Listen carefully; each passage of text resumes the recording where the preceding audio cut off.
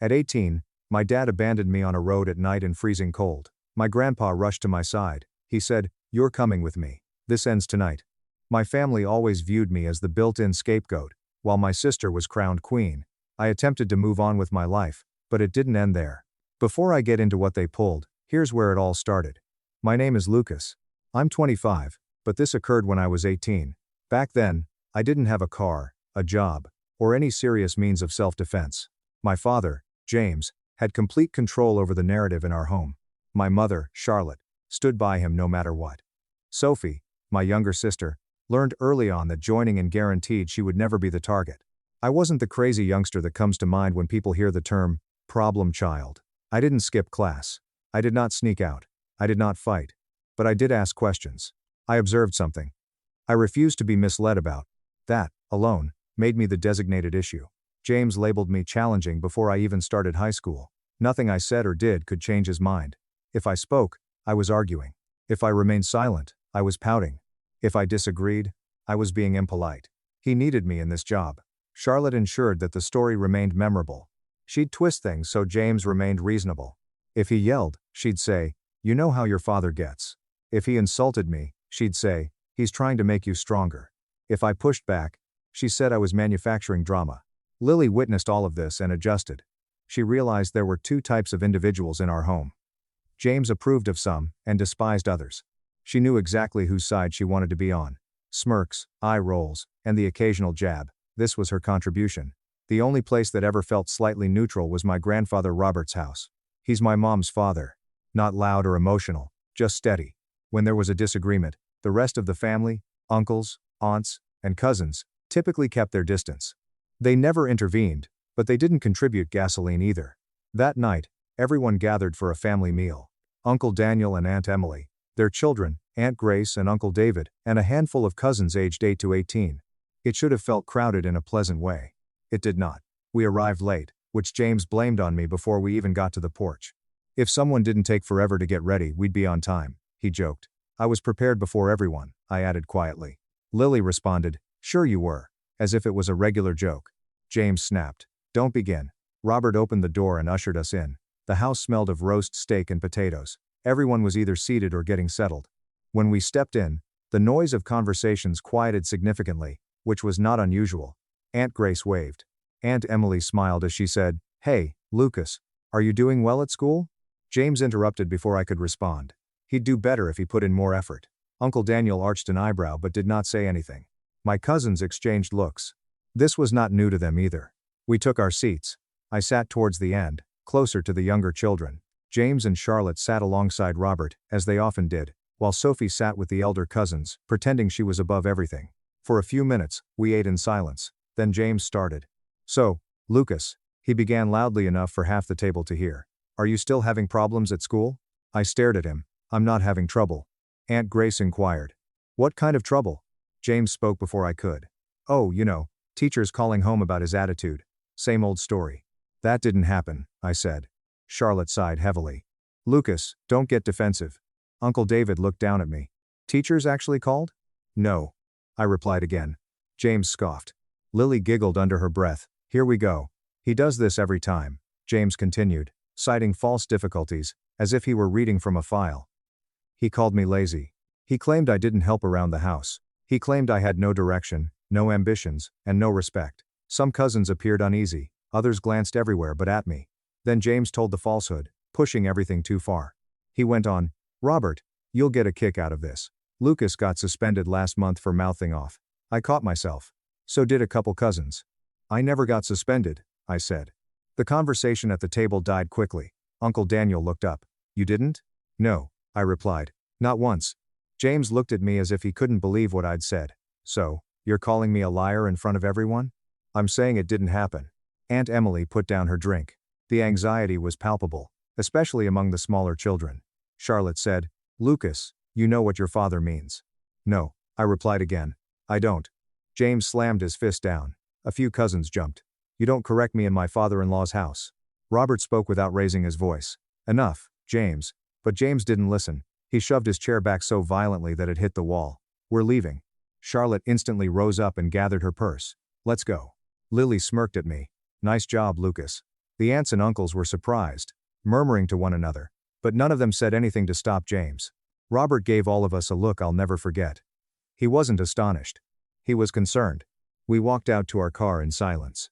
The frigid air struck forcefully. James didn't say anything when we belted in. He merely started the engine and pulled away quickly. I looked out the window. I knew the pattern. I recognized his mood. I knew how tightly he clutched the steering wheel when he was plotting anything. I had no idea what he was going to do, but I knew it wouldn't be just ranting this time. The vehicle ride home began in total stillness. Not the silent kind that occurs when folks are fatigued. The hefty type that feels like something is growing beneath it. James's jaw was clenched, and he kept holding and re-gripping the steering wheel as if he was trying to keep himself from erupting again. The headlights of passing cars illuminated his face, highlighting every muscle in his jaw. I sat in the passenger seat and stared straight ahead. Nobody spoke during the first several minutes. Charlotte finally spoke. "Tim, you can't let him talk to you like that in front of the whole family." It was humiliating. James did not glance at her. "He thinks he's grown. That's the problem. He made you look like you don't know what's going on," she said me. "In front of your in-laws, too." Lily leaned forward from the back seat. "He always does this. He can't just take responsibility like a normal person." I did not say anything. Anything I said would just be misconstrued. James eventually spoke. "He wants to act like a man. Okay, we'll see." Charlotte nodded as if she agreed totally. "He needs a reality check." Lily snorted. "Like a big one. Like a large one." James took a long breath, the kind he only does before he's about to lecture. "You don't get it, Lucas. Respect isn't optional. You don't get to correct me. Not at my father-in-law's table. Not in front of your aunts and uncles. You embarrass this family tonight." I was looking out the window rather than at him. "Look at me," he exclaimed sharply. I turned my head slightly. "That's your problem. You always think you're right. You think you don't have to listen. You live under my roof. You eat my food. The least you can do is show some gratitude," says Charlotte. "And not make things uncomfortable for everyone." "There were children at that table," Sophie stated. "Honestly, you should have just kept your mouth shut." James kept driving, and something about the path felt off. We passed the turn that would have led us back home. I expected him to loop around or take a different street, but he kept passing familiar turns. I glanced at the clock on the dashboard. It was late, approximately 9:30. The winter sky outside was pitch black. "Where are we going?" I inquired quietly. James didn't respond. Lily laughed. "Oh my God, he's scared." Charlotte remarked. "Lucas, just don't start." "We're not going home yet," James finally said. "You need to learn something first." I didn't ask what. I already had a sinking feeling. He continued driving till the street lights faded and the residences thinned out. The familiar neighborhoods became lengthy expanses of vacant road. There were no sidewalks, stores, or people, only broad fields and a few trees. James finally stopped the automobile on a tight shoulder. The only light came from the car's headlights, which shone on the gravel and dead grass. "Get out," he instructed. I believed I heard him incorrectly. "What?" He turned to me, his expression harsh. "Get out." Charlotte did not glance at me. She stared straight ahead, as if she didn't want to be a part of it, even though she clearly was. "Dad," I spoke gently. "It's cold. You should have thought about that before you opened your mouth at dinner," he grumbled. "You want to act like an adult? Adults walk. Adults take responsibility for what they do." Sophie gave a quick laugh. "This is so dramatic. Just get out." James pointed to the entrance. "Out now." I opened the door slowly. The cold hit me hard, faster than I expected. My breath was visible in the air. James was leaning toward me. "You're going to walk home. Maybe it'll give you time to think about the disrespect you showed tonight." Charlotte still did not turn around. She didn't say anything like, "Stop," or, "James, this is too far," or even "Wait." Nothing. She simply sat there, hands on her lap. I stepped out onto the gravel. "And Lucas," continued James, "don't bother coming back through that door tonight acting like a victim. You brought this on yourself." Sophie shakes her head. "Unbelievable." I shut the door carefully, without slamming it or resisting. The cold was terrible and I could feel it through my clothes. James peered at me through the window for a long moment. Then he drove away. There will be no hesitation or slowing down. The automobile drove back into the road and vanished into the darkness. The red tail lights shrank until they disappeared entirely. The sound of the engine faded. The hush that followed it was immediate. And I was alone in the dark, 18 years old, on an empty winter road with no jacket, no plan, and a long walk ahead of me. When James's automobile vanished, the cold surged in strongly. It wasn't the soothing cold you get heading to school in the morning. It was the type that bites immediately. My hoodie didn't do anything. The wind blew directly through it. I stood there for a second, staring down the empty road, trying to figure out how he had abandoned me in the middle of nowhere. This stretch of road was not a typical route home. James had taken a back road that led through farms and industrial areas. Nobody walked there. Nobody drove there, unless they were taking a shortcut or transporting equipment. After dark, the road was practically deserted. If an automobile did come by, it would only do so every 15 to 25 minutes. Usually a semi-truck driving for the highway entrance further down. Not the type of driver to stop for a teen in the cold. And cops didn't patrol rural roads unless there was a reason. They stayed closer to the neighborhoods, traffic signals, and sites where events occurred. There were no stores, no parking lots, and no businesses left open. There is nothing for a patrol car to check on. I started walking since standing motionless made my cold worse. My shoes made a loud impact on the gravel, but the wind drowned out the sound. I slid my hands into my pockets, but the fabric didn't provide much warmth. My fingertips were already tight. After a few minutes, the chill moved deeper. My fingertips hurt, and then numbed. My toes felt like they were covered in ice. I tried flexing them, but I wasn't sure whether they were truly moving. I forced myself to breathe through my nose, but every inhale felt painful. The air burnt on the way in. I attempted to focus on the direction of home. James had not drove in circles or anything. He'd traveled south, then east. When I reached the start of the long stretch near the industrial park, I realized I had to keep driving toward town. It would take about 45 minutes on foot, possibly more in the weather. Every now and then, I peered behind me, hoping to see headlights. The road remained deserted despite the presence of headlights. There are no automobiles, trucks, or anyone coming home late from work, only blackness and wind. I reached for my phone without thinking.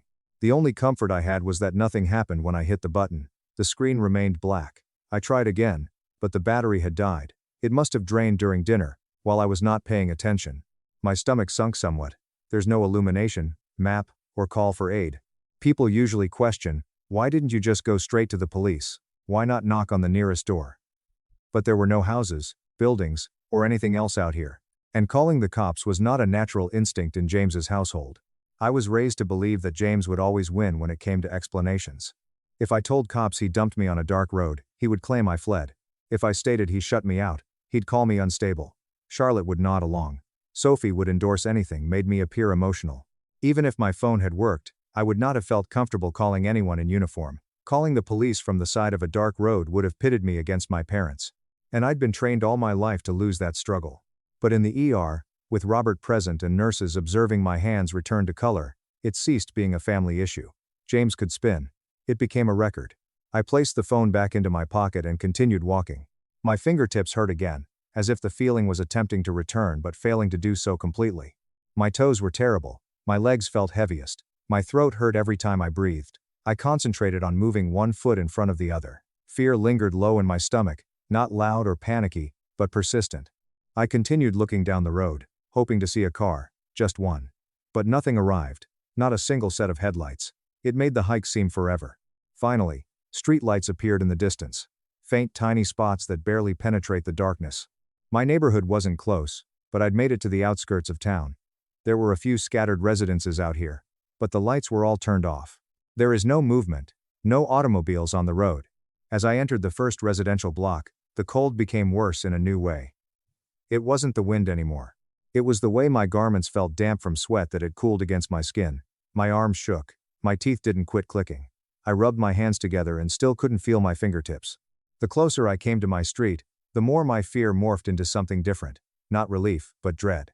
I knew how the home would feel when I walked up. James wouldn't suddenly feel sorry. Charlotte would not apologize. Sophie wouldn't pretend to care. I turned into my block. A few porch lights were turned on at my neighbors' houses. Cars sat in driveways with dark windows. Everything appeared still and usual. By the time I arrived to the sidewalk leading up to my house, the cold had seeped into my bones. The first thing I noticed was the porch light. It was off. James never turned it off when anyone in the family stayed out late. Even when he was upset or making a point, he left the light on. My gut twisted when I saw how black it was. I hurriedly climbed the stairs, attempting to re-establish warmth in my legs. My fingers fought to grab the doorknob, but I was finally able to twist it. Locked. I tried again. Still locked. I knocked only once at first. Nothing. I made a louder knock. Mom, it's me. Still nothing. I beat on the door with the side of my fist because my knuckles were too painful to use directly. Mom, open the door. For a brief while, the home was silent. Then I heard something and laughed. It wasn't too loud, yet it was obvious enough to identify who it belonged to. Lily. Her chuckle had a distinct tone whenever she felt she had won something. The music sliced right through the chill. I stepped back from the door and went to the nearest window, cupping my hands around my face to avoid the glare of the streetlight. Inside, only the hallway light was on. I moved to the second window, which is close to the living room. Our living room window faced the staircase directly, allowing you to see up the steps if the hallway light was turned on. The curtains were partially open. I leaned in closer to scan the room. No one. I then looked up the stairs. The hallway light poured into one of the rooms. Sophie was sitting comfortably on my bed at the doorway of my room, which was located at the top of the stairs. She had her headphones on, her feet crossed, and was browsing through my old laptop like she owned the area. My posters were gone. My bookshelves were empty. Clothes that were not mine were stacked on the dresser. My bedspread had been replaced with one of hers. Bright colors, glittering pillows, the works. That reality struck me harder than the cold did. They had not done this in the last hour. They had planned everything before we even got to dinner.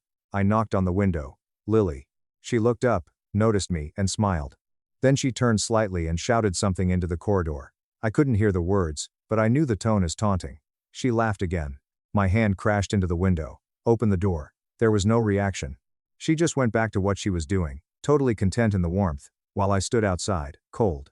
I returned to the front door and hammered harder. Mom, Dad, I'm freezing out here. A moment later, I noticed movement through the frosted glass of the door. Charlotte. She briefly came into view. Her hand rested on the lock. For a moment, I hoped, she'd open it, but instead, she stared at me through the glass. Her expression did not appear astonished. It didn't appear confused. It didn't seem worried. She appeared annoyed, as if I had disrupted something. She shook her head, turned aside, and walked back to the living room. My chest tightened. I hit the door again. Mom. Seriously. I walked home. I'm freezing. I heard James's voice. From inside. His tone carried through, even with the door muffling it. Let him learn. It was not loud, but it was direct. Final. Unequivocal dismissal. Then, another laugh from upstairs. I peered at the door, unable to properly grasp what was happening. They weren't just ignoring me. They were leaving me outside on purpose. They had replaced me in my own room before I even arrived home. They weren't waiting to see whether I came back. They had already chosen what my new place was. The cold was becoming terrible. My fingers scarcely moved. My toes felt like blocks inside my shoes. My breath came rapid and shallow. Standing there any longer would have been silly. Still, I tried one more time. Please, just open the door for a minute. I'm freezing. Nothing. Not a footstep. Not a reply. Not a single evidence that anyone in that house cared. I was standing outside in the dead of winter, trembling and numb. I stepped back from the door slowly. My head wasn't racing. It was too cold for that. Everything felt mechanical, like my body was making choices without waiting for my thoughts to catch up. If I didn't get inside somewhere soon, my body would start shutting down. That was the only thing I knew for sure. The house next door belonged to Mrs. Hawthorne, a widow in her early 60s who baked too much and gave away half of everything she prepared. She was the only adult on the block who ever bothered chatting to me without a judging tone. I didn't know if she was awake. I didn't know if she would answer. But it was my only option. She didn't look like the sort to worry about tech, but after someone tried her back door a time ago, her son insisted on putting in a doorbell camera. She despised the concept at first, then loved knowing who was outside without opening the door. I turned away from my own front door and pushed my legs to move down the steps. Each step felt heavier than the one before. The cold made everything rigid, recalcitrant. I crossed the grass, stepped up her walkway, and lifted my hand to knock. My fingers barely obeyed. It took 2 efforts to generate a sound loud enough to be heard. I wasn't sure what I expected, but I knew I couldn't stay outdoors any longer. I banged again, louder this time, and waited, trembling, praying someone, anybody, would open the door. The door opened, and Mrs. Hawthorne stood there in her robe, hair tied back, expression bewildered for half a second, then immediately anxious. Her gaze went first to my hands, which were crimson and tense, then to my face. Lucas, what on earth? Come inside. Now. I didn't have the strength to fight or explain on the porch. I stepped in, and the warmth hit me so powerfully, it almost made me dizzy. She shut the door fast behind me. Oh my lord, she whispered, pulling me toward the living room. Your hands are like ice. She seated me on the couch, pulled a knitted throw blanket from the armrest, and threw it around my shoulders without asking for permission. Then she ran off toward the kitchen. A bit later, she came back with a mug of warm water. Not hot, warm. Hold this, she said. Don't touch anything too hot. You'll hurt your skin. I tried wrapping my fingers around the mug, but they barely moved. She gently lifted my hands and placed them over it herself, making sure they were close enough to feel the heat without burning. What happened? She asked gently. I opened my mouth, But nothing came out at first. My jaw shook too much. She perched on the coffee table in front of me, leaning in slightly, but not pushing. "Lucas," she said, steady and quiet. "You need to tell me what happened." I took a slow breath, attempting to stabilize myself. "My dad. Oh," my throat clenched. The words wouldn't line up appropriately. She waited, patient, not reacting too hastily, without leaping to conclusions. "He dropped me off," I responded finally. "On a road far from home." Her gaze concentrated sharply. "Why would he do that?" "Because I talked back at dinner," I said. "He said I embarrassed him." She didn't say anything for a moment. She just looked at me. Really seemed like she was taking in the shaking hands, the irregular breathing, the way my face looked blotchy from cold.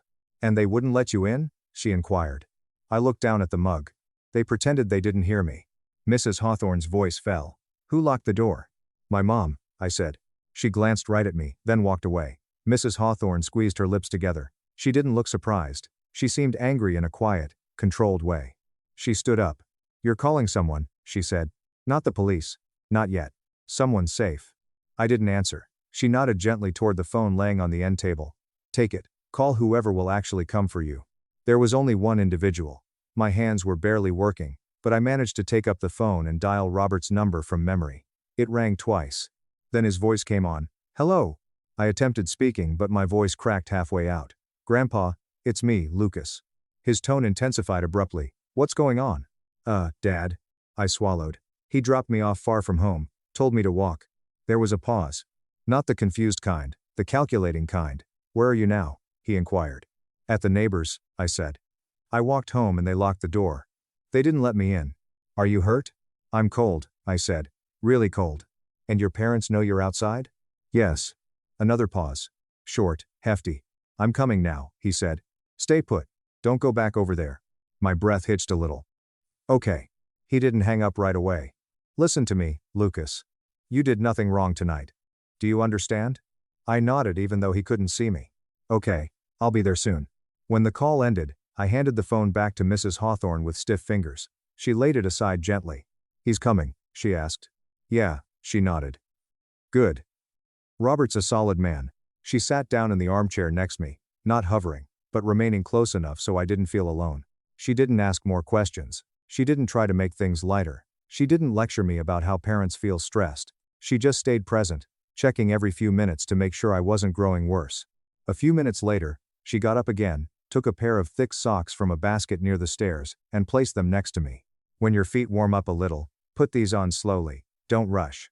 I nodded. My teeth were still chattering, but less fiercely now. The minute extended, but not in a terrible way. Just quiet, steady, waiting. The warmth in the room steadily settled over me. I still couldn't feel my toes, but the sting in my fingers was receding. Then headlights flashed across the front window. Mrs. Hawthorne walked to the door, and opened it before Robert even had a chance to knock. He stepped inside rapidly, still wearing his coat, eyes scanning me immediately. "What did he do to you?" he questioned, voice low. I didn't get a chance to answer. My body sagged forward, not falling, just releasing something heavy I'd been carrying inside. Robert went forward and put a solid hand on my shoulder. "All right," he said. "I've got you, we're going." "Thank you, Mrs. Hawthorne, for taking him in." She nodded as we went. Robert didn't waste a second once I was in his truck. He didn't ask for the complete story immediately away. He didn't yell. He didn't say anything but "seatbelt" before pulling out of the neighbor's driveway. But his hold on the wheel conveyed the whole story. His knuckles were white, tight enough that the skin around them looked strained. I kept rubbing my hands together because they felt stiff and rubbery, but the heater blasting in the truck wasn't curing them fast enough. Robert gazed at me a few times. "How long were you out there?" "Long enough," I responded quietly. "He dropped me off on that farm road." Robert's jaw flexed. "We'll talk after you're checked." He went straight to the ER without hesitation. The hospital entrance lights felt bright after the dark roadways. Robert walked in rapidly, holding my arms steady when I stumbled. The triage nurse saw my hands and face and didn't ask for small talk. She called someone over immediately. "This kid needs a warm room," she said. "Possible frostbite on fingers and toes, hypothermia risk." They transferred me into a room with heated blankets and a monitor. A nurse started inspecting my hands, gently pressing different portions. "Can you feel this?" "Sort of," I responded. "That's not the answer we want," she grumbled and jotted something down. Another nurse checked my temperature. "He's cold, like dangerously cold." Robert stood in the corner, arms crossed, observing everything with this controlled wrath I'd never seen from him. A doctor stepped in, looked over the notes, then at me. What happened? You get stranded somewhere? Robert answered before I could. His father dumped him on a road outside town. The doctor's eyebrows went up purposefully. Yes, Robert answered. The doctor stared at me. Is that true? I nodded. He told me to get out, said to walk home. While the staff took more notes, warmed my hands gradually, and tested circulation in my toes. Another person walked in. A woman with a badge clipped to her clothing. She introduced herself. I'm the ER social worker. I need to ask you some questions. Robert went closer. I'm staying. That's fine, she answered. Then she turned to me. Lucas, can you walk me through everything that happened tonight, start to finish? I told her. I didn't embellish. I didn't dramatize. I just told her. The supper, the drive being dropped off, the walk, the front door being shut, the laughter, seeing Sophie in my room, Charlotte ignoring me, James shouting from inside. The social worker kept a straight expression, but her pen moved swiftly. Did they know you were outside in the cold? She inquired. Yes, I answered. My mom looked right at me. My sister spotted me and smirked. And they didn't let you in? No. She nodded once and scribbled a lengthy message. That detail changed something in her mood. It wasn't just neglect anymore. It was active, intentional harm. A nurse came back in. Documentation is complete. Photos of hands and face uploaded. Circulation improving, but still concerning. The social worker turned to Robert. We're mandated reporters. I need you to understand this is no longer optional. We're notifying CPS and the police right now. Robert nodded. Good. I felt something inside me stiffen. Not terror precisely, but the sense that this was officially bigger than our household. Within 15 minutes, 2 police officers came. They spoke discreetly with the social worker first, then approached my bed. One of them asked, Lucas, your grandfather says your father left you on County Road 7, that correct? Yes. And your mother and sister locked you out when you walked home? Yes. The officer glanced at the social worker who provided him printed documents, images, temperature readings, comments regarding numb fingers, and the remark about having my room redone. The locked out detail is significant, she remarked. It suggests this was intentional. The cop nodded. We'll need statements from everyone involved, but this is enough to initiate the process. The other cop drew Robert aside. We'll be going to their house tonight. Robert's voice was low. Good. They shouldn't have a chance to twist anything. The police left. The social worker stayed. Lucas, she replied, given what we've documented, you're not going home with them tonight. We're arranging emergency kinship placement with your grandfather and CPS will follow up. I nodded slowly. Okay. Robert put a hand on my shoulder. You're coming with me. You're not stepping foot in that house again. Before she went, the social worker added one more thing. We're requesting an emergency no-contact order tonight. She said, a judge will have to sign it, but you're not going back with them. A nurse returned to inspect my hands again. Feeling had partially returned. Just as they completed wrapping my feet, the police walked back inside. Your father is in custody, he replied. Based on what we have so far, we arrested him tonight. He hesitated, then added, your mother is being probed, too. What she did or didn't do matters here, and we'll chronicle your sister's involvement as part of the case. The room stayed silent after that, not tense, but weighty. With everything finally coming up, Robert let out a deep breath. You're safe now, he whispered. For the first time all night, I believed him. James didn't return home the night he was arrested or the next day or the next week. For the first time in my life, the tale wasn't his to control. He couldn't corner anyone in a kitchen, couldn't raise his voice above mine, couldn't twist events into something that made him appear strong and made me look ungrateful. People with badges and clipboards were creating the story now, not him. He spent the next few nights in county jail. While everything was processed, police booked him on accusations of child abandonment and endangerment. Words I'd never heard associated to him before.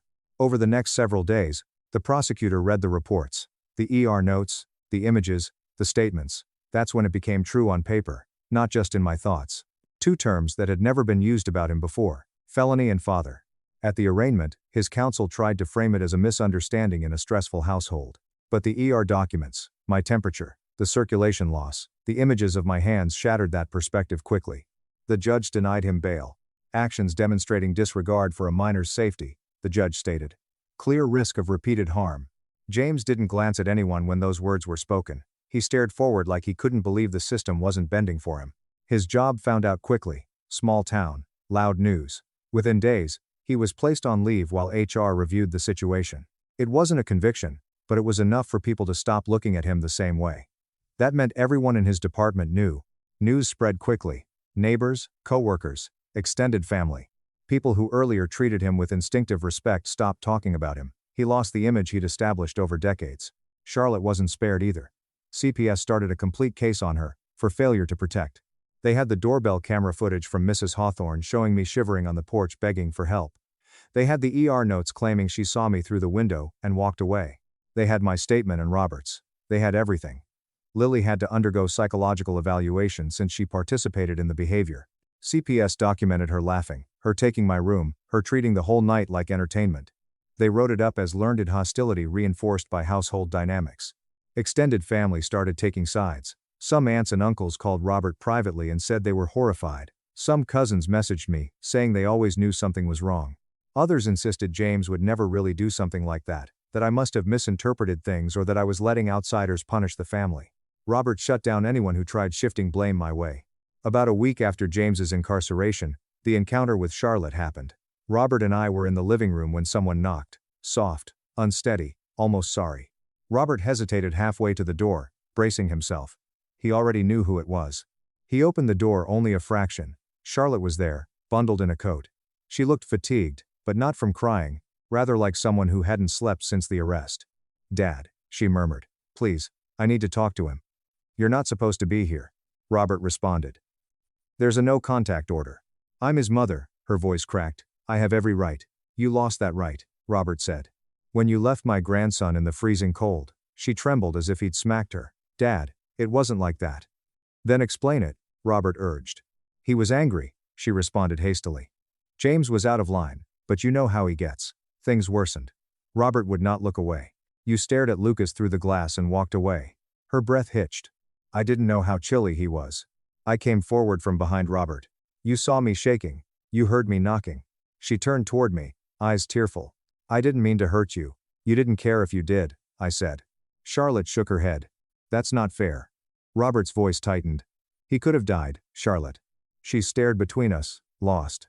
"Dad, don't say it like I'm some monster. You acted like one." Robert responded gently. "Not because of who you are, but because of who you allowed him transform you into." Charlotte's composure crumbled completely. "I just want my family back," Robert answered before I could. "You want the illusion back. It's gone." She wiped her eyes. "I don't know how to fix this." "You start," Robert said, "by accepting that Lucas isn't the one who broke anything." She exhaled shakily and moved backward. "I hope someday you understand why I couldn't stand up to him." Robert's voice was calm but chilly.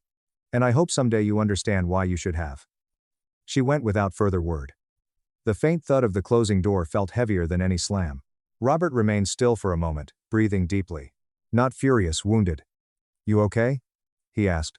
I nodded, though the weight in my chest didn't totally lift. "You didn't cause this," he replied. "They did." After that day, things settled into a strange but tranquil pattern.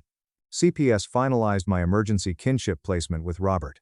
I had a room that stayed mine, a bed, a door that shut from the inside. No shouting, no accusations, no waiting for the next explosion. James was in jail, awaiting trial. Charlotte kept enduring CPS reviews and supervised interviews. Sophie lived with a relative under oversight. The house I had grown up in didn't just shrink, it disappeared.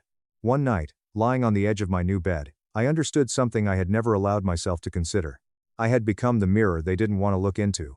The night I finally challenged a lie didn't kill the family. It exposed the reality about the family. And for the first time, the consequences weren't landing on me. After 8 years together, my girlfriend cheated on me 3 times while I was planning a romantic Valentine's weekend for us. So I made sure she paid.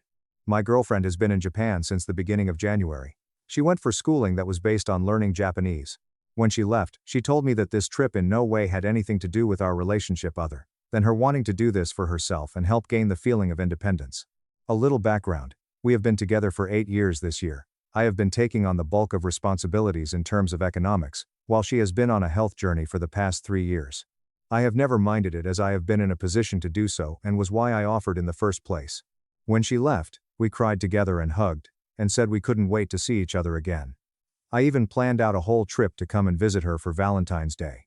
After her first week she had a sort of mental break where she felt like she messed up. She was lonely, she missed having me around, and I think the general shock of being in a new place so radically different than her home was getting to her. She ended up crying to me one night on the phone saying she needed me there. so we decided I would talk to work and come out for the remainder of her stay. That would have been about 2 months after I could get everything situated. The next week she started school, she made friends and really started to enjoy her time. That was when she started to go back on what she said. She asked if I could shorten my trip down a little bit so that she could still focus on herself while out there. I didn't want to oblige, but I ended up doing so after more discussion. I shortened my trip from 2 months to about 2 weeks. After that, she got a little more distant on the phone, started not texting me back as much. She didn't text "I love you" back to me, and only really said it on the phone if we were hanging up. That was weird and kind of out of character for her. She would still say that she missed me and was looking forward to me coming out to see her still. But things felt weird and felt weirder as my departure date came closer. I get out there, and things seemed okay. She hugged me hard and kissed me when we saw each other in the airport. We had a great first night. She showed me around the area. We got food. I booked us a nice hotel in the heart of the city. At this point, it had been 6 weeks since we had seen each other. Without being crass, we got up to couple activities when we got back to the hotel. It was good but not as electric as I thought it would be after 6 weeks. The following days were fine. We saw sights, ate good food, enjoyed time together. I was counting the days until Valentine's Day as I had planned a very romantic and extravagant little weekend for us. Nice hotel resort booked, fancy dinner, beautiful sights to see. I put a lot of work into it, and was excited as I kept it all a secret. She was astounded by the weekend. She truly couldn't believe everything I planned and loved all of it, but I could tell something was off. She didn't get me so much as a card. On top of that, I saw she was posting Instagram stories the whole weekend, and I asked to see them. She posted everything we did but no mention of me, not even a pic of me with her at dinner or anything. I tried to push that off as we have never really been an online couple. We both had taken like 4 years off of social media together. She got back into it recently as she wanted to be more in the loop of internet stuff. After we got back from the weekend we were about to go to bed, and she lead with, "You are really sweet," which is something we say often to each other, so I replied normally. She then said she had to tell me something. My heart sank as I knew nothing good comes after that statement. She told me that she knew I was not exactly trusting her due to a conversation she had with one of our mutual friends, and that I had good reason to be. She had gotten involved with someone during her time away. I couldn't believe what I was hearing. Even though I had my suspicions, I never thought in a million years she would be able to do this to me. I had to ask her if it was only once, and she said no. It had been 3 times. The worst is she first hooked up with him before I even bought my tickets to come out. She knowingly let me spend all of the money to come out and see her because she was afraid to tell me and proceeded to meet up with this man 2 more times.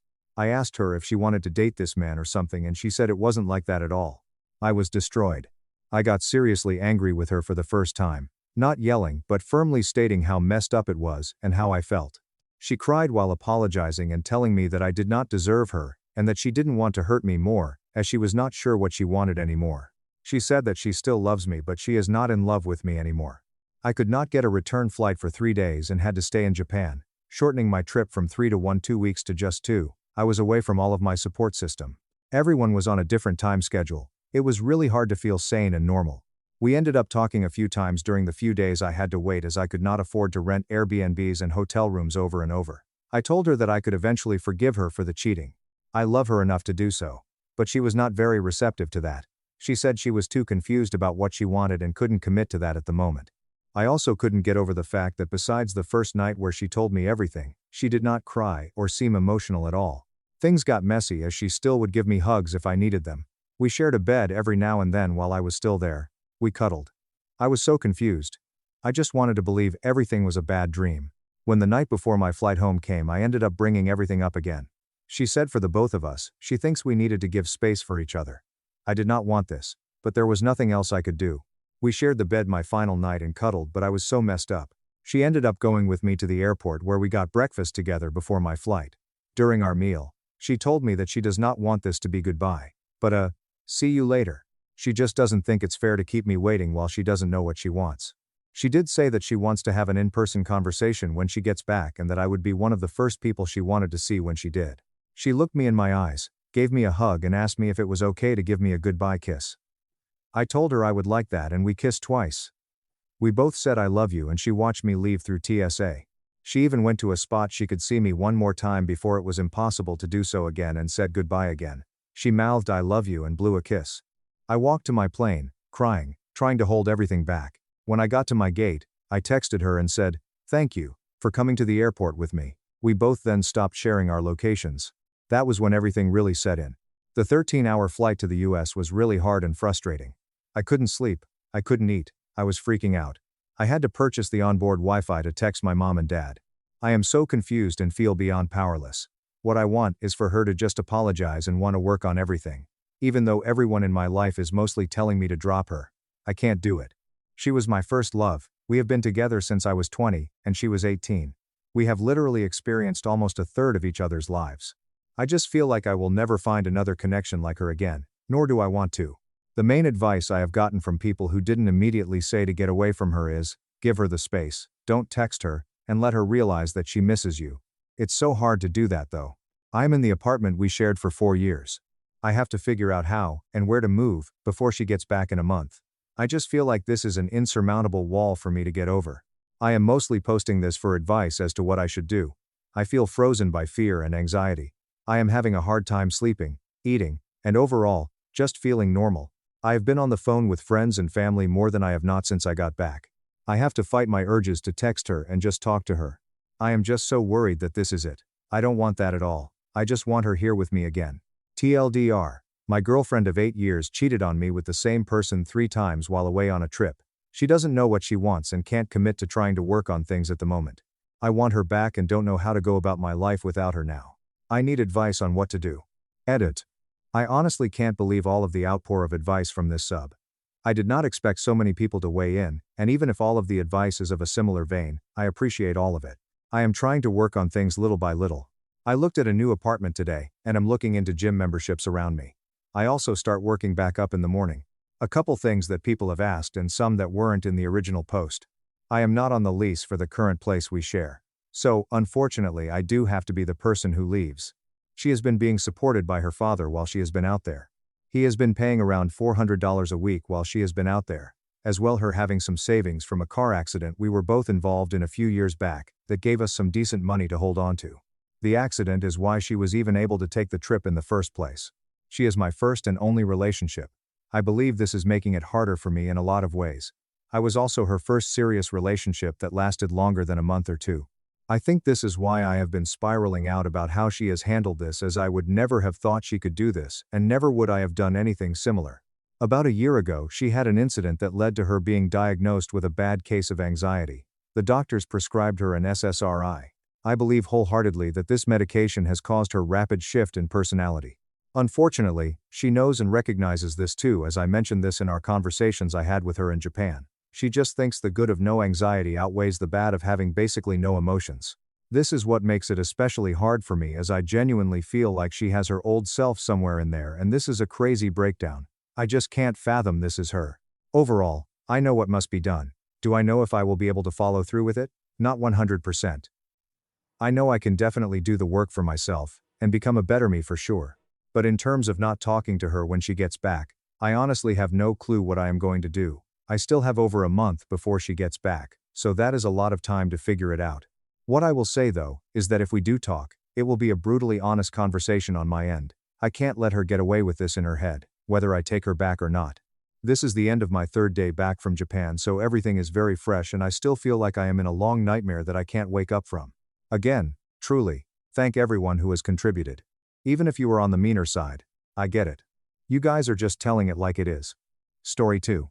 My 29 female husband, 32 male, isn't physically attracted to me, but loves me deeply and treats me well, torn about how to proceed. For background context, I am very underweight due to a medical condition lifelong, and I'd say I fall outside of the mainstream attractive range because of it for sure. We've been together for 5 years, married for 2. We had a night out with some friends and my husband's best friend had way too much to drink, and let it slip to me that my husband confided in him during our dating stage that he wasn't physically attracted to me, but was very interested in pursuing me for my personality. I confronted my husband about this and he admitted that he wasn't physically attracted to me, but loved me very much and it didn't impact his desire to want to spend the rest of his life with me. Our sex life is fine. I've always been able to tell that he isn't super into it, but I feel like my sexual needs are met, and husband says that he feels no need to stray outside the marriage and is satisfied with our sex life despite not being attracted to me. He's very respectful, never makes comments about or stares at other women in my presence. He's never criticized my appearance or put me down. He does give me compliments about my eyes and hair. He does find these standalone features attractive, but they're not enough on their own to make him physically attracted to me. He has always been a wonderful husband and makes me feel so loved, but this has really devastated me and shattered my self-esteem. I know that my weight makes me unattractive to a lot of men, but I'm sure there are some out there who would like me physically exactly the way I am. I'm torn about how I should proceed. Is this something I should come to terms with and accept?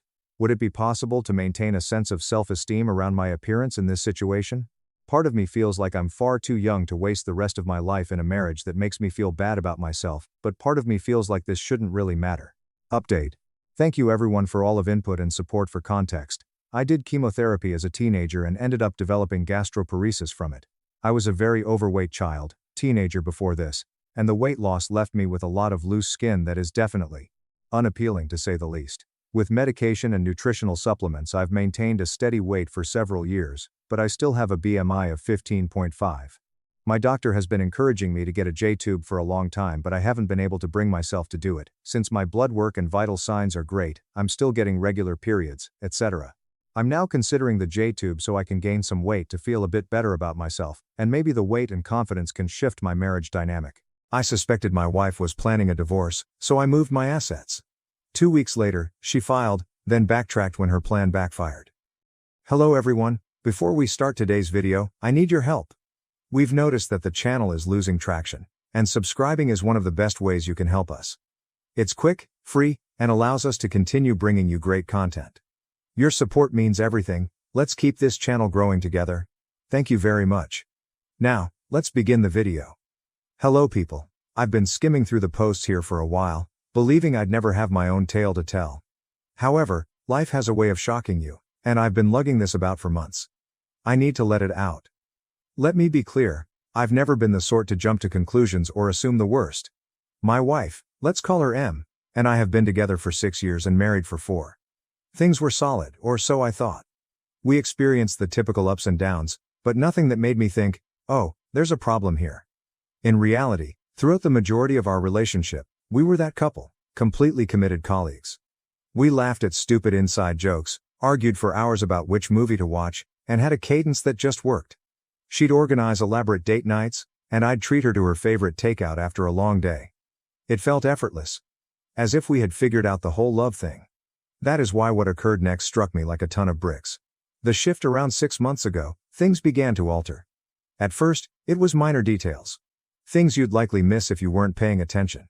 She began carrying her phone everywhere, even when she was only going to the kitchen or folding clothes. Before this, her phone would sit on the coffee table for hours, and she didn't mind who picked it up. One day I made this joke. "What, are you running some secret spy ring now?" She chuckled and added, "No, work's been emailing me a lot." Okay, fine. But, a few days later, she created a password. That one caught me off surprise because she had never used it before. When I casually inquired why, she responded something vague about security and hackers. I didn't press it since I didn't want to appear paranoid, but it simply felt off. And it did not end there. She began taking calls outside the room, which she had never done before. It wasn't subtle either. Her phone would ring, and she'd say, "Oh, let me just grab this real quick," before disappearing into the bedroom or outside on the porch. If I inquired who it was, she would just say, "Just a friend from work." Then I noticed a new habit. Keeping her phone face down on the table. I had no idea that was a thing until I reached over to give her something and she hastily moved her phone out of the way. It was one of those blink and you miss it moments, yet it stayed with me. Growing distance. However, it wasn't all about the phone. She started to feel distant. Conversations that used to flow easily now felt like pulling teeth. If I brought up future plans, such as where should we go for our anniversary? Or, do you think we should start saving for a new car? She'd simply nod and say, "Yeah, we'll see," before shifting the subject. It all came together for me on a random Wednesday. She informed me that she was seeing a buddy for coffee after work. It didn't sound strange, she does that occasionally. I happened to be running errands in the same area, so I figured, why not surprise her? It will be cute. When I arrived, however, she was not with her friend. She stood outside the cafe, walking back and forth, her phone placed against her ear. I remained in my car because something about the way she spoke seemed serious. I didn't intend to eavesdrop, but I overheard phrases like, "It's almost ready," and "starting fresh soon." My stomach sank. I couldn't figure out what she was saying, but it didn't sound like job or friend conflict. It sounded grander, like something she had planned. When she returned home, I asked her how her coffee date went, attempting to maintain a casual tone. She told me a complete narrative about her pal complaining about her boyfriend. It was such an unexpected comment that I just gazed at her for a second. "What do you mean?" I inquired. She shrugged. "I just think we should have everything in one place. You know, like all our account info, passwords, documents, that kind of thing, just in case of emergency." I wasn't sure what to say. This was something we'd never discussed before, and the timing seemed strange given everything else I'd noticed. "What kind of emergencies?" I inquired, attempting to keep my tone casual. She shrugged again. "It's just smart, isn't it? What if something happens to one of us? Or what if we need to make a big financial decision quickly?" Her argument made sense on the surface, but something about the way she expressed it made me nervous. It was too rehearsed and polished, as if she had been waiting for the appropriate time to bring it up. I nodded and murmured something like, "Yeah, I guess that's a good idea," but within, alarms were ringing. Why now? Why are we suddenly concerned about arranging our finances when we've always kept them separate and loose? That night, my mind kept reliving her words, attempting to figure out what it meant. Was this just typical adult behavior, and was I reading too much into it? But then I remembered the phone calls, the talk I overheard in the cafe, and how distant she'd been recently. It all began to mount up, and I did not like the image it was painting. Until then, I had done nothing about it. A few days later, she mentioned it again. We were in the kitchen. I was making a sandwich, and she was looking through her phone, when she remarked, "Have you thought more about organizing the bank stuff? Like, do you know where all the account details are?" I lowered the knife and turned to face her. "Okay, what's going on?" I inquired, attempting to keep my tone light but firm. "You've been bringing up the finances a lot lately. Is there something we need to talk about?" She finally looked up from her phone, astonished that I had pressed her on it. "No, nothing's wrong," she responded hastily, making me giggle. "I just think it's important, that's all, you know, for emergencies." "Emergencies? Like what?" She shrugged, her expression unreadable. "I don't know. Just life stuff. It's not a big deal. I promise, I just think it's something we should get on top of." Her response seemed ambiguous. Too vague. I nodded and let it go, but the way she avoided providing a direct answer made me even more suspicious. It didn't seem like a casual suggestion anymore. It felt like she was concealing something, but I had no idea what it was. So, the next day, while she was at work, I decided to look into our finances. I opened our joint account online and discovered something unexpected. Over the last month, a few tiny moves had taken place. Nothing large, but small quantities that did not appear to have a clear purpose. They were not designated for bills, groceries, or anything similar. I didn't want to jump to conclusions, but it appeared that she had been withdrawing money from the account for some reason, which I couldn't figure out. I considered addressing her, but something told me to wait. If I was wrong, I'd look ridiculous. And if I was correct, I had to be careful. It was eating at me, so I contacted someone I trusted, an old college friend who also happens to be a lawyer. I told him what I'd discovered while trying not to sound like a conspiracy theorist. "Look," he remarked after I'd explained everything. "I'm not saying something is absolutely going on, but you're not insane for wanting to be ready. If you're concerned about protecting your assets, now is the moment to do so. Better safe than sorry." He walked me through what I could do, simple procedures to ensure my finances were protected if something happened. I'll admit that taking such drastic action felt out of the ordinary. It felt like I was preparing for something dreadful even though I wasn't sure what was wrong. But the more I considered it, the more it made sense. If she was really up to something, and I was beginning to suspect she was, I needed to defend myself. It was not an easy decision to make, however. This wasn't just about money or assets. It was about the life we had created together. I kept repeating images in my head, our wedding day, the late-night conversations about our dreams, and the weird little jokes we shared. How did we arrive here? Is this what our marriage had come to? The prospect of taking these measures felt like conceding defeat, as if I was officially abandoning the trust we previously shared.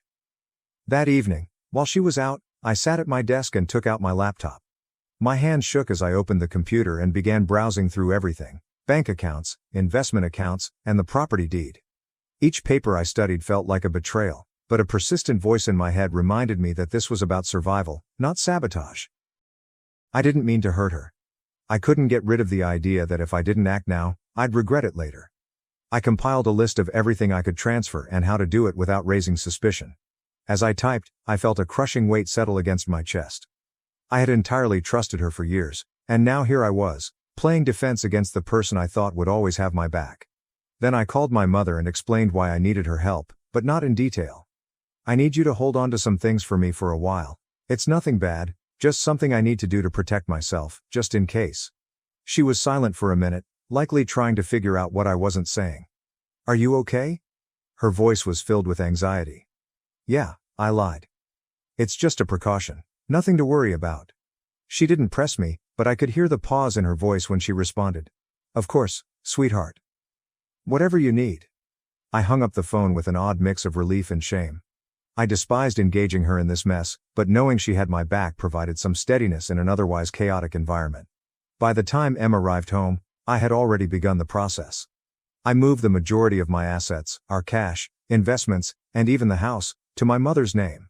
I kept enough in our joint account to keep up appearances, but the rest was locked down. She didn't notice anything.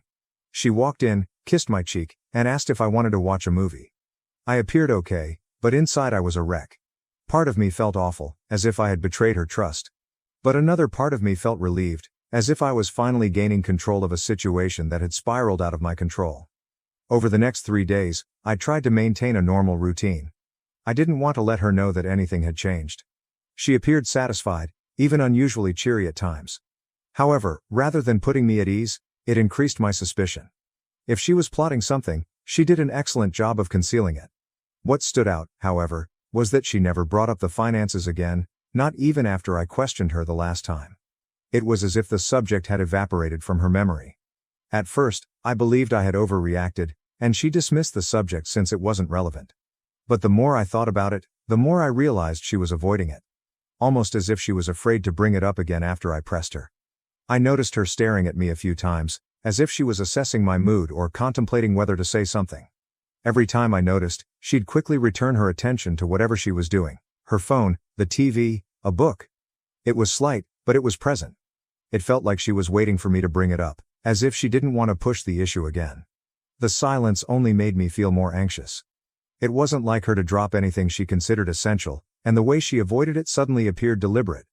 If she was testing the waters, she was not going in. If she was waiting for something, I was not about to give her the go-ahead. Whatever her next move was, I knew I had to be one step ahead. Something was coming, but I didn't know when or how. All I could do was prepare. That night, I made certain that everything was solid. I glanced over the paperwork again, double-checking every aspect of my mother's asset transfers. The house, the savings, the investments, everything was now legally in her name, sealed in an uncontested trust. I even called her to confirm that she had all of the necessary papers. 2 weeks had passed, and everything appeared normal, frankly. She was acting more loving, even starting to talk about unrelated topics like jobs or what we should eat for the evening. It threw me off because she'd been aloof for months, avoiding anything more than superficial conversations. Part of me began to question whether I had been overreacting all along. Maybe the strange conduct was merely stress or something I didn't comprehend. But then, one random Friday night, she sat me down on the couch, turned off the television, and said, "We need to talk." My stomach fell quickly. I knew what she was going to say before she did. "I think we should get a divorce," she replied, her voice so calm it seemed prepared. It wasn't furious or emotional, it was simply frigid, as if she had told me we had run out of milk. I stared at her, unsure how to respond as she explained her argument. She mentioned needing space, wanting to figure herself out, and feeling like she'd lost her identity in the marriage, standard breakup phrases that didn't really explain anything. But then she said something that struck a different tone. "You know, I've made a lot of sacrifices for you over the years, and I don't think you really appreciate them. I deserve more." That last part stung. It wasn't just that she wanted out, it was that she framed it as if I owed her something, that everything was my fault, and she was simply claiming what was properly hers. As I sat there, trying to understand what she was saying, a new question arose. Why now? Then she said something that made everything start to make sense. "A friend of mine has been helping me see things more clearly," she continued, not looking at me. "A friend." I remained still, letting her speak, but my mind was racing. Who was this friend? Why were they so involved in my marriage? The way she stated it was not casual. It seemed like someone had been hyping her up, convincing her that leaving me wasn't simply a choice, but a strategy she needed to implement. And the more she talked about how she deserved more because of her sacrifices, the more I became skeptical. Sacrifices? What kind of sacrifice? She was happy with me, or so she said. I worked hard to offer her the life she desired, and it wasn't just about money. When she asked to move closer to her job, I agreed, even though it meant a lengthier commute for me. When she wanted to attend that pricey yoga retreat last year, I made sure we budgeted for it, even foregoing a vacation I was looking forward to so she could go. I backed her when she changed careers twice, telling her it was fine to take the risk because I wanted her happy. I believed being a decent husband meant putting her first whenever possible. And it wasn't as if I was an unresponsive, distant partner. I showed up. I remembered birthdays and random things she had mentioned loving. When she mentioned feeling caught in a rut, I suggested date nights. I listened to her complain about her job, friends, and family. I didn't always get it right, but I did try. That's why her "I deserve more" line hurt so much. I didn't even consider buying it. She was not upset due to anything I did or did not do. She was upset because something had changed in her. Perhaps it was the acquaintance she kept bringing up, or something else. But the lady sitting in front of me was not the woman I married, and I was not going to let her rewrite our marriage tale to fit her new narrative. I didn't press her at the moment. Instead, I nodded and said something innocuous, such as, "If that's how you feel, I guess we should figure out the next steps." She seemed startled that I wasn't arguing or begging her to stay, but I didn't mind. My attention had already changed. I needed to know who or what was causing her sudden, planned shift in conduct. She didn't just wake up one day and decide she wanted out. This was something greater, and I wasn't going to let it surprise me any more than it had already. After that chat, she went into her own apartment, and I received the divorce papers on Monday. Let me tell you, they didn't only want to stop the relationship. They were planning to take everything, half the house, my savings, my assets, and the car. She wanted it all. Plus, some ambiguous spousal support clauses that made little sense given her high salary. It seemed as if she was expecting me to give her all I had worked for. At first, I assumed she was just being vengeful, but the way she articulated her demands, so specific and aggressive, reassured me that she had someone guiding her through this. So I started digging. I couldn't just ask her who she'd been talking to, so I had to be clever. I began with her social media. She hadn't blocked me, and even though she didn't post frequently, I searched through her tagged photographs and comments looking for someone new. That's when I discovered the pattern. Jake repeatedly liked and commented on her posts. Nothing obscene, but enough to make me pause. I clicked on his profile, which was public. At first glance, he didn't appear to be much more than a 30-year-old marketing professional. But as I scrolled down, I spotted something unusual. He posted a photo at the same cafe I'd seen her at weeks before, on the same day I overheard her discussing starting afresh. My gut churned as I continued scrolling. More subtle signals were a comment on one of her pictures that read, "You've got this," as well as a selfie he'd taken from what appeared to be her new residence. None of it was substantial evidence, but it was enough to raise my suspicion. I wasn't sure what to do with this information, but I knew I couldn't just sit there and wait for solutions to come my way. Her statement of a friend who helped her get through things remained with me, and I wanted to know who it was. I decided to contact one of our mutual acquaintances, Lisa. She and my wife had been friends for years, so she knew what was going on. I kept the conversation light at first, asking if she'd lately spoken with my wife or if anything seemed strange. Lisa reacted swiftly, saying she had no idea about the friend or any suggestions.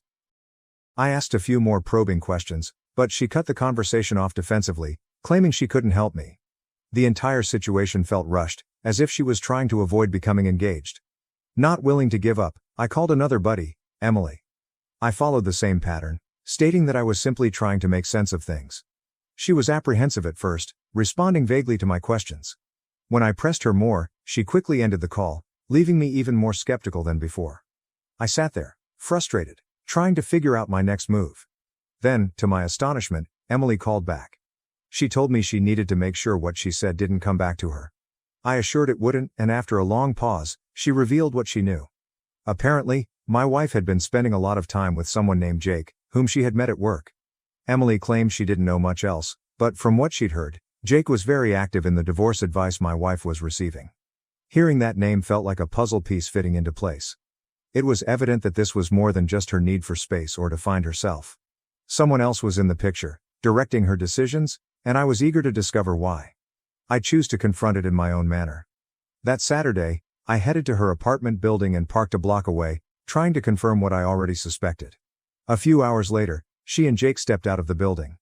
They did not hold hands or anything, but the way they walked together, close, leaning in to talk, was plenty. They got into his car and drove away, leaving me sitting there, staring at the spot where they had been. I did not follow them. I did not need to. At that point, it was evident she hadn't simply stopped loving me. She'd been preparing to go with someone else, and now everything made sense. The unexpected distancing, the money questions, the forceful demands, and the divorce papers. She wasn't simply abandoning me, she was leaving me with nothing, and she was accompanied by someone at all times. I went home that night, my head racing with everything I'd learned. The betrayal burned, but what hurt the most was how premeditated everything was. She was using the divorce as a stepping stone to whatever life she was creating with Jake. But she had no idea what I had planned for her. The first mediation session felt strained from the time we stepped in. Her lawyer arrived with a binder so thick that it appeared they were bringing a case against a Fortune 500 firm. He began listing her demands as if they were entirely reasonable: half the house, the money, my assets, the car, and even some gibberish about spousal support. I remained silent, seeming to listen, but I was waiting for my attorney to make his move. When it was finally our turn, he handed a stack of paperwork across the table and said, "Before we proceed, I think it's important for everyone to review these." Her lawyer took the papers and skimmed through them. His confident posture changed fast as he flipped through the pages, his brow furrowing harder with each one. "What is this?" he inquired, gazing at my lawyer. "These documents show the transfer of all major assets into a trust under my client's mother's name," my lawyer said calmly. "The transfers were completed several weeks before the divorce filing, and the trust is fully legal and irrevocable." The room became utterly silent. Her lawyer looked at her, confused and frustrated. "You didn't mention this," he stated flatly. She snatched the papers from his hands and flipped through them, her face flushing. "This can't be real," she said, staring at the notarized signatures and dates. Then she turned to me, her countenance changing from incredulity to rage. "You planned this?" she muttered, gazing at me as if I'd committed a heinous crime. "You knew I was going to file, and you set this up to screw me over."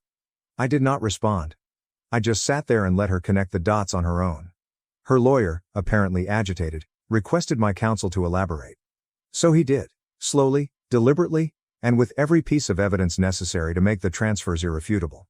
The dates aligned exactly, indicating that I had transferred everything well before she filed. The signatures were duly notarized, and the confidence was solid. There was nothing they could do to challenge it. She was furious. "You're unbelievable," she said, leaning forward in her chair. "I can't believe you'd do something like this to me." I still did not say anything. What was there to say? This was not about me doing anything to her. This was to defend myself because she had made it apparent she was not going quietly. The conference finished with her lawyer saying something about needing to rethink their strategy, but everyone in the room knew they had no further moves to make.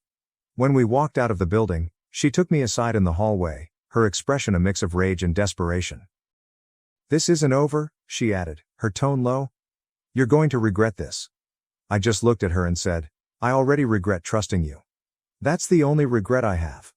Things escalated faster than I had anticipated following the mediation session. She went into complete meltdown mode almost instantly. It began with the calls, endless calls.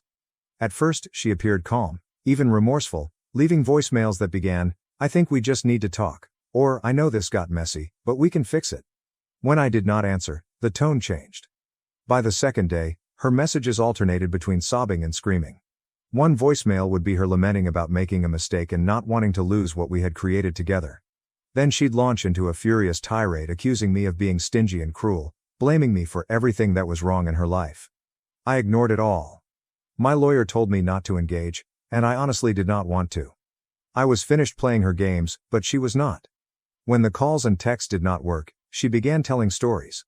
Mutual friends informed me that she had been telling people that the divorce was a hoax, and that it was all part of a larger farce. A prank? I mean, who would believe that? The flaws in her story quickly became apparent.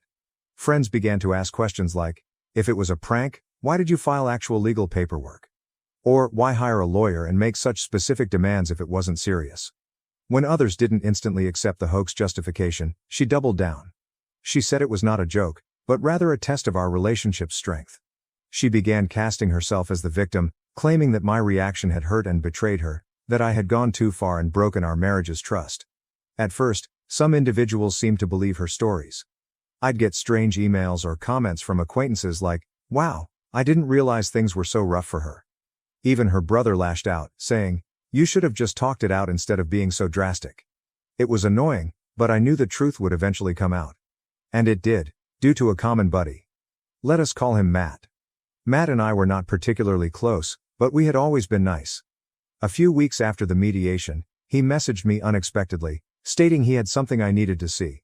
When we met, he brought out his phone and showed me a series of text messages between her and Jake. I was confused at first.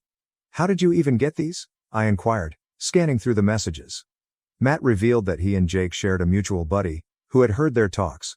Apparently, this common acquaintance had grown concerned about the way things were going, especially when Jake began gloating about how he was assisting her in securing her future. It didn't take long for that common buddy to figure out what securing her future really meant, trying to bleed me dry. Feeling awful about remaining silent, the buddy grabbed screenshots of the texts and sent them to Matt, believing he had a better relationship with me and could warn me. "This guy's been playing both sides," Matt replied, shaking his head. "He's been hyping her up to take you for everything while making her believe he'd be there for her afterward." Matt gave me the texts and said, "I thought you should know. You don't deserve this, man." The texts were terrible. She wasn't just ranting to Jake about the divorce. She was actively planning her future steps with him, and he was guiding her through them. A message she left read, "Once the settlement's done, we'll have everything we need. I just need him to agree to the terms." Jake responded, "Don't back down. Make him feel guilty if you have to. He owes you. We'll start fresh once you've got the money." I sat there, staring at Matt's phone and trying to understand what I was reading. This was neither a misunderstanding or an emotional response to a failed marriage. This was a cold, deliberate manipulation. I thanked Matt and he left, but my thoughts were racing. Everything made sense now: her abrupt isolation, her fixation with our finances, and her harsh demands throughout the divorce. It was all part of a plan, one she had been developing with Jake behind the scenes. The text soon circulated among our mutual friends. Matt shared them with a few friends, and they quickly spread. Her story suddenly ceased to be credible. People who had previously been indifferent or even supportive of her began to distance themselves, and the change was nearly immediate. People who had previously defended her or remained neutral suddenly recognized her for who she truly was. Even her closest allies started to distance themselves. By the time the divorce was finalized, she had only her personal things. Her lawyer quietly dismissed her complaint after recognizing there was no legal basis to stand on. All of those bold requests had crumbled under the weight of the documents I had produced, and the trust I had established with my mother was unbreakable. Jake seemed to vanish as soon as things began to unravel. I wouldn't be surprised if he used her as much as she did me. From what I could tell, he'd been feeding her fantasies of independence and a new beginning, but the moment it became evident she wasn't going away with anything, he was gone. Without Jake in her corner, her confidence plummeted. The calls and texts continued, but they became increasingly desperate. She was not accusing me anymore. She begged. "Can we just talk, please? I'll do anything to fix this." One voicemail stated. A different opinion. "You don't have to forgive me, but can't we just settle this and move on? I'll drop everything if you just talk to me." I did not respond. I could not. It was too late to reverse the harm. Even her family began to drift away. Her brother contacted me at one time, apologizing for some of the things he had said before when he believed her side of the story. "I didn't know what she was doing to you," he said. "I'm sorry I ever took her word for it. As for me, I received the house, my savings, and something I hadn't experienced in a long time: peace of mind. My mother, as usual, was my rock. She arrived with buckets of paint and a list of suggestions to help me reclaim the area as mine. Now, life feels like it's mine again. No more second-guessing every small interaction. No longer feeling betrayed. Just peace. She is a chapter from my history that I no longer read. And the remainder of the story is entirely up to me to write." After 15 years of dedication, I resigned, causing chaos in the company and financial trouble because my father favored my younger brother over me. Hello everyone, before we begin today's video, I need your help. We've noticed that the channel is losing traction, and subscribing is one of the best ways you can help us. It's quick, free, and allows us to continue bringing you great content. Your support means everything. Let us keep this channel growing together. Thank you very much. Now, let's begin the video. Hello Reddit, long-time lurker and first-time poster. I had to get this off my chest before I lost my sanity. If you don't want to read my son's tale, You can find the TLDR at the bottom. So, I'm a 34-year-old male who has been working for my father's plumbing firm, Taylor & Sons Plumbing, for 15 years. The son section is supposed to be about me and my younger brother Matt, 31M, but it's more like Taylor and his favorite son. And the other one who does all of the work. My father founded this company around 30 years ago, a classic small business story. We started with just him in a van and now have 15 plumbers, 3 office workers, and are one of the larger plumbing companies in our community. And I'm not being arrogant when I suggest that most of that growth occurred after I joined. After high school, I attended college to study business management for 4 years, earning an official degree. Meanwhile, my brother Matt barely graduated high school and required 6 years to complete a 2-year degree at a community college. While I was studying, he was uploading gym selfies and making his way around the local bar scene. After graduation, I returned home to work for my family's business. Dad emphasized the need of learning from the ground up, so I spent 3 years as a plumber's assistant, unclogging toilets, crawling beneath houses, and dealing with others' physical. Fine, whatever. I got it. Can't manage plumbers if you don't know what they do. I worked my way up, obtained my master plumber's license, which is a massive pain in the ass, BTW, and learned scheduling, inventory, and all of the boring but essential stuff that keeps a business running. I worked 60-hour weeks for years, missed my friends' weddings due to emergency calls, and did not date for around 5 years. Who has time? Then I finally made it. I became operations manager about 5 years ago. I began implementing all of the systems I had been planning. Digital scheduling, better inventory management. Follow-up calls following jobs. Our reviews went from 3.5 to 4.8 stars. Revenue increased by 40% in 2 years. Dad genuinely appeared impressed for once. Then Matt shows up. Enter Matt. Until now, my brother had been bouncing between bartending and finding himself. Suddenly, he decides he wants to join the family business. Keep in mind that this guy has never exhibited any interest in plumbing. I can't tell the difference between PVC and copper pipe. I think a P-trap is something you use to catch animals. But Dad? Dad is absolutely thrilled. His golden boy has finally joined the family legacy, and this is where everything goes to hell. Dad offers Matt a made-up title like Director of Client Relations, and a salary that is 80% of mine, despite the fact that I've been there a decade longer. Matt is assigned an office with a window. Meanwhile, I am still in the converted closet adjacent to the restroom. What's his job? Taking clients to lunch. We're posting on our social media. Occasionally showing up at project sites to photograph our plumbers working, always making sure to include himself in the shot, as if he's overseeing. He arrives around 10 a.m., has 2-hour lunch breaks, and departs at 4 p.m., due to traffic. Every staff meeting, Dad compliments Matt on bringing in some minor contract while completely disregarding the fact that I recently optimized our whole billing system and saved us $50,000 per year. It's as if I'm invisible. There was one instance when I spent weeks putting together a bid for this massive commercial project, the largest contract we'd ever pursued. I'm talking about binder-thick proposals. I even pulled an all-nighter to finish it. On the day of the meeting, Dad brings Matt along. Matt had not read a single page of the proposal. Matt, who was hungover, kept racing to the bathroom. Matt, who described the client's building as that big place with the sign, throughout the meeting. We received the deal anyway since my figures were good. On the drive back, Dad couldn't stop gushing about Matt's connection with their team and how his people skills sealed the deal. My contribution? Dad commented that my attention to detail was beneficial. Helpful. As if I were the freaking office assistant.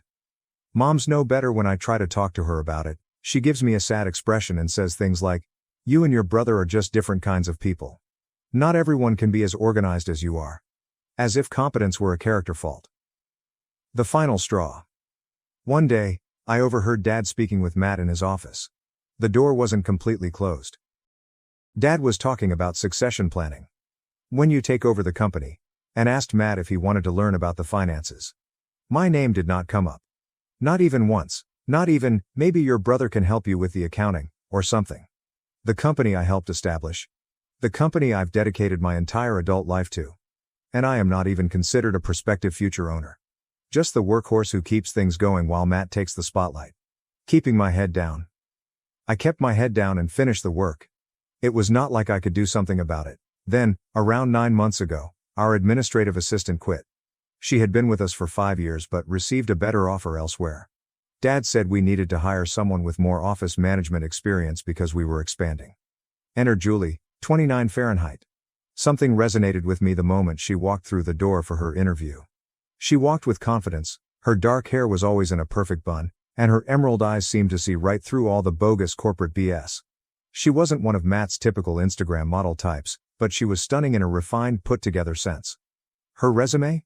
Impressive as hell. Business degree. Experience managing offices for firms far larger than ours. There are numerous accounting software and business operations certifications available. Dad was so thrilled that he hired her on the spot. Something he never does. Julie changes everything. How about her first week? She thoroughly restructured our filing system, which hadn't been updated since the 1990s. Is this her second week? She discovered $20,000 in unpaid invoices from the previous year and collected it. Is this her third week? She confronted my father about our antiquated scheduling system and persuaded him to invest in the software I had been yearning for years.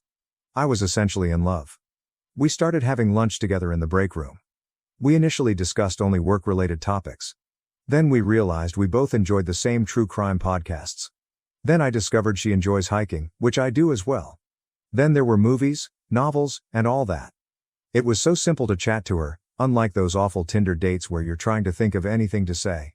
Asking her out after a few months of the lunch thing, I finally got the nerve to ask her out. For real. Dinner on Friday night at that new Thai restaurant downtown. Not the break room, with our sad Tupperware meals. She agreed right away, smiling in a way that made me feel like I wasn't simply the family doormat. We scheduled it for the following Friday. I was ridiculously excited. I even caught myself whistling while fixing a sink on one job site, which completely confused the apprentice working with me. I did not inform anyone at work about our date arrangements. My family has a specific gift for spoiling anything nice that occurs to me, so I decided to remain silent until things got serious. A big mistake. The gut punch. 2 days before our date, I was returning from work when I heard Julie giggling in the hallway. That genuine chuckle was something I had worked hard for weeks to obtain. But she was not laughing at what I said. She was chuckling about something Matt said. As I approached the corner, I noticed them standing far too close together at the coffee machine. Matt was performing his famous lean against the wall, "Look how cool I am" posture. He was showing her something on his phone, and she was genuinely interested in whatever rubbish he was spewing. "Hey, Ryan," Matt said as he noticed me, using that false brotherly tone he saves for when other people are present. "Just showing Julie those kayaking pics from last weekend." Kayaking? Matthew. The guy who complains about having to walk from his automobile to a restaurant while it's raining. The guy who once asked me if the river near our house included those fish things. Since when does he frickin' kayak? Julie smiled at me, but it was not the same grin. It was simply polite, professional. The kind you give to a coworker, not the person you're about to go on a date with. My stomach sank. "They're amazing photos," Julie replied, returning her gaze to Matt. "I've always wanted to try kayaking but never had the chance." "You should come with me sometime," Matt added, flashing that idiotic smile that always works on ladies. "I go most weekends when the weather's good. Very peaceful out on the water." Let me tell you, this guy has never kayaked in his life. The closest he's been to a water sport is drinking beer on someone else's boat. But suddenly, Mr. Outdoorsy appeared. "That would be fantastic," Julie stated. And she really meant it. I could tell. She turned to face me. "Ryan, I didn't know your brother was so into outdoor activities." "Neither did I mumbled. But they were quickly back to scanning through his phone, which I'm sure featured stock shots of boats or images he found online. The next day, Julie found me alone in the break room. My heart skipped a beat as I wondered if the Matt encounter was all for nothing. "About Friday," she said. And I knew exactly what was coming. "I'm really sorry, but I need to reschedule. Something came up." Something came up is the worldwide code for "I found a better offer." And in this case? My brother undoubtedly made the superior deal. "No problem," I replied, attempting to sound nonchalant. "Maybe another time." "Definitely," she said. With a smile. A smile that did not reach her eyes. A smile that conveys, "This is never happening." Sure enough, I found out later through an office rumor that Julie and Matt had their first date on Friday, the same day she was supposed to go out with me. At the Thai restaurant where I had planned to take her. The next week was torture. Matt strutted around the office, as if he had won the lottery. Julie flushed every time he passed past her desk. When I entered the room, the whispered talks halted. Matt casually mentioned their date during the staff meeting. I felt like garbage. Every time I try to construct something for myself, Matt swoops in and takes over as if it was never mine in the first place. And of course, things got worse. Matt tells Mom everything, so she knew about it right away. She called over the weekend, all thrilled. "Have you met this Julie that Matthew is seeing? He says she's just wonderful, so accomplished and pretty. She works at your office." "She's our office manager," I replied bluntly. "Well, isn't that nice? Matthew says she's very smart. Organized too. Sounds like she and Matthew have so much in common. They share nothing in common. Except for maybe living on the same planet. But sure, Mom. They are soulmates." Finally, I snapped. "Actually, Mom, Julie and I were supposed to go out first. I asked her out, and she said yes." But then Matt swooped in. There was a prolonged pause. I could almost hear Mom trying to assimilate this information in a way that would not make her beloved Matthew appear terrible. "Well, sweetie, you know how these things go. Sometimes people just connect. Matthew has always been so charming with the ladies. You're more, well, focused on work. Seriously. Not everyone appreciates that like they should." She basically said, "Matt's hot and fun. You're boring. Deal with it." The new power couple. And that's how it began. Matt and Julie, Taylor & Sons Plumbing's new power couple. However, the saddest aspect was not even losing Julie. It was seeing her gradually comprehend who Matt truly was, and pretending not to notice it. The cracks begin to show. He canceled arrangements with her for the first time because his friends invited him to a last-minute poker game. The day she overheard him exaggerating, or outright lying, about his function in the company to a client. She once had to cover for him when he was due to attend a networking event but was too inebriated to show up. I could see the perplexity on her face. The mental gymnastics as she attempted to reconcile the Matt she thought she was dating with the real Matt. However, by that time, they had become official. And she was in too deep. My family circles the wagons. Mom invited Julie to Sunday supper 3 weeks after they began dating. "It'll be nice to have a fresh face," she exclaimed. As if our monthly family dinners weren't already agonizing enough, especially since my work infatuation had picked my brother over me. I almost skipped dinner. But Dad made it clear that it was not optional. Family dinner is family dinner, Ryan. Be there. The dinner from hell, so I went. And it was just the nightmare you'd imagine. Mom went all out, using her best china and preparing a sumptuous roast. Dad told work stories that made Matt sound like a business prodigy. Matt performed his ideal son-boyfriend routine, pulling Julie's chair out, refilling her water glass, telling utterly fabricated stories about his wild weekends and charitable work.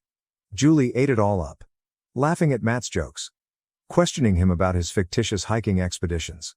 While I sat there, knowing that Matt's closest experience with outdoor adventure is when he had to park at the far end of the mall parking lot, I attempted to join the conversation.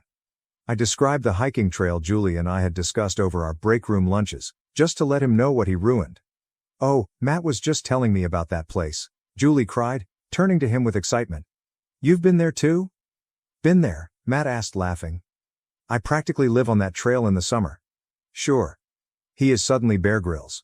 The promotion I deserved at supper happened 6 months ago. They have been formally dating ever since. Anyway, I focused on myself and tried to adjust, praying that things would improve for me. I persuaded myself I didn't really care about what slipped through my fingers. I knew fantastic things would happen. About a month after that dinner, I was ultimately promoted to senior operations manager. After 15 years of killing myself for this company, this was meant to be a big deal. Increased responsibility, better pay. Most importantly, the company's car. Nothing fancy, just a new Ford F-250 with ample towing capacity for transporting equipment to job sites. The announcement that almost was worth it. Dad made a major announcement during our monthly staff meeting. After years of dedicated service, Ryan is being promoted to senior operations manager. This comes with a nice raise and the new company truck we just purchased. Well deserved, son. For once, I felt as if my effort was being recognized. I even allowed myself to get enthusiastic about having a great vehicle for the first time in my life. Instead of my rusted-out Chevy, which is held together with duct tape and prayers. And then came Sunday dinner. Fast forward to Sunday dinner. Mom's preparing her renowned pot roast. Dad's talking about a client. Matt has his arm around Julie, as usual. I'm just hoping to get through the lunch without saying anything I'll regret. Then Dad clears his throat and sets down his fork. "I've got an announcement to make," says the man. I immediately tighten up. Because in my family, announcements are never good news. Matt and Julie share this glance, and I know what's next. The bombshell, we're engaged, Julie announces, holding out her left hand. With this huge diamond ring, which likely cost more than my annual income. Mom breaks into joyous tears. Dad begins clapping Matt on the back. I'm sitting there in shock.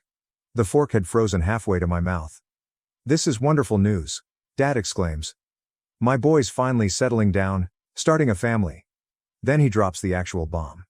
The ultimate betrayal. Matt, I think you and your future bride could use that new truck more than the company could. Consider it an engagement present. You'll need a good family vehicle now. Matt makes a phony, astonished face, as if this hadn't been his goal all along. Wow, Dad, that's so generous. I've finally discovered my voice. Dad, that truck is supposed to be part of my promotion package. I need it for work. For actual company business. Dad waved his hand dismissively. Now, Ryan, don't be selfish. Your brother's starting a family. Family comes first. You can keep using your old truck for now. It still runs, doesn't it? Barely, I said. But no one was listening. They were all busy praising the happy couple, discussing wedding plans and future grandchildren. The final straw. That was it? The last straw? The moment I realized I was done with this family business garbage forever. Rage was building up. I was fuming. But nevertheless, I was able to drive home in my piece of junk truck. That decided to create a worrisome rattling noise the entire journey, simply to emphasize the fact that it was on its last legs. Perfect timing. 15 years down the drain, I arrived home. And totally lost it. 15 years. 15 years of dedication, hard work, and sacrifice. 15 years of seeing Matt glide through life on charm and Dad's affection while I developed something worthwhile. Something profitable. Something that was reportedly just turned over, again, to my brother. And now Julie. The only wonderful thing that had happened to me in years was presented to Matt on a silver platter. Complete with an engagement ring and a company truck. I don't think I've ever been so angry in my life. It wasn't even hot or explosive. It was this cold, controlled wrath that suddenly made everything crystal apparent. I was never going to be valued by this family. I was never going to receive what I deserved. I was merely the workhorse, the dependable one they could dump on while Golden Boy received all the glory. The email that changed everything. I grabbed my laptop and checked my email. I looked at the blank compose window for around 10 seconds. Then I started typing. Subject, my resignation. Dad, I am quitting from Taylor & Sons Plumbing, effective immediately. Consider this my 2-week notice, though realistically, you'll be lucky if I make it through the week. I plan to pursue other options. Sincerely, not really, Ryan Taylor. I pushed send before I could back out. Then I sent a separate email to our HR person, who is essentially the bookkeeper who handles payroll, about my accumulated vacation time. I advised them that I would start taking it immediately. I had no intention of returning to the office. The fallout begins. Within minutes, my phone began to blow up. Dad is phoning. Matt texted only WTF, and stupid emoticons. Mom left sobbing voicemails about how I was tearing the family apart, and being overly dramatic. Then Julie called. I let that call go to voicemail. Ryan, it's Julie. Your dad told me you quit. What's going on? Please call me back. As if she didn't know. As if she hadn't been a part of the entire disaster. I disregarded them all. I turned off the phone and began updating my resume. I was finished. I'm done being the family's workhorse. I'm tired of watching Matt get everything he wants while I labor myself to death for scraps of attention. The confrontation dad arrived at my apartment the next morning at 7 a.m. He pounded on the door, as if he were attempting to break it down. What the hell, Ryan? He yelled when I finally opened it, still in my pajamas and unprepared for this showdown. Quitting over email? After everything this family has done for you? I honestly laughed at his face. Done for me? You mean like paying me less than the market wage for 15 years while Matt receives bonuses simply for showing up to work? Or how about offering me a business vehicle as part of my promotion and then giving it to Matt as an engagement present? The excuses? That's different, Dad said, his face flushing. Matt's starting a family. He needs our support. And I don't? I've been supporting this entire family for years. Who do you think keeps the business going while Matt is away enjoying 2-hour lunches and posting on Instagram? Dad's face became even redder. Do not talk about your brother in that way. Matt brings in clients, he is the company's face. And I am what? What about the workhorse? The sucker who actually performs the work while Matt takes all the credit? I am done, Dad. Let Matt manage your business. You don't need me, anyway. The final goodbye. I started to close the door, but Dad's foot got in the way. Classic. You walk away from this company, you walk away from this family, he told me. It was all very dramatic, as if we were watching a horrible television program. I looked him dead in the eyes. If this is how family treats each other, maybe it's for the best, I replied, pushing the door so firmly that Dad had to shift his foot. He pounded and yelled for a bit before giving up and leaving. The aftermath begins. The next day, Matt arrived. I didn't even open the door, but yelled through it that he needed to go before I called the cops. He attempted the "come on, bro, don't be like that" thing, but I wasn't buying it. Mom called repeatedly, crying about how I was breaking your father's heart and tearing the family apart. As if I were the problem here. As if the 15 years of favoritism and disdain were my fault. But, you know what? I've never felt more free in my life. A new beginning. The job search was shockingly easy. That first week, I got 3 interviews, all with larger and more professional organizations than my father's. Both of them made offers. I accepted the position with Wilson Plumbing and Heating, a competitor across town. They're tiny but developing quickly, and the owner, Dave Wilson, values experience and hard effort. Isn't this a novel concept? What is the best part? They offered me a partnership track, in writing. After 2 years, I'll have the chance to buy in and become a part owner. Despite 15 years of service, my father never considered gifting me this. Oh, and they gave me a business truck. A brand new Ford F-350 Super Duty. Better than what Dad took from me. Fully loaded, with the firm logo on the side and everything. During my first week, I made sure to drive past my parents' house. Petty? Yeah. Satisfying? Of course. Watching Taylor & Sons fall apart, meanwhile, the Taylor & Sons enterprise crumbled without me. I've been receiving texts from some of the plumbers, who were truly nice guys, and their stories are better than any revenge fantasy I could have imagined. Week 1. Dad attempts to take over. Dad tried to handle operations on his own while I was gone. He hasn't done the job in 15 years. He had no idea how my scheduling system operated. He ended up scheduling 3 distinct crews on the same day. Then there was no one available for an emergency call at the hospital. That's a large account that I've personally managed for years. They were not pleased.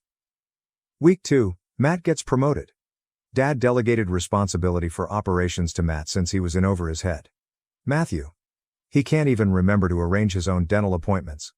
Predictably, it was a complete disaster. According to my friend Steve, one of the senior plumbers, Matt arrived late every day. He spent most of his time on the phone with Julie or his friends. Couldn't answer simple job-specific questions. They lost one of our second largest commercial contracts entirely because Matt failed to submit the renewal papers. The account was worth $50,000 each year. Gone. Matt was too busy posting gym selfies or whatever it is he does all day. The dominoes keep falling. The scheduling is so disorganized that they have had to call clients the night before to reschedule. This is infuriating everyone. Their online ratings have plummeted from 4.8 to 3.2 stars in only 3 weeks. Dad is blaming the new system. My system. Not the fools attempting to run it. The office chaos. One of the office employees resigned because Matt continued to blame her for his failures. Accounts receivable are stacking up because no one is invoicing on time. That was another thing I managed that no one seemed to know about. But I didn't expect. Did Dad have to take out a short-term loan to cover payroll? Because their cash flow is all messed up.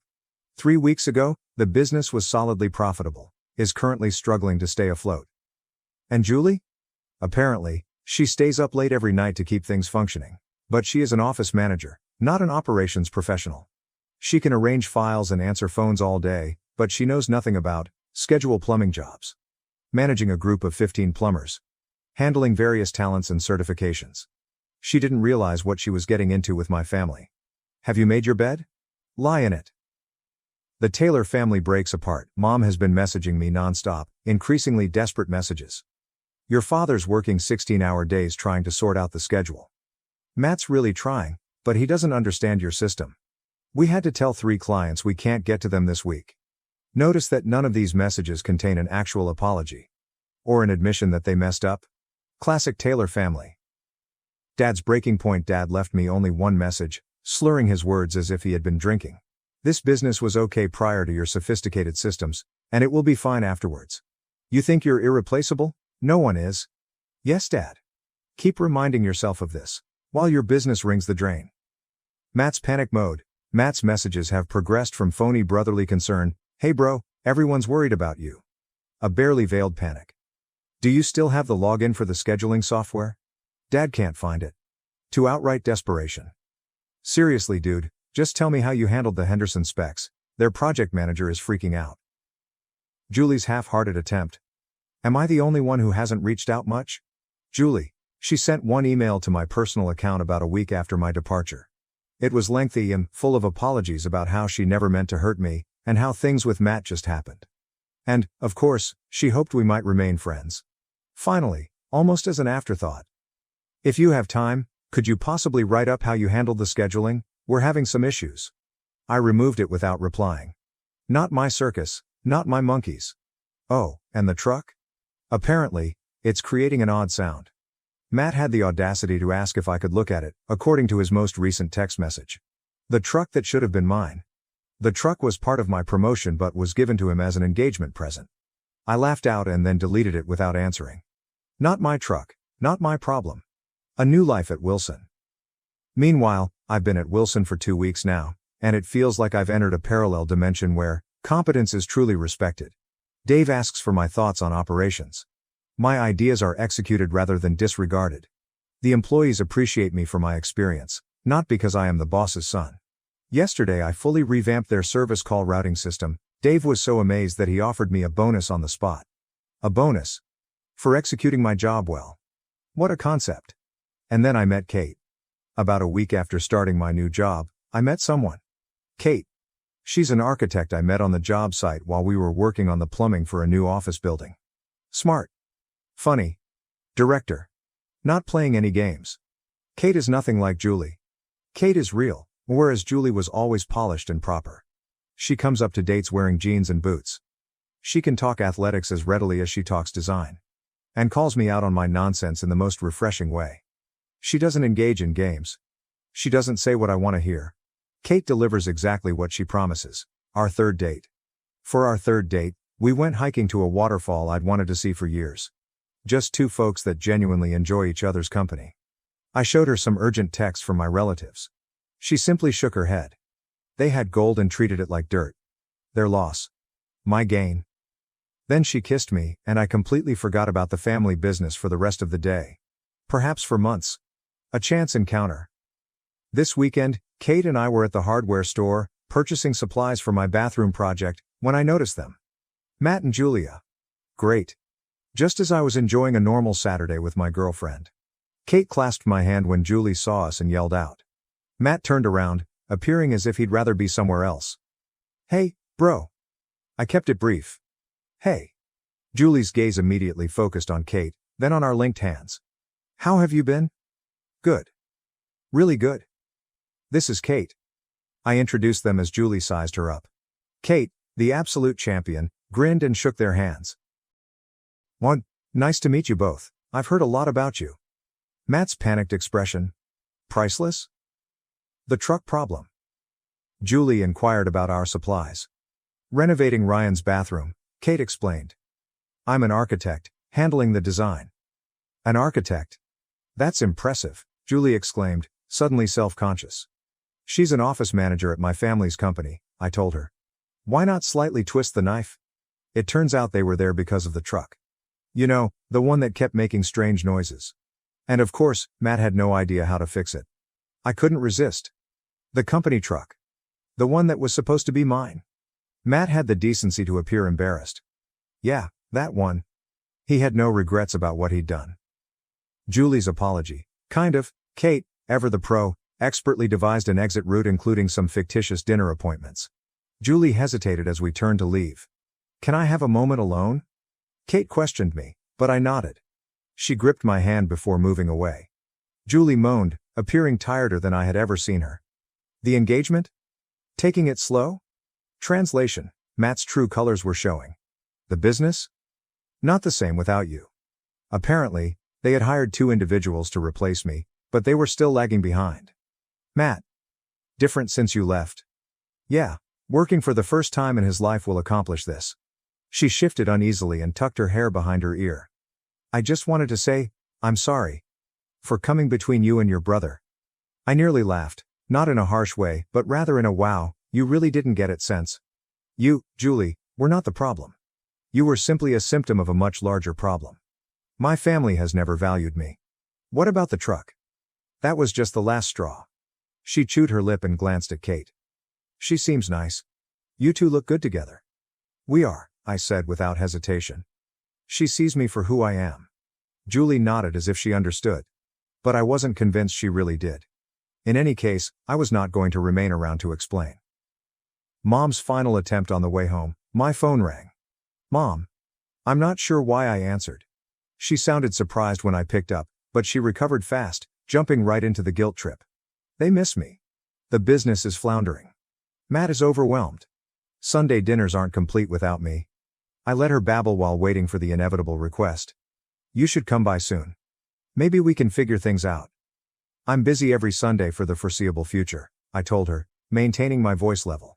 Kate smirked as she overheard from the driver's seat. Want me to say I told you so?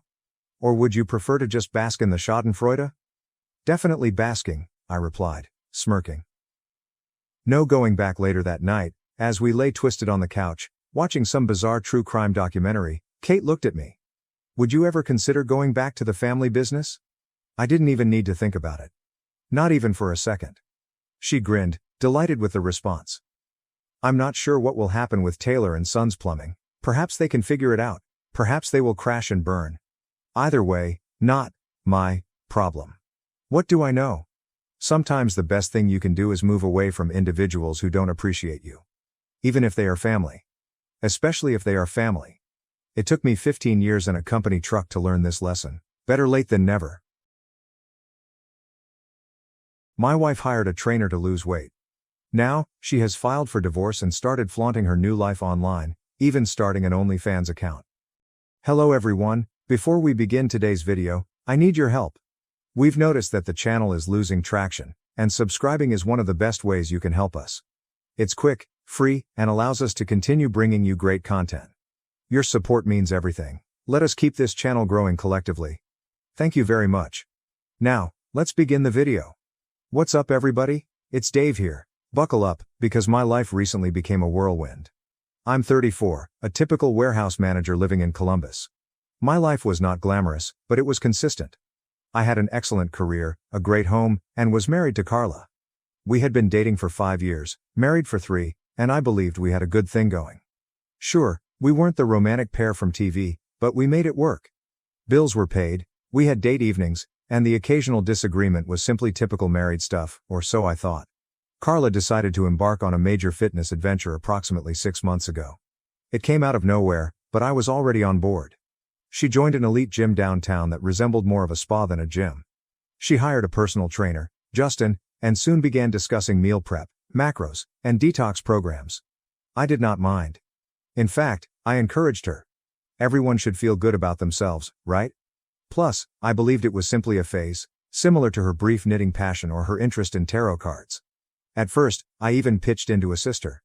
I began taking on more of the housework, such as dishes, clothes, and groceries, so she could devote more time to her workouts. I figured that was a way to show her I cared. However, things began to change gradually, and not in a positive way. Carla's ego grew in proportion to her loss of weight. She got fascinated with her reflection, spending hours in front of the mirror perfecting her gym attire or photographing the perfect progress shot for Instagram. She wasn't doing it just for herself. She wanted an audience. I remember once suggesting that we see a movie together. It was Friday night, and I figured we could unwind like old times. She scoffed. Dave, I don't have time to sit around, I have goals to crush. Goals? What goals? I inquired. We weren't discussing running a marathon or conquering Mount Everest. She was simply lifting weights and drinking green sludge. But I just shrugged it off. Perhaps I was being unreasonable. Then came the morning, which began like any other. I was half asleep, nursing my coffee before heading to work, while Carla was drinking her normal kale spinach catastrophe smoothie. She was dressed in her exercise clothes and swiping through her phone as if her life depended on it. She unexpectedly says, I deserve more in life. I glanced up, still sleepy. Huh? More of what? She set down her smoothie and glanced at me, Very serious. My marriage is holding me back, Dave. I'm filing for divorce. I promise, I assumed it was a joke. I even laughed, thinking she was joking with me, but she wasn't. Her expression was stone cold. I've outgrown this, she replied, as if I were an old piece of furniture she was about to discard. You wouldn't understand, she explained. I sat there, fully unprepared. My wife, the lady I'd spent years with, casually dropped this on me like it was no big deal. I tried to digest her words, but all I could feel was a mix of amazement and wrath rising in my chest. What do you mean you've outgrown this? Outgrown what? I questioned you. She sighed, as if I were a child with too many questions. Dave, I've been working on myself, trying to be the best version of me. And frankly, this life doesn't match my potential anymore. I want more than this house, this routine, this you. Her remark struck me. She did not even sugarcoat it. She saw me as part of the problem. Our existence together was no longer good enough for her. She grabbed her workout bag and walked out the door without saying goodbye. I sat there, staring at the half-empty glass of green sludge she'd left behind, wondering what the heck had happened. The day at work was a blur. I went through the motions, but my thoughts were focused on Carla. Was this real? Was she really abandoning me? We had had disputes previously, but divorce? It was so sudden and premeditated, and the way she said it, as if she'd been practicing this speech for weeks, made it plain she'd already made up her mind. Over the next few days, the flaws in our marriage became more clear. She hardly spoke to me unless it was to divide the house or set up mediation. She began staying out late, claiming she was at the gym or with friends. Her phone was glued to her hand, and her Instagram was flooded with selfies and messages like, "New chapter, who this?" and "Living my best life." Each post was a punch in the face, a reminder that she'd already moved on mentally, even though the paperwork hadn't been signed. One night, while looking through my own social media, I saw she had deleted every photograph of us, wedding photos and anniversary messages. It was as if I had been removed from her life totally. Meanwhile, her new photos were flooded with likes and comments from people praising her. "You're glowing. Such an inspiration." It made me sick. None of these individuals realized who Carla really was or what she was putting me through. Another night, I overheard her on the phone as I was preparing for work. She was in the kitchen, speaking to someone in that phony, syrupy tone she used when she wanted something. "Yeah, I just feel so free now," she explained. "I'm finally doing what makes me happy." She paused and giggled. He doesn't even get it. He's stuck in the past. That was when it hit me. Carla wasn't simply leaving me, she was reinventing herself, and I was the anchor she was letting go. But here's the thing, I'm not the type of man to just roll over and accept it. She expected to steamroll me and go away with everything, but she was in for an unpleasant awakening. This was simply the beginning, and Carla might expect a fight. But wait, things get worse. One afternoon, I'm having lunch at a bistro near work. I was minding my own business, looking through my phone, when I overheard these two guys at the next table. They're talking about a fitness model they discovered online. I didn't pay much attention till one of them said her name, Carla. My stomach sank. They were giggling as they discussed how she had some premium content to promote. At first, I thought, no way, not Carla. But then one of them pulled up her Instagram on his phone. It was my Carla. They discussed how she had begun teasing an OnlyFans account by placing links in her bio, such as for the real workouts. My blood boiled. This was not merely a fitness phase. She was turning her newfound freedom into a full-fledged thirst trap for money. When I arrived home, I confronted her. She was seated on the couch, scrolling through her phone as if nothing had occurred. "Carla," I asked, attempting to remain calm. "What the hell is this OnlyFans thing I'm hearing about?" She looked up, unaffected. "It's my body, Dave, my choice, and it's none of your business anymore." I couldn't believe she had the nerve. "None of my business? We're still married. You're out here selling yourself on the internet while I'm trying to hold our lives together." She rolled her eyes, as if I were some ancient relic who didn't get it. "I'm not selling myself, it's content creation. Plenty of people do it. Besides, it's not like you're paying my bills anymore." That's when it struck me. Carla wanted more than just a divorce. She wanted a new life. A life in which she was the star, the main character, and I was simply an extra she had written off. She was neither embarrassed nor remorseful. If anything, she felt proud, as if she had finally discovered her real calling as an internet spectacle. Her actions continued to grow over the next few weeks. She began dressing as if she were auditioning for a reality show, with tight clothes, sky-high heels, and makeup applied like icing. Every time she walked out the door, she appeared to be heading to a red carpet event rather than the grocery store. The titles got worse. Living My Truth, No More Holding Back. And the one that made me want to toss my phone. She's not a wife anymore, she's a force of nature. The arrogance.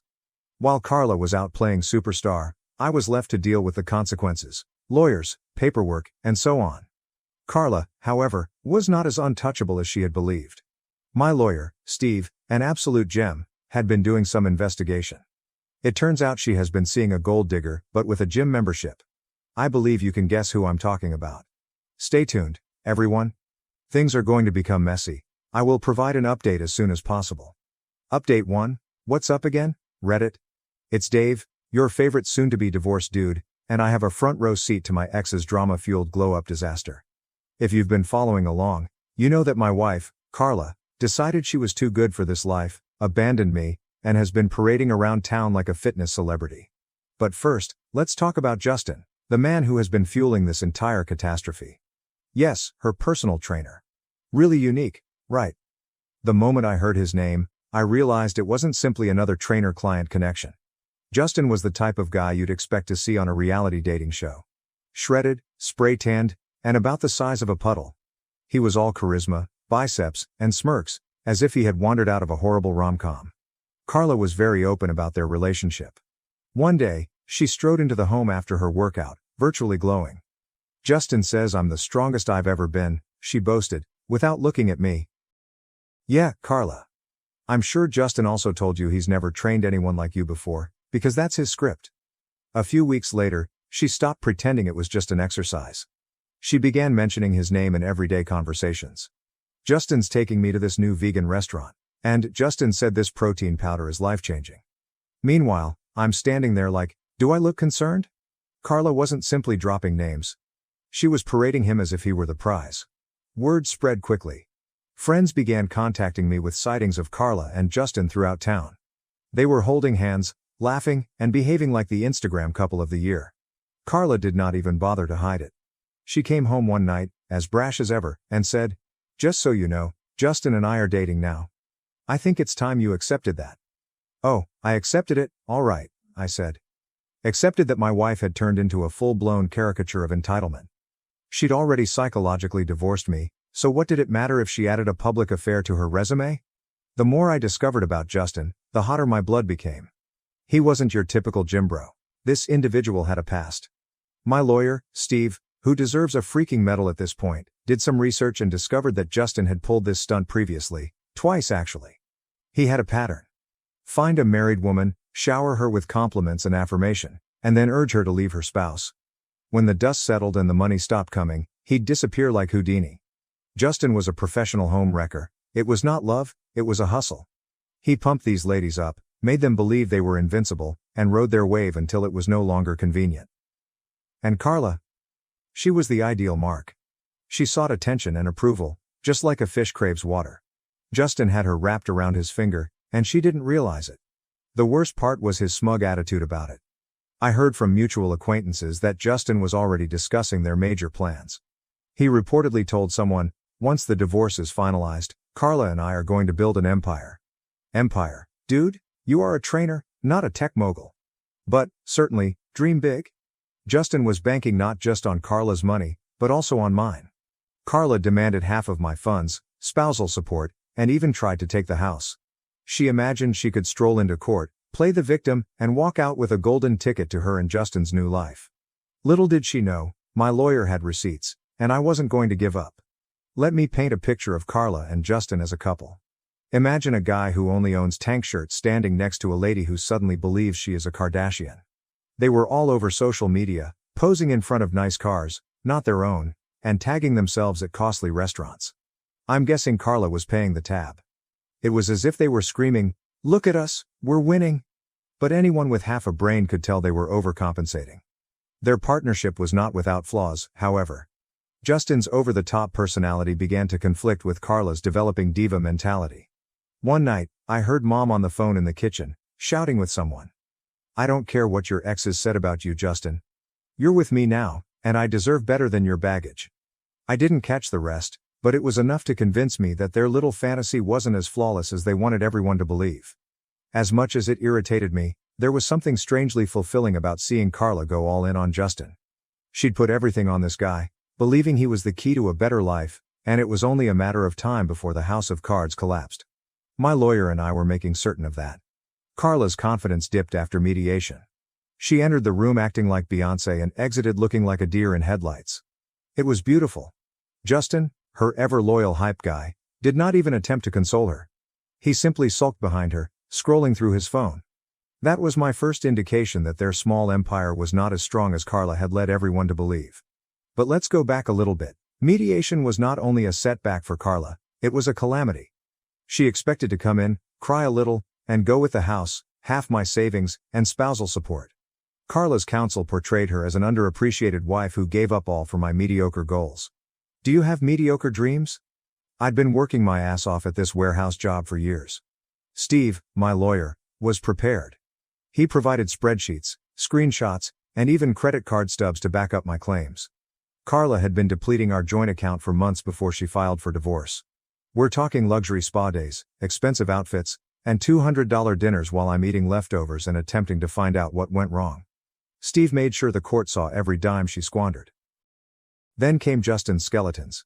His previous romances, his habit of sweet-talking married women, and how he always bailed when the money didn't flow as planned. What about the cherry on top? Steve discovered messages from one of Justin's exes urging Carla to be cautious. Of course, Carla refused to listen. She felt she was unique. Justin's smirk was also gone. In fact, he appeared uneasy. He probably saw his little scheme was crumbling in real time. Carla attempted to defend him, stating, "Justin isn't like that anymore." However, the evidence was stacked against them. The judge didn't buy their act. By the end of the session, it was evident Carla wasn't going to walk away with the riches she expected. Justin? He appeared to be already plotting his exit route. Carla began acting out after the mediation session. She wasn't as arrogant anymore. She continued to post uplifting rubbish on Instagram, but the captions became frantic.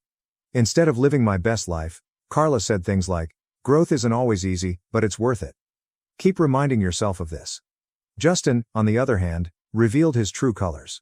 He was still present, but not in the way Carla described. He began skipping their public appearances, no more hand-holding at posh restaurants or couple goals gym photos. Word spread that he was already flirting with one of his other clients, a younger woman who did not come with Carla's baggage. Typical. Carla was late getting home one night. I was still living in the house with her at the time, as I couldn't legally kick her out. She stumbled in, looking completely exhausted. I didn't say anything, I simply sat there on the couch, observing her. She placed her fancy bag on the counter and sighed dramatically, as if she wanted me to ask what was wrong. But I was not playing that game. I just went inside my room.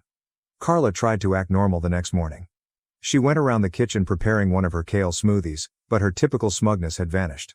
"Justin's been busy with his clients," she announced unexpectedly. I did not respond. I knew she wanted me to bite and ask about him, but I wasn't giving her what she wanted. A week later, the real drama began. Steve called me. Carla apparently filed some last-minute paperwork in an attempt to claim additional assets. She demanded emotional compensation for the stress I had given her during our marriage. Yes, you read it correctly. Carla believed she might acquire more money by blaming me for her midlife crisis. I couldn't believe their arrogance. Steve, being the legend that he is, was already ready for this crap. He filed a countersuit, demonstrating how Carla had depleted our funds and emotionally manipulated the situation to her advantage. He even used her Instagram posts as evidence. The subtitles alone were great, proving that she wasn't some stressed-out victim, but rather a self-absorbed diva living her best life at my cost. Around this point, Justin officially quit. He stopped showing up to their gym sessions, stopped returning her calls, and even blocked her on Instagram. Yes, it's blocked. Carla was losing it. I could hear her pacing around the house, calling him repeatedly. "Justin, call me back. We need to talk." She sounded desperate, and it was actually satisfying. Finally, one of her companions spilled the tea. Justin had moved on to another client, someone younger, flashier, and, more crucially, not involved in a difficult divorce. Carla was devastated. She tried to keep things cool by posting cryptic comments like, "Sometimes people aren't who they seem," and, "You can't build an empire with someone who's playing games." But everyone understood what had transpired. Her ideal man had bailed the moment things became tough. This is when Carla's entitlement began to shatter. She has stopped attending the gym. Her once glamorous ensembles were replaced by sweatshirts and unkempt hairstyles. She even stopped posting on Instagram for a spell, which was really surprising. It was as if her entire identity was linked to Justin and the vision of their new life. Without him, she had no idea what to do. One evening, she attempted to speak with me. "Dave," she started, standing in the living room doorway, "I think we need to reevaluate everything. This divorce, it's been hard on both of us." I gazed at her, waiting for the punchline. "What are you getting at, Carla?" She sighed heavily, as if she were the victim here. "I just think maybe we rushed into all of this. I mean, we had good times, didn't we?" I nearly laughed. "Carla, you filed for divorce. You told me I was holding you back, remember? Now that Justin's gone, you're having second thoughts? Unbelievable." She tried to play the compassion game by mentioning how lonely she was and how much she had given for this marriage, but I wasn't buying it.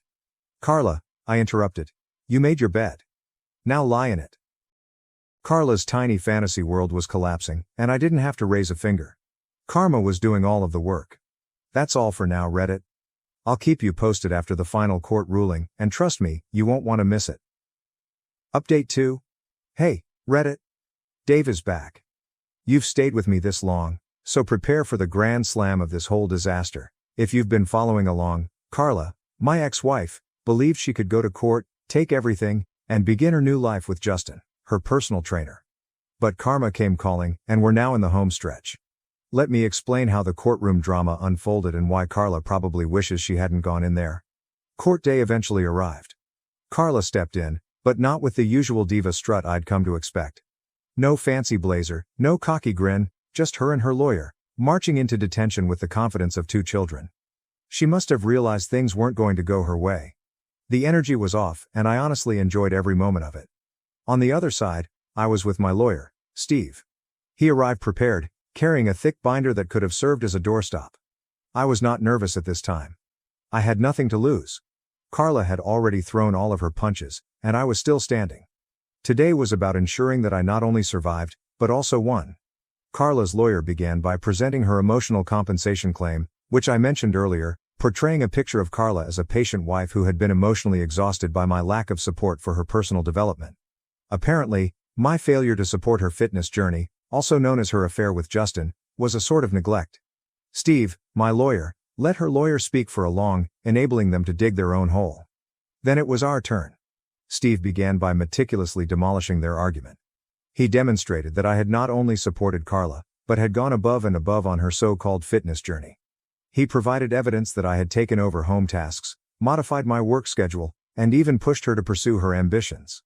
He read aloud text conversations in which I offered to make her healthy meals, encouraged her gym sessions, and even suggested we join couples fitness classes to deepen our bond. Then Steve dropped the bombshell. Carla's emotional compensation claim was not only unfounded, it was a clear attempt to conceal her own emotional carelessness. He showed emails and texts in which Carla openly mocked me to her friends, calling me dull and dead weight. He also had screenshots of her gushing about Justin and referring to me as her backup plan. The final nail in Carla's coffin came when Steve addressed the financial side of her claim. He showed us our bank statements, revealing how Carla had diverted thousands of dollars from our joint account to fund her lavish lifestyle. Carla's lawyer attempted to argue, but Steve refused to give up. He disclosed the ultimate piece of evidence, Carla's journal entry, which Steve had subpoenaed. Carla had written about her master plan to leave me, get whatever she could out of this marriage, and use the settlement money to start a new life with Justin. When the judge read that, his expression was one of complete amazement. The courtroom was dead silent as the judge flipped through the documents, his stern look becoming more intense with each page. Carla sat next to her lawyer, looking agitated, her polished nails nervously pounding on the table. Her confidence, which she had displayed so brazenly during mediation, had vanished into thin air. I sat across from her with my lawyer, Steve, feeling a mixture of expectation and joy. This was it. The moment Carla's tale would crumble. The judge began by considering Carla's emotional compensation claim. "Mrs. Patterson," he continued, his voice steady yet forceful. "Your request for emotional compensation lacks any substantive evidence." He stopped, allowing the words to sink in before continuing. "While emotional anguish is a relevant component in some situations, this court expects concrete and demonstrative evidence. Your claims are based on subjective sentiments rather than facts." He focused his attention on Steve's counter-arguments. He detailed phone conversations, bank accounts, and Instagram posts that depicted a far different picture than Carla and her lawyer had attempted to present. "Mr. Patterson," the judge continued, speaking to me for the first time, "you've shown a clear and consistent pattern of support for your wife throughout the marriage. The evidence presented indicates no signs of emotional maltreatment. In reality, it indicates the reverse. You went above and beyond to meet her requirements and expectations." Carla's lawyer attempted to interject, but stumbled over an objection that the evidence was taken out of context. The judge silenced him with a raised hand. "The context is clear, counselor. Let him move on." The judge next went to the financial element of the issue. He painstakingly examined the evidence Steve had supplied. "Mrs. Patterson," the magistrate said in a stern voice, "you withdrew over $223,000 from your joint accounts in the period leading up to this divorce filing. These funds were not used for household expenses or shared needs. Instead, they were spent on luxury items, high-end dining, and personal indulgences. The court finds this behavior irresponsible and in direct violation of your marital financial obligations." Carla shivered in her seat, her face flushed deeply crimson. Her counsel attempted to downplay the expenditure, stating that it was part of her coping technique during a tough period. The judge wasn't impressed. "Coping mechanisms do not justify financial recklessness," he stated emphatically. "Then I came home." Carla had boldly asserted her right to half of it, stating she had contributed emotionally, if not financially, to its upkeep. Steve was prepared for this. He presented paperwork proving that I had paid the mortgage in full, maintained the property, and even handled renovations, all while Carla contributed nothing. The judge did not mince words. "The house will remain the property of Mr. Patterson," his announcement stated. "Mrs. Patterson, you have no financial claim to it based on the evidence presented." Carla's jaw dropped. Her lawyer whispered something into her ear, but she waved him away, too astonished to answer. The judge was not done. "Furthermore," he went on, "due to the unauthorized use of marital funds, Mrs. Patterson is ordered to reimburse Mr. Patterson in the amount of $23,750. You could have heard a pin drop." Carla's lawyer sagged in his chair, clearly defeated. Carla appeared to have lost her breath. Her carefully constructed narrative had fallen spectacularly, leaving her with only the repercussions of her actions. The decision was final, no appeals or loopholes. The judge closed his folder and announced, "This court is adjourned." I relaxed back in my chair, a sense of relief sweeping over me. Justice had been served, and I felt free to breathe for the first time in months. The anxiety in the air as we left the courtroom was apparent. Carla's lawyer was already packing his suitcase and avoiding eye contact with everyone. Carla walked following him, her head lowered. For someone who had entered this process with the confidence of a reality TV star, she suddenly appeared completely defeated. Steve rubbed my back as we walked out. "We did it," he added with a slight smile. I nodded, appreciating his work. He had not only supported me, but also revealed the truth about Carla's manipulating ways. As I left the courthouse, I couldn't help but look back at Carla. She remained standing there, staring blankly at the floor. For a fleeting moment, I felt a twinge of sympathy, but it immediately disappeared. She had caused this pandemonium, and now she had to face the repercussions. Over the next few days, the consequences of the decision became abundantly clear. Carla was told to leave the residence within 30 days, and I made sure to enforce it. She tried to stall, stating she needed more time to organize her affairs, but I wouldn't budge. I informed her that she'd had plenty of time to prepare while she was busy bragging about her affair with Justin. But reluctantly, she packed her belongings and moved out. It was surprisingly pleasant to watch her leave on that final day. She piled her luxury bags into an ancient automobile, which one of her friends had reportedly loaned her, and drove away without saying goodbye. The house, which had before been filled with tension and hostility, felt unexpectedly tranquil. Carla's financial position deteriorated dramatically. She was left to fend for herself because she no longer had access to my income or the marital funds she had been draining. She attempted to sell some of her fancy clothes and handbags, but it was insufficient to repay the sum she owed me. Word spread that she was borrowing money from friends, who were rapidly bored of hearing her sob stories. Justin, however, has completely vanished. He didn't respond to her calls or messages. Carla unexpectedly arrived at the residence one night, roughly 2 weeks after the verdict. I opened the door to see her standing there, her once perfect beauty replaced by unkempt hair and haggard eyes. She looked like she hadn't slept for days. "Dave," she replied gently, her voice cracking. "Can we talk?" I stepped outside and closed the door behind me. "What do you want, Carla?" I inquired. She hesitated and wrung her hands. I wanted to say I'm sorry for everything. I made mistakes, big ones. I let Justin manipulate me. I got caught up in this fantasy, and I ruined everything. Her comments seemed scripted, but the despair in her eyes was genuine. She didn't come to apologize out of true remorse. She was here because she had no other options. I don't know what you expect me to say, I said, my tone calm but forceful. You made your choices. You chose Justin. You chose to try and take everything from me, and now you're dealing with the fallout. Tears welled in her eyes. I just can't. We at least be civil? Maybe start over? I have nothing, Dave. I'm lost. I looked at her for a time, feeling nothing but resolve.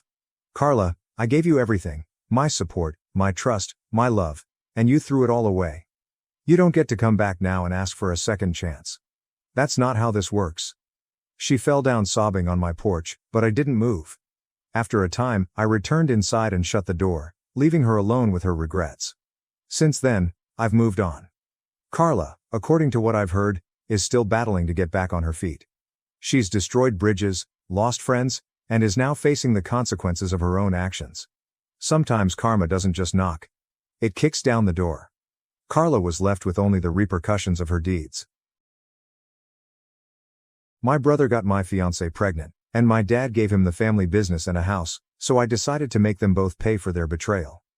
Hello everyone, before we begin today's video, I need your help. We've noticed that the channel is losing traction, and subscribing is one of the best ways you can help us. It's quick, free, and allows us to continue bringing you great content. Your support means everything.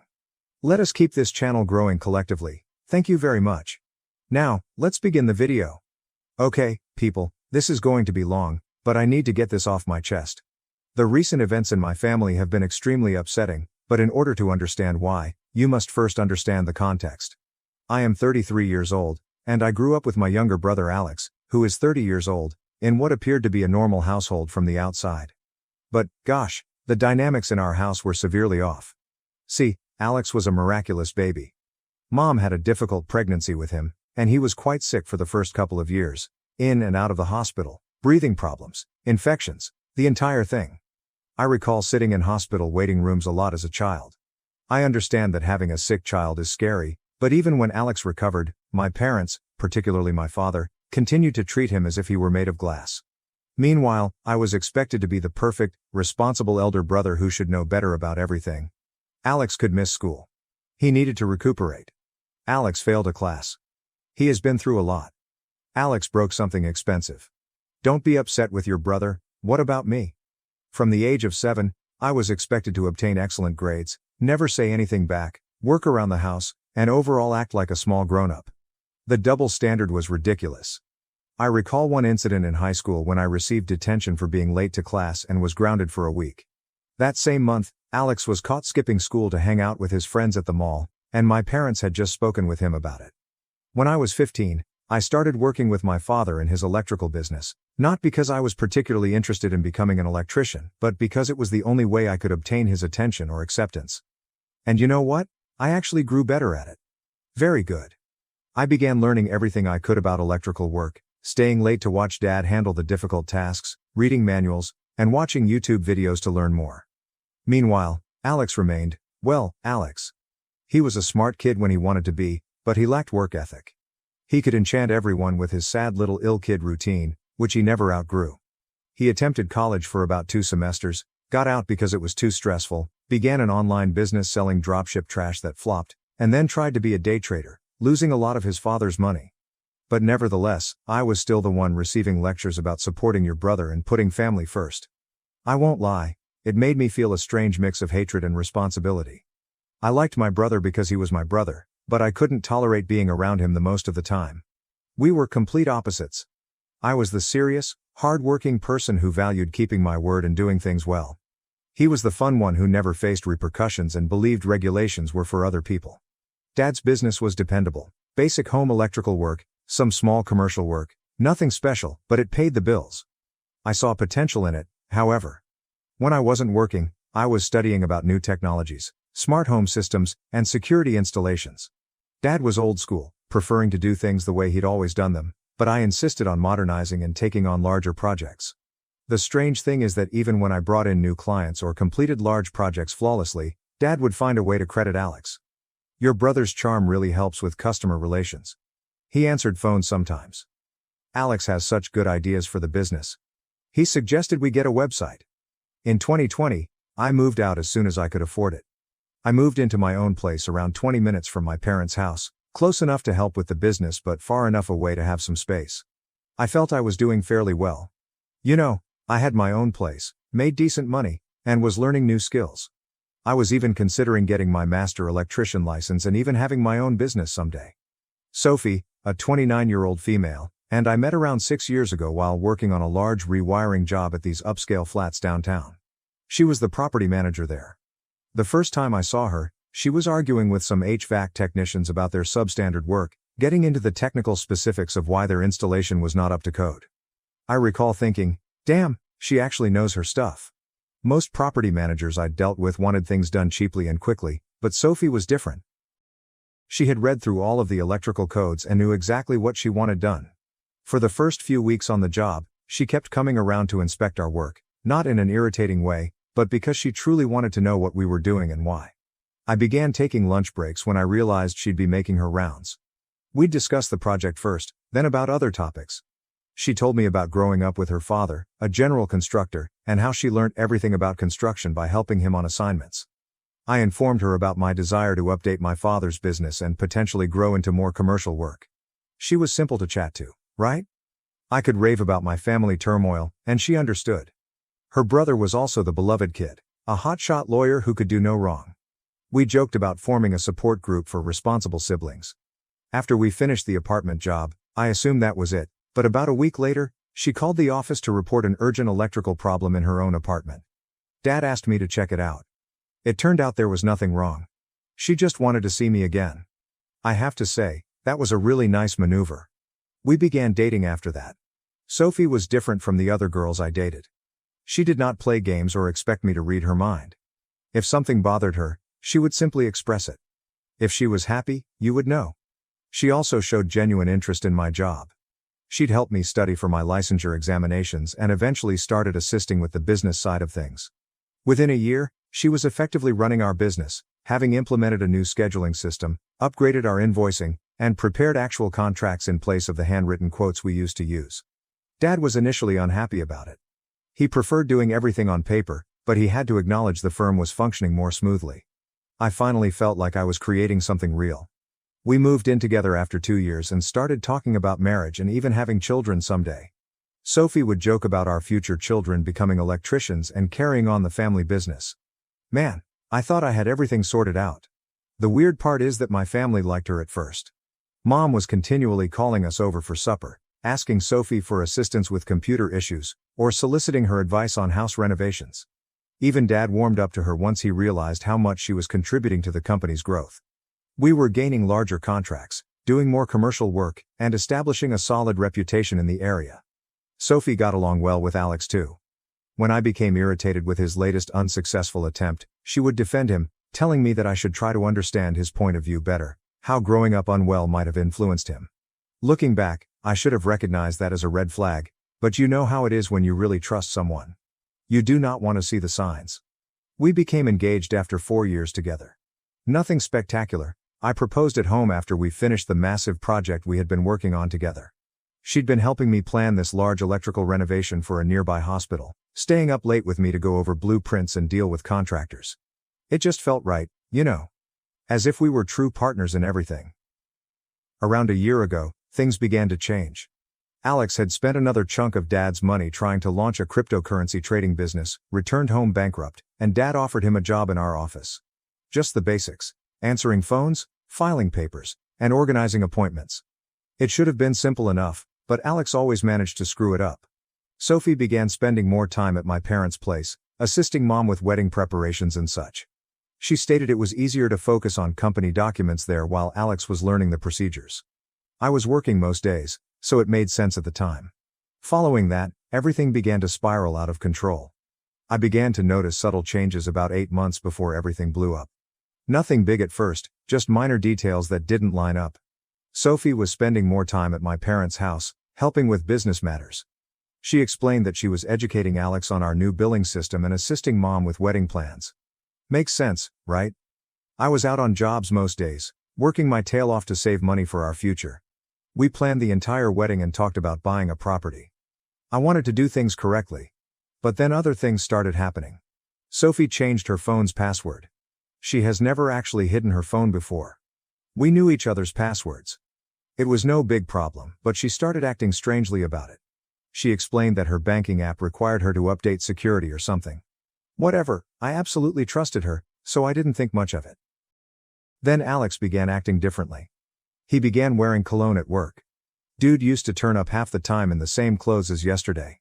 He got all these new clothing and started showing up to work on time, which was unusual for him. He was also strangely polite to me, volunteering to stay late at the office and expressing a strong desire to study business. Sophie was talking about him differently. Alex is really getting good at handling the scheduling, or, your brother's actually pretty smart when he applies himself. She'd get angry whenever I complained about his messing something up, and even started taking his side in family disputes. The atmosphere in the office also becomes strange. Janet, our receptionist for the past 15 years, was like a second mother to us. She began giving me these looks while Sophie and Alex were working late together, but whenever I asked what was going on, she would simply say nothing and change the subject. Once, I returned to the office early from a task because we had run out of materials. Sophie and Alex were in the break room, giggling over something. There was nothing clearly wrong, but they both jumped as if they had been caught doing something when I stepped in. Sophie mentioned that they were just going over some invoices around 7 p.m. Right. Sophie seemed to talk less about our future. She used to be quite enthused about wedding planning, looking at houses online, and discussing what kind of family we'd have, then she became quiet about it all. She claimed she was just anxious about work. The true red flag I missed was when she stopped visiting job sites to check on projects. It used to be our thing. She'd bring lunch, we'd go over plans, and solve problems together, but she was suddenly too busy at work with Alex. We had a large family meal approximately 6 months ago. Sophie was acting funny all night, barely speaking and constantly checking her phone. Alex kept attempting to make inside jokes with her. Sophie snorted with laughter when he mentioned that insane person at work. But when I questioned what was hilarious, they both said, "You had to be there." After dinner, on the way home, I finally brought it up. Sophie remained glancing at her phone. "You okay? You seemed off tonight." "Just tired. Work's been crazy." "Yeah, it seems like you and Alex are getting along better these days." She tightened up but tried to keep it casual. "He's not as bad as you always say. He's actually pretty funny when you get to know him." "Funny enough to make you ignore everyone else at dinner?" "What's that supposed to mean?" "Nothing, just that you've been different lately. Distant. Always on your phone." She became defensive quickly. "Oh, so I'm not allowed to have my own conversations now? Everything has to be about you?" That threw me off guard. Sophie never spoke to me like that before. "That's not what I said. Just feels like something's changed. Maybe you're just paranoid. I'm tired of you always complaining about Alex. He's trying his best." I recall getting a horrible feeling in my stomach, like if something was seriously wrong, but I couldn't put my finger on it. She had never defended Alex like that before. "Since when are you Team Alex?" "Since I actually got to know him instead of just listening to you bashing him all the time." We drove the rest of the way silently. Man, all the symptoms were there. The protective attitude, the phone, the inside jokes, the way she suddenly thought Alex was fantastic. But you never want to believe someone you absolutely trust could do that to you, especially not your own brother. I recall lying there that night, watching her try to sleep and thinking, nah, I'm just being paranoid. The next several months were just more of the same. Sophie working late, Alex becoming interested in the business, and me being a complete idiot working 12-hour days to save for our future while my brother was stealing my girl right under my nose. Then came the day when everything burst. It was Tuesday. I recall because I was working on a large commercial project that involved rewiring a warehouse. Sophie called about 2 p.m., crying so hard I couldn't hear her. She claimed she needed to speak with me in person and that it was urgent. My immediate impression was that something had happened to her parents. I told my colleagues that I had a family emergency and drove straight home. I discovered her sitting in her car in our driveway. She refused to come inside, instead sitting there gripping the steering wheel as if it was the only thing holding her together. I sat in the passenger seat, waiting for her to say anything. "I'm pregnant," she explained. For a few seconds, all I felt was happiness. We discussed starting a family after the wedding, and suddenly it was happening. I started talking about how we'd work things out, and how we could move the wedding up if necessary. She kept crying. "There's more," she said, choking. It might not be yours. Everything within me became still. My brain initially refused to accept it, as if I needed to repeat it to ensure that I had heard her correctly. Might not be mine? My voice sounded strange, as if it weren't even mine. Who else would it be? I paused. It all connected at once: the late nights, the sudden secrecy with her phone, and the strange discomfort whenever I mentioned it. No. I gazed at her, waiting for her to deny it and tell me I was wrong. She did not. It's not him, she sighed. My hands tightened into fists. Sophie, my voice was strong and demanding. Tell me it's not Alex. She made a broken sound in her throat. It wasn't supposed to happen. I gave a harsh laugh, but there was no comedy in it. Oh right, you just tripped and fell into my brother's bed. It wasn't like that, she replied hastily. It was one time. I shut her off. One time? My head was pounding. Tell me the truth, nothing but quiet. How long? Her breathing sounded unsteady. 3 months. Maybe 4. I had to press my hands on my knees to keep myself steady. Does he know? My voice was tight and controlled. She nodded. I told him yesterday. That's when I realized I had to tell you too. I stared at her, as if she wanted me to be relieved she had finally decided to come honest. I got out of the car because I needed air. She followed me, attempting to explain how it wasn't planned, how horrible they both felt, and how they had ended it weeks before. All I could think about was them laughing in the break room during those late-night work sessions. Were you ever going to tell me if you weren't pregnant? She did not respond to that. It explained all I needed to know. I hopped into my truck and drove directly to my folks' place. I found Alex in the office, doing business as usual. When he saw my face, he knew I knew. Listen bro, I can explain. I don't remember what happened next. It's all a blur, but I recall him on the ground with blood gushing from his nose. Dad and 2 of our employees are pushing me away from him.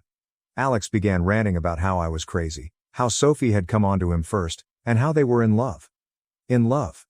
My own brother, the guy who'd seen me plan my future with this lady and sat there at Sunday dinners knowing exactly what he was doing.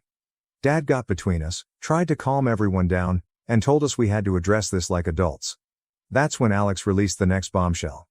She's having my baby. You can't just ignore that. Dad's face turned white. I guess he wasn't aware of that portion yet. Mom began crying. Janet grabbed her purse and walked away. I found out later that she quit that day, saying she couldn't work for people like them. I glanced at my father and said, "He's your problem now. I'm done." Dad attempted to stop me, saying, "Son, wait. We can figure this out. Family is family." I told him Alex ceased being my family the moment he touched my fiancée. I walked out and haven't returned since. Sophie was still at our house when I arrived home. She was sitting on the couch, crying, after packing her bags. "I never meant to hurt you," she explained. "It just got complicated." I informed her she had 24 hours to grab her belongings and leave. I didn't care where she went. Block my number, lose my address. "What about the baby?" she inquired. "Better hope it's Alex's, because if it's mine, we're doing a DNA test and going through lawyers." She tried to speak more, but I walked away. I drove to my friend Mike's apartment and stayed for a few days while she moved out. So, after everything happened, I remained at my friend Mike's house for approximately a week. I turned off my phone. I simply needed to comprehend everything. Mike is a real one. Didn't try to offer counsel or anything, simply let me crash. When I eventually put my phone back on, I had about 50 missed calls, the majority of which were from my parents, some from Sophie, and a couple from Alex. This dude has some nerve. But I only listened to Mom's messages.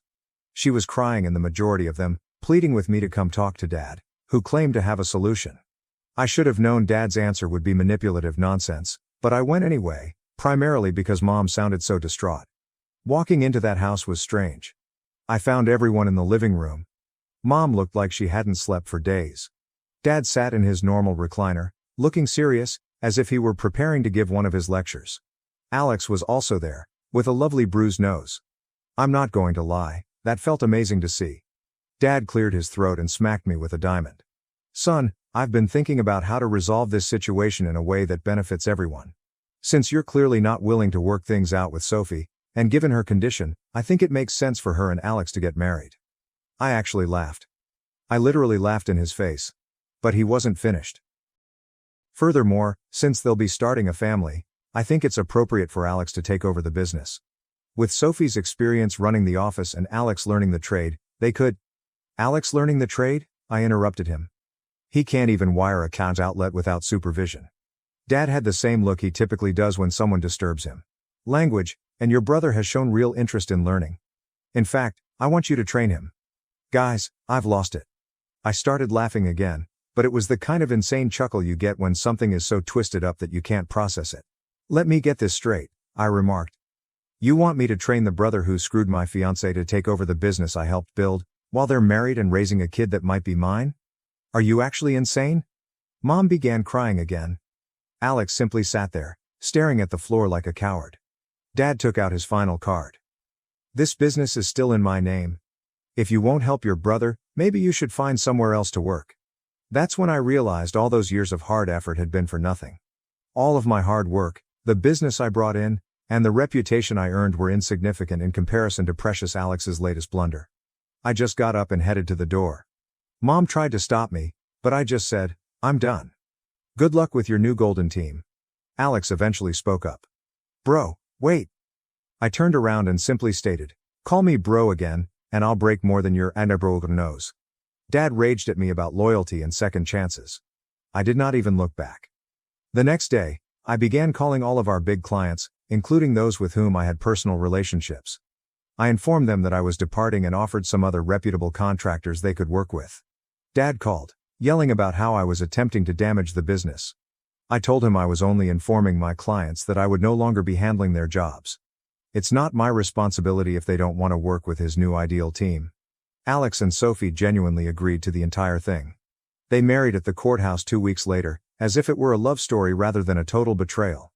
Dad even backed them up, giving them a down payment on a house as a reward for what they'd done. Meanwhile, I was left standing amid the ruins of all I believed I knew. There was no apology, no meaningful consequences, only the expectation that I move on while they played happy family. So, I did. I walked away from it all. I took a position with one of our old competitors, where my work was respected rather being treated as an afterthought. Better income, genuine recognition, and best of all, no family drama. I pushed everything into starting over and developing my own reputation. I even acquired my master electrician's license, something Dad always claimed I wasn't ready for. Turns out, I was more than prepared. I just had to get out of his shadow to prove it. I didn't hear much about the family business for approximately 4 months. Mom would occasionally text me, but I requested her not to inform me about Alex or Sophie. I didn't need the stress in my life. Then, last week, I received a call from Mom at approximately 11 p.m. She started crying again, claiming Dad needed to talk to me right away. I almost hung up, but she seemed quite disturbed. Please, she asked. I know you have every right to say no, but we're about to lose everything. I was truly curious and remained on the line. Dad came on, and his voice was different, not the typical I know everything tone. He sounded broken. It turns out that allowing Alex to run the business was exactly the nightmare I predicted. This genius screwed up 3 large commercial jobs so horribly that one customer has threatened to sue us for code violations. I'm talking about fundamental things like incorrect gauge wiring, missing ground wires, and junction boxes put without covers, mistakes that may practically burn a building down. And things get better. Instead of recruiting qualified electricians, he appointed his drinking buddy from college as chief electrician. The guy's whole electrical experience involved changing light bulbs in his flat. No license, no credentials, and probably couldn't tell the difference between a voltage meter and a screwdriver. They run a real professional operation there. Then there's the monetary side. Alex reportedly neglected to pay their liability insurance. Consider this. You're in the electrical company. They'd lose everything with one accident or fire. But, hey, why spend money on frivolous things like insurance when you can pocket the cash instead? Because that's exactly what he was doing. Accepting cash payments from consumers while conveniently failing to record them in the books. And the financial genius had been taking out loans against the firm without informing Dad. Multiple loans. We're talking significant money here. And the best part? Nobody can figure out where all that money went. Nothing in his bank account, nothing in his investments, it all vanished like magic. I'm betting his new automobile and the luxury clothes he's been wearing could be a hint. It's almost impressive how thoroughly he ruined everything in just a few months. Dad spent 30 years building this firm, and Alex virtually destroyed it in less than half a year. That's what happens when you give over a profitable business to someone whose greatest accomplishment was becoming the beer pong team captain in college. Dad finally found out when their insurance was canceled, and he began looking into the books. Alex had been concealing all of the difficulties by tampering with the papers, as Sophie had taught him during all of those late hours at work. Most of their seasoned members quit. I can't blame them. Alex treated them poorly, and checks began to bounce. Janet, our previous receptionist, evidently tried to notify Dad about strange activity in the accounts months ago, but he refused to listen. Dad's voice was shaking as he told me all of this, and then he slapped me with, "Son, I need you to come back, help me fix this. We can make you majority owner, give you full control." I told him that I needed to think about it. He started to become desperate. "Please, we're going to lose everything, the business, the house, everything I built. Your mother, she's not handling this well." Then he played his last card. Alex and Sophie split up. She left last week, just disappeared. Left a note saying not to contact her. The baby. We don't even know where she is. Alex wasn't daddy material after all. My response was, "Not my circus, not my monkeys anymore." Dad began with his typical guilt trip about family and devotion. I cut him off. "Remember when I begged you not to give the business to Alex? When I told you he'd run it into the ground? What was it you said? Oh yeah, family is family. Well, this is your family's mess now." Mom called back, weeping about how they might be homeless soon. That hit hard. Mom did not deserve any of this. She's the only one who's ever attempted to keep the family together, the only one who hasn't taken sides, even when she probably should have.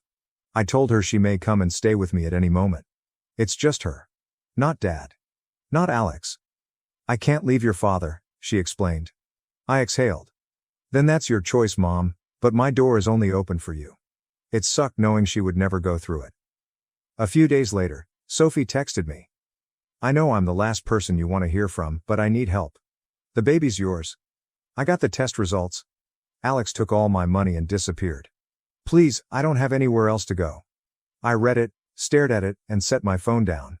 Did not respond. Not going to. But damn if it didn't sit there like a stone in my gut, like a punch I knew was coming but couldn't handle. It should have meant something. It should have been life-changing. But all I felt was tiredness, like if I had finally climbed out of this mess just to have it reach back and try to drag me under again. And for the first time, I didn't know what to do. Dad showed up at my place last night while I was still trying to figure out what was going on. There was no notice, simply standing there when I arrived home from work. Looking grungy, wearing an old jacket I recall from my childhood. Hadn't shaven in what seemed like weeks. First thing I noticed was that he was driving Mom's old Civic rather than his truck. Later, they discovered that they needed to sell his truck to pay off some of the business's debts. "Can we talk?" he requested, not demanding as usual. He truly sounded exhausted. I invited him in because I really wanted him to see how I was doing without his assistance. "My new house is quite nice. I received it following my last promotion. Nothing spectacular, but it's mine. I earned it myself." He stood in my living room, looking bewildered, as if he didn't know how to communicate with me other than by delivering commands. Finally, he sat down and began pouring everything. The business is essentially dead. They're being sued by 2 business clients over Alex's rubbish work. After that, the majority of their home customers abandoned them, complaining about jobs that were left unfinished. "The bank is coming for the house next month." "I should have listened to you," he explained. This is the first time I've ever heard him confess to being incorrect about anything. I told him that was good to hear, but it was late. Then he took out this folder. Inside, there was papers to transfer 100% ownership of the company to me with no strings attached. "You can save it," he replied. "You always knew what you were doing." I was just too proud to see it. Do you know what is crazy? 6 months ago, this would have been everything I wanted. All that validation, finally having power, and Dad admitting I was correct. But while glancing at those papers, I wondered, what happened to Alex? Dad's face simply crumpled. Alex cleared out their savings account last week and disappeared. Left this note about needing to find himself or some BS. Classic Alex, causes a mess and then flees from the consequences. "He's still your brother," Dad explained calmly. "Number," you replied. "He stopped being my brother the day he decided family loyalty meant nothing to him." Sound familiar? That struck him hard. Good. He began telling me how he could help me restore the firm, how we could collaborate and be a genuine family again. I had to laugh. "Dad, you're not hearing me. I don't want the business, I don't want your help. I'm done. But this is your legacy too. Everything we built, everything I built, you gave to Alex, remember? You chose him even after he slept with my fiancée. Now you get to live with that choice.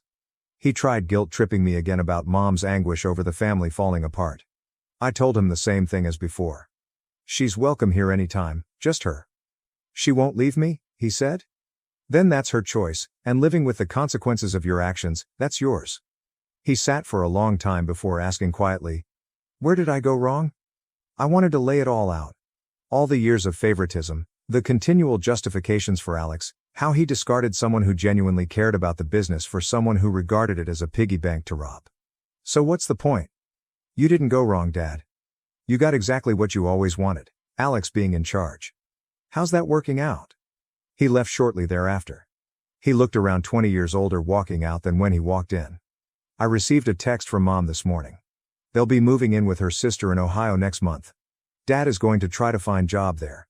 She asked me once more if I would contemplate assisting them in their stay here. I informed her that my offer stood. She is welcome to stay with me at any moment, but I am tired of burning myself on fire to keep others warm.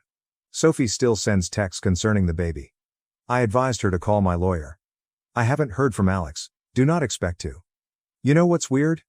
I imagined that witnessing them lose everything would be satisfying, as if karma was punishing them for what they had done to me. But honestly, I don't feel anything.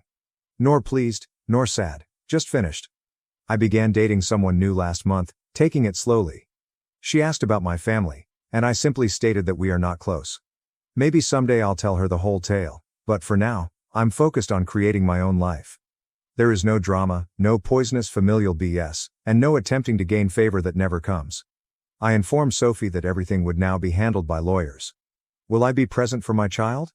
Yeah, I am not my brother. I do not abandon my responsibilities. But Sophie destroyed that bridge. We'll work out custody and support through the courts. She made her choices, and now she must live with the consequences, just like everyone else in this mess. For the time being, I'm simply trying to keep my head straight, focusing on work, my new relationship, and creating something unique to me.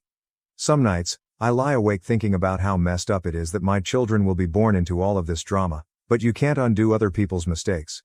You can only strive to follow your conscience. Sometimes the best vengeance is simply living well. This is the last section, guys. Thank you for following along. Writing it all out truly helped me sort through some of my thoughts. Edit 2. Since people keep asking, yes, if Sophie can show the baby exists and is mine, I will step forward, but only through legal means. No direct interaction. My wife became distant and obsessed with her career. I discovered her affair when I found evidence of her planning a future with another man. 48 hours later, she had nothing, and the electrician she underestimated had the power cut, and now she is begging. Hey everyone, before we jump into today's video, I need your help. We've noticed the channel is losing some traction, and subscribing is one of the best ways you can support us. It's quick, free, and it helps us keep bringing you awesome content. Your support means the world. Let's keep this channel growing together. Thanks so much. Now, let's start the video. What's up, Reddit? Never thought I'd be one of those guys posting their relationship drama online, but here we are. I'm going to lay out the whole show that's been my life these past few months. Buckle up. I'm Alex, 34, male. I've been an electrician since I was 19. Started as an apprentice, made money, worked my way up to journeyman, then master electrician. 5 years ago, I started my own business. Nothing fancy. Just me and 2 other guys wiring up houses and doing commercial jobs around town.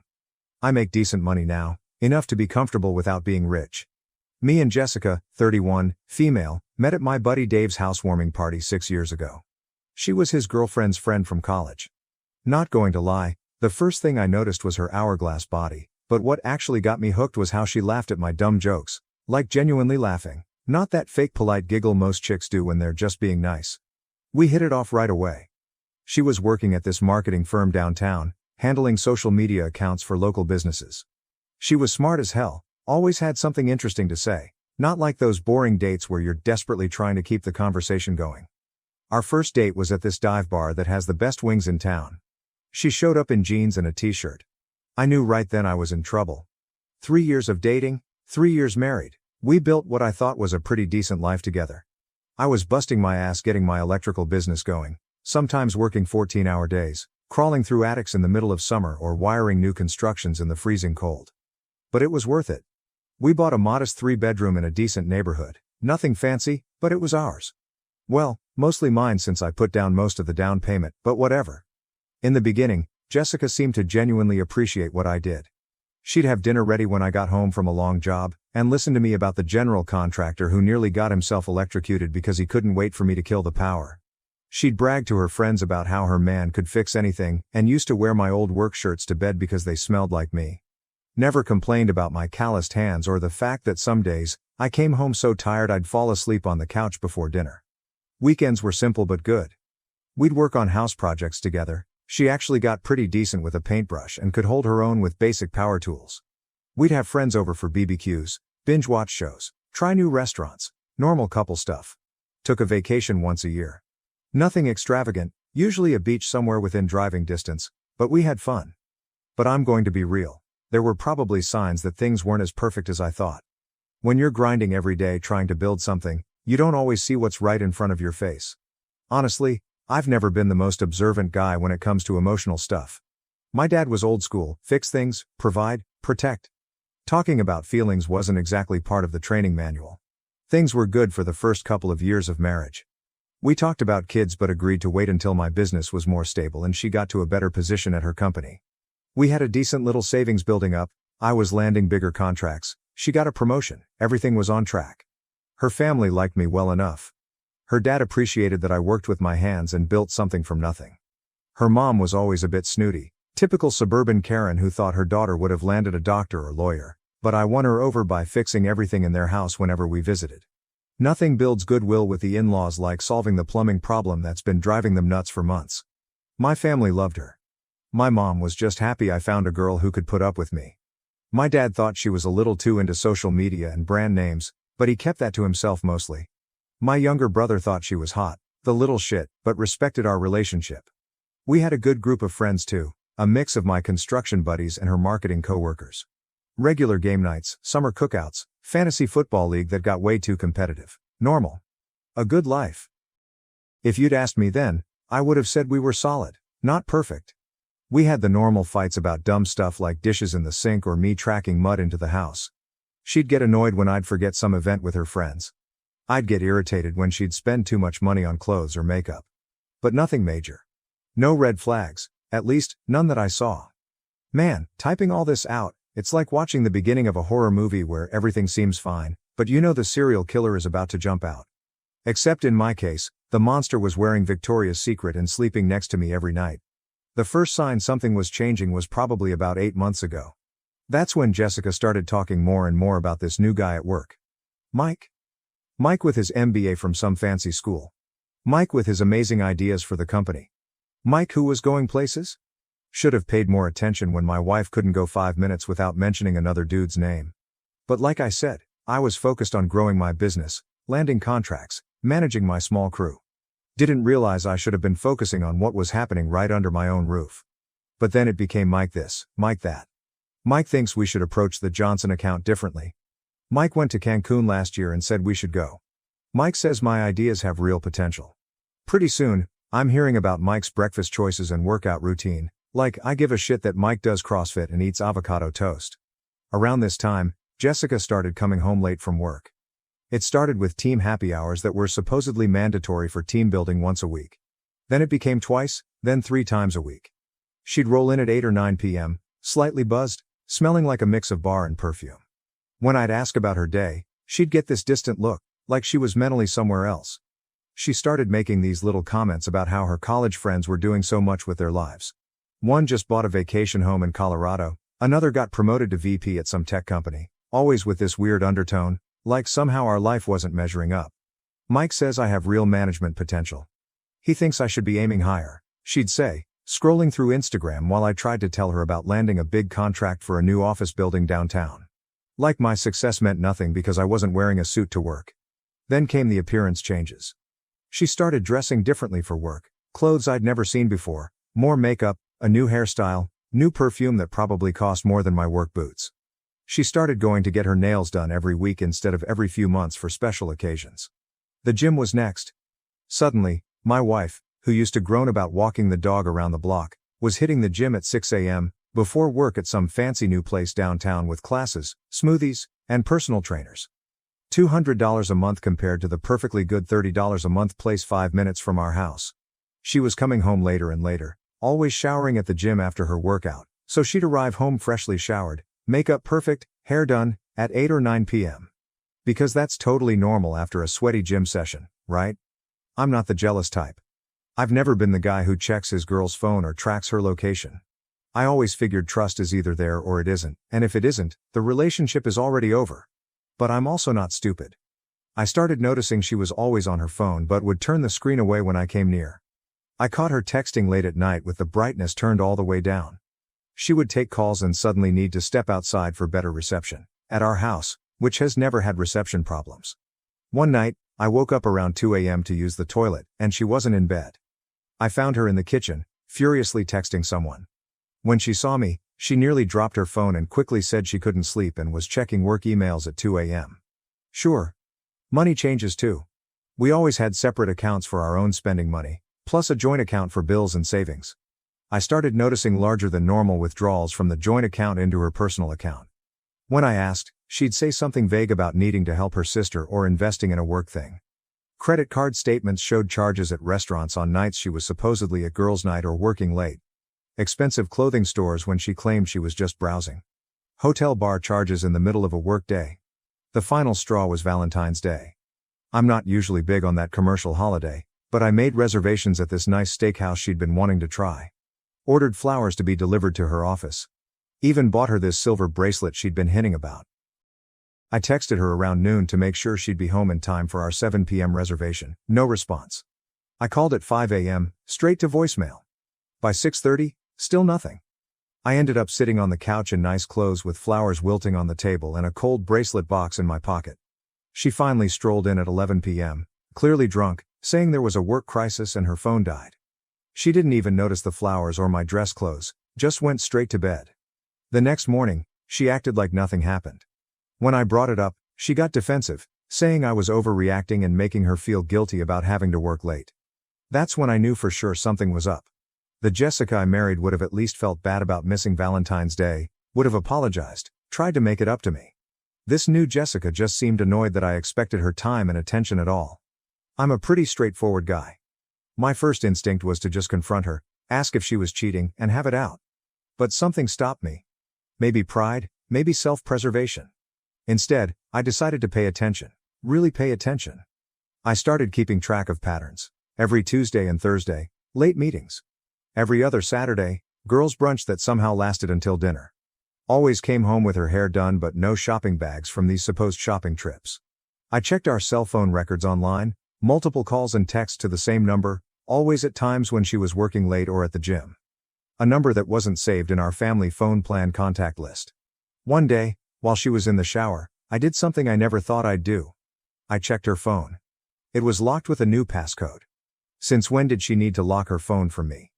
We used to know each other's passcodes, not because we were checking on each other, but just for convenience. Then the work events started. Company parties, client dinners, team outings, that I was suddenly not invited to. It's just for employees, or it would be boring for you.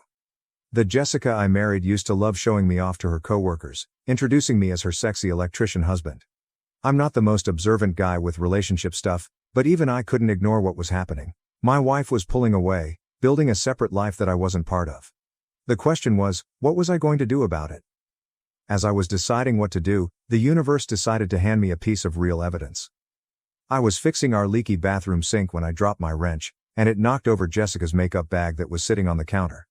While picking up the scattered lipsticks and whatnot, I found a hotel keycard tucked in the side pocket, not from any vacation we'd been on. This one was from the Marriott downtown, walking distance from her office. Weird thing to keep as a souvenir unless it had some special meaning, right? I put it back exactly where I found it and finished fixing the sink like nothing happened, but that keycard kept eating at me. That night, after she fell asleep, I did a deep dive into our finances. Jessica always handled the bills and budgeting, not because I couldn't do it, but she was pickier about that stuff, and I was happy to let her deal with it. I logged into our joint accounts and started going through recent statements. Found large withdrawals to her personal account over the last 3 months. We're talking about $500 here, $700 there, money that was supposed to be for our future, our savings, Our life together. Credit card statements showed shopping charges at stores way above our usual budget. Dinner charges on nights she told me she was eating with the girls at restaurants that were definitely not the casual places her friends usually picked. Charges at high-end lingerie stores for stuff I'd never seen her wear. Then I spotted it. A hotel charge from the same Marriott downtown from 3 weeks earlier. Just a bar charge, not a room, but still, she hadn't mentioned being at any hotel bar. When I cross-referenced with our text messages from the day, she told me she was working late on a big presentation. My buddy Trent works in IT security. We've been friends since high school. I'm not proud of it, but I called him up and asked if he could help me access Jessica's email. I told him my suspicions. He was hesitant at first, but he'd been through a bad divorce himself after his ex cheated, so he understood where I was coming from. He helped me set up a simple keylogger on our home computer, just a basic program that would capture her passwords the next time she logged in. Shady? Absolutely. Legal? Probably not. But at that point, I didn't care. I needed to know what the hell was going on. 2 days later, I had her email password. There it was. Message after message with this Mike guy. Weekend plans, complaints about me, how I was stuck in my underdog mindset while Mike was going places, how she was settling by staying with me, how she deserved more luxury in her life than I could provide. The same Mike who I now knew was her direct supervisor, who had just gotten promoted to regional director at her company. The same Mike who, according to his Facebook profile, that I now stalked like a psycho, was married with a 2-year-old and another kid on the way. There were hotel confirmations, screenshots of apartment listings they were looking at together, messages planning their future after she left me, all while she was sleeping next to me every night, eating the dinners I cooked, and living in the house my work paid for. One email from Mike read, "Just a few more months, and my bonus comes through. Then we can both leave our dead-end situations and start fresh. Just be patient and keep things normal at home." I felt like I'd been punched in the stomach. 6 years together, 4 years of marriage, all a lie, or at least it had become one. I sat in my truck for an hour that night, parked outside our house, just thinking. Rage, betrayal, everything washing over me.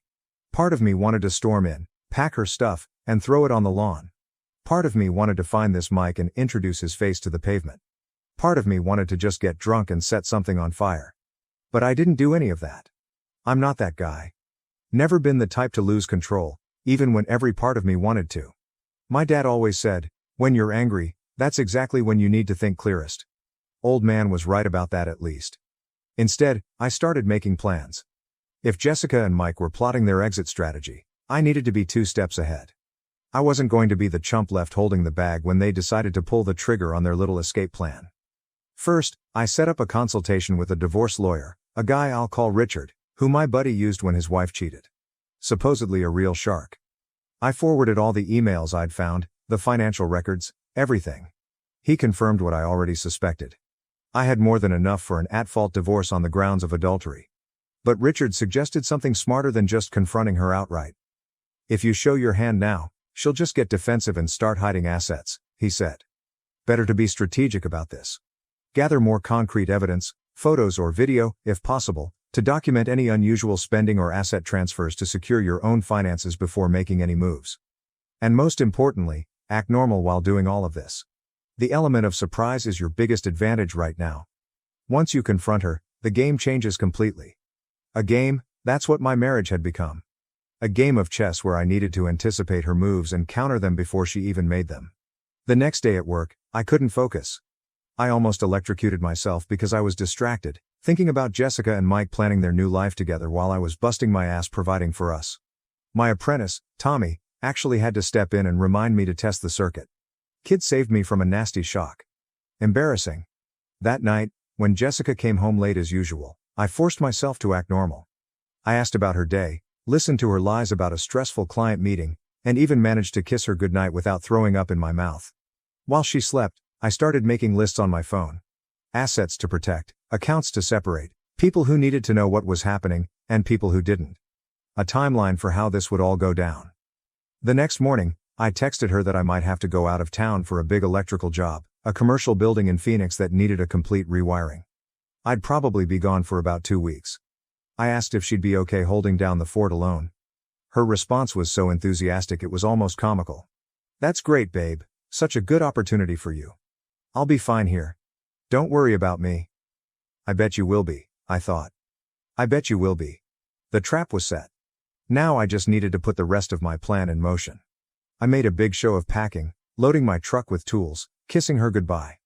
I even stopped by my parents' place on the way out so they'd think I was really leaving. Told them not to mention anything to Jessica if they talked to her. I said I wanted to surprise her with a gift from the money I'd make. Mom thought that was sweet, if she only knew. Once I was clear, I circled back to town and crashed at my buddy Tony's empty rental property about 15 minutes from my house. He's been through his own divorce nightmare, so he got it. I needed eyes on my house, so one of my friends, Kevin, who installs security systems, hooked me up with some discreet outdoor cameras I could monitor from my phone. We set them up when Jessica was at work, one watching the driveway, another on the front door. Nothing inside the house. I'm not that kind of creep, and honestly, didn't want to see what might happen in my own bedroom. The first day was quiet. Jessica came home, ordered food, watched Netflix, sent me some miss you texts that I answered with equally fake enthusiasm. Second day, around 7 p.m., a black Audi pulled up. Out steps Mr. Regional Director himself. Tall, gym body, expensive watch. Catching the streetlight, I could see he brought wine. They stayed until 3 a.m. I got it all on video, the arrival, the way they kissed at the door. Definitely not their first time. How comfortable he looked walking into my house with an overnight bag like he owned the place. Same happened 3 more times that week. Once they left together in the morning, she called in sick while they spent the day, who knows where. They ate dinner on my deck, drank my expensive whiskey I'd been saving. They even took my boat out that I busted my ass to buy. While watching this show, I wasn't just sitting around feeling sorry for myself.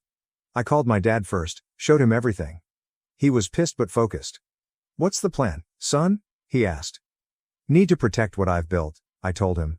The next few days were a blur of preparation. With Richard, my lawyer, we secured my business since it was already an LLC in my name only. I set up new bank accounts, transferred my work equipment to the business name, changed beneficiaries on everything, and stored important documents and irreplaceable stuff off-site. Most importantly, I had papers drawn up giving my dad temporary power of attorney over my business and moved half our savings to my new account, leaving her exactly half, everything above board and documented through my lawyer. By day 10, I had everything I needed: videos, emails, financial records, and a solid legal strategy. Just one more chess move before confrontation. I anonymously sent all the evidence to Mike's pregnant wife. She deserved to know before making life-altering decisions, just like I wished someone had done for me. With that final piece in place, I was ready to head home a day early from my business trip and watch Jessica's face when she saw me. So, I drove home a day early from my Phoenix job, ready for the big confrontation. I had this whole speech prepared in my head, kind of expecting to catch Jessica and Mike in the act, maybe get some more video evidence. But life's full of surprises, ain't it? I pulled into the driveway and noticed something off right away. Her car wasn't there. Weird, since my security cam showed it parked there just 3 hours earlier. Figured maybe she went grocery shopping or something. I walked in, and the house felt empty. You know that feeling when a place that should feel like home suddenly doesn't? The air was different, quieter. I called out her name, nothing. I checked the kitchen, the living room, then headed to our bedroom. And that's when it hit me. Her side of the closet was completely cleared out. Dresser drawers empty. Bathroom counter missing all her expensive creams and makeup. On the bed was a note, folded neatly on my pillow like this was some romantic movie. "Alex, I can't do this anymore. I've moved on with someone who matches my ambitions and can give me the life I deserve. I'll have my lawyer contact you about the divorce. Don't try to find me, Jessica." Cold, right? 6 years together, 4 years of marriage, and that's it. 8 lines on a piece of paper, not even a full page. I sat on the edge of the bed, note in hand, feeling nothing. No rage, no heartbreak. Just this weird emptiness, like I was looking at the aftermath of something that had been dead for months, but I just hadn't admitted it yet. I headed to the living room and opened my laptop, pulled up the security footage from earlier that day. There it was. Jessica and Mike loading suitcases and boxes into his Audi around noon. She was laughing as he struggled with a heavy bag, both of them looking excited, like kids sneaking out past curfew. I spent the next few hours making lists: bank accounts, credit cards, passwords, utilities, all the practical stuff that needs handling when your wife decides to vanish. I changed the locks, changed every password she might know, and called Richard, my divorce lawyer buddy, to get the ball rolling. While checking our accounts, I noticed something interesting. She'd cleared out her personal checking account but hadn't touched our joint savings. Either she forgot in her rush to start her fancy new life, or she was planning to come back for it once things settled. Then it hit me, the safe in my home office.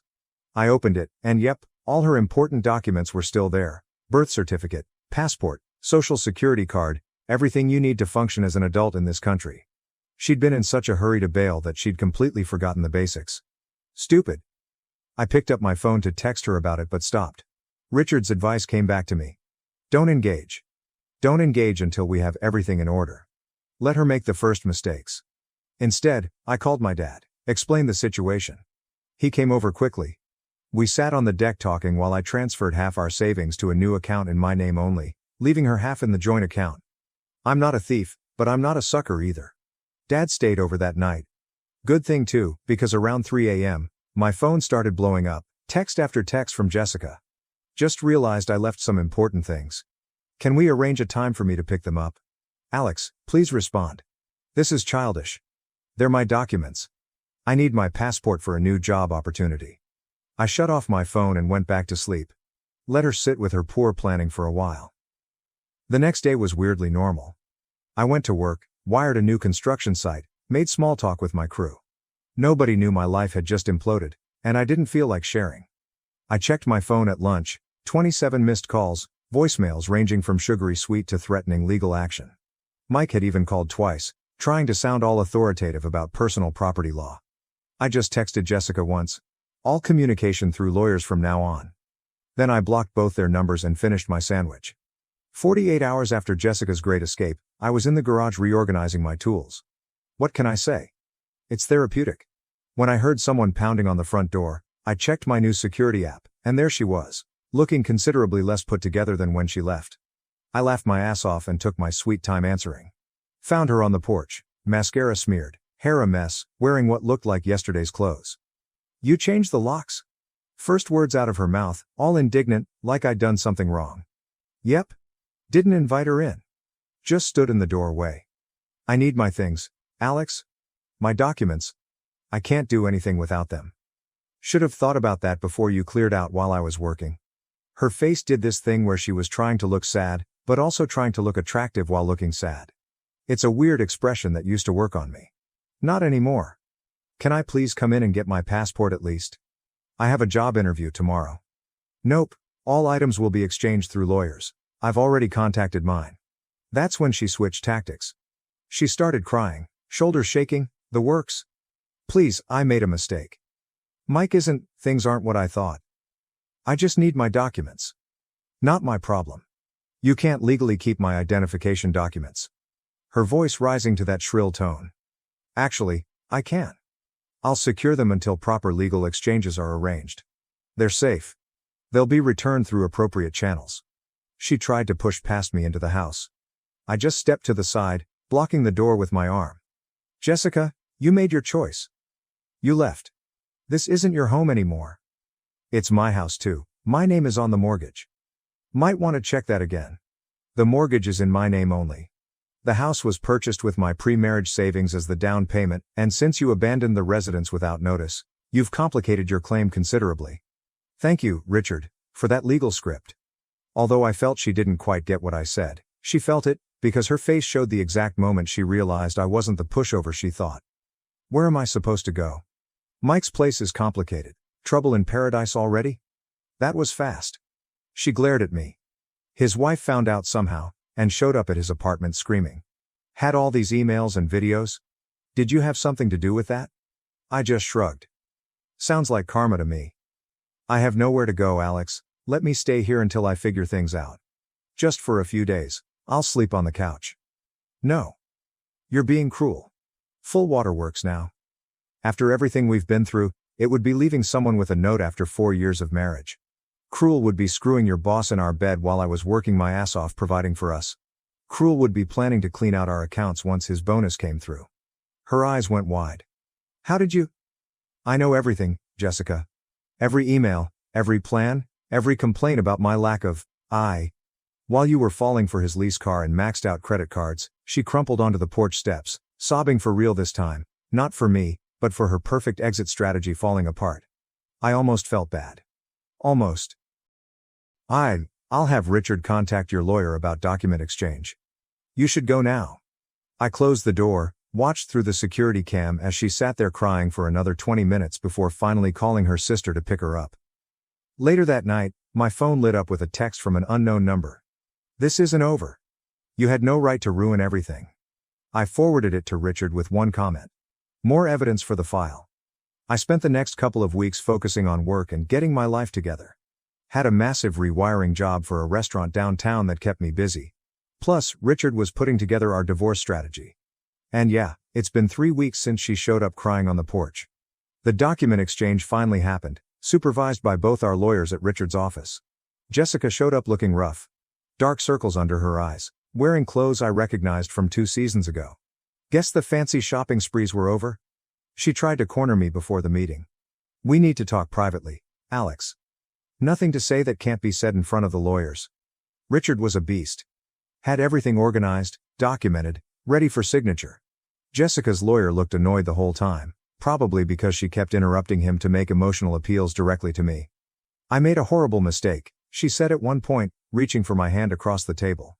We could work through this. I moved my hand away. We're here to exchange documents, not reconcile. Her lawyer finally had to tell her to stop because she was making things worse. That seemed to wake her up to the reality of the situation. As we were wrapping up, I found out through Richard that Mike's situation had imploded spectacularly. His pregnant wife, Emma, had filed for divorce with evidence of multiple affairs, not just with Jessica. The company fired both Mike and Jessica for violating policy about manager-employee relationships. He was facing possible legal action from the company for using business trips to conduct his affairs. Jessica had been staying with her sister but wore out her welcome after a week of crying and drama. I also heard that she tried moving in with Mike, but that lasted all of 3 days before reality set in. 2 unemployed people with mounting legal bills in his expensive apartment that turns out he could barely afford when he was employed. Meanwhile, my life's been improving. The business is doing better than ever. Landed 2 major commercial contracts that will keep us busy all year. Bought a new truck, not to show off, but because I actually needed one for work. The divorce is moving quickly. Since Jessica left voluntarily, leaving a written note about moving on with someone else, and there's solid evidence of her affair, it's pretty straightforward. Richard thinks we'll be done in record time. Jessica still tries reaching out occasionally, texts from new numbers about how she misses what we had and made the biggest mistake of her life. I don't respond. Nothing left to say. Last I heard, she moved back in with her parents in Ohio. And I'm pretty sure that Mike's sleeping on his brother's couch and working at DoorDash to make child support payments. Their grand romance lasted less than a month. In the real world, some of my friends ask if I regret how I handled everything. If I was too harsh or calculated. I tell them the same thing. When someone shows you who they really are, believe them. And when they're planning to screw you over, there's no shame in protecting what you've built. My old man told me something that stuck. In electrical work, you always plan for the worst-case scenario because it only takes one mistake to kill you. Turns out that applies to marriages too. Life's not perfect now, but it's real. And it's mine. Met that chick at the job site the other day. Been grabbing coffee after work a couple of times a week, and I'm already developing feelings for her. Nothing serious yet, but there's something about a woman who can thread a pipe and talk circuit breakers that just works for me. She laughs at my dumb jokes. Lisa thought she's the only woman on earth who laughs at my jokes, and she doesn't look at her phone every 5 seconds when we're together. Crazy how you don't realize what you're missing until you actually have it. No regrets. Thanks for coming to my TED Talk, Reddit. You guys helped more than you know. Edit. Holy thanks for the gold. To answer the most common question, no, I won't take Jessica back. Not even if she changes some wires. Once crossed, can't be fixed. I found out my daughter wasn't mine, and that my wife had an affair with my brother for 8 years. They stole $200,000 and planned to run away. I'm writing because I still can't believe what occurred. It all began like any other month. My buddies, Howard, Jeremy, Kyle, David, John, and I, George, have known each other since we were children. We're all in our late 30s and early 40s now. We aim to meet up once a month at my beach property. It's nothing fancy, just a comfy 2-story home that's a little weathered, but it smells like the beach, which I adore. We have an old surfboard hanging on the wall in the living room. We were all into surfing back in the day. Anyway, we all have our belongings. Howard is Mr. Organized, and everything has to be just right. He will mend any picture frame that is even a millimeter off. Jeremy, he is the joker. His jokes can be a little bit harsh at times, but he's a wonderful guy at heart. He has a scar on his arm from a fight he got into years ago, but he never talks about it. Kyle is the quiet one. He's an architect who creates stunning buildings. According to my understanding, he had a difficult upbringing, yet he grew up to be okay. David is ex-military and doesn't say much about his time and duty, but you can tell he's seen a lot. He is constructed like a brick wall. John always seemed to have it all. He's a successful lawyer who always dresses nicely and drives a luxury automobile. You know the type. Our get-togethers are rather predictable. We have an old playlist of music from our college years that we always play. Howard is in control of the grill, it's his nice grill, and no one else is permitted to use it. He is quite picky about his grilling. We normally just hang around, eat, drink some beer, and catch up. Howard was particularly worked up this month. He takes out his phone and shows us a photo of his son, Alan. In the picture, Alan is scowling and appears to be very angry. Howard claims the school principal called him. Apparently, Alan was behaving up, being impolite, not listening to teachers, and his grades were sliding. Howard was beside himself. He continued screaming, "I don't even know who this kid is anymore." He was truly devastated and enraged. We all tried to give counsel, the normal kids go through phases type of thing. Then Jeremy, being Jeremy, cracked a joke. He glanced directly at Howard and said something like, "Maybe he's not yours, man." It was a bad joke, especially given Howard's displeasure. I believe we all squirmed slightly, but it was exacerbated by the fact that he shouted it straight to Howard. Kyle then asked, in his typical quiet tone, "Why don't you all just get a DNA test? Clear the air." He stated it nonchalantly, as if he were recommending we order pizza. Initially, we all laughed it off. It appeared silly, but the more we joked about it, the more we thought, well, why not? The next day, there we were, 6 mature men stepping into a paternity testing clinic. I had to explain to the receptionist why everyone needed tests. It was very embarrassing. I attempted to make light of it, but she just gave me a blank expression. To make matters worse, Howard's brother, Harold, and his 2 nephews were with us. The boys continued to ask questions. "Why are we here, Uncle George? What are they going to do?" It was embarrassing. And, of course, with all of our families present, it evolved into a hugely awkward scene. People were clearly staring. We all took the swabs, paid the cost, and agreed to meet at John's apartment the next week to receive the findings. John's place is the polar opposite of my beach house. It's everything modern, minimalist, and spotless, almost too beautiful, as if nobody lives there. We sat around, attempting to make light talk, but everyone was plainly on edge. Howard took his findings first, as he was the one who initiated everything. He'd been putting on a brave face, but we all knew he was extremely concerned about Alan. The joke Jeremy told had gone under his skin more than he cared to admit. He ripped open the packet, and I watched his expression change from one of fear to one of sheer relief. 99.99%, he exhaled, leaning back into his chair. Alan was his. He even smiled a little, raking his hands through his hair and muttering about how he was going to ground that youngster for a month for causing him such stress. The other findings were as expected, but we kept looking at John, waiting for him to say something. He was unusually quiet, and he was clearly drinking more than he normally did. He was still standing there, and when he finally said, "Jenna isn't mine?" he pushed the paper across the table, his hand shaking so violently that he nearly knocked over his beverage. What made things worse was how John just stood there, staring at nothing, as if he was trying to make sense of figures that couldn't be real. He kept whispering, 25.0%, like a broken record. In some ways, everything went downhill from there. Howard, in shock, knocked over a glass, which smashed on the floor. Jeremy, who had made the initial joke, appeared to want the earth to swallow him whole. Kyle simply closed his eyes, as if he were trying to block everything out. David looked like he was about to punch something. And me? I felt a surge of sickness, relief that my children were mine, and anguish for John. It was simply dreadful. The whole affair seemed strange. We sat for hours. The aftermath was a mess. John's wife, Alicia, went on the offense first. She stormed into John's office. I wasn't there, but I heard about it via John. She was yelling at him, calling him a liar, and making a big deal in front of his coworkers. It was very embarrassing for him. Then she attempted to persuade my wife, Maria, to her side. She came over to our house crying, attempting to create a story about John misinterpreting everything and how it was all a big mistake. However, Maria is quite sharp. She saw through Alicia's ruse quite immediately. Alicia often changed her story, contradicting herself. Maria later told me that she had gotten a horrible sense from her. Alicia's next tactic was to phone Kyle late at night. She was sobbing and virtually asking him to help her, claiming John was ruining her life. Kyle, being the nice soul he is, listened to her for a time, but made no promises. He informed me about it the next day, and we were all beginning to see how manipulative Alicia was. The reality emerged gradually at first. Alicia stated that her romance with John's brother, Stephen, was a one-time occurrence, a moment of weakness. John naturally did not believe her. He performed some research, possibly even engaged a private investigator. He wouldn't tell for certain.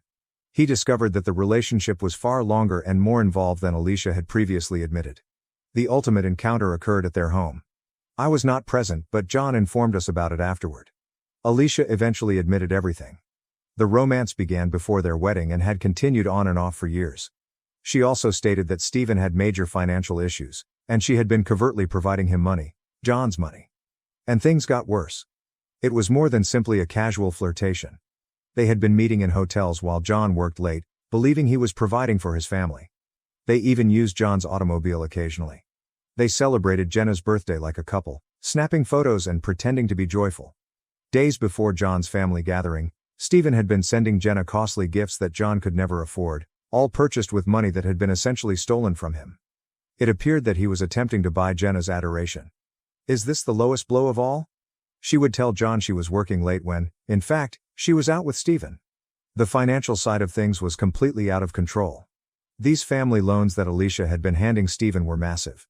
He'd squandered his money on gambling, lousy investments, and frivolous purchases like a nice watch and sports vehicle. He stated that these were business costs. Alicia had even forged John's signature on a few loan paperwork. They made bogus invoices and receipts to hide their tracks. John discovered emails between them in which they discussed leaving their husbands and running away together. Everything was laid out in black and white.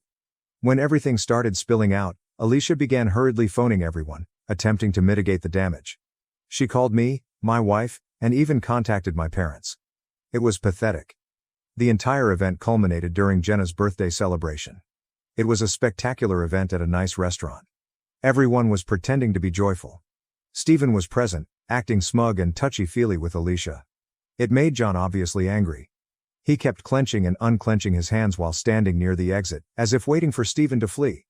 Then, during the toasts, Stephen mustered the courage to stand up and thank John for being such a wonderful brother and provider. He understood it was all a deception. He handed Jenna a very expensive gift, most likely purchased using John's money. He also began bragging to some of the other guests about his own financial triumphs, making John look awful by contrast. That was the breaking moment. John stepped up, took the DNA test results from his pocket, and displayed them for everybody to see. He stated unequivocally, 25.0% probability. He then proceeded to deliver this brief, furious speech, detailing everything, Alicia and Stephen's affair, the falsehoods, and the stolen money. He even showed everyone printed out images of their emails and photos from when they were planning their future together. He made certain that everyone knew about the watch, the car, the extravagant parties, and the fictitious business trip to a tropical island.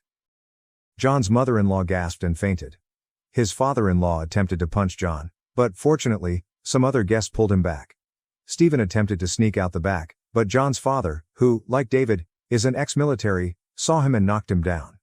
It was not pretty. Some individuals attempted to assist, while others simply stood there, mouths agape, watching the entire incident happen. The police were summoned, but they did not take any action. They said it was a domestic disagreement. I later learned that someone had recorded the entire thing on their phone and posted it online. It was not any of us. The consequences were quick and terrible. John's dad was outraged. He refused to speak with Stephen and proceeded to Stephen's flat, where his wife also lived. He grabbed all of Stephen's stuff and put them outside the apartment owned by Stephen and John's father. He subsequently wrote a note to the entire family, stating that he no longer regarded Stephen as son. He did, however, talk with John. He informed him he was disappointed with how things turned out, but he still loved him. Stephen's wife, Kelly, had a different narrative. She did more than just yell. She took action. She promptly filed for divorce and locked all of their joint accounts, barring Stephen from receiving any additional funds. She retained a lawyer and did not stop there. She went to John's house, confronted Alicia, yelled at her, and even smacked her in the face while pulling large chunks of her hair off. I do not condone violence, but I cannot say I blamed her. Kelly eventually began treatment to try to overcome the trauma. John, on the other hand, withdrew. He went to one of his beach houses, not mine, but it wasn't as comfortable for him as it had been previously. It seemed like a prison. He would not answer the phone. He would not see anyone.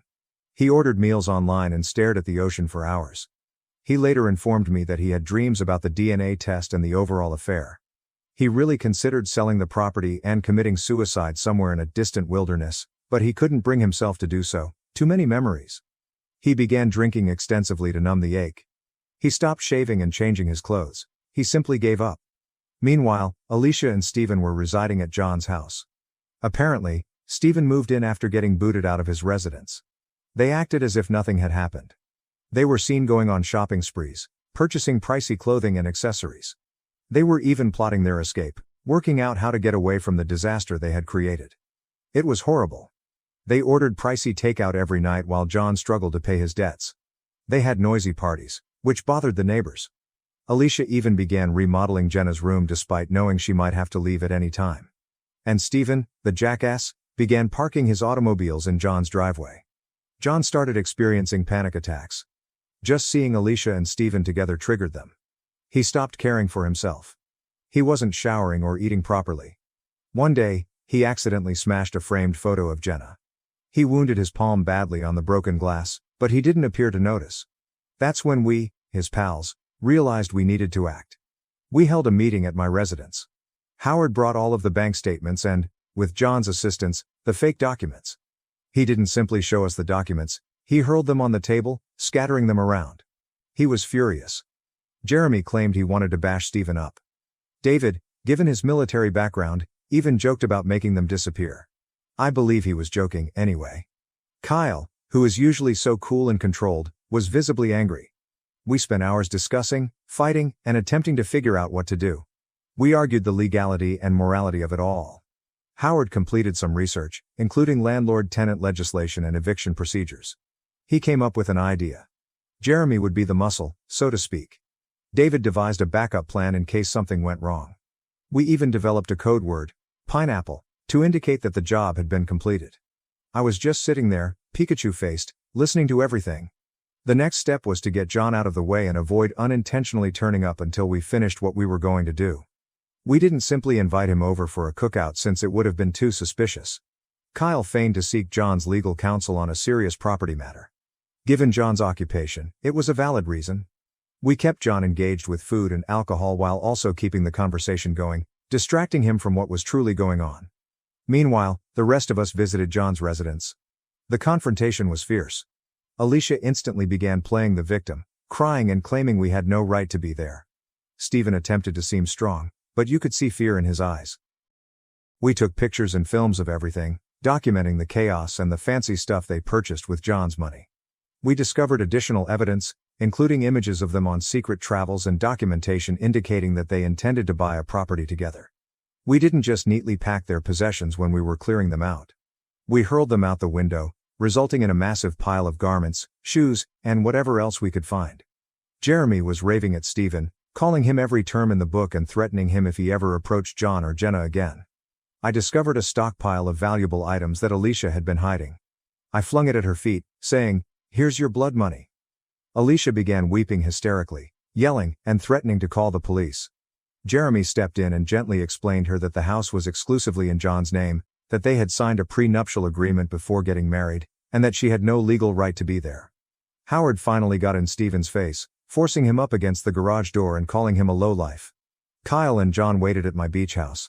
I sent him the word pineapple.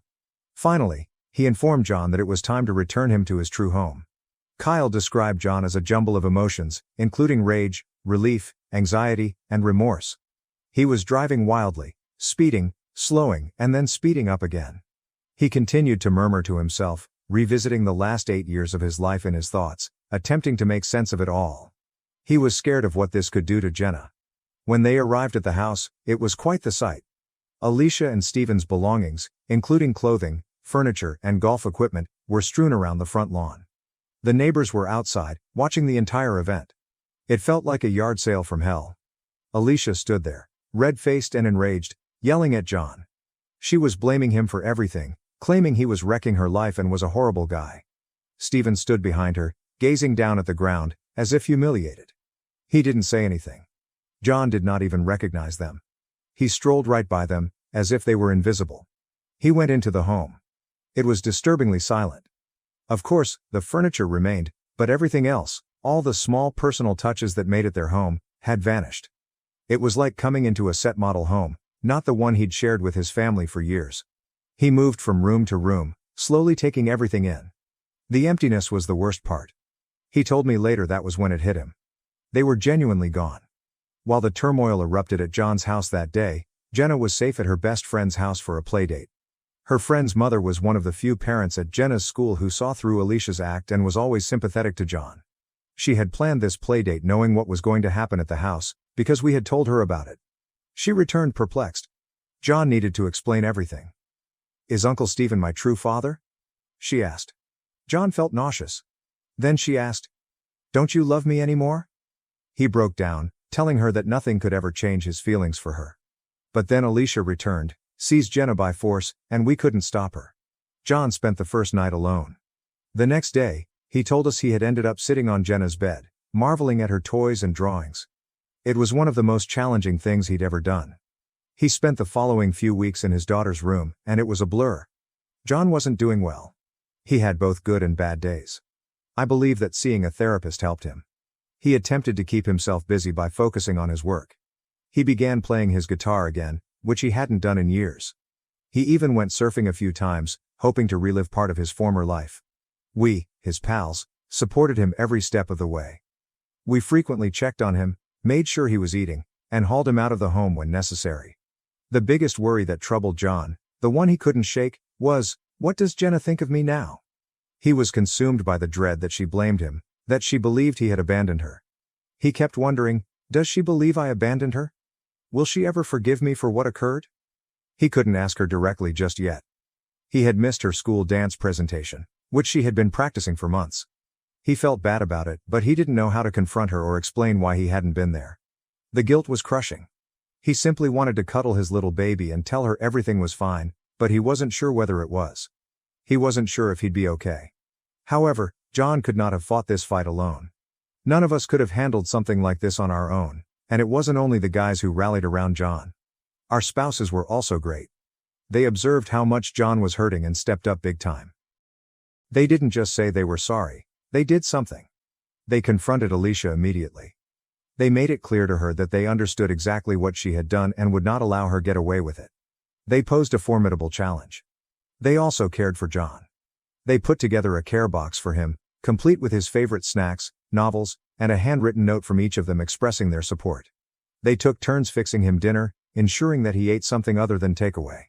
They made sure he wasn't alone by inviting him to family gatherings and movie nights, anything to lift his spirits. They treated him like family because that is who he was. I don't think John expected this kind of support, and it made a significant difference. It demonstrated that he was not alone in this fight. We, his pals, had also been quietly preparing. We had been combining our money since we knew John would need an excellent counsel.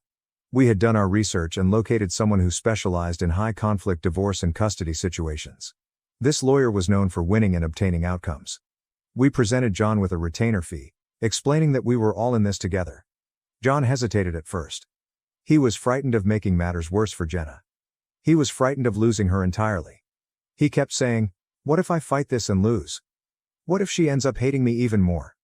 We understood his concerns, but we refused to give up.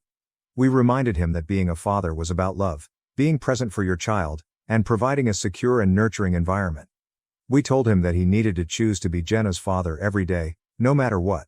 We persuaded him that he deserved to be in her life, and she deserved to be with him. Eventually, John consented. He was still afraid, but also determined. He was prepared to fight for Jenna. He wanted the judge to understand the truth about Alicia and Stephen, including their falsehoods, manipulation, and greed. He wished to protect Jenna from them.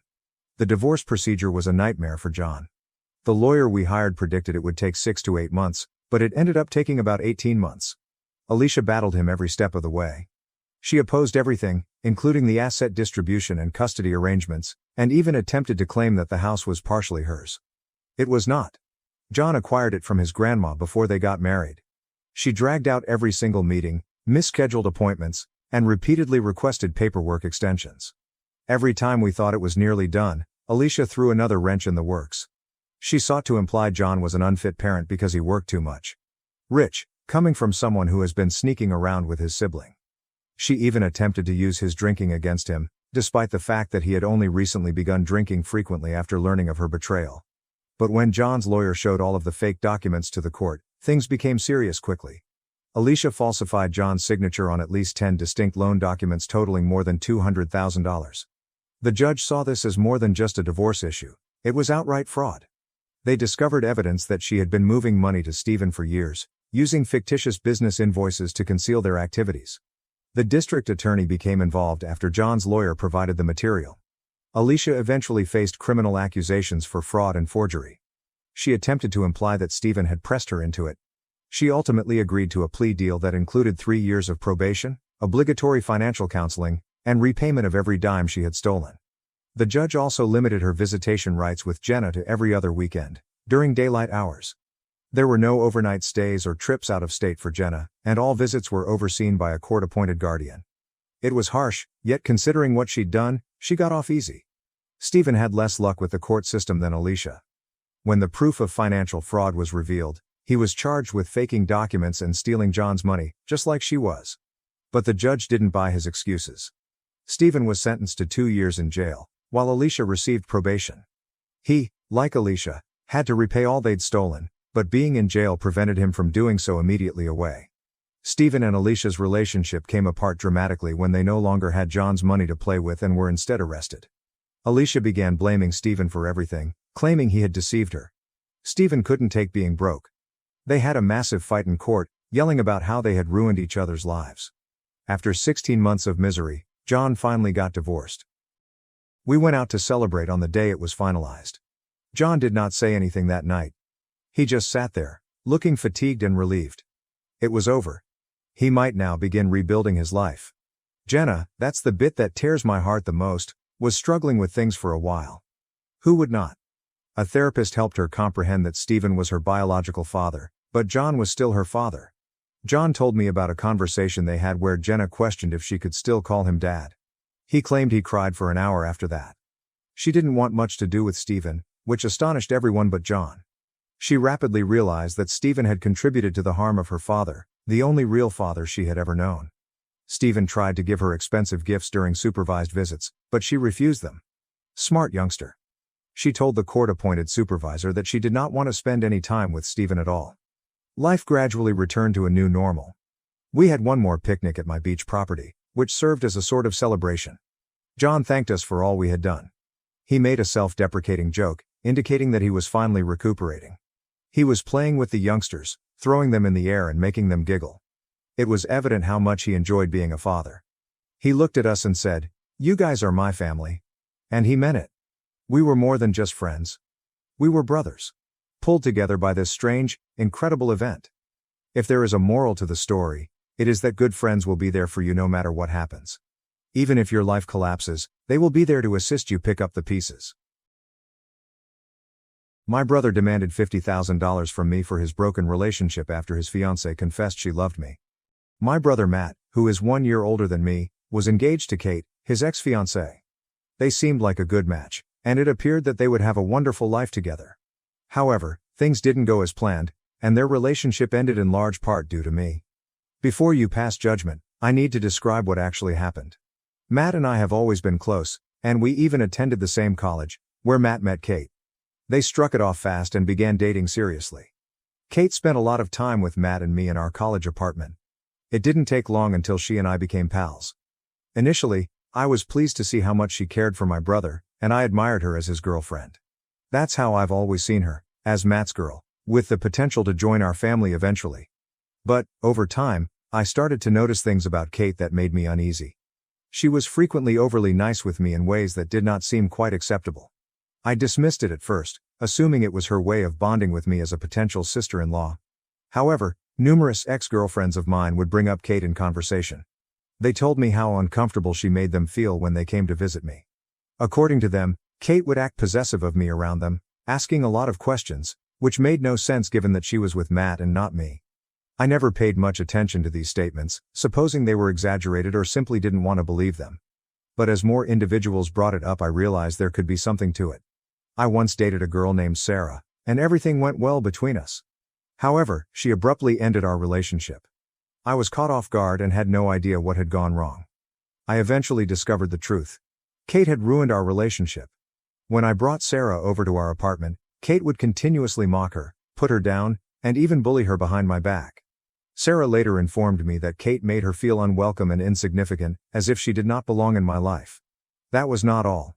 Kate went so far as to lie to Sarah, claiming that I was cheating on her with other people. That was completely false, and the worst part was that Sarah believed her without speaking with me first. It ached to know Kate had purposefully wrecked our relationship. When I questioned Kate, she acknowledged lying but showed no remorse. Instead, she excused her actions by claiming that she didn't think Sarah was right for me and was attempting to protect me from a relationship she didn't believe was good enough. She presented it as if she was doing me a favor, but it did not feel that way. It seemed like an invasion, as if she had crossed a line she wasn't supposed to cross. This was not an isolated instance. Another time, I was dating a girl named Emily and things were getting serious. During Christmas, I decided to bring her home for the first time to meet my family. Matt brought Kate along, as he normally did.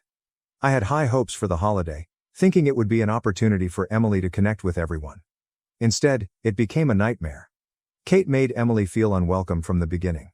She would isolate her from family gatherings, making her feel like an outcast while pretending she didn't notice.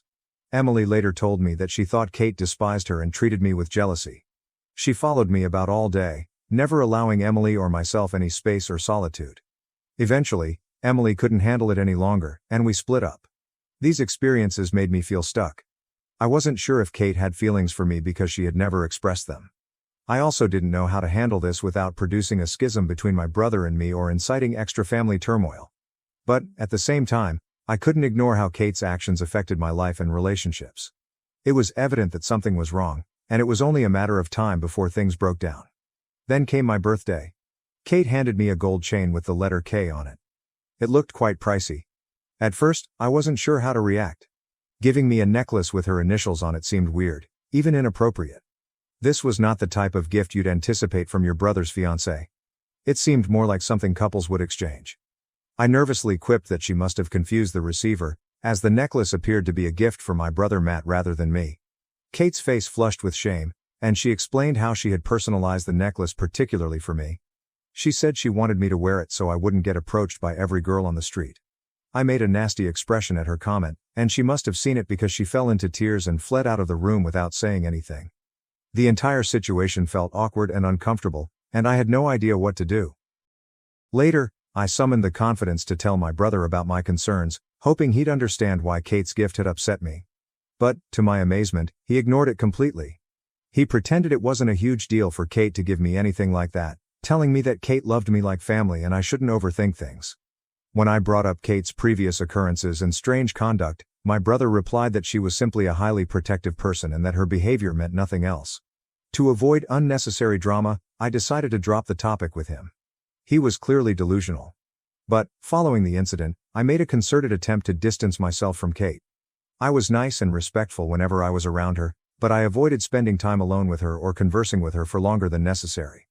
I assumed that providing that distance would help create clear boundaries and that she would finally leave me alone. When my brother and Kate graduated, I expected to spend less time with Kate, but that did not happen. Kate began phoning and texting me practically daily. Even when I ignored her calls and responded briefly to her texts, she didn't seem to receive the message. Her persistence perplexed me, and I couldn't understand why Mom continued to seek so much attention from me when her priority should have been my brother. Then Daisy entered my life. I met her at a party through common friends, and as soon as we started talking, I realized she was unique. Daisy is the love of my life, and I'm so grateful we met. Kate's behavior at family functions followed the same old, unpleasant pattern every time she met Daisy. She would try to bully Daisy in the same manner she had bullied my ex-partners. But this time, something was different. I was older, more self-aware, and far less tolerant of her shenanigans. Whenever Kate crossed a line, I stood up for Daisy and warned her to back off. But I also have to admit that Daisy does not require my protection. She is strong, confident, and refuses to accept disrespect. One event stood out in particular. Kate chose a seafood restaurant for our family meal despite knowing Daisy was terribly sensitive to shellfish. She obviously wants Daisy to sit out, expecting she would feel ostracized and embarrassed. When I discovered what was going on, I absolutely refused to attend the dinner. Daisy did not remain silent either. She informed everyone that Kate had purposefully chosen a place where she would be unable to eat. Kate attempted to play innocent, stating she had no idea Daisy's allergy was such a major deal. When it didn't work, she became rude, insulting Daisy by claiming that only weak people had such allergies and accusing her of faking them for attention. That was the breaking moment. My parents recognized Kate's callous behavior and called her out on it. I also insisted Kate apologize to Daisy on the spot. She seemed outraged at me for siding with Daisy, as if she expected me not to support my own spouse. She whispered an unconvincing apology. In the end, my dad, Daisy, and I went out to another restaurant while Kate and my brother ate at the seafood restaurant. Daisy and I carefully avoided Kate following this incident. Fortunately, my parents were on the same page. They saw Kate's odd conduct and did not pressure me to involve her in my plans. They understood and supported my decisions, making things easier for me. My brother Matt was the only person who remained to support Kate. He would regularly approach me and plead her case. He told me how Kate was hurt that I wasn't spending more time with her, and how Daisy had pushed a wedge between us. He'd reminisce about the good old days, attempting to persuade me to visit him and Kate more often so the three of us could hang out like we used to. But I had no desire to turn back the clock. I made it obvious to Matt that Daisy was a vital part of my life right now, and she was not leaving. I told him that if Kate couldn't accept Daisy or recognize her role in my life, there was no place for me in their small group. I wasn't going to place Kate's sentiments over my partner's well-being, or jeopardize the life I was creating with Daisy. It was a difficult conversation, but it needed to be had. My brother and I developed a strained connection over time. When my brother got engaged to Kate, he invited me and Daisy to an engagement party with the rest of the family. I wasn't looking forward to seeing Kate again, but for my brother's sake, I decided to set my sentiments aside for one night. Little did I know, that night would be a disaster that none of us would ever forget. Kate stared at me from the time we arrived. She approached me and offered me a lengthy, prolonged hug, which made me uneasy. I observed that she was drinking extensively all night. She was noisy, emotional, and obsessively focused on me and Daisy. She continued to flirt with me, stroking my arm needlessly and making improper remarks. It was awkward, to say the least. I did my best to avoid her without raising a disturbance, but my attempts to separate myself just made her angrier. Matt stood up to make a toast to commemorate their engagement. Kate pulled the microphone from his hand in the middle of his address, as the entire crowd watched. Kate began a rambling and disjointed confession. She told everyone present that she had been living a lie for years. She appeared inebriated, and her speech was slurred. She admitted in front of our entire family and friends that she had always been in love with me, not Matt. The room fell silent, and all eyes turned to me. My brother's face became pale, his expression a mix of shock and sadness. I could feel my pulse pounding in my chest as the horror of what she was saying set in. Kate, unconcerned about the ruckus she was causing, resumed her inebriated confession. She explained that she had tolerated remaining with Matt all these years because it was the only way she could be close to me. Kate went on to express her jealousy of Daisy, claiming that she was the reason I had stopped spending time with her. Then, to everyone's amazement, she begged me to leave Daisy. She stated she wanted us to run away together and have a wonderful life as a couple. The desperate tone in her voice was frightening. The room was stuck in startled quiet, except for Kate's drunken tears. Fortunately, Kate's sister, who was also attending the party, stepped in. She hurriedly pulled Kate away from the microphone and attempted to settle the situation, but Kate was not finished yet. She continued to wail and scream as her sister took her out of the room, shouting things at me like, "You're the love of my life, and don't let her take you from me." I wasn't sure where to look or what to say. My brother stood there, absolutely crushed, as our family and friends watched, shocked and disbelieving. I was appalled and ashamed by what had occurred. The consequences of this occurrence were terrible. Matt was devastated by Kate's public confession and betrayal and ended their engagement immediately. He severed all links with her and refused to see her again after that night. While I completely supported his decision to terminate things with Kate, I didn't expect him to cut me off as well. Matt refused to speak with me after that, no matter how hard I tried. He ignored my calls and messages, and he did not respond even when our parents tried to interfere. He stopped attending family gatherings, barely communicated with anyone, and provided no updates on his life. He has had almost no communication with any of us in the past 5 years. He was even absent on the most important day of my life, my wedding to Daisy.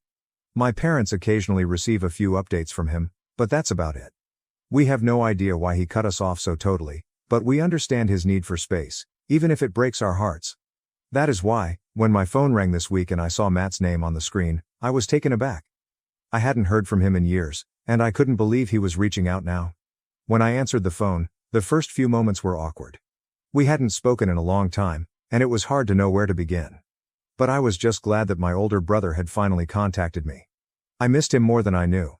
Matt informed me he was doing okay and eventually revealed why he was reaching out. He informed me that he was getting married in a few months. The news surprised me, but I was truly thrilled for him. After everything he'd been through, it felt like a new beginning in his life. I congratulated him cordially and expressed how pleased I was to hear the news. Curious, I inquired whether he planned to invite our parents, Daisy, and me to the wedding. It had been a long time since we'd all been together, and I saw this as an ideal opportunity for reconciliation. Matt confirmed that he was actually inviting us, which reassured me. It seemed like a bridge was finally being repaired. But then he said something that really took me off guard. He simply stated that, while I had been asked to his wedding, I could not come empty-handed. At first, I chuckled, believing he was making a light-hearted joke about wedding presents. I promised him that I would get him and his fiancée a wonderful gift. But Matt quickly clarified that wasn't what he meant. He went on to claim that what he really wanted from me was $50,000. I froze, taken by surprise. $50,000 for a wedding gift? For a second, I suspected he was still joking, but the severity in his voice dispelled any doubt. I urged him to clarify, to see if I had misunderstood, but Matt insisted. He informed me that this was something I owed him after breaking his trust years before. He argued that paying him this money was the only way to mend our friendship. I pressed him further, confused and shocked, to attempt to figure out what he was saying. What trust had I broken? How had I harmed him? That's when Matt mentioned Kate. He described in great detail how his ex-fiancée proclaimed her love for me at their engagement party. He told me how ashamed and deceived he felt that night, standing in front of his family and friends while his life fell apart. Matt blamed me for his disgrace and emotional agony. He claimed that I should have known Kate's feelings all along and done anything to avoid her disclosure. He criticized me for not setting stricter limits with her and for failing to recognize the warning signs sooner. Matt told me that the day Kate professed her love to me, he experienced a significant emotional and social loss. He said that the incident harmed his reputation, broke his confidence, and left him emotionally wounded. In his mind, the $50,000 was more than just a wedding present. It was compensation for the agony and humiliation he felt I had caused him. He saw it as an opportunity for me to take responsibility and make things right. Obviously, I informed Matt that I couldn't do what he asked. I informed him that he was insane for ever suggesting something like this. But Matt persisted in giving me a few days to rethink, implying that if I did not pay him the money, our relationship would be gone forever. Honestly, this feels like an ultimatum, and it has left me angry and very saddened. My wife believes my brother has lost his mind, but some of my cousins agree with Matt. They believe I should at least consider compromise and compensating him, as he has suffered greatly as a result of my actions. Okay, Reddit, here's an update. Matt's demand has stunned my parents just as much as it has me. When I told them what he had said, they couldn't believe that after years of silence and no attempts to communicate, Matt had simply come out to demand $50,000 from me. They are upset on my behalf, especially given the emotional toll the issue with Kate took on me and Daisy. My folks are fully on my side. We are now preparing a proper sit-down with Matt to resolve these concerns once and for all. The idea is to figure out what's going on with him and grasp his motives. We want to know if this $50,000 demand is truly what he believes will resolve our differences, or if something deeper is fueling his hatred. I'm also hoping that this discussion will allow Matt to see things from my perspective. I want him to understand that I was never the cause of what happened between him and Kate, and that blaming me is not the answer to his sorrow. To everyone who is wondering if I flirted with Kate or somehow led her on, let me be very clear. I was never drawn to her from the start. I respected her because she was important to Matt. Any feelings she had for me were totally her own. I never gave her any cause to believe I had anything more than platonic respect for her. Kate repeatedly crossed boundaries, despite my attempts to remove myself. She drove away several ex-girlfriends of mine by lying, bullying, and being bossy. She became envious and hateful when Daisy entered my life, and she made it her purpose to mistreat her whenever possible. Matt wasn't immune to her actions either. He noticed how uncomfortable she made me and how antagonistic she was to Daisy and my ex-partners, but he never discussed it with Kate. He didn't confront her or try to improve the situation. That stings also because I believe he knew deep down that what she was doing was wrong, but he decided to look the other way rather than confront her. It's as if he expected me to simply tolerate her antics for the sake of peace, no matter how much stress they imposed on me. Also, what kind of grown woman gets drunk and professes her emotions for her fiancé's brother at their engagement party? That moment was both mortifying and awful. She showed no respect for her relationship with Matt, for me, or for Daisy. I'm pleased Matt and Kate are no longer together because I believe this inappropriate dynamic would have persisted indefinitely. Update 2. It has been a month since my last update. Last week, after much back and forth, my parents, Daisy, and I finally met with Matt. He had made numerous reasons not to meet us, dragging his feet and avoiding any meaningful talk.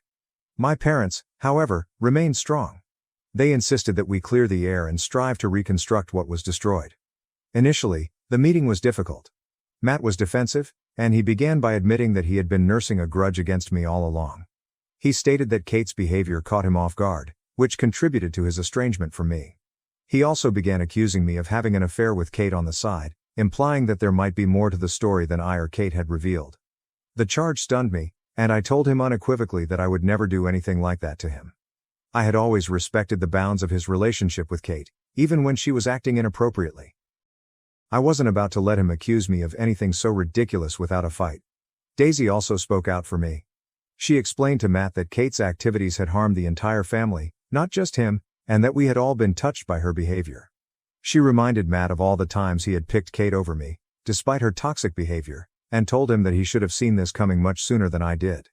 Daisy told him bluntly that what he was doing to me was emotional manipulation, and that he shouldn't punish me for what had happened when I, too, was a victim like him. He needed to move on from his past. Daisy's powerful, clear voice drew Matt in and made him listen. I also informed Matt how many times I'd tried to contact him over the years. I emphasized that I could have discussed these issues with him years ago. I didn't shut him out. He cut us off without explanation. This is when Matt informed me that he was too humiliated to face me back then, that everything had been so overwhelming for him, and that he believed cutting us off was the best move for his mental health. While I understood his desire for space at the time, I couldn't figure out why, after all these years, he was asking me for money. That's when Matt revealed the true reason. He stated that the $50,000 he was requesting represented the amount of money he had spent on Kate over the years, including trips, presents, and any other costs incurred throughout their relationship. He believed that because Kate fell in love with me and I was the reason their relationship ended, I owed him the money as reparation. It was as if he was attempting to rationalize the absurdity of the situation by presenting it as a debt I needed to repay. I sat there in full shock as Matt continued to rationalize his ludicrous request. I told Matt straight up that he was only looking for ways to vent his rage on me. His focus should have been on Kate, the person who made those decisions and caused all of the anguish, not on me. If he wanted recompense, he should have asked her to pay rather than me. I was not the one who behaved inappropriately. I was not the one who lied or crossed boundaries. Kate was the one who made the issue, but I was getting blamed for it. Matt seemed to be grabbing at straws, blaming everyone save the person who had genuinely mistreated him. My mother was also unable to keep back. She informed Matt that asking me for money was extremely inappropriate and that he should stop acting like a crazy person. My father agreed with her. My brother turned on my parents and began accusing them of always favoring me. "You both should stay out of this matter. You always support him no matter what," he cried. "Kate left me for him, and you two are taking his side. He's clearly the golden child. You both always favor him no matter what." My parents, taken by surprise by his behavior, attempted to calm him down. My father spoke first, his voice firm despite the tension in the room. "Matt, that's not true. We've always loved you both the same, and we've always supported you through everything. We've never picked sides, and we never will. It's simply that asking your brother for money would not make things better between you two, especially when he hasn't done anything to you." Matt's face twisted with rage, and he shot back at me. "I blame you for Kate leaving me, and I will continue to do so. If I don't pay him, he has nothing else to say to me." He also informed my parents that because they had chosen my side, he was done with them. "I'll never speak to any of you again. I will not let any of you meet my wife or future children. You're all dead to me starting today." He stormed out of the room, leaving us all stunned in silence. My parents tried to call after him, but it was futile. Matt hasn't contacted us since, and I've been attempting to reach him, but he appears to have blocked me. Update 3. It's been 4 months since Matt stopped talking to us, and I've stopped trying to reach out to him. It was difficult at first, and I kept wondering if I could have said something differently, if there was anything else I could have done to save our relationship, but after all this time, I've accepted that I can't change what happened, and I can't force someone to talk to me if they're not ready. My parents miss Matt, of course, and love him, but they've accepted Matt's decision. If he ever wishes to contact them, they'll be there, but for now, they've stopped pushing it. I've gotten a few DMs from people asking if Matt was trying to get me to pay him money for his wedding expenses, rather than it being about Kate. To be honest, I'm not sure what Matt's true intentions were. If it was genuinely about him needing financial help for his wedding or some other situation, I might have been more willing to discuss it and see if there was a way to help, but that wasn't the case. He made it clear that it was about me somehow. That is something I just can't wrap my head around. At the end of the day, the money wasn't the issue. It was Matt's misplaced anger and complete lack of understanding about what actually happened. I don't think Matt was thinking clearly, and I've accepted that I can't change his mind. Daisy and I are doing well, and I am grateful every day to have such a strong woman by my side. She is now pregnant, and we are excited to become parents soon. My wife sold the family heirloom engagement ring to buy luxury items, even though she knew how important it was to me. My soon-to-be ex-wife, Leah, 26F, and I, 28M, had been married for 6 months after dating for 2 years. I spoke with a lawyer a few days ago and filed for divorce because she sold the wedding ring I proposed to her with. It was a rather expensive ring with a platinum band set with diamonds, and it had been in my family for 3 generations. It was a major deal to me, and she understood I wanted to keep it in the family as an heirloom. I asked her about her lost ring last week. She casually informed me that she had sold it to fund a few luxury goods because the ring was outdated and not her style. She spent the money on fancy purses and jewelry. She acted as if it was no big issue when she told me about it, but I immediately freaked out because my mother and grandmother are still alive and would be quite unhappy if they found out. I told her she needed to return everything and buy the ring back since it was supposed to stay in the family. She was aware of this, and I couldn't comprehend how she could have made such a big error. But she explained that it was not a mistake. She had done it on purpose. She knew I'd lose my head, so she prepared her defense. Apparently, she had disliked the ring from the day I proposed but had not said anything because it belonged to our family. However, now that we were married, she claimed it was technically hers, and she could do whatever she wanted with it.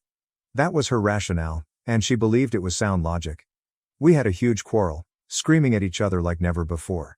I assured her I was willing to do whatever it took to get the ring back. She informed me that she was not returning anything and that if I wanted the ring back, I would have to buy it back from the buyer myself. I was so unhappy that I packed a tiny bag and drove to a suburban hotel, where I'm currently staying. She didn't try to stop me, and she didn't even look up as I left. Since then, she has not attempted to contact me. I waited 2 days for her to get back to me. When she didn't respond, I contacted my pals, who recommended a decent divorce attorney. On the 3rd day, after consulting with the lawyer, I blocked her everywhere. Yesterday, I signed the divorce papers and returned home throughout the day. I skipped work so I could go home when she wasn't around. I went inside, placed the divorce papers on the coffee table, and began sorting through my belongings. Fortunately, a few friends were willing to help me. They assisted in carrying the heavier and larger items, which are being stored at their homes until I find another place to live. By the time I finished, everything that belonged to me had vanished, and there was no sign of me left. Then, I returned to the motel. When Leah returned home from work after 6 p.m., her parents began calling me. They texted me that I couldn't do this, that I should only talk to her once, and that I needed to unblock her because this was petty. They claimed that I could not simply end our marriage over anything like this. I didn't care. I blocked them as well. That's when she dispatched her companions after me. They started calling me unreasonable, petty, and egoistic. Then they told me that shortly after I left, Leah had contacted the jeweler she sold the ring to and was in the process of purchasing it back since she felt awful. But, according to them, I hadn't even given her enough time to repair it, so they started portraying me as the evil guy. Now I think I may have overreacted, and I've been feeling strange since last evening. Am I incorrect to file for divorce since my wife sold the wedding ring that had been in my family for generations? Edit. My family has no idea what is going on right now. I don't want them to worry, so I haven't told them anything. My maternal grandmother is pretty elderly. She was the original owner of the ring when my grandfather proposed to her with it. I don't want to risk giving her a heart attack, which she would undoubtedly have if she discovered that Leah sold the ring. The ring is really important to my family, and I've been chatting with the jeweler Leah sold it to for the past 3 days. She had given me his contact information while we were fighting, telling me that if I really wanted the ring back, I could go buy it myself. However, I have yet to be able to get it back because the jeweler is asking for considerably more than he paid Leah for it. I'm currently negotiating with him. I also asked if Leah was trying to repurchase the ring, and he verified that she was. He told me he'd sell it to whoever had the money first. Meanwhile, if another client offered a higher price than the one he quoted us, he would sell it to them instead. So I need to move quickly because the ring is on display at his store, and he doesn't take reservations. If someone offers greater money, he will sell to them. It's been frustrating dealing with him, but at the end of the day, he's a businessman, so I can't hold it against him. After all, Leah sold him the ring, and he paid a nice price for it. It's all fair game to him. I'm just crossing my fingers that I can get the money together as quickly as possible. Maybe he'll drop the price he's quoted, and I'll be able to buy it back. Only then will I tell my family what's been going on. Otherwise, things will become very messy, and I do not want them to panic. Update 1. It has been 4 days since my first post here. Thank you to everyone who left comments on my post. It was tremendously reassuring to know that I was doing the correct thing after greatly doubting myself. Her pals definitely got inside my thoughts. They went out of their way to make me a villain, but I didn't take it personally. I've blocked all of her friends and family members. I don't want to interact with any of them because of what's happened in the last few days. It's really been playing with my mind. Leah and I have been together for a few years, and I never anticipated this would happen. She's always been a bit materialistic, which I've had to tolerate, but I never expected her to go this far. What threw me off surprise was how she acted as if she had done nothing wrong. It's not as if we haven't fought before, we have, just like every other couple. But this one was different. I saw an entirely different side to her, which is why I chose to get divorced. If she believed she could treat me the same way after only 6 months of marriage, she was mistaken. She can't walk all over me and expect me to stay. The ring may seem insignificant to some, but it means a lot to me and my family. It is not as if she was unaware of this. I indicated in my initial post that she was well aware that I intended to keep the ring as a family treasure. You don't just sell a family heirloom and then pretend everything is good because, legally, you now own it.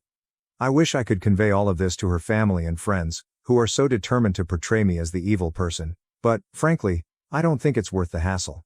Leah hasn't even tried to contact me, which is unusual given how desperate she is. I know she has a burner account on social media, which I haven't disabled, but she hasn't sent me any messages from it. So I guess she isn't really trying to get back to me.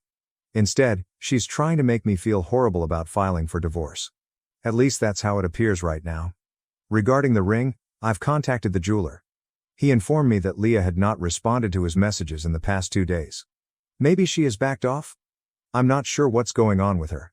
But I told him I was happy to buy the ring back at the price he was offering because, at this point, I am just anxious to have it back, no matter what. He agreed, and I'm going to his store tomorrow to send him a check and get my ring returned. Once I have it, I'll finally tell my family about what's been going on with me and Leah, since I believe it's time. They still have no idea, and my mother has been questioning why neither of us has been home and why Leah has not returned her calls. I wasn't aware that Leah had also moved out. I guess she's staying with her parents or friends, it does not matter.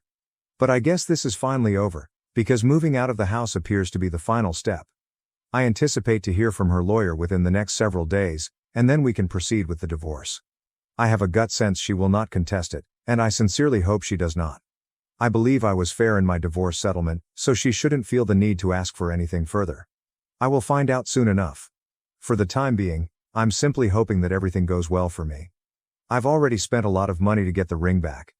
I don't want to spend another amount on a lawyer to battle a long, drawn-out divorce. I just hope everything goes smoothly from now on. Update 2. I eventually went to the jeweler's store today, paid him, and got the ring back. The guy seemed quite interested in my condition. He was quite talkative and had a tendency to gossip. He explained to me that he had never been in a situation like this before and found it fascinating. Then he stated something that truly piqued my interest. Leah had unexpectedly blocked him. That surprised me, given that her friends had insisted she was distraught by our argument and was sincerely attempting to reclaim the ring. But I believe as soon as she saw I wasn't coming back, she gave up. It was all for show after all. She doesn't care about the ring or repairing things.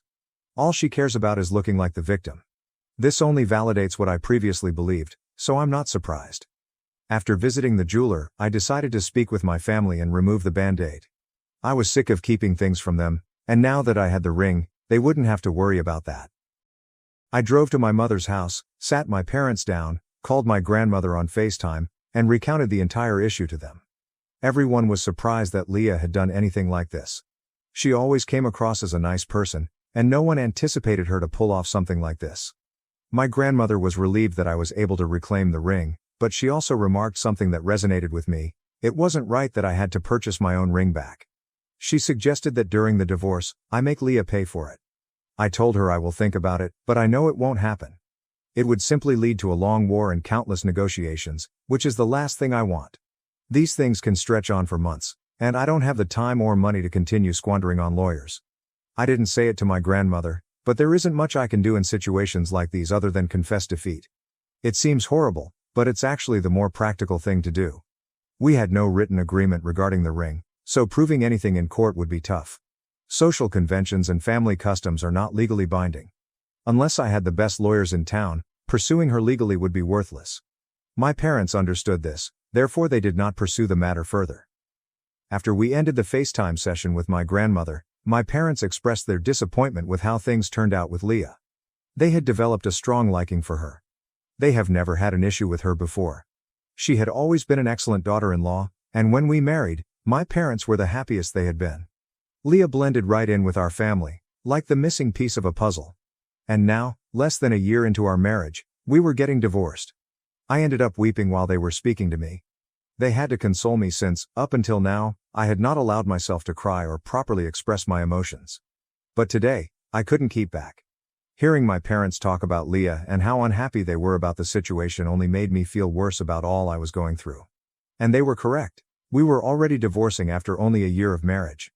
I never envisioned something like this happening just a few months, let alone a few weeks ago. But now it is occurring, and there is little I can do about it. The toughest part is that I know Leah believes she did nothing wrong.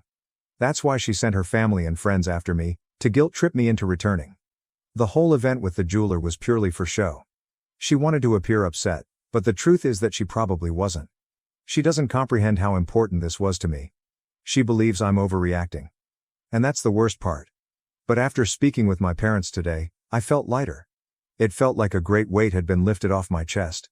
They told me they were proud of me for sticking up for myself and my family, for refusing to let anyone walk all over me, even if I love that person. That's all the reassurance I need. At the very least, my parents believe I am doing the right thing and am not overreacting. Whatever hurts me, harms me. I can't change that. And if Leah doesn't care that she harmed me, maybe we should end this marriage while we still can. Now I'm just waiting for her response to my divorce filing. I sincerely hope she does not contest anything, because it is the last thing I need right now. She's already brought me enough difficulty, I don't want any more. Update 3. It's been a few days since my last update, and I've been busy. I had missed a few days of work, so I had to make up for lost time, including working overtime. Given my existing circumstances, I couldn't afford to upset my bosses. Instead of relaxing, I spent my free time hunting for an apartment close to my employment. Staying at a hotel was no longer practical. Thankfully, I was able to find a place with a fair rent, and I'll be moving in next week. Naturally, dealing with the practical issues of my life kept me extremely busy, so I didn't have much time to reflect about Leah and everything that had gone wrong. In some ways, it served as a good distraction. But then she called me last evening. It was from an unfamiliar number, so I picked it up intuitively. And when I heard her voice on the other end, I stopped. I wasn't sure whether to stay on the line or hang up. So I just remained silent. She did not apologize. She did not even admit what she had done. Instead, she stated that she wanted to speak with me one final time, despite the fact that she admitted she had no authority to do so. She stated she wanted to meet with me in person to give over the signed divorce papers and have one final talk to clear things up. Even when I didn't react, she simply said she'd be waiting at home in the afternoon. Then she hung up. For the rest of the evening, I was unsure what to do. But this morning, I decided to finally head over. Even if I didn't want to talk to her, I figured it was a good idea to get the divorce papers in person.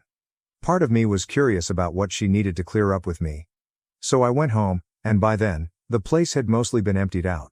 Only the furniture remained, but since the house had already been equipped, it was evident that it would stay. We were planning to end the lease at the end of the month anyway. She gave me a check in addition to the papers. I was perplexed, but then I saw the amount. It was quite considerable.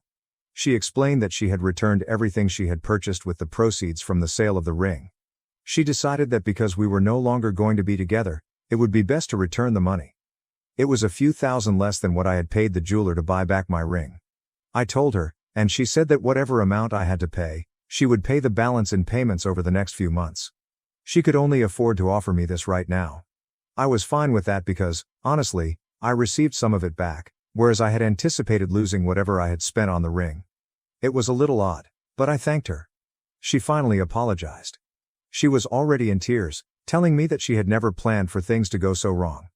But it was plainly too late to remedy anything, so perhaps it was best if we just let each other go. I didn't know what to reply, so I remained there awkwardly silent as she continued chatting. She informed me she'd been feeling terrible about everything for the past few weeks, ever since I left home. Even though her family and friends supported her, she couldn't believe she had done the right thing or that I had overreacted. Somewhere deep down, she knew I was correct and that she had made a tremendous mistake. She told me that she had wanted to contact me several times before. But since I had already blocked her, she was scared that if she did, I would reject her, which she couldn't bear. So she just stayed away. She also stated that she knew I deserved better, thus she felt it was right for us to divorce. Despite the fact that she was crying, she managed to finish her speech. Then she left without waiting for an answer from me. I was in shock, so I stood in the living room for a few minutes after she departed.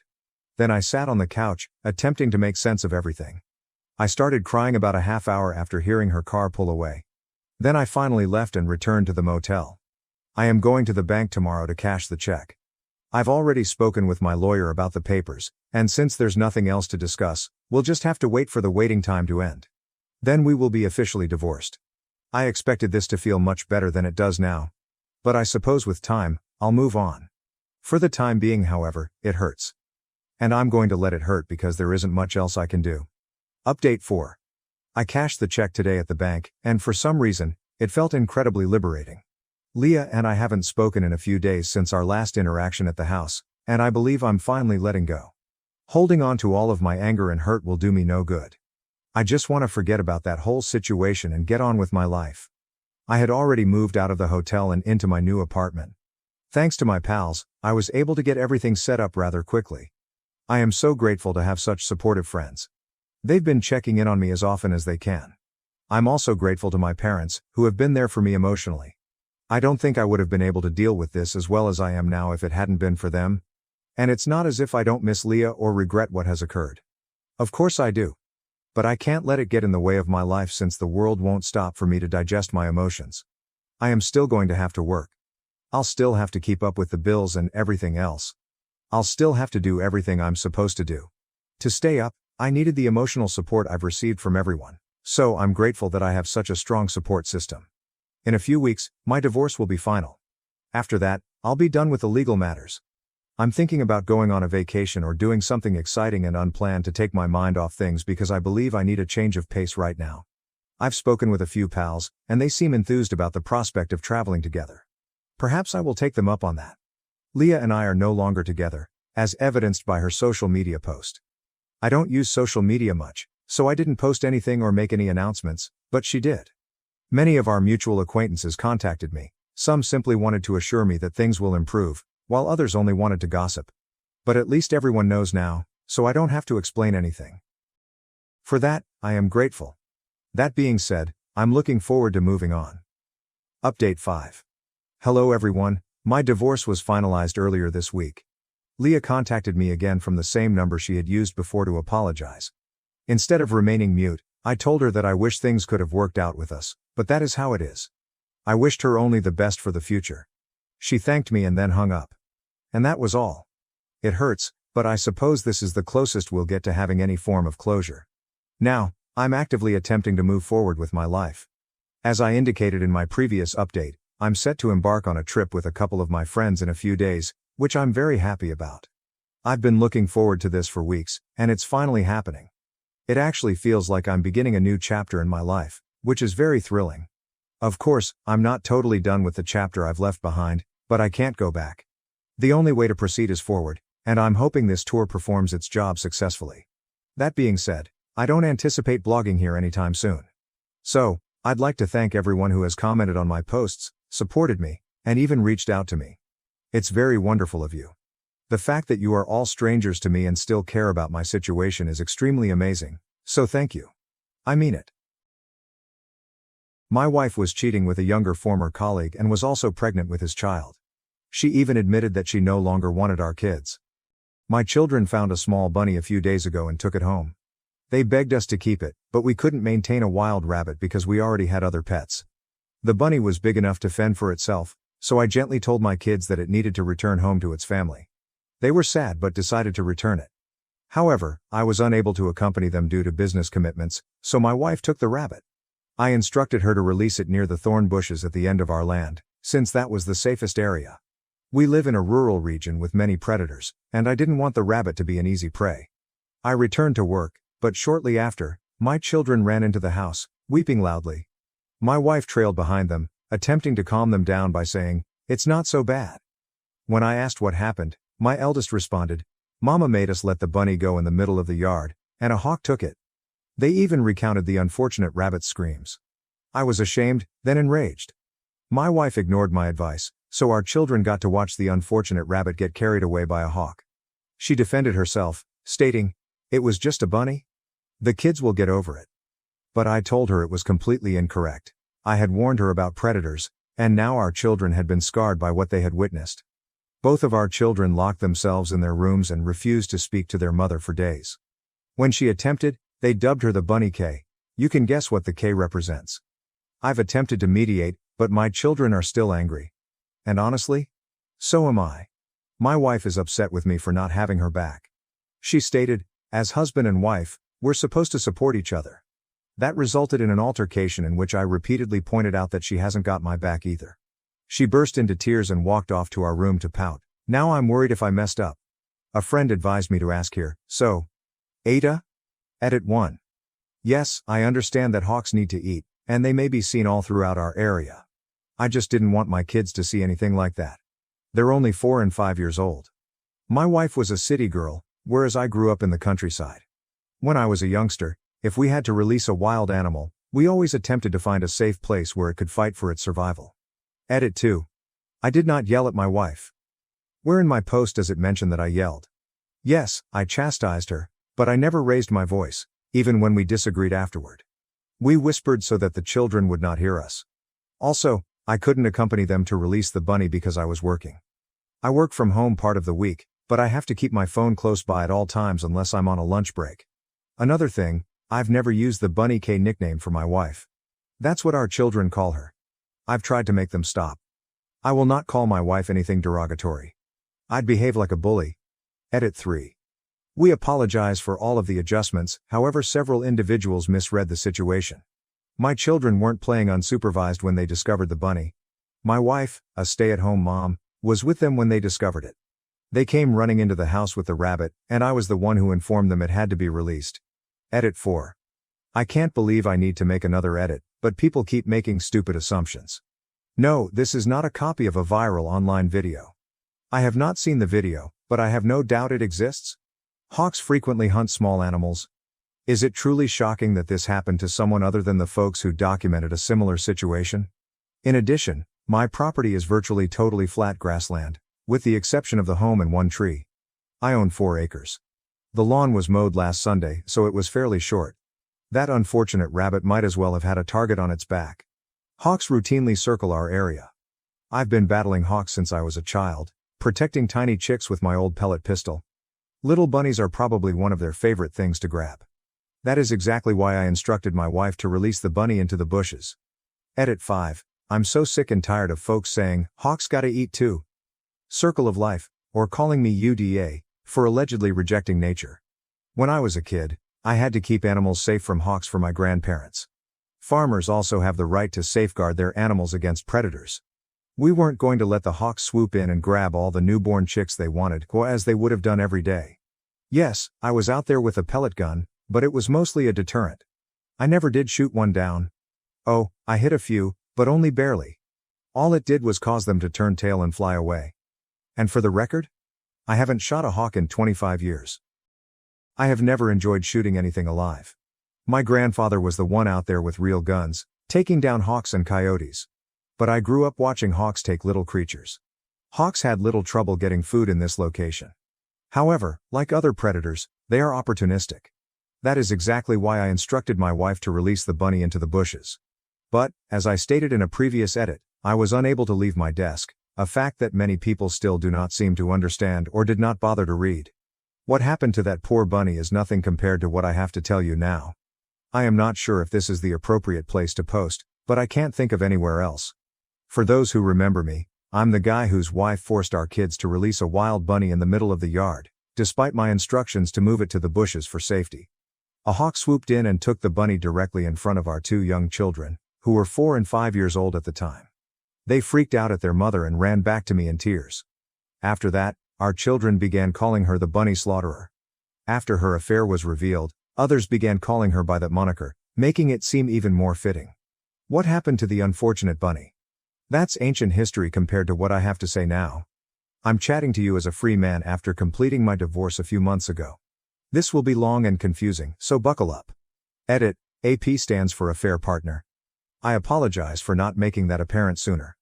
I showed my wife the original Reddit post, and she was outraged. So upset, in fact, that it sparked a major fight, and then she gave me the silent treatment for a week. Following the rabbit incident, I tried to get my kids to stop mistreating their mother by disciplining them with little groundings and timeouts. But the term came back every time our kids were furious with her. After a few weeks, my wife finally gave up the cold shoulder and said she should have listened to me regarding the bunny. She stated she should have carried it to the bushes, as I had recommended. But she later stated she just defended herself because she didn't want to be wrong. I accepted her apology and even apologized for creating the Reddit post. I wanted to go to marriage counseling, but she refused. She acted as if nothing was amiss with our marriage, and I chose not to press the subject further because things appeared to be improving. But after a few weeks, my eldest approached me and said she needed to tell me something. She was angry with her mother for another reason. And she was afraid to tell me. What she said shocked me to the core. I consoled her and said she could tell me anything. Well, what she said stunned me and altered everything in an instant. She explained that Mama had been bringing a man over on Saturdays while I was at work for months. She called him her special friend. She bribed our children to stay quiet about it, but my eldest sensed something was wrong and worked up the confidence to tell me. Children understand stuff. They pick up on things rapidly. I absolutely despise it when people ignore that reality. I'd observed my wife acting differently recently. She had been short with everyone, particularly the children. I tried to talk to her about it after showing her my first Reddit post, but she exploded over anything she could think of. She criticized my beauty, behavior, habits, and even my family. She also said that I used to smoke, although I quit more than 10 years ago. She then resorted to locking me out of our bedroom and crying so loudly that the entire house could hear it. So when my eldest approached me and dropped that bombshell, I quickly put 2 and 2 together. She was cheating, and her conduct mirrored the mood swings she had while pregnant with both of our children. Similar but worse. According to what I've read online and what friends and even a counselor have told me, my wife was cranky due to hormones and projecting as a result of her adultery. I'm not an expert in psychology, but it makes sense. I wanted to believe it was simply a misunderstanding, but my instinct warned me otherwise. So I did what I needed to do.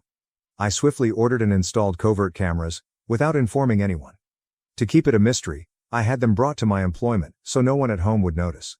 I set them up on a night when my wife went out for a girls' night. It was simpler than I expected. Within a few hours, I had them all connected to Wi-Fi and could monitor the entire house from my home PC, laptop, and work computer. At first, I was concerned that I was overreacting. I thought, if I'm wrong, I'll just take them down, and no one will ever know. But no. My worst concerns were confirmed. I gathered a lot of evidence in just the first week. My wife's affair partner, AP, was a former colleague. I remembered him quite well. They were always pleasant at business gatherings, but I never thought much of it. My wife left her work years ago to be a full-time mother after becoming pregnant with our first kid. It was a joint choice at the moment.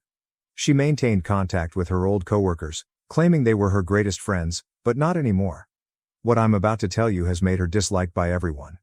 Her AP was over a decade younger than her. When she quit her employment, she mentored him to take over her position. They'd stayed quite close.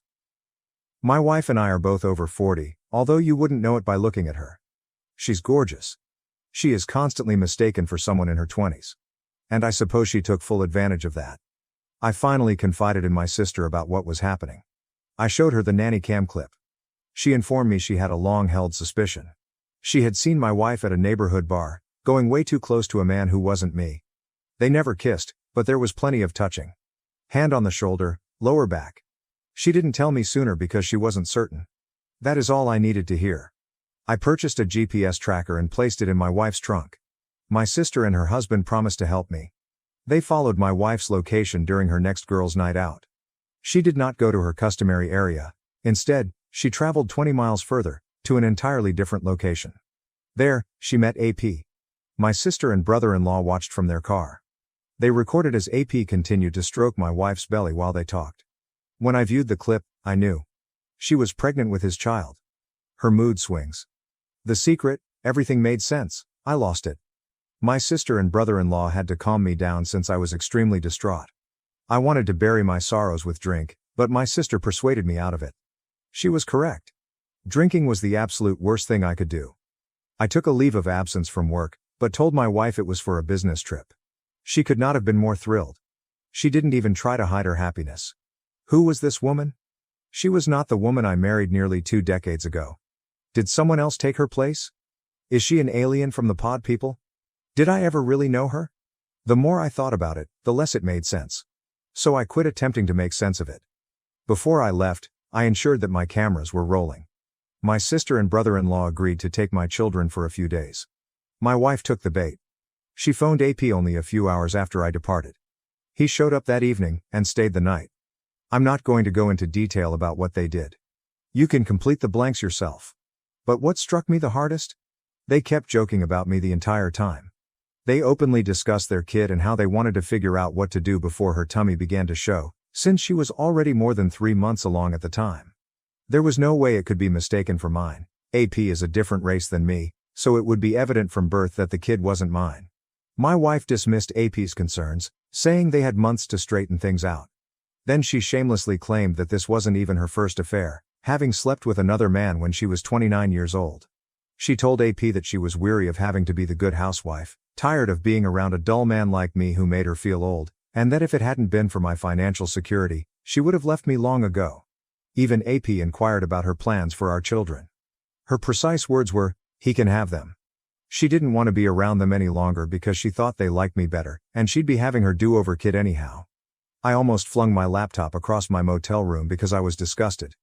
But I controlled myself, drank a few beers from a 6-pack, ate at a diner, and then watched a movie. After that, I spent half the night lying in bed, contemplating, until finally falling asleep. I thought I knew my wife rather well. I loved her. I would have given her everything. But, in the end, some individuals are simply nasty, and you'll never truly know who they are until they expose their actual nature. I made up my mind right then and there, I was going to destroy her through divorce. I am typically a polite and quiet man, but if you push me too far, I may become your worst nightmare. The following day, I went straight to a law company and requested the meanest divorce lawyer they had. I reside in an at-fault state, so once I caught her affair on camera, she was doomed. At first, the lawyer was hesitant that I would hire him so rapidly, but when I told him more about my position and showed him some video footage, he gave me a mischievous grin. We shook hands, and he promised to start right immediately. This was the type of case that divorce lawyers like working on. A few weeks later, when I was working from home and the kids were in school, my wife was served with divorce papers. The sheriff delivered them right into her hands, and my cameras captured it all. She appeared horrified as she opened the envelope, read the contents, and suddenly lost her mind. She stormed into my office, yelling at me, but I remained cool and composed the entire time. I had already checked out of our marriage. She tried to argue, but I simply told her that I had made up my mind and wanted her out of my house. I was the only one who had ever paid into the mortgage. She screamed at me, "You can't do this to me," and even threatened to tell people that I had battered her if I brought her to court. She even threatened to have me fired from my job. I told her to go right ahead. She could make up whatever falsehood she chose. It would not save her. It wasn't like she hadn't already planned to screw me over. She was pregnant with AP's child after all. Her eyes widened. "How much do you know?" she inquired. I simply stared at her and said, "Enough." Then I told her again, I wanted her to leave. She resisted, yelling that the house was as much hers as mine. Then she returned to her bedroom and shut herself within. I watched the bedroom cameras as she had a total tantrum. She then took out her phone and contacted the cops. She was acting panicked, yet she was smiling the entire time. She was quite an actress. If I hadn't previously realized she was a liar, I would have believed her performance over the phone in an instant. I waited for the cops with the front door wide open, welcoming them inside when they arrived. They came in hot and ready for a fight. However, the house was clean. There were no traces of a fight. Then my wife ran out of the bedroom, grabbed one of the officer's vests, and began crying, accusing me of being a monster. I asked one of the officers if I could show them evidence of what was going on, and he said okay. My wife was surprised. She had no idea I had recorded everything. I took out my laptop and showed the officer video footage from my security cameras. First, I aired a video of my wife claiming she would make stuff up to ruin my life. Then I showed them the video of her running from my office into the master bedroom. Finally, I aired a clip from the bedroom camera in which she called the cops and flatly lied. I had captured everything, from different perspectives. Despite her assertion that I hit her, she had no visible injuries. And the cameras throughout the house revealed a very different story than the one she told the cops. I then handed the officers a thumb drive, telling them it held all of the footage they needed to establish she had phoned them under false pretenses. Despite all of this proof, my wife continued to lie. She argued that I was an abuser, even claiming that the recordings were unlawful and inadmissible. I quickly explained that these were entirely legal. They were security cameras within my own home, not in a public place. She turned to the officers and urged them to take action. And they did. She was the one handcuffed. She immediately began crying like a child. I just sat there and shook my head. This was once the woman I adored for many years. I felt she was a wonderful, intelligent, and endearing individual. I could not have been more wrong. As the cops led her away, she cried that they couldn't do this to her. But she didn't fight back because she knew fighting arrest would just increase her charges. Once she was gone, I canceled all of her credit cards, which were in my name. I also canceled all future payments to our joint bank account. She'd have to use her own money to get herself out of jail. And she had a lot saved up. For years, she had worked while I paid the mortgage. She was far from broke. The next day, she returned for her automobile. But I'd already packed several suitcases full of her clothes and personal belongings and left the key on the seat. She couldn't even walk back into the house. Her parents came to speak with me. Her parents approached me the day after she had bailed herself out. They initially only knew the warped version of events she had told them, the same lies she had told the police. Her father was very furious. Despite his age, he was huge and strong, and he appeared ready to assault me. However, I asked him a simple question. Did you know your daughter was having an affair? Did you know she's pregnant? He froze. His shocked expression provided me with an excellent opportunity to explain myself. I got out my laptop again and showed them the recordings. When they realized the reality, they were disgusted. They said they couldn't believe she was their daughter. They apologized and offered to keep in touch to help with my children. Then, right in front of me, they contacted my wife on loudspeaker to confront her with her lies. She initially tried to defend herself, until they informed her that they were standing right next to me and had seen the tapes for themselves. They knew everything? And they wanted her out of their house right away. She tried to backtrack, but they weren't having it. Her parents said to her, "We did not raise you to be a selfish, adulterous liar who would try to frame her own husband." Then they stated something that surprised me.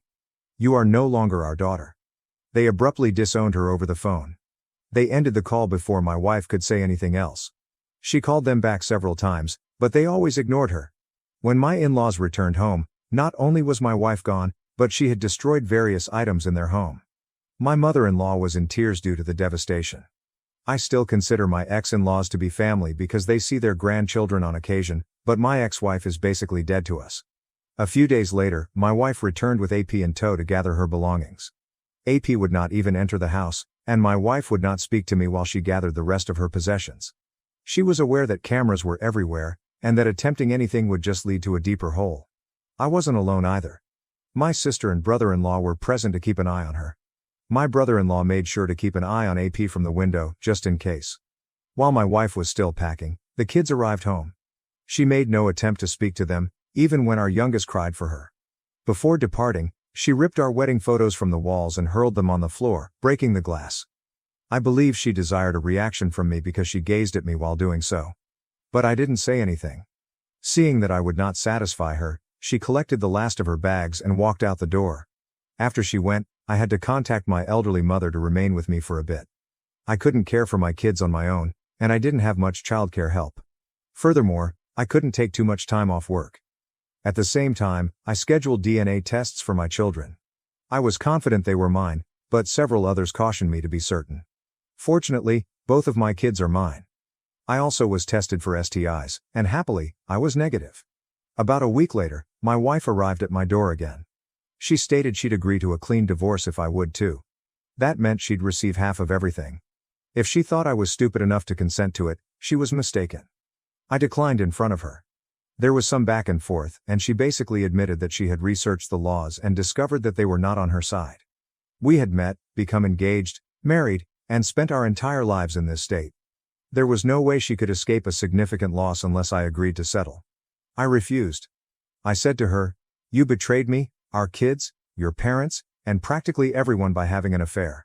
Then I slammed the door on her face.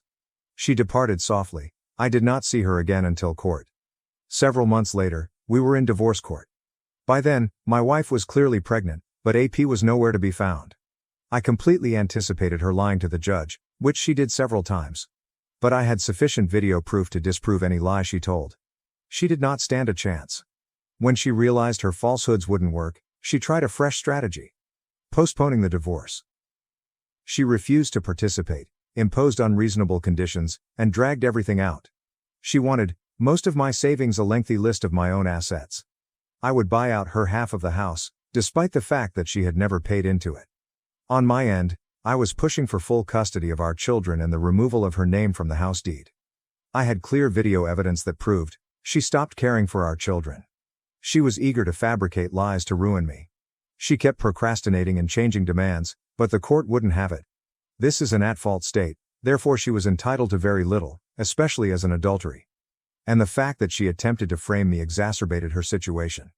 In the end, she lost custody of our children and walked away with only her things, a fair financial settlement considering the circumstances, and the automobile I had previously purchased for her.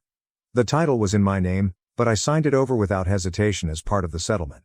She had made no attempts to communicate with our children throughout the divorce, so I received full custody. The house is now wholly mine, and I am totally free of her. My now ex-wife attempted to continue lying about me to others prior to and after the divorce, but my sister ensured that word spread about my wife's infidelity. Once our mutual friends understood who was telling the truth, they quickly cut her off. She and her AP left town together once their divorce was finalized. I heard that AP was not fired, but rather transferred. To where? I do not know. Honestly, I don't care. They could have sent him and my ex to freeze in Greenland for all I cared. I'm just glad they're both gone. By now, my ex should have had her do-over baby, and I hope it was all worthwhile for her. This is not the type of story I expected to publish on Reddit. I started out by talking about my wife releasing a bunny where a hawk could catch it. However, many of the responses I received back then reminded me that I should have paid attention to the red signals far sooner. I believe I just wore rose-tinted glasses throughout our marriage. But it's over now. Thank you to any readers who made it through this. I understand it was a lot to read, but this is my life. I had my ex's name removed from the house deed because every bank document proved that I was the only person who had ever paid into it. My ex was also constantly arguing with the judge, and in an at-fault state, being a confirmed cheater puts you in a lot of difficulties during a divorce. It's similar to having a signed prenup against you. And when I said I hired the meanest lawyer in the firm, I meant it. The man resembled a bear and a shark mixed together. My ex-wife received a $60,000 settlement, as well as the car I bought for her 2 years earlier for $50,000. I had totally paid off the car and handed the title to her. She was also offered partial custody of our children, but after the court saw the video of her claiming she didn't care about them anymore, she didn't bother fighting for custody. Instead, she gladly gave up all parental rights when she saw she wasn't going to get her way. And if you think the cops wouldn't have arrested her for lying, think again. The cops here don't mess around. My ex attempted to paint me as a wife beater with a psychotic smirk on her face. That is plenty of justification for an arrest. My wife, learning I was infertile, grew distant and eventually left for another man. Her family and friends reached out, but I refused to help. It's common to hear statements like, "I never saw it coming." That's exactly how it was for me. Though I had been married to my wife for 4 years, I honestly thought we were doing well. For the most part, I thought we were in accord. We had a life plan in place. The difficulty is that I felt we both wanted children. We started serious discussions about it as soon as we got married. She would continuously emphasize her wish for 2 or 3 children, droning on about the names we would give them, nursery decor, and other details. She would even spend hours online planning our future children's lives, browsing baby goods and clothing. It kept us linked and provided a topic for discussion. We were excited to begin this new chapter in our lives together, and everything seemed to be going as planned. But then we got some horrible news, which devastated me. After a few months of attempting to conceive, we went to the doctor to figure out what was happening. To shorten a long story short, it was me. The doctor essentially told us that our chances of naturally becoming parents were slim because my count was far too low. It felt like a stomach punch. I felt unworthy. Our entire set of plans went in an instant. The news hit me hard, incredibly hard. I found myself in a bad situation for a while. I was a total catastrophe at first, but therapy eventually helped. At first, she appeared to be quite supportive, saying that it didn't matter and that she would be okay with just the two of us. However, there was something off about the way she said it from the outset. She appeared to have dropped it way too quickly. She was all about creating a family 1 minute and then suddenly said she didn't need children to be happy. I understand that people's opinions evolve, but her entire behavior struck me as weird. She had stopped talking about children since she was preoccupied with baby names. Furthermore, it appeared that she began to perceive me in a different light. She would suddenly start making tiny barbs at me, something she had never said before. She would make comments about how I wasn't taking care of myself, how I should exercise, or how I should be more productive at home. Yes, I could have gained a few pounds, but it appeared like she was always looking for reasons to accuse me of something. When I asked her about the dramatic change in attitude, she dismissed it. She said that I was very sensitive and was just imagining things. But I knew there was something wrong. She was not like the woman I married, who would sit with me for hours discussing our future plans. She wasn't particularly harsh, but she had a frigid demeanor about her, as if she had already checked out mentally and was only acting. I think as time passed, I grew to trust her when she assured me that everything was fine. I didn't want to come across as needy or insecure, so I stopped pursuing the topic. In any event, after a few years, we were barely getting by. We had fallen into a practice of rarely discussing anything serious. We seemed like housemates rather than husband and wife. She would consistently ignore my attempts to discuss alternative options, such as adoption or surrogacy, by declaring that she did not want to consider them. I never believed her when she said, "As long as we're together, I'm happy." She seemed more interested in convincing herself than convincing me. She suddenly informed me that she wanted to go on a girls' trip. It wasn't unusual for her to travel with her buddies. She had done it several times previously, and I had always supported her. She had long expressed a desire to visit to America with her friends while we were living in Brighton. We had built trust over the years, so I didn't give it much attention. I ensured she had everything she needed, helped her pack, and took her to the airport. I remember her final remarks before she left. She looked at me and said, "Thank you for being so supportive." I found it unusual that she would say that when I hadn't done anything particularly spectacular. But she appeared so earnest that I discounted it as a simple expression of gratitude. That night, I stayed up to ensure everything ran perfectly. I called her when she came, kept myself busy about the house, watched TV, kept track of the time, and waited for her to text me to let me know she had arrived. Her flight was supposed to take about 9 hours, so I wasn't too concerned at first. When I realized her flight had landed, I contacted her to check in. The phone continued ringing but no one answered. I didn't give it much attention. I figured she was fatigued and had gone straight to her hotel to rest. However, as AM dawned and I still hadn't heard from her, a gnawing worry crept in. I assumed she was merely busy or her phone was on quiet, so I tried calling again and texted her a few times. After a few more hours of radio silence, I was completely freaked. Finally, I called her sister to see if she'd heard from her. Nothing. I was starting to panic. In the hopes that something had gone wrong with her phone or that she just hadn't had time to check in, I even called her purported travel companions. However, they were equally bewildered as I was. When I contacted, they said they hadn't joined her on the vacation. They were actually sitting in a cafe just 2 streets away from our house, drinking their morning coffee. That's when it really hit me. She was not traveling with any other girls. She had no friends with her. She hadn't traveled with anyone. She had simply disappeared. My stomach felt like it had fallen through the floor as I sat there holding the phone. I couldn't understand it. Why would she tell me that lie? Why didn't she tell me before leaving? I tried to tell myself that it was a mistake, perhaps she had missed a connecting flight or was delayed due to an emergency. But, deep inside, I knew the truth. She had planned it. Her stating, "Thank you for being so supportive," and the entire story of a girl's trip were all part of whatever plan she had in mind. I was at a loss for what to do. It seemed like I was locked in a nightmare, unable to awaken.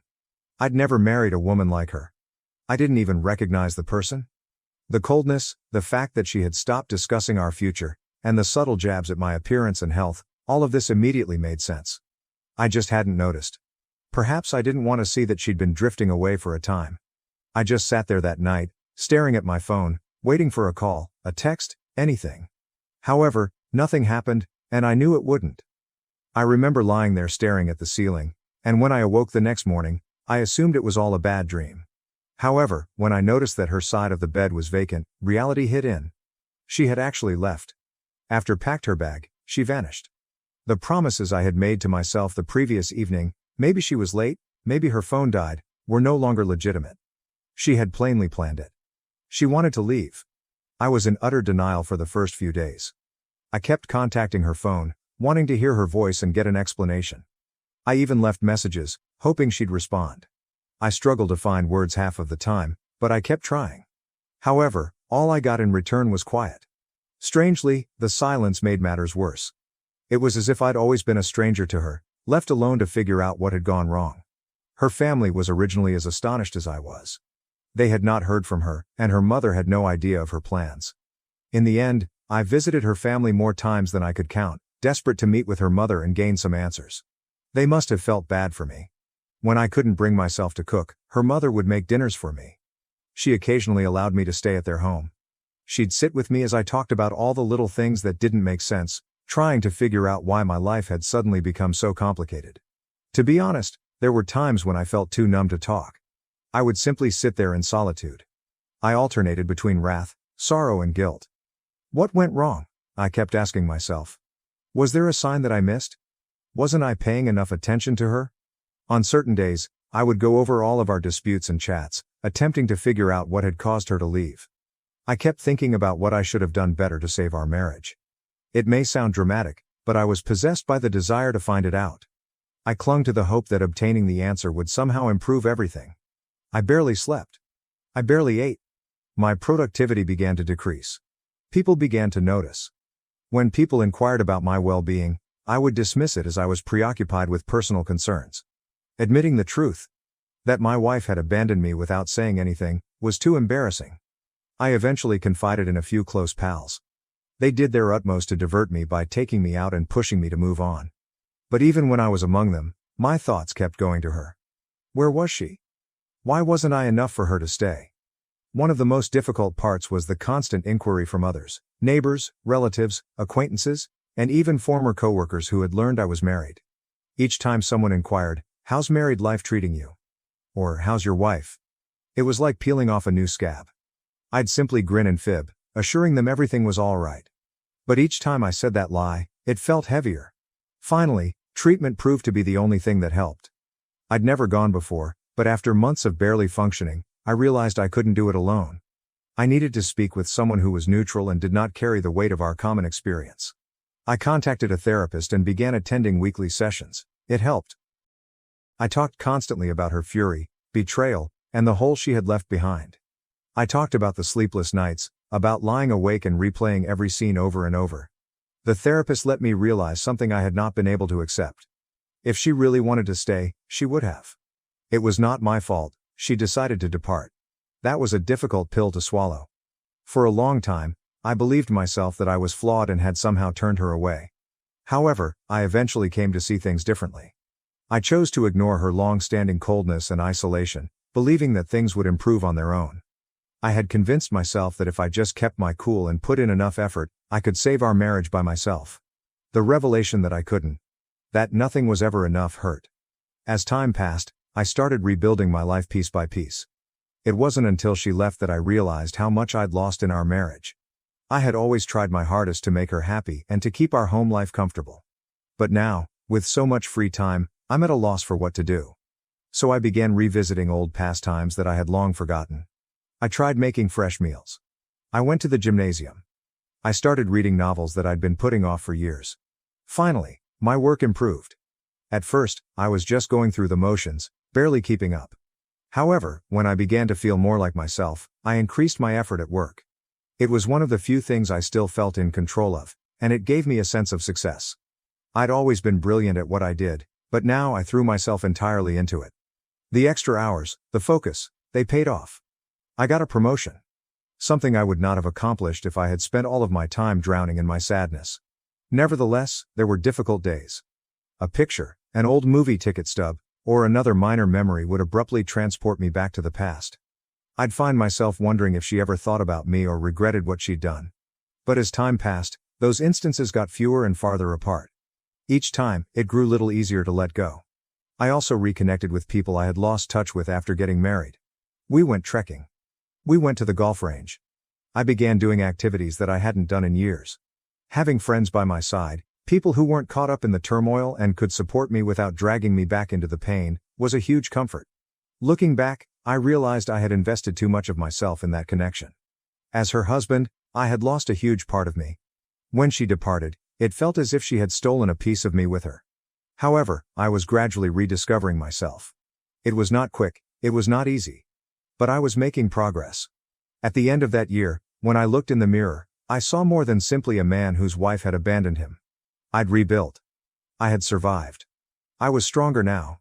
For the first time in years, I felt free to live my life without her shadow lurking over me. And I took pride in it. I genuinely thought I'd moved on from everything.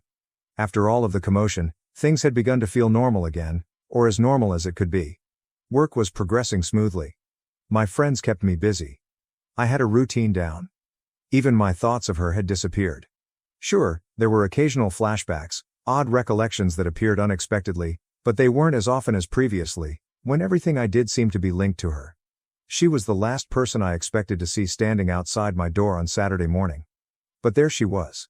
She holds a baby in her arms. I got chilled. It was like witnessing a ghost. For a little while, my brain ceased to operate. She appeared nearly identical, perhaps a touch worn down, but otherwise unchanged. And the way she looked at me, as if she truly believed I would be delighted to see her, moved me. I thought I had stopped caring. But meeting her again resurfaced emotions I had long suppressed. For a minute, I stood there in silence, staring. She smiled as if nothing had happened and asked, "May I come in?" A nerve. After everything she has done, she simply walks up here, expecting me to welcome her back with open arms. However, I kept my cool and told her, "No. You can stay right there." I said that I did not want her in my home, bringing all of the chaos back into the place I had established for myself. Despite her bewildered demeanor, she remained where she was and simply began her story. She began by saying, "I know this may come as a shock, but I wanted to come back and explain everything." Her look was hopeful, as if she genuinely felt I would be eager to listen. I was tempted to simply close the door in her face. Perhaps even laugh. But I was too curious. I was curious about the reason for her disappearance and the tale she had come up with. She went on to say that she had made a mistake in leaving and had now recognized that she had lost the best thing that had ever occurred to her. Not my words, but hers. She claimed that after much thought, and after having this child, she had finally realized what was truly essential in life. After years of ignoring me, it appeared that what was most important had unexpectedly brought her back to my doorstep. "This is our second chance," she said, looking down at the newborn. What I was hearing was incredible. Our second chance? As if this child were some sort of miraculous reset button, allowing us to resume where we left off. I was outraged on the inside, but my expression remained neutral. She went on to suggest that, despite having made a terrible mistake, we could now start over, just the three of us. She wanted us to be a family again. "Why did you leave?" That was the question that had haunted me since she first appeared. I tried to keep my voice steady, but I wasn't sure how long I could do it. Now that she was present, I needed to hear the truth. For years, I tortured myself with unlimited possibilities, attempting to make sense of everything. She hesitated, looking down at her feet, as if embarrassed. Then she finally said it. Or, at least, what she said was true. She stated that she had gone because she wanted a child, and she had found someone who could provide one, because I could not. She spoke nonchalantly, as if it were insignificant, as if she hadn't ruined my life, as if I should simply nod, accept, and go on. She went on to explain that, while the man she had left me for did not remain, she had already given birth and had realized she wanted me back. How convenient. I paused to digest what she was saying. She was standing here, confessing that she had abandoned me, fled with another guy, had his child, and now expected me to simply accept it. To pretend that none of this had ever occurred. "So, you left. Found someone else. Had his baby? And now you think you can just come back and pretend like nothing happened?" I responded with curiosity. She burst into tears and apologized repeatedly, acknowledging she had made a tremendous mistake. I remained unaffected. She kept talking, attempting to persuade me that she knew she was meant to be with me. That I was the person she actually loved. To be honest, it was difficult to maintain a straight face. She sounded deluded. The desperation was written all over her face. It wasn't love that brought her back. It was terror. Then she attempted to guilt-trip me. She went on and on about how tough it had been for her as a single mother, as if she were the victim in this whole situation. As if her own decisions had not brought her here. She assured me that this time, she was prepared to make it work. She said she needed my help. All I could think was, who does she think I am? I let her continue. I stood there listening. Then I'd had enough. You made your choice a long time ago, I informed her.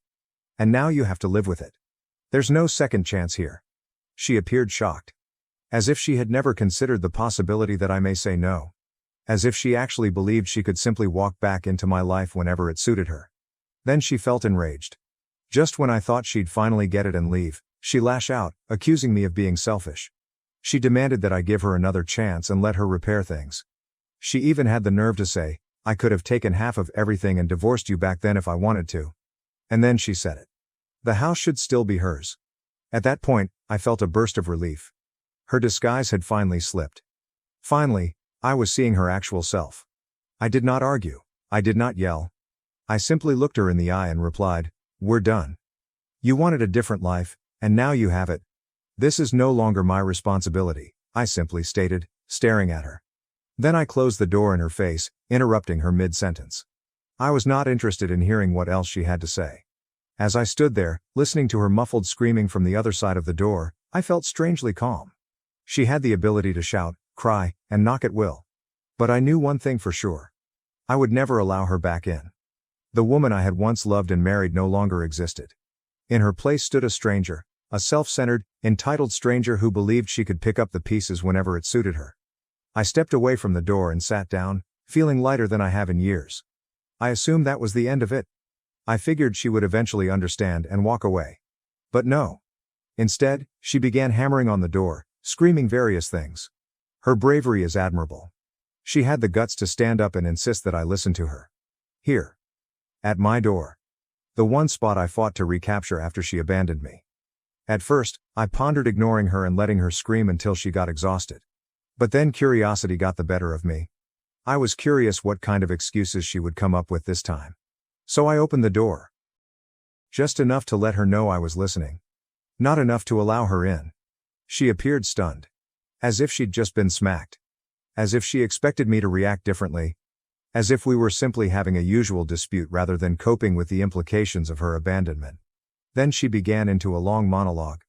She expressed her willingness to forgive me for closing the door on her. About her desire to start over. She went on and on about how, if we both worked hard, we could get things fixed. And that's when I lost it. I laughed. Not simply a chuckle. A full, sincere and unrestrained laugh. Because this woman possessed more nerve than I had ever seen. When I did, she snapped. She was enraged. As if I had harmed her. As if I were the one who should feel guilty. You left, I informed her, my tone even. You had your chance, and you threw it all away. I'm not just going to pretend none of that happened because you feel like it. Her face turned crimson. Then she started talking about how lost she had felt after leaving. She discovered her mistake too late. You don't understand how hard it was for me, she told me. I didn't believe any of it. No, I replied. You made the decision to leave. You planned it, you lied about it, and then, you went through with it. Now, I scoffed. Now your regret means nothing. And that's when she finally gave up the act. Her entire demeanor changed. The gloomy, remorseful woman was gone. In her place was the bitter, greedy individual she had always been. She attacked me. She accused me of being harsh and not having the grace to give her another chance. Then she said it. If I'd wanted to, I could have taken everything from you back then. I could have taken half of everything you own. She genuinely stated that. I just stood there, staring at her in bewilderment. This woman, who had abandoned me without saying anything, now claimed she was deserved something for not screwing me over even more. As if she deserved recognition for not being as bad as she could have been. So, what? Am I supposed to be grateful? I requested an explanation. Grateful that you only ditched me and didn't take my stuff too. Her expression shifted between wrath, desperation, and remorse. But I didn't care anymore. That was it. That was the point at which all of the years I had spent questioning myself, wondering if I had done something wrong, vanished. For the first time in years, I saw her as she truly was. I felt free. But she wasn't done. She began pacing my porch, shouting about how I'd regret not giving her another chance. I'd never find somebody like her again. She even tried to make it appear as if I was the one losing, as if she were the prize. It was surreal. This was the same woman who had demolished everything we'd constructed. Yet there she was, acting as if I should be asking her to stay. When she realized I wasn't going to cave, she grew louder. She began ranting about how I forced her to leave in the first place. She claimed that none of this would have occurred if I had been more accepting of the entire kid scenario. Her rationale was perplexing. She was actually implying that I had failed her as a husband because I was unable to conceive. As if this validated her decision to have a child with someone else. The mental gymnastics were incredible. To be honest, I was stunned that she was attempting to blame me for her actions. I glanced at her and commented, "Look, if you wanted a kid that badly, you could have just told me the truth. You didn't have to lie to my face and pretend everything was fine while planning your escape." She gave no response. She simply gazed at me, as if I had hit her. But I did not let her talk. "You made that decision entirely on your own," I continued. "And now you have to live with it. That's not my problem." She made one last attempt. Her face returned to that depressed expression, and she pleaded with me to think about the boy. She said I was being unjust by ignoring him. She tried to make me feel guilty by holding the youngster in her arms. As if I were the villain in this scenario. But I was not buying into it. "I don't know that child," I informed her firmly. "I have nothing to do with him. He's not mine. And neither are you." That was it. I noticed it in her eyes. For the first time, she understood. She understood that I would never change my opinion. I would never allow her back into my life. The wrath in her expression dissipated, to be replaced by something else, perhaps regret. Or maybe she was just frustrated because her manipulation wasn't working. I didn't care. She had expected me to fold, forgive, and accept her back. But she was nothing to me now. She waited there for a few more seconds, as if waiting for me to reconsider my decision. I didn't utter another word. And as it dawned on her that I meant every word, I stood there, observing her. Then I closed the door. This time, I did not wait for her to knock again. This time, I knew in my heart that I'd already made up my mind. There was no turning back. I'm not sure why, but I felt like I had finally won. It ended as I moved away from the door. She'd spent a lot of time attempting to manipulate her way back into my life. But I had freedom. There would be no second chances for either her or us. She was now merely a memory, something I had finally put behind me. And for the first time in years, I felt as like I could breathe again. After so many years of pain and guilt, I felt at peace. And you know what? It was pleasurable. When I closed the door behind her, I felt a strange sensation of calm sweep over me. I no longer felt sad. I was not furious. I wasn't even astonished anymore. It was as if all the years of effort I had put into her had vanished, along with the pain, guilt, and never-ending wondering. I was prepared to go on. Because I had finally received the closure I had never known I needed. This time, it was really over. However, life never ends smoothly. A few days later, I received a text from her mother. She apologized. She expressed her embarrassment at how her daughter had handled everything. She had tried to reason with her, but it was evident that it had not worked. Her mother was a kind woman. She had been kind to me when her daughter departed, and I could tell she was genuinely upset about the situation. I didn't have anything against her. However, I did not want to be dragged back into any of it. So I just answered, "Thanks for checking in," and left it at that. I wasn't going to waste time justifying my decisions, and I wasn't going to give her mother any additional information. She knew it was over because she understood. Over the next few weeks, I discovered bits and pieces via social media and mutual relationships. She had allegedly moved back in with her parents, and things were not going well. The child's father, the man she had left me for, was not involved at all. He had bailed. She was left to figure things out on her own, as he had apparently not committed to the long term. Few people wanted to help her. She'd burned almost every bridge. Her previous acquaintances, many of whom had backed me when she initially went missing, had little sympathy for her. They were not about to get drawn back into her drama. They'd all moved on. And frankly, you can't blame them. Even her parents weren't pleased. They did not have the financial resources to maintain her and the child. I knew this because immediately after her mother texted me, her father called. Curiosity got the best of me, I almost didn't respond. He was clear yet respectful. He added that they were hurting financially and quietly suggested that I might be able to assist them. He spoke about the youngster and how terrible things were for them. "We know you cared about her once," the man added. I listened politely, but the irony of the situation made me laugh within.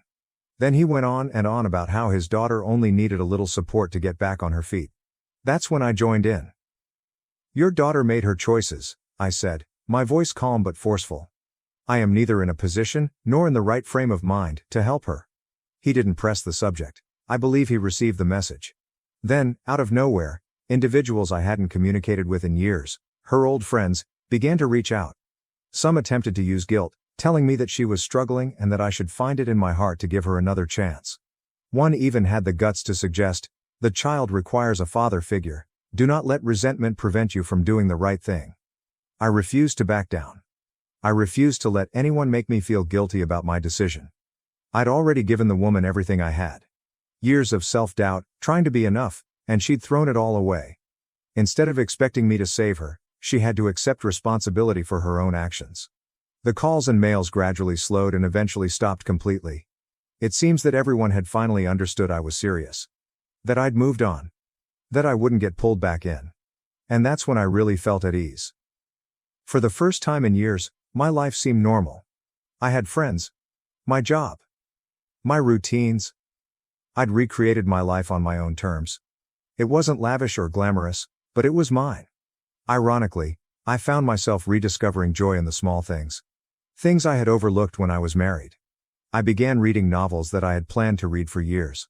I cooked my own meals. I took long walks. And for the first time, I felt liberated. I didn't need anybody's approval. I wasn't always concerned about someone else's happiness. For once, I arrived first. Every now and then, I would come across someone who knew us both. They'd say, "Hey, whatever happened to her?"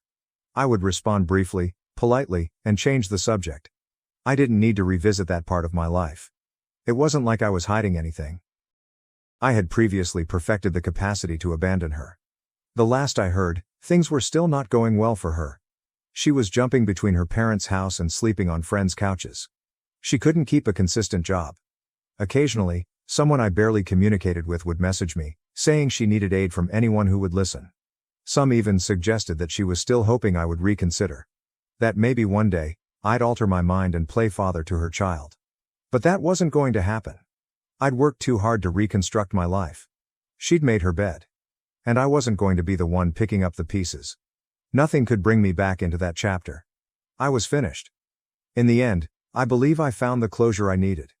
She was now facing the repercussions of her own actions. And me? For the first time since she departed, I felt entirely and really free. I'd finally let go of the weight she had left behind. And you know what? I was pleased. Not in a big dramatic way. Just content, and it was enough.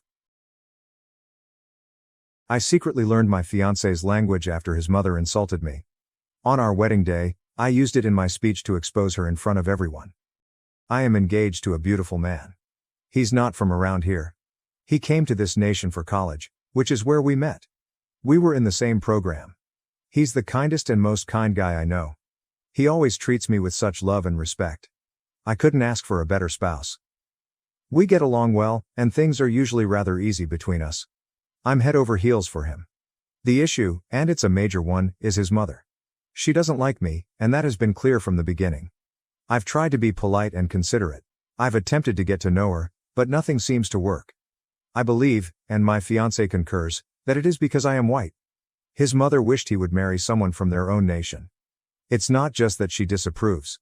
She intentionally makes me feel uncomfortable, which is quite difficult.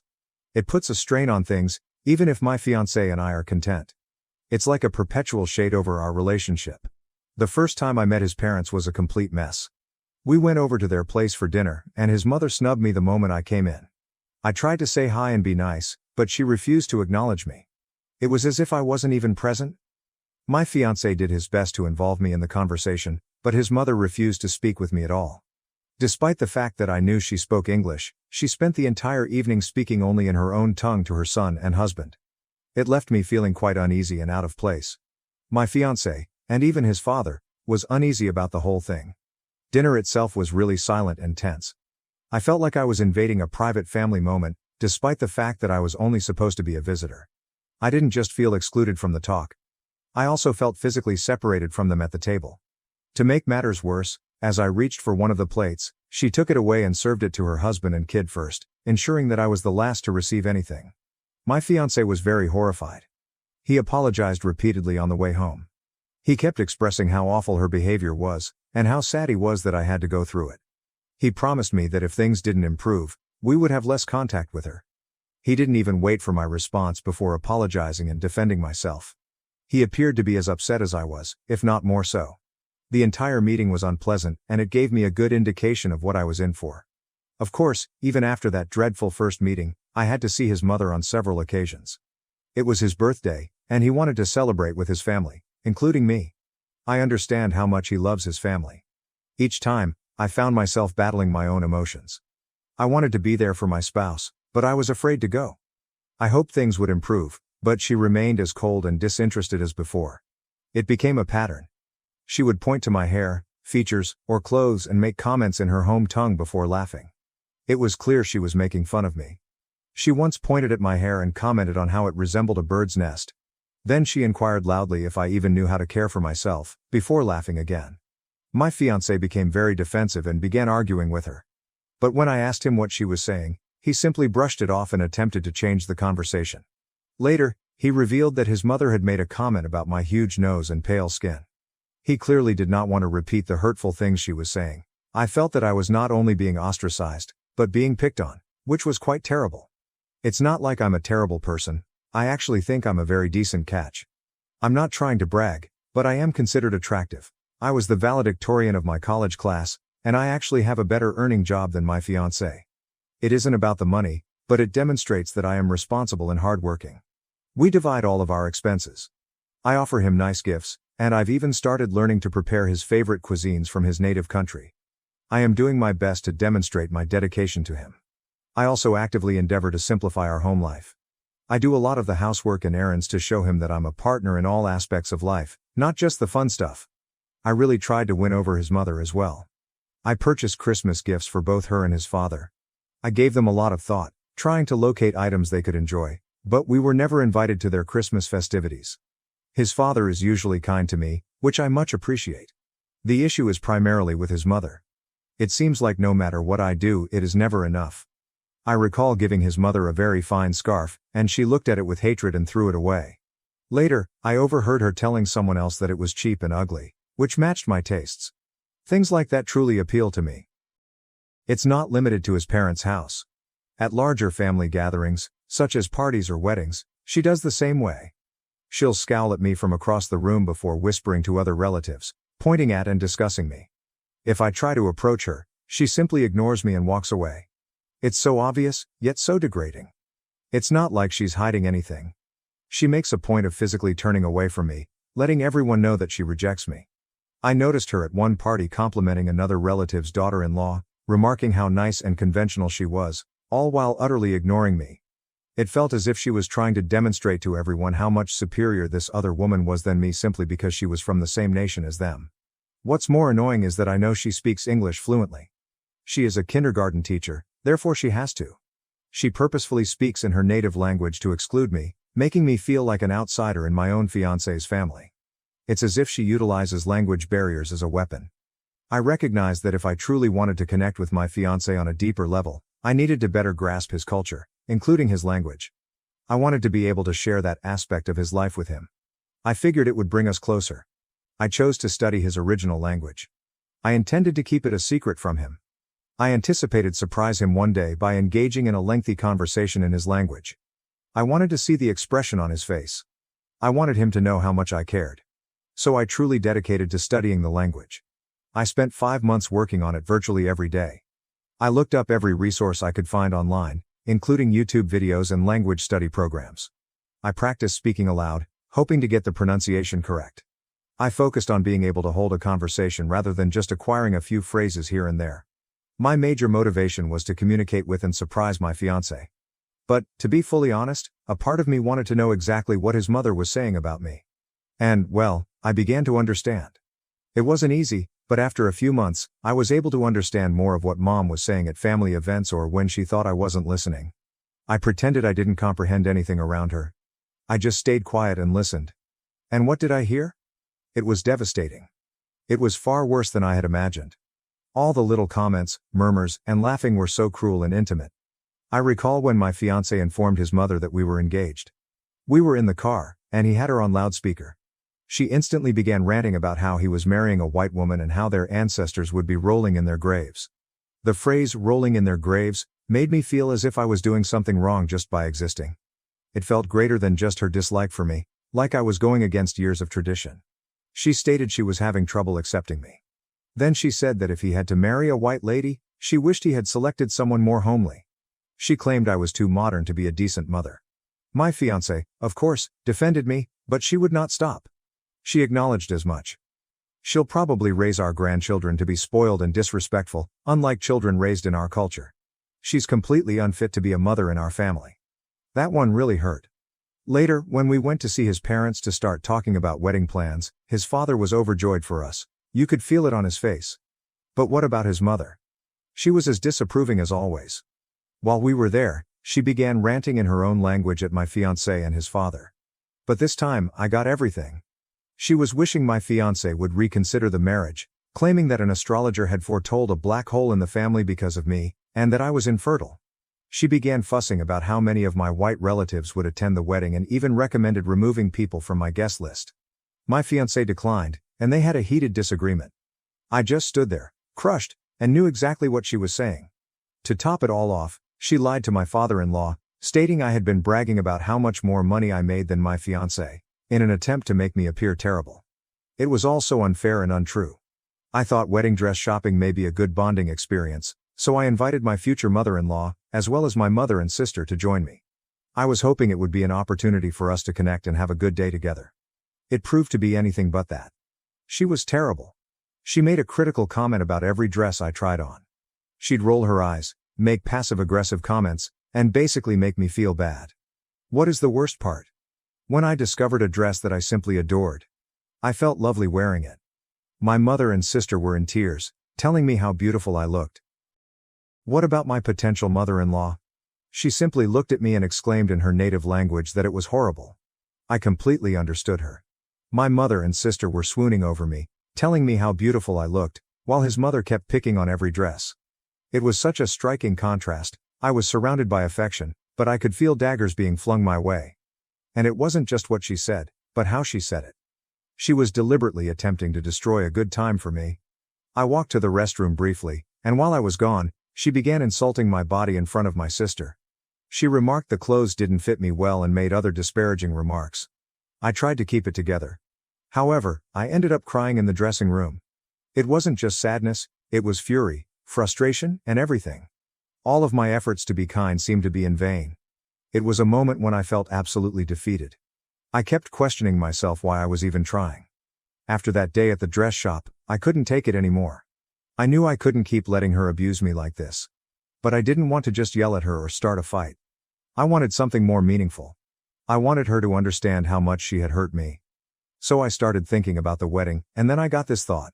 What if I embarrassed her in front of everyone? I understand it sounds horrible. But after everything she'd put me through, I felt I deserved to give her a taste of her own medicine. I intended to punish her once and for all.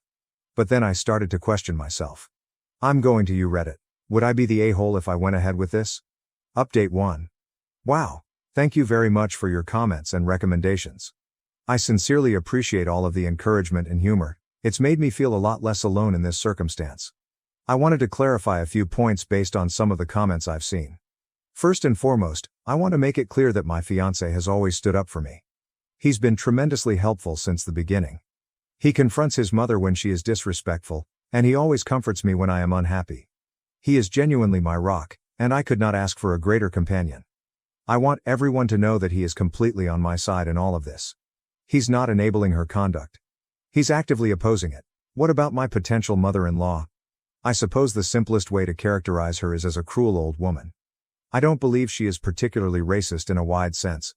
I believe she has an issue with me specifically. It is personal.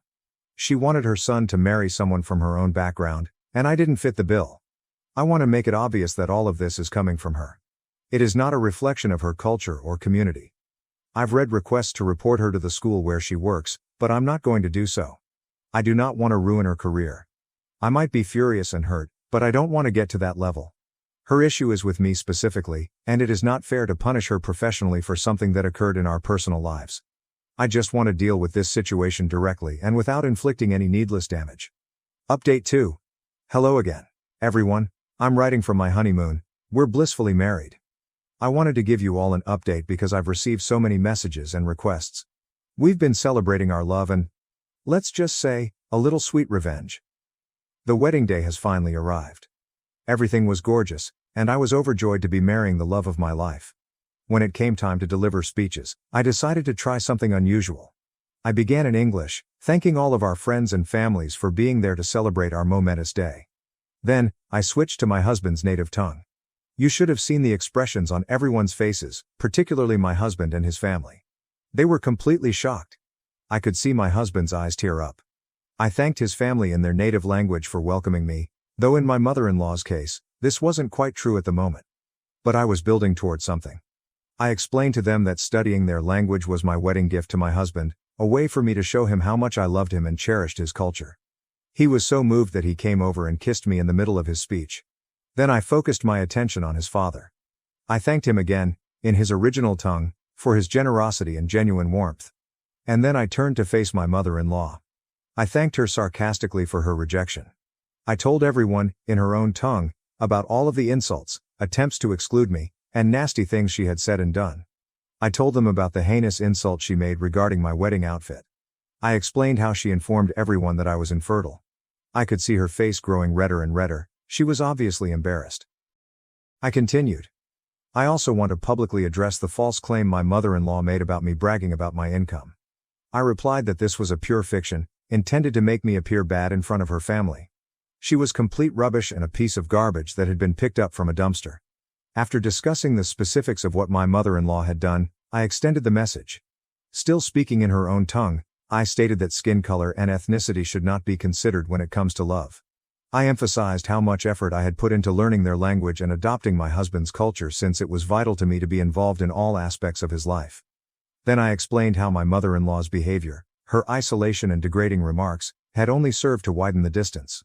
I looked at her straight and calmly warned her that if her behavior persisted, she would have no access to any future children we might have.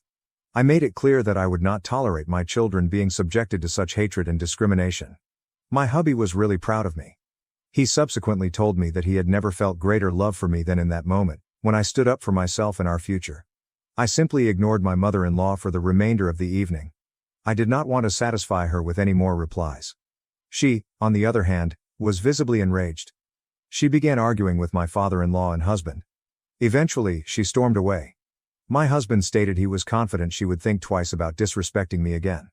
But the nicest part was the reaction of other relatives.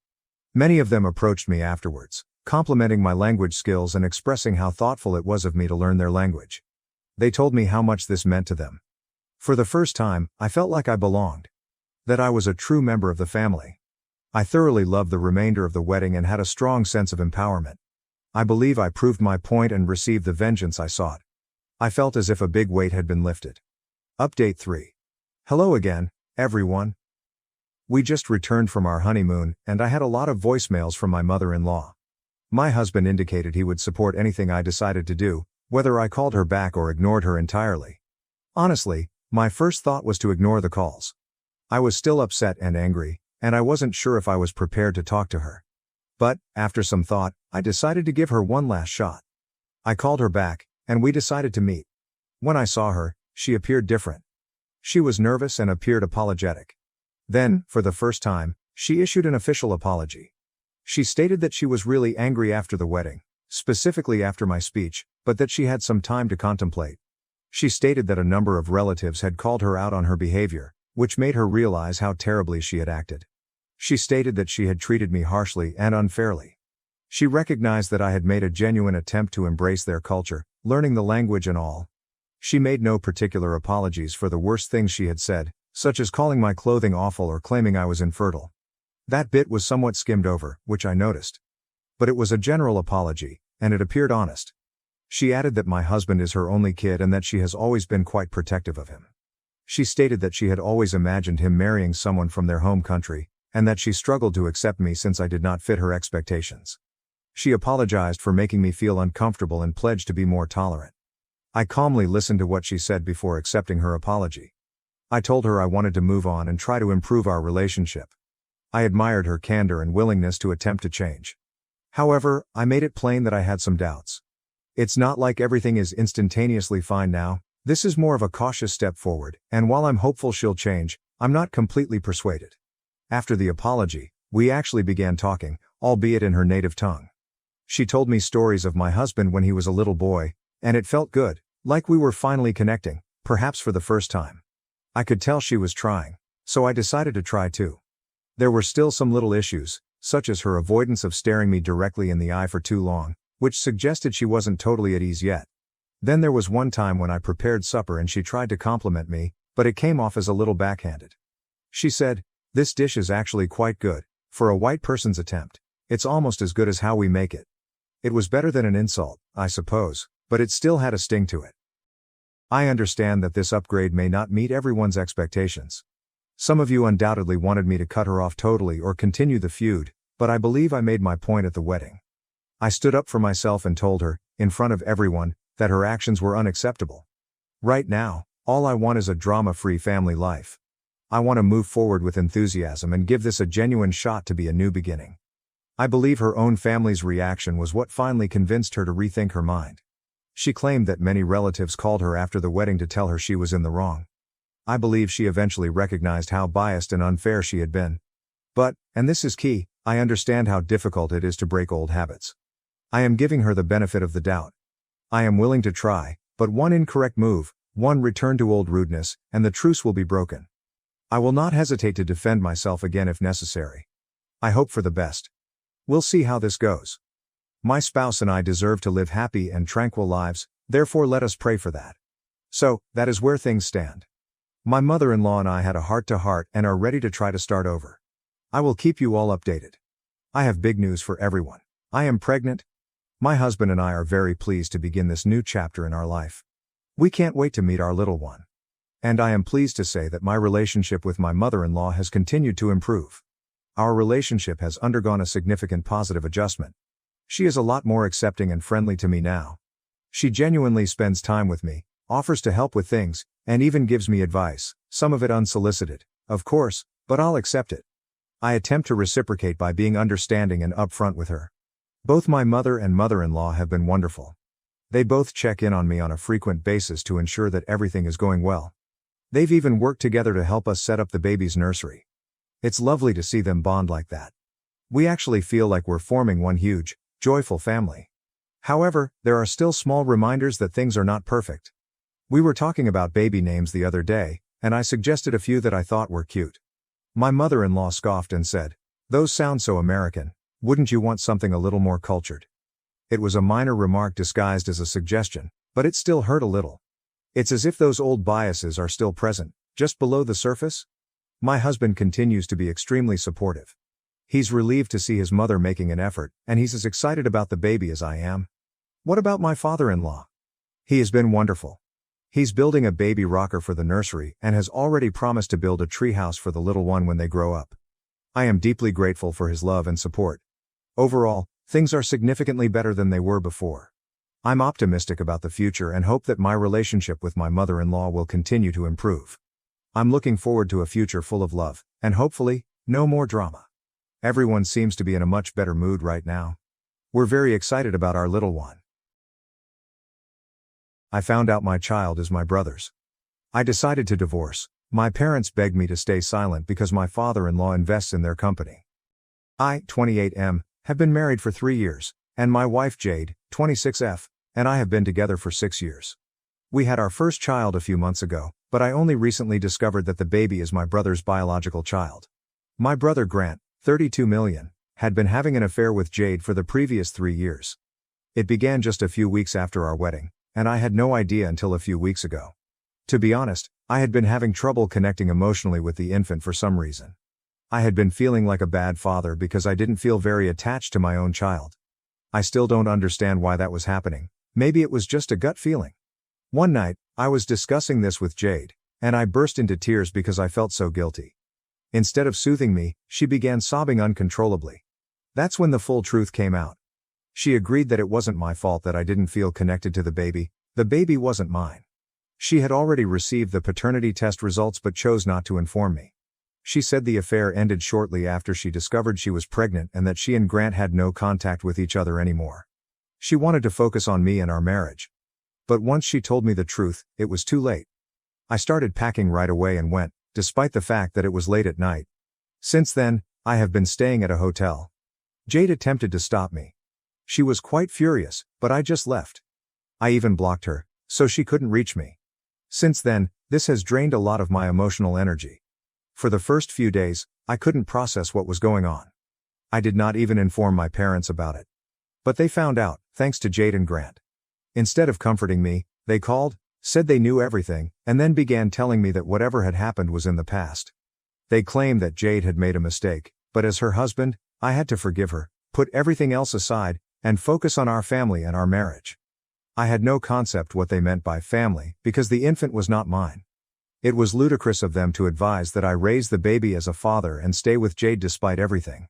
I believed they were insane, but my dad eventually told me the reality. Apparently, this was merely a commercial transaction for my parents.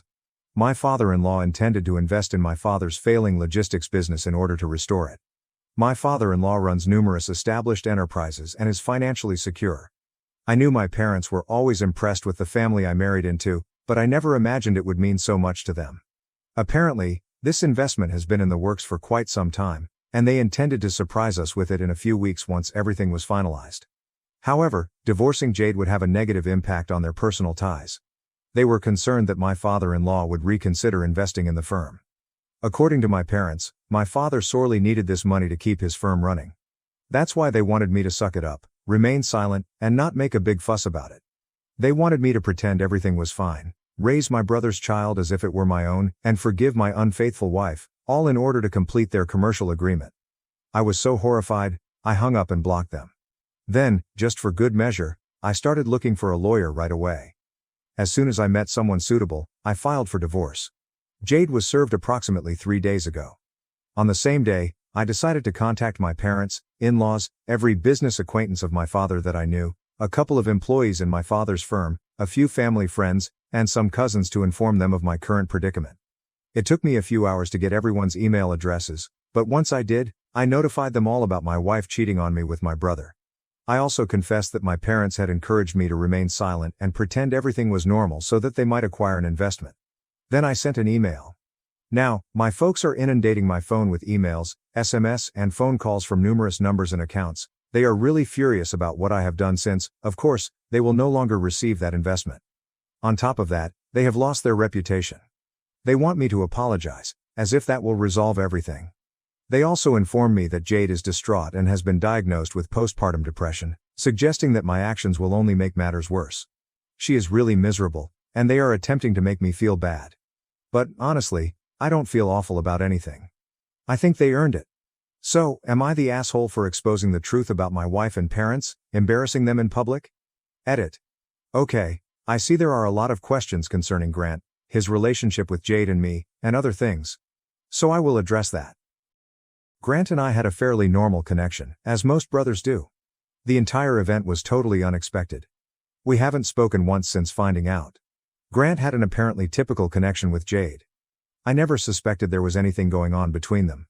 Furthermore, Grant had always been a loner who had no interest in sticking with one woman for an extended period of time. His job forced him to travel frequently, and aside from that, he was spontaneous and always on the go, completely unlike me. From what I understood, he was never Jade's type, either in appearance or demeanor. So, obviously, none of this made sense to me. Jade informed me that they just started hooking up after we got married, and it ended when she discovered she was pregnant. She might be saying the truth or not. But, even then, I saw nothing strange. They were just very excellent at concealing it. Whatever it was, I always assumed they were only friendly with each other. I'm not exactly sure why Jade cheated on me. When she was attempting to persuade me to stay and justifying herself, she mentioned how I overworked at the beginning of our marriage. I had just started working because I did not want to continue my father's business. I knew I needed to work hard if I wanted to advance. Sure, some may say I was serious about my profession, but I never overworked or carried my work home with me. I believe she was just bored and wanted an excuse to meet up with someone else, which is exactly what she did. Any other reason she provides is only an attempt to rationalize her behavior because she does not want to recognize that this was totally her fault. That is pretty much all I know about Grant and his relationship with Jade.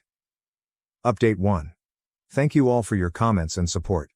It means a lot to me, especially given my current situation. Everyone hates me, whether it's my parents or my in-laws, because they believe I embarrassed them by informing so many people about what Jade did, including those who didn't need to know. It's been a few days, and I've spent every second either drowning in work at the office or returning to the hotel and deleting the innumerable texts and emails my parents continue to send me from various accounts. They are absolutely relentless. They're simply not going to quit. I try blocking them, but they keep creating new accounts and numbers. I'm not even sure why they're going to such extremes. The damage is already done. My apologies will not change the reality, nor will they become more respectable. My in-laws reached out to me a few days ago. They explained that my email was entirely unnecessary. They discovered who else I had emailed it to and accused me of sending it to a group of individuals my parents knew solely to disgrace them. However, they allege that because I did so, Jade was also humiliated. I don't understand why I should feel awful about that. That woman literally cheated on me with my brother and was content to let me believe the baby was mine, enabling me to raise my brother's child as my own, until she broke down that night. She did something disgusting. She completely earned this. I didn't bother responding to my in-laws since I really just want to move on from this. I'm currently waiting for Jade's lawyer to react to the divorce filing. In my opinion, I've been quite fair, and I just hope she doesn't complain about anything. As for the baby, it isn't mine, so I won't be donating anything. I might be the father mentioned on the birth certificate, but that makes no difference to me. I don't detest the baby or anything. In fact, the baby is the only fully innocent individual in the whole affair. I honestly feel horrible for him because he will pay the price for his parents' misdeeds. Even still, it is not my job to care for a child who is not biologically mine, especially if the real father is my brother. If Jade brings up anything regarding the kid, I already know I'm not going to accept responsibility. I'm basically ready for every potential circumstance because I have no idea what to expect right now. I haven't spoken to Jade since I left, and I don't want to ever speak to her again. I know she is unhappy right now, enough people have told me so. Even as I was leaving, I could tell she was really sad. I just hope her pain doesn't lead her to believe she can dispute the divorce and convince me to stay, because that will never happen. At all costs. I will do whatever it takes to get out of this circumstance. In the meantime, I'm hoping she doesn't drag this out and make things much more difficult than they currently are. Please keep me in your prayers, and I hope she does not oppose the divorce and make matters worse for everyone concerned. She still has a few days to respond, so I'm praying she makes the correct decision. Update 2. Hello everyone, it's been a week since my last update, and today I finally received a response from Jade and her lawyer. Fortunately, she is not opposing the divorce. But now there's another issue. She has provided a child custody agreement, insisting that I step forward as the biological father. She even wrote a statement stating that because I am included on the birth certificate, even though I am not the biological father, I have been involved in the baby's life for the past few months and must accept responsibility, whether I like it or not. It was infuriating. The name on the birth certificate is meaningless in comparison to the paternity test findings. So I immediately contacted my lawyer, and we decided to proceed with disestablishing paternity. That way, I can be legally released from all obligations for the infant. Until the legal process is completed, I will be presumed to be the legal father. But the infant is just 4 months old, so I don't believe it will matter too much. I'm still optimistic that the procedure will be done shortly. My lawyer promised me that the process would not be difficult. Given the baby's age, my absence is unlikely to have any effect on him. He'll most likely forget that I ever existed in his life. It would have been a much bigger problem if I had discovered it later, when he was older. But for now, everything should be good. To be honest, I'm pleased I found out when I did. If this had occurred later, I'm not sure how difficult it would have been to deal with, especially emotionally. I might have developed a bond to the baby, making things even more confusing. I am also relieved that I was unable to bond with the baby at first. I had read about it online and discovered that many new parents face similar challenges, so I hoped that with time, I would bond with the baby like a normal father. But now I thank God that didn't happen. The remorse I felt for not connecting with him prompted me to confess it to Jade, revealing the truth. If I had bonded with the infant, I might not have found out. That is the only silver lining in this whole mess. Another source of relief is that, in recent days, my parents have finally decided to back off, at least temporarily. I'm not sure what their future plans are, but happily, they haven't texted or bothered me. It has just been radio silence. Now that I've had some time to evaluate my future, I'm thinking about moving out of the hotel and into an apartment near my workplace. At the moment, all I want to do is work and sleep. Of course, I can't remain at a hotel indefinitely, it'll get too expensive. So I approached a few acquaintances to put me in touch with a realtor. I'll see where it goes. I've also started responding to everyone who answered my email. Surprisingly, quite a few people expressed sympathy and compassion for me. I'm not sure if their worry was real, but I decided the nice thing to do was answer. Now that I think about it, they must have felt odd receiving such an email. The very least I could do was acknowledge them. Almost 90% of the folks in my family who received the email expressed sympathy and confidence that everything will be all right. The majority of the employees ignored the email, but a handful of my father's business associates responded in like. I thanked everyone, including a few folks I hadn't originally contacted. I'm guessing they got out from other sources, as I'm sure this spread like wildfire as family gossip. But as long as people reach out to express their sympathy, I'm fine with it. At the very least, they are not attempting to obtain additional information. It may appear needy, but right now, I'm quite content to receive whatever lovely words come my way, whether they're true or not, from friends or relatives. Because, no matter how unhappy I am, I still miss her. I miss being with her. I miss my parents and family. I miss when everything was normal. Despite the fact that they betrayed my confidence, I believe it is quite reasonable for me to feel this way. It's not like I can turn a switch and stop caring. It will take me a long time to completely digest everything. But for the time being, I'm in a strange emotional limbo in which I'm unsure how to cope. I feel quite alone right now, but I suppose things will improve someday. I don't think I'll ever be able to totally accept it. Jade was the first woman I ever truly loved, but life won't stop for me. I still need to work. I still have to deal with all of the practical issues, and I have to keep going forward. It sucks. But that's the way it is. Update 3. Hello, everyone. I filed a petition to disestablish paternity about a week ago, and both parents were summoned before family court. Of course, Jade lost her head over it. She didn't know how else to contact me, so she created a phony Facebook account and began phoning me over Messenger. This happened yesterday while I was at a meeting, so I had my phone on quiet. I hadn't even noticed it at first. Later, when I checked, I discovered that she had contacted me approximately 12 times in 45 minutes. She had also sent me a slew of angry messages when I didn't answer. Apparently, she believes Grant and I have ruined her life. She told me that she did not break up with Grant after the pregnancy. Rather, he dumped her after discovering she was pregnant since he did not want anything serious. That's when she decided to continue with me, knowing that I was committed to her. But then she discovered that Grant was the father, so she tried to contact him again. This time, he simply informed her to end the pregnancy since he was not ready to be a father and had no intention of committing to her. She kept attempting to reach him, but he simply ignored her. He eventually blocked her totally. She told me everything in her messages. Now she accuses me of abandoning her, just as my brother did. And that, it appears, is how the two of us ruined her life, by leaving her alone with a baby. Grant has made it abundantly apparent that he is not interested in raising the child with her. Even if she gets him to pay child support, she won't be able to make him a true parent. And now, she claims, she and the baby will suffer. I cannot understand how any of this is my fault. I can see why she believes Grant ruined her life, despite the fact that she had an affair with him knowing exactly who he was and that he disliked being tied down. But how does she blame me?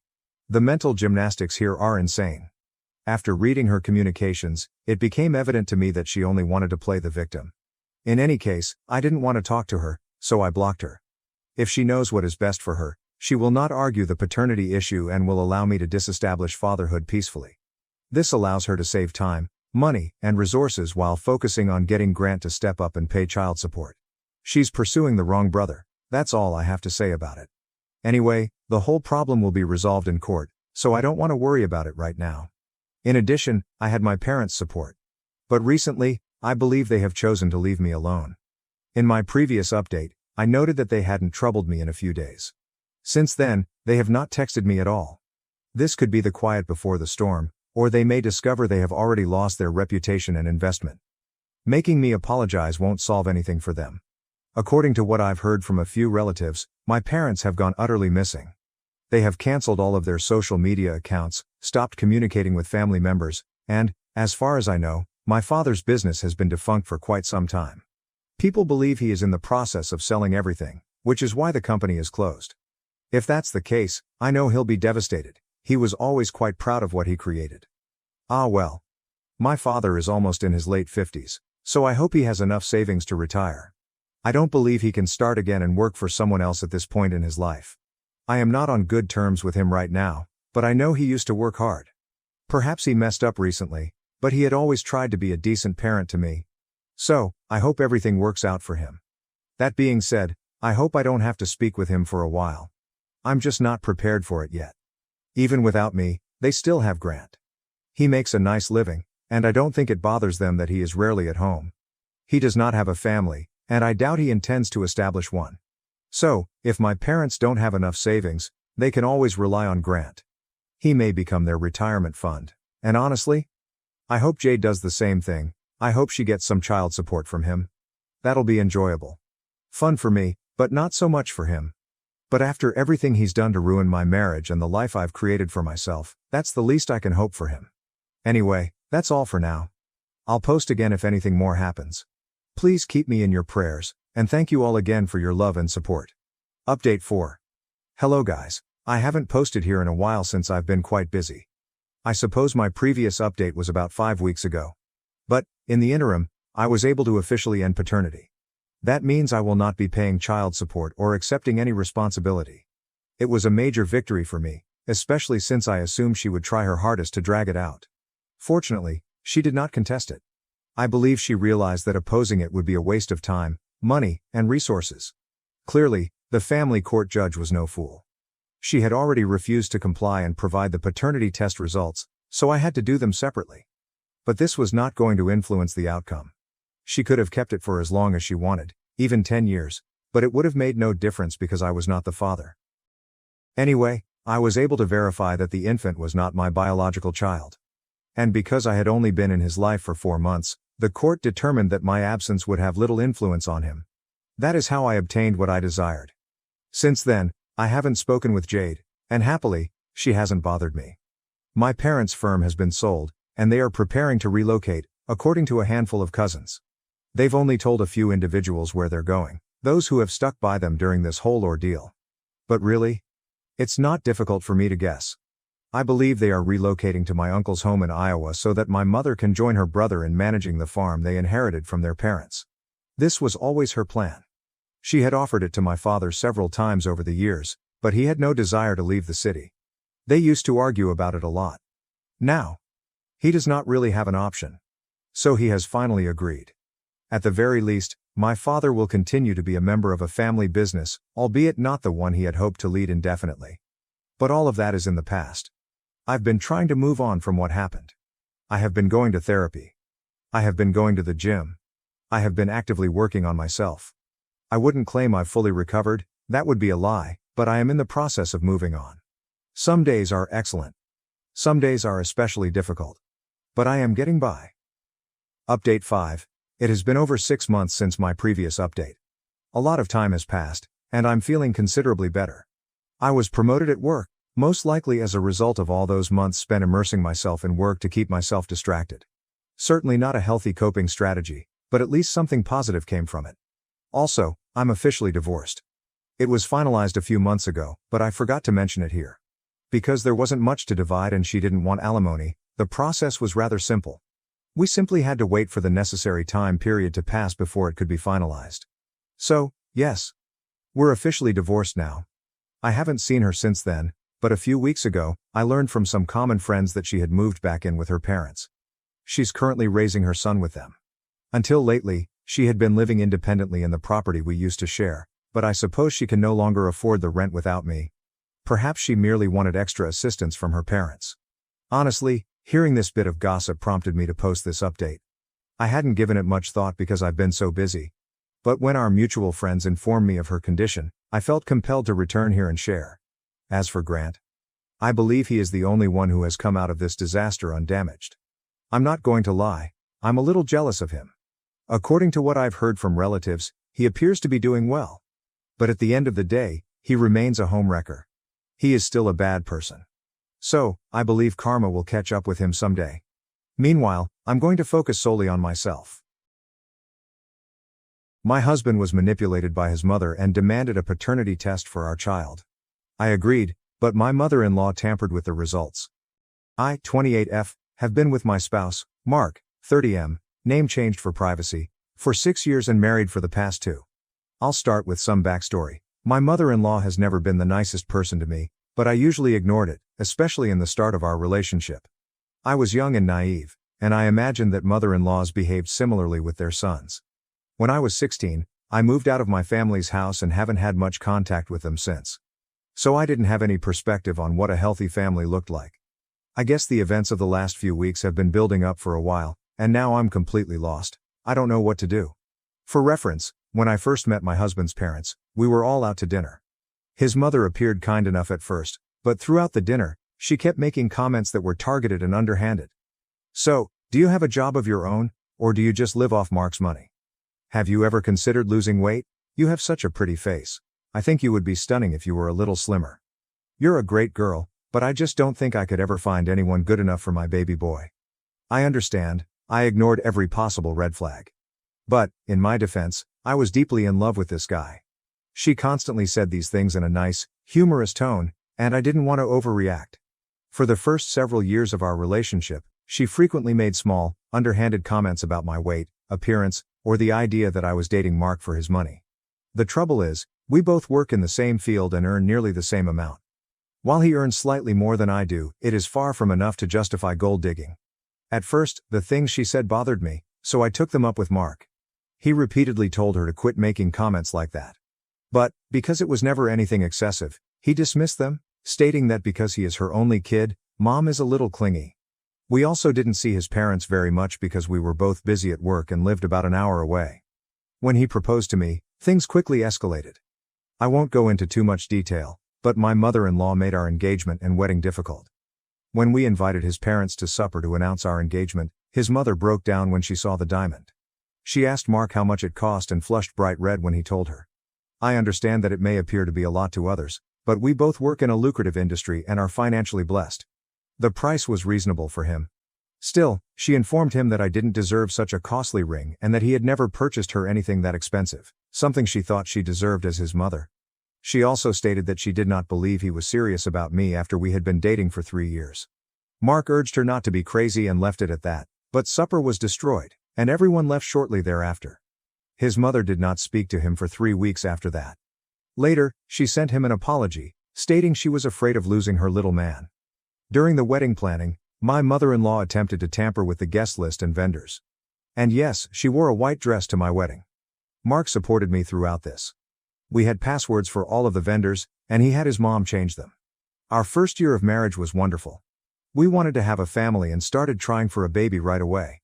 However, everything changed when I became pregnant at the end of last year. We surprised my in-laws at their house with a small gift basket including champagne, chocolate, and a tiny plaque that read Grandma. When they opened it and realized what was going on, my mother-in-law looked at me and said, "You sure it's my baby? Mark's, right?" I was astonished, but she smiled and behaved as if it were a joke, and the evening went on. That's when she started making a lot of comments about my weight. "You've really put on a few pounds, haven't you? Be careful, or your husband's eyes might start to wander." I stayed thin during my whole pregnancy with Mark. "You should really stop being so lazy and put effort into looking good for my baby, Mark." She also mentioned women she knew who had misidentified another man's child as their husband's. It always felt like she was after me. She even joked about how she wished I wouldn't do something like that, implying that I cheated. I despised these statements and constantly requested her not to make them. She would dismiss it, adding, "You take things too seriously, can't you take a joke?" Then she brought up Lauren, 30F, Mark's ex from high school. She would talk about Lauren's skinny and petite figure and how she matched Mark better because they were both athletic. These comments, along with pregnancy hormones, caused me to cry several times. At first, Mark would yell at his mother to stop talking to me in that manner, which only irritated her more. But about the 4th or 5th month, he became distant. He started visiting his mother more frequently without me and would come over on weekends, even when I begged him to remain because I was sick or in agony. Around my 5th month, He stopped kissing me goodbye in the mornings before work, hugging or caressing me at home, and expressing no emotion at all. I was completely confused. But whenever I asked him what was wrong, he became irritated and told me I was acting clingy and annoying, or that he was just tired. He even indicated that I was acting crazy due to my pregnancy hormones. I let it go and tried to concentrate on myself and my kid, but I was sure my mother-in-law was bugging him about it. When my baby was born 1 month ago, my mother-in-law insisted on being present in the delivery room. I didn't want her there. But Mark claimed if I didn't allow her to come, he wouldn't be there for me either. At this point, I was so emotionally and physically weary that I caved in and let her stay. Although my labor was long and complicated, holding my kid was the sweetest moment of my life. I'd do it all again for him. Then, just after they cleaned him up and returned him to me, Mark went to me and said, "I want a paternity test." I was shocked. I assumed it was a prank at first. But he was serious. I was really perplexed and kept asking why. I'd never cheated on anyone or given him cause to believe I had. My job was remote, and he had to go into the office, so I was practically constantly at home. My pregnancy was very challenging, therefore I didn't have the opportunity or time to have an affair. He kept stressing that he wanted to be sure the baby was his and that he didn't want to pay for some other man's child. Hearing him say such things about our baby broke my heart. I consented to take the paternity test because I had nothing to conceal. 3 weeks ago, we received the results. As you might expect based on the headline, the results were negative. I thought there had to be a mistake, but Mark refused to even look at me. He packed his belongings and left for his mother's place, leaving me home alone with a 2-week-old newborn. I called repeatedly, but he didn't answer.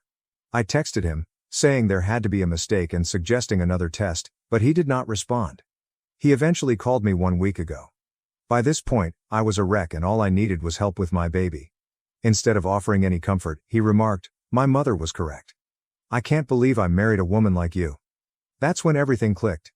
What did he mean when he said his mom was right? At that point, I was certain she had told him lies about me having an affair, being immoral, or something equally ridiculous. I decided to phone my mother-in-law yesterday because Mark no longer responded to my messages. When she answered, I told her I needed to speak with Mark and that he couldn't just abandon me with a 1-week-old kid after all of the issues I experienced throughout pregnancy and labor. She smiled and told me he wasn't home, and that I earned what I received. That was it. I was finished. I was done with the entire family by this time. I had my baby to think about, and I was not going to let them walk all over him like they had done to me. I was not going to put up with my mother-in-law's nonsense longer. I replied, "I don't know what you think of me, but I never cheated." The test was wrong. That was the turning point. She laughed again and informed me that she already knew. Then she acknowledged that she had submitted the incorrect sample to ensure that the results were negative, because, in her words, I did not deserve her kid, Mark. She refused to let me baby trap him. She went even further. He will never believe you or put some woman over his own mother, so just let it go. I was stunned.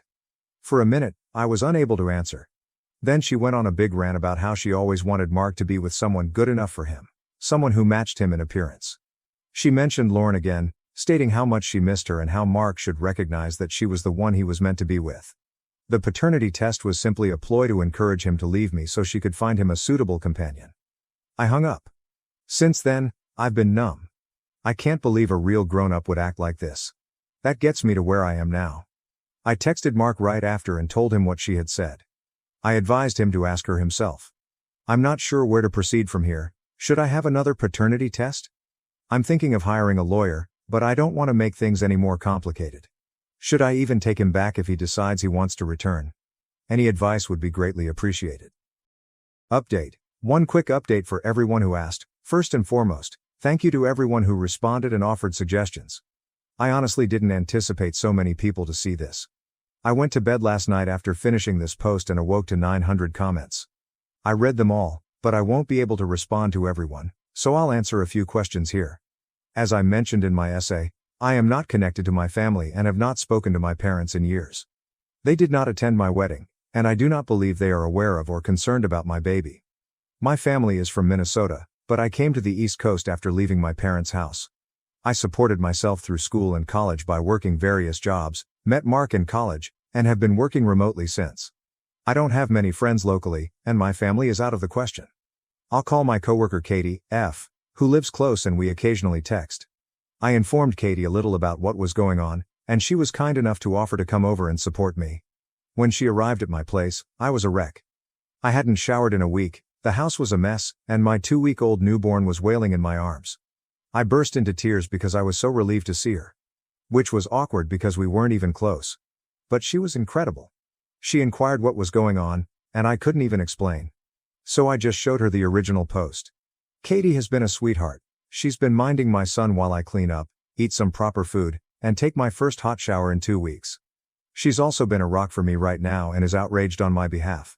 To be honest, it feels great to finally have someone on my side. That's it for now.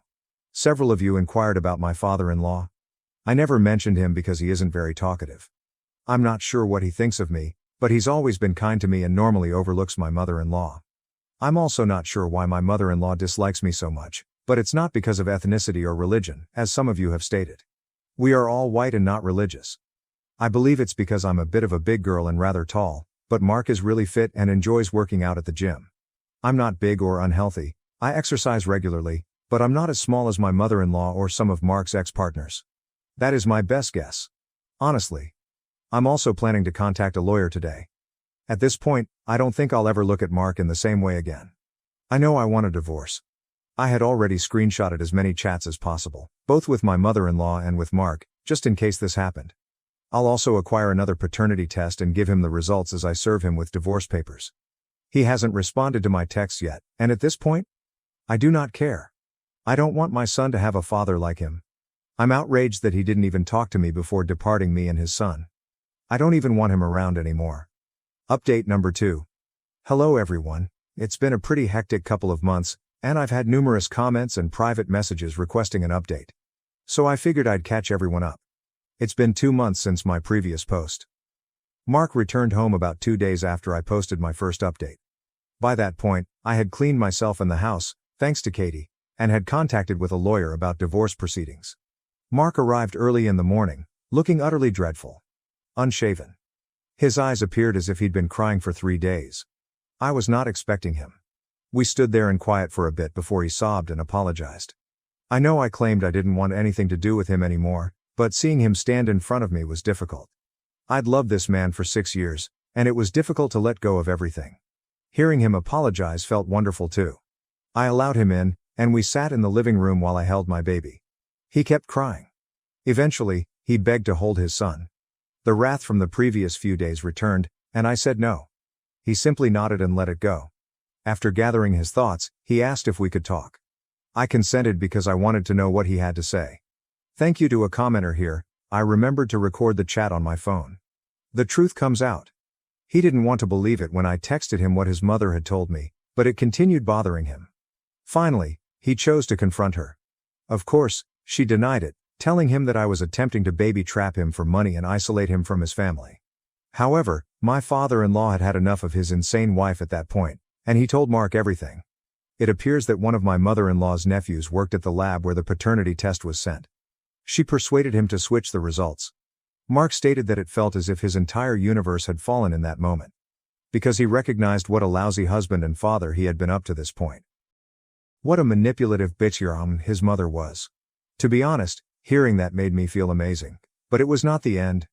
The scope of her manipulation. His mother then attempted to defend herself by claiming that I was too large and womanly for her ideal, handsome son. She wanted him to divorce me and reunite with his ex since, in her opinion, she was prettier and more suitable for him.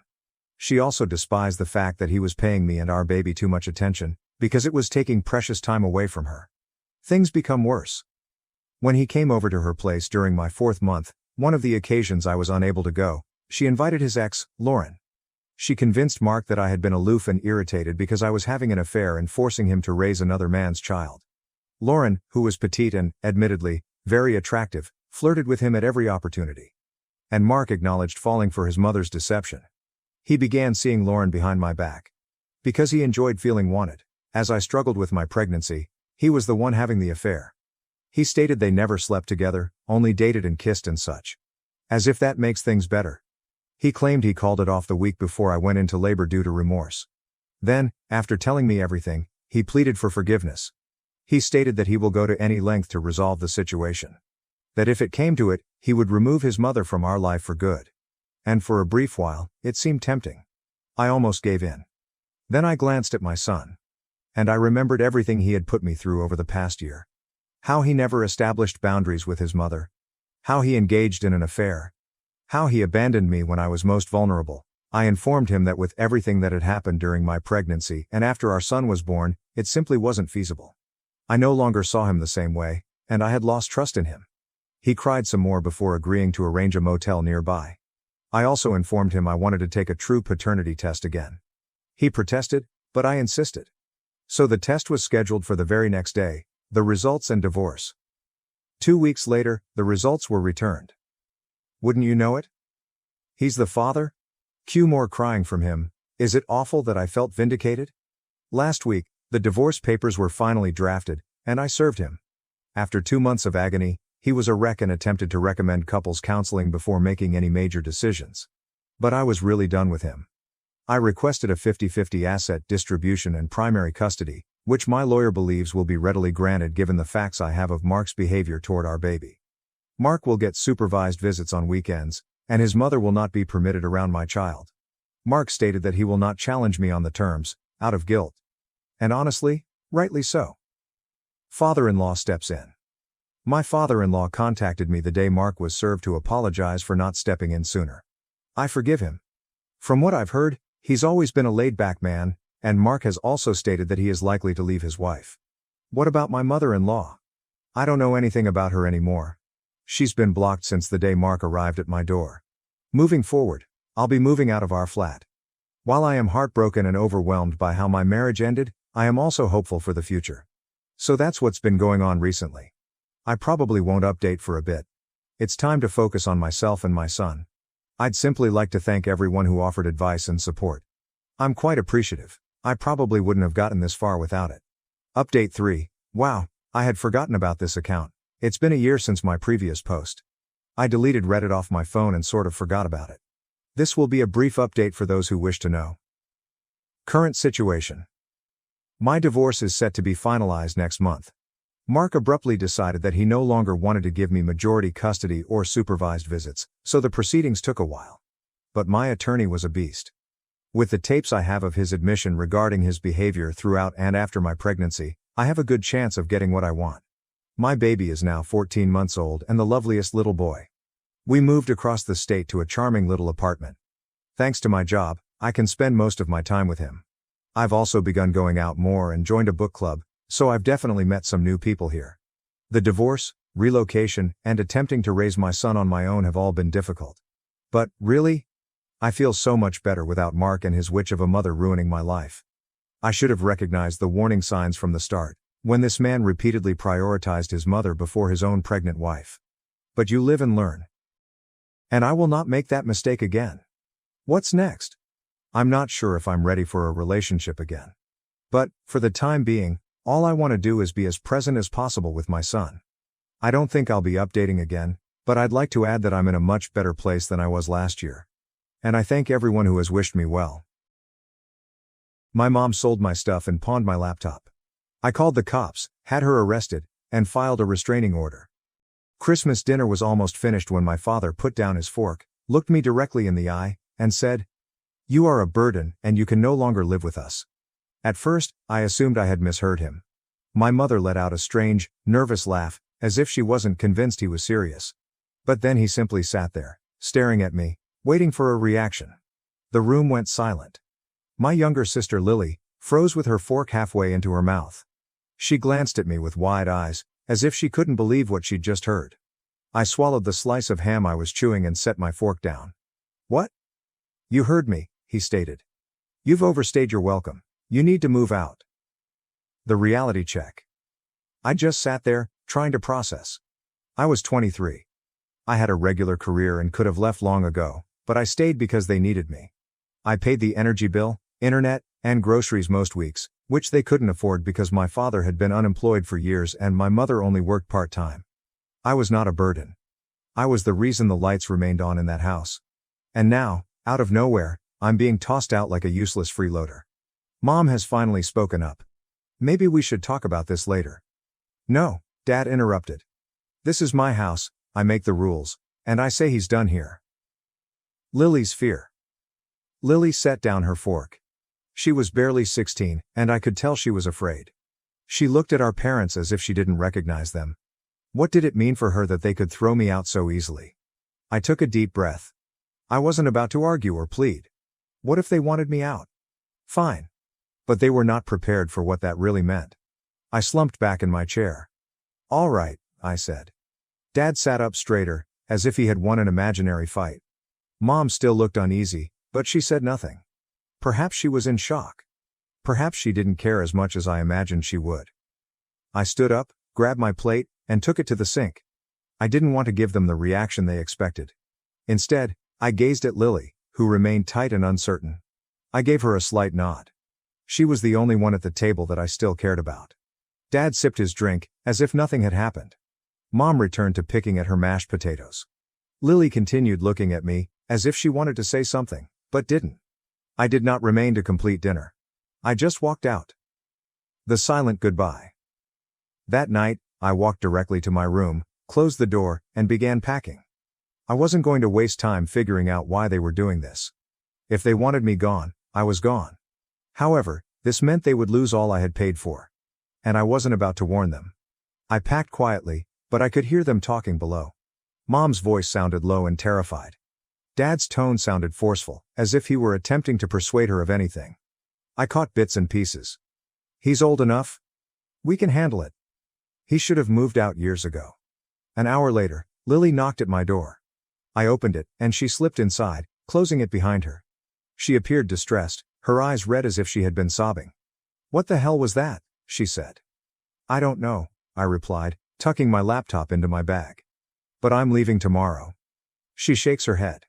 That's crazy. You pay for everything? They can't even afford food without you. Not my problem anymore. Lily bit her lip, clearly attempting to keep back more tears. Where are you going? I'll figure it out. The fact was that I had some money saved up, but I had not intended on moving out so soon. I'd have to locate a place quickly, perhaps staying at a friend's for a while. But I wasn't concerned. I would be all right. They would not. Lily paused. Can I? She stopped herself. I knew what she'd ask. She wanted to join me. But she was still in high school, and as much as I disliked leaving her behind, I couldn't bring her with me. You know they'd never let that happen, you said. She stared down at the floor. Yeah. I finished packing while she stood there, as if she didn't want to go. Finally, she sighed. You're going to regret this. I grinned. I know. The next morning, I left before they even awoke. I hauled my bags downstairs, loaded my car, and took one last glance around the house. There's no sadness. No regrets. Just relief. Then, as I was driving out of the driveway, I entered my banking app and erased my name off all bills. Electric, internet, water. Even the Netflix account I had paid for each of them. Without me, everything would shut down within a month. I grinned, put my car into drive, and drove away without looking back. For the next few days, I stayed at my friend Jake's apartment while looking for a place of my own. His sofa sucked. His dog, Max, would not stop looking at me while I tried to sleep. His roommate repeatedly asked, "Are you staying forever?" But none of this mattered. Because I was free. No more paying for a house that I didn't want to live in. No longer pretending to appreciate a man who threw me out of Christmas dinner. No more being regarded as a walking ATM. I was finally doing something for myself. 3 days after I left, my phone started ringing. Initially, I ignored it. 7 missed calls from my mother. My father called me twice, which surprised me because he seldom did. Lily sent a handful of SMS. I also ignored those. Until she sent it. They're freaking out, the power's been cut off. I grinned. They honestly believed that the bills would magically pay themselves. Then, another text. Dad's losing his mind. He said you did something to the house. Oh, this was getting better. I could just imagine Dad stomping about in the dark, cursing at my mother while she cried over the Wi-Fi being down. An hour later, my phone called again. This time, I responded. The moment I took up the phone, my mother's voice hit me like a hurricane. Kevin, we don't know what happened. The power's out. The internet's down. The water bill.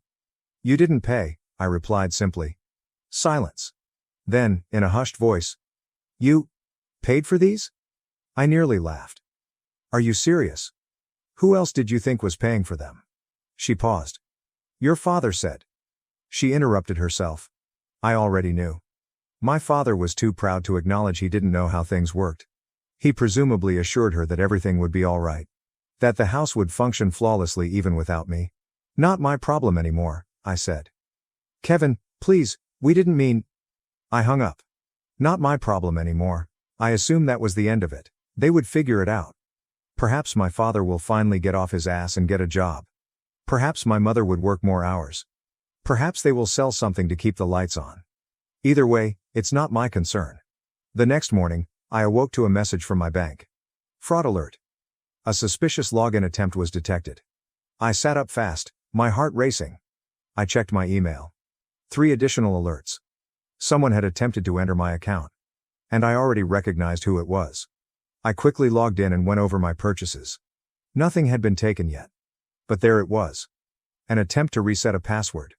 Another failed login. Then a third. I clenched my jaw. My father must have been quite desperate, calling Lily. I phoned Lily, she responded right away. I was just about to call you, she said quietly. Dad's freaking out. He keeps yelling about money. He was on the computer all morning. I breathed sharply. Trying to get into my bank account. She was silent for a second before cursing beneath her breath. Does he have my old passwords? I inquired. Probably, she confessed. You know how Mom used to keep them in that little notebook by the computer. I knew it. My father must have gone through that, figuring I'd be stupid enough to continue using the same passwords from high school. Kevin, Lily whispered. Her voice shook. He's really pissed. I think. She paused. I heard shouts in the background. My father's booming voice, the banging of doors, and my mother crying. I think he's going to do something stupid. Lily's words sent shivers down my spine. What do you mean? What did he say? I inquired, squeezing my phone more tightly. She lowered her voice. He's saying you ruined us. That you did this on purpose to screw him over. He's talking about calling the cops. I nearly laughed. For what? Not paying his bills? I don't know, she hissed. He's losing it. Mom's crying, saying she'll talk to you, but he won't listen. He keeps saying, he's not gonna get away with this. Kevin, I think he wants to go after you. That took the smile off my face. I had expected my father to get desperate. To beg. Perhaps even try to guilt trip me. But to believe he would gain revenge on me? That was a new level of foolishness, locking down everything. Lock your door, I instructed her. If he does something crazy, call me. I hung up and quickly changed all of my passwords. Bank accounts, email, streaming services, even my Amazon login. Then I called my bank to report the hacking attempt. They had locked my account so tightly that I even had difficulty logging in for a few hours. I assumed that was the end of it. I was completely mistaken. That night, Jake and I were hanging out in his apartment, playing some ridiculous Xbox game. Then, bang! Someone slammed the door. Hard. Jake paused the game. Are you expecting someone? I was not. I already got a horrible feeling. I got up, walked to the peephole, and my stomach dropped. It was my father. He was standing in the corridor, hands clenched and breathing like a bull prepared to charge. Jake asked, "Who is it?" I stepped back from the door. My dad. Jake stood up. Dude, what's going on? Bang! Kevin, open the door. I did not move. Bang. This time, it's harder. I know you're in there. You think you can just walk away from this? Jake scowled at me. Dude, should we? Before he finished, my father kicked the door in. Calling 911. That was it. I grabbed my phone and called 911. My dad just showed up at my apartment, I told the dispatcher. He's banging on the door, yelling at me, and he just tried to kick it in. Jake stepped back. Kevin, this is crazy. I met his gaze. Yeah, I know. I held the phone to my ear while my father continued yelling, You ungrateful little. You think you can just walk away? You owe us? You? Sir, officers are on their way. The dispatcher stated.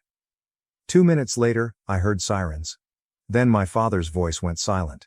A knock at the door. Police, open up. I opened the door just in time to see 2 officers handcuff my father. His face was hot and his chest heaved, but as he noticed me standing there, his expression altered. There were no regrets. There is no humiliation. Just pure hatred. You did this, he muttered as he was dragged away. I simply stood there, unaffected. Because the reality was, he did this to himself. They took my father away that night, but I knew things weren't finished. An hour later, Lily called. "Mom's losing it," she explained. "She's crying and saying it's all your fault." "Yeah, that sounds about right. She keeps saying you have to fix this. She's already calling people, trying to get bail money." I nearly laughed. "With what money?" Silence. Because we knew they didn't have any. No electricity. There's no internet. No savings. And now there is no father figure to yell at everyone while trying to be in charge. Without me, they were sinking quickly. I should have felt bad. But I only felt relief. "Keep an eye on her," I advised Lily. "If she does anything crazy, call me." Lily texted me the next morning. "Mom's selling your stuff." I froze. Then I called her. She picked up immediately, her voice harsh. "I told you to fix this? Are you selling my stuff?" A pause. Then, bluntly, "We need money, Kevin." I clenched my jaw. "So you're stealing from me?" "You don't live here anymore," she yelled. "You left all this behind. It's in our house, that makes it ours." She felt no regret. There is no guilt. It's just entitlement. "I'm calling the cops." "Don't you dare." I hung up. Then I phoned the cops. 2 hours later, I received a call back. "We talked to your mother," the officer stated. "She wasn't happy, but she's agreed to hold your things until you can pick them up." I messaged Lily. "I'm coming over." But I should have realized they were not prepared. Because when I arrived at the house, something made my stomach plummet. My automobile, sitting on the driveway.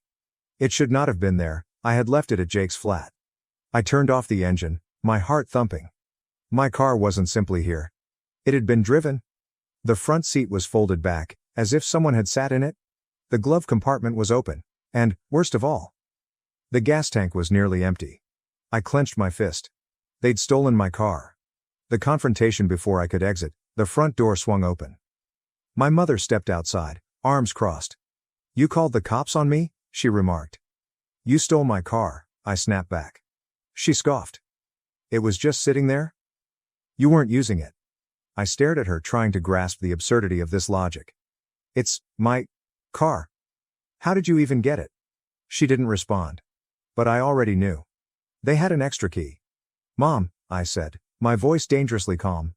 "If you don't give me my key, I'm calling the cops again." Her expression flickered for a second. Then, without speaking, she stormed inside. A minute later, she returned and threw the key at me. It struck my chest and landed on the grass. "There," she spat. "Happy?" I picked it up, trying not to be angry. "I'm taking my things. And then I'm leaving, for good." I walked past her and into the home. Lily waited in the hall, looking nervous. "She took your laptop and pawned it," she said quietly. I closed my eyes.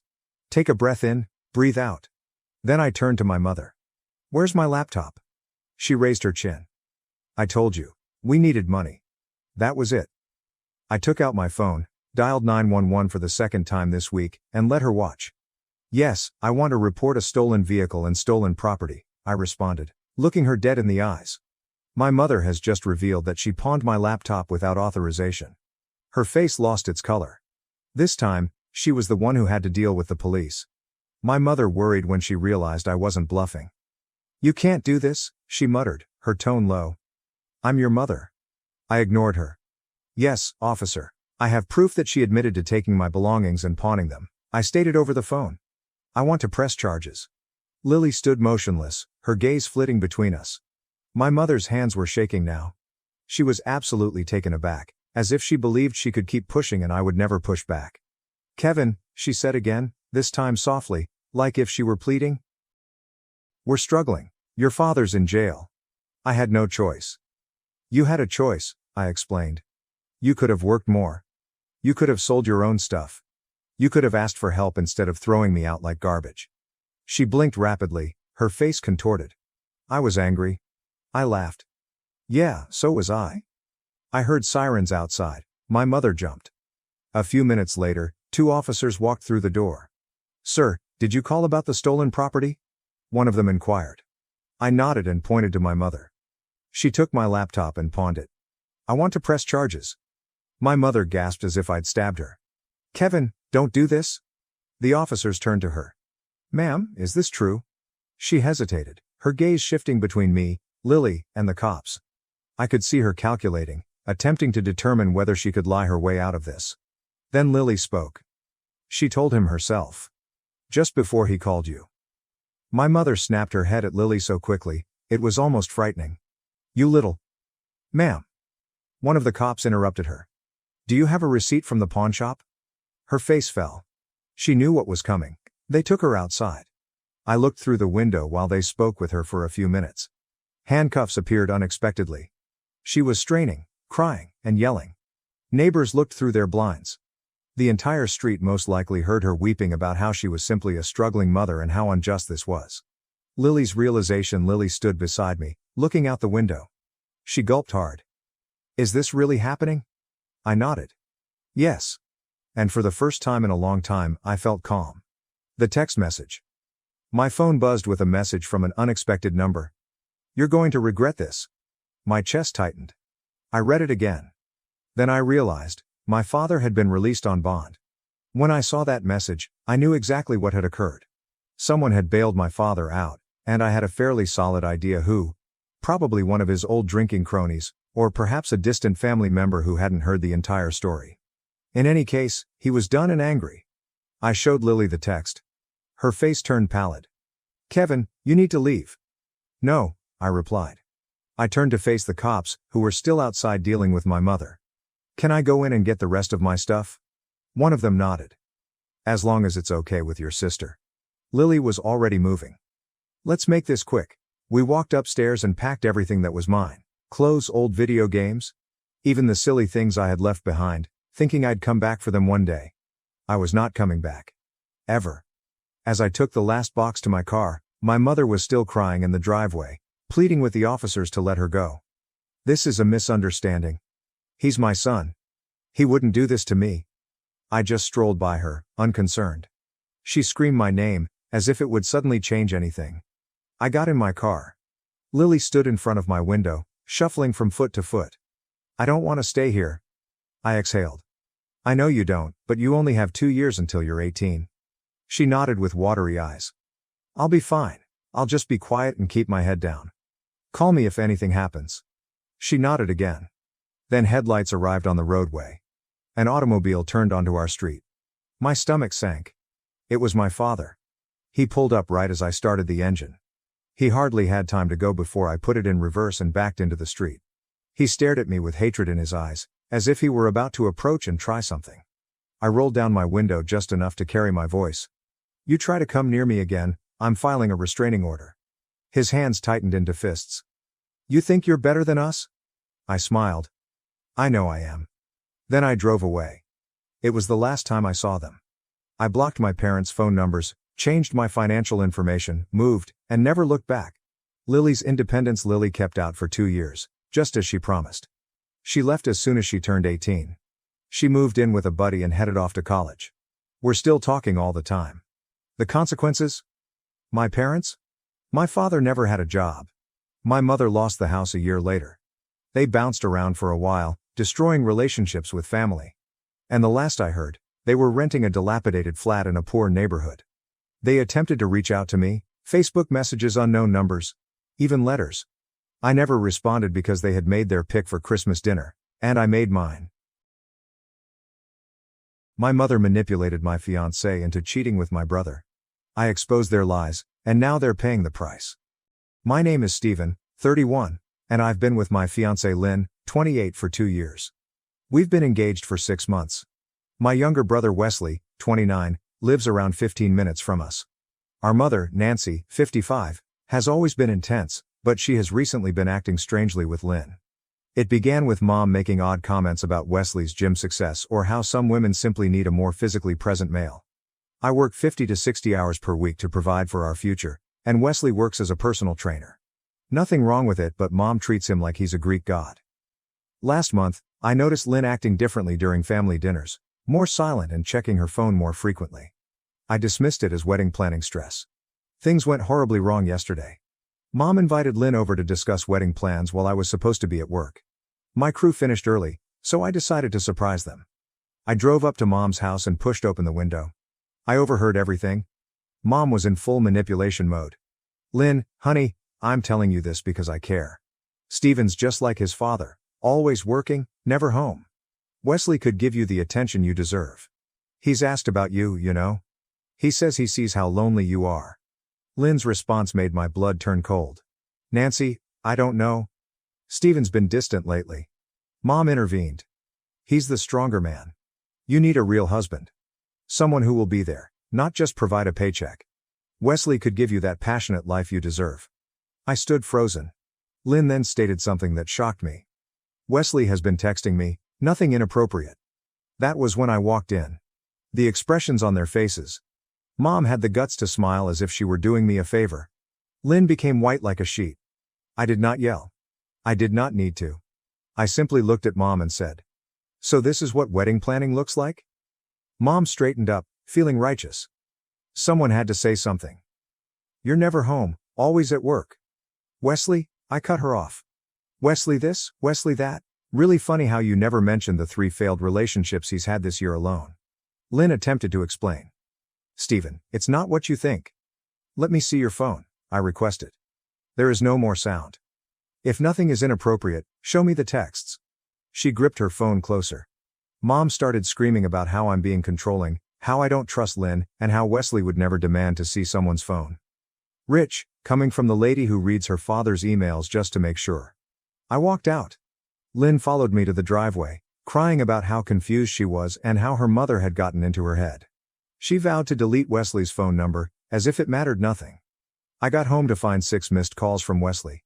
He texted me, "We need to talk, bro." We sure do. Mom has been blowing up my phone all day. Obviously, being paranoid is costing me a nice woman. Dad also called, attempting to maintain the status quo as usual. "You know how your mother gets, son? She means well." Means well? She is actively attempting to set up my brother with my fiancé, and Lynn is sleeping in the guest room, claiming she wants space to ponder. Funny how that works. What is the worst part? My friend Patrick informed me that Wesley had been turning up at the coffee shop near Lynn's employment for weeks, coincidentally during her lunch hour. Very subtle, bro. I'm not playing their games. I'm not going to sit around waiting for any more innocent texts or coffee shop coincidences. I just received a missed call from Mom, which was most likely another lecture about how Wesley always made time for family or something. I'm going to sleep on the couch tonight. Tomorrow's going to be fascinating. Edit. Holy cow, this blew out. Thank you for your support. To answer some typical questions. Yes, we are in couples counseling. No, I didn't know about the texts until yesterday. Wesley is still blowing up my phone. I left him on red. Some of you considered this a hoax because no mother would do this. You're lucky to have normal parents. Lynn texted me that she'll be staying at her sister's apartment until things quiet down. Yes, it will help. Mom has already called twice this morning, have not responded. I'll provide an update once I've determined my next course of action. Right now, I need a drink and some sleep. Update 1. First and foremost, I'd like to thank everyone who supported my last post. I wish I had better news, but everything happened precisely as some of you expected. Sorry for the lengthy post, but I needed to get everything off my chest. Quick recap. I'm 31 and I noticed my mother, Nancy, 55, acting strangely around my fiancé, Lynn, 28, and making jokes about my brother, Wesley, 29, being more of a man than me. You warned me, and I should have listened sooner. The last 3 weeks have been horrible. Lynn began going out more, claiming girls' evenings every Thursday and occasionally Saturdays. I didn't think much of it until I realized she came home smelling like Wesley's terrible fragrance. You know the type, the one that every wannabe Instagram fitness dude uses. Last Thursday, she stated that she was going to see her friend Amber for cocktails. Something felt odd. She was dressed differently than usual and had been texting all day with a strange smile. I decided to drive past Wesley's apartment complex on my way to meet Patrick for our weekly Thursday gaming session. Call it intuition or anything, but her car was right there in the visiting area. I waited in my truck for about 20 minutes, feeling my blood pressure rising with every minute. Then I noticed them through his ground floor window. They sat on his couch, her head on his shoulder, watching something on his laptop. My own brother and my fiancé, looking as comfortable as can be. I am not proud of what happened next, but I am also not regretful. I marched straight up and knocked on his door. The look on their faces as they opened it, Wesley in his dumb compression shirt, Lynn in the things I got her for her birthday. I'll never forget this. How long, is all I asked. Lynn began crying, But not the guilty type, but the I got caught kind. Wesley attempted to walk between us, inflating his chest like he often does. Bro, we need to talk about this like adults. I cut him off. How long? 2 months? Lynn muttered. It just happened.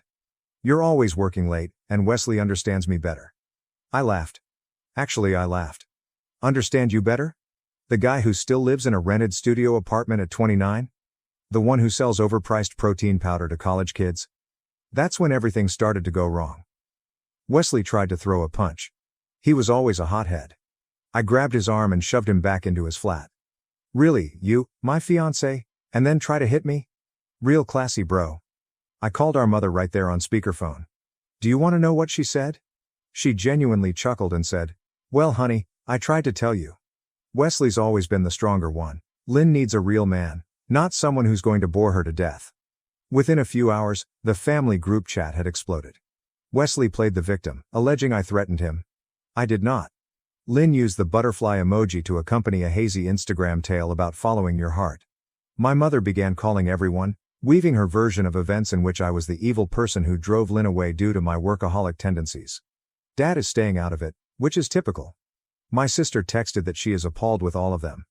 The extended family is divided. Half believes I should man up and fight for my relationship with my unfaithful fiancé, while the other half has some sense.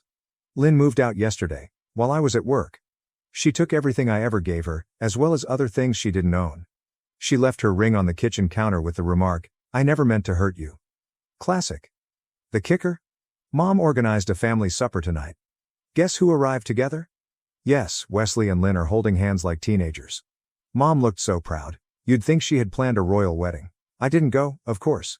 I sat at home, looking for all the indications I'd missed, the unexpected gym sessions, the new clothes, the way she'd turn her phone away when texting Wesley, showing up at family occasions he typically avoided, and Mom's frequent comparisons.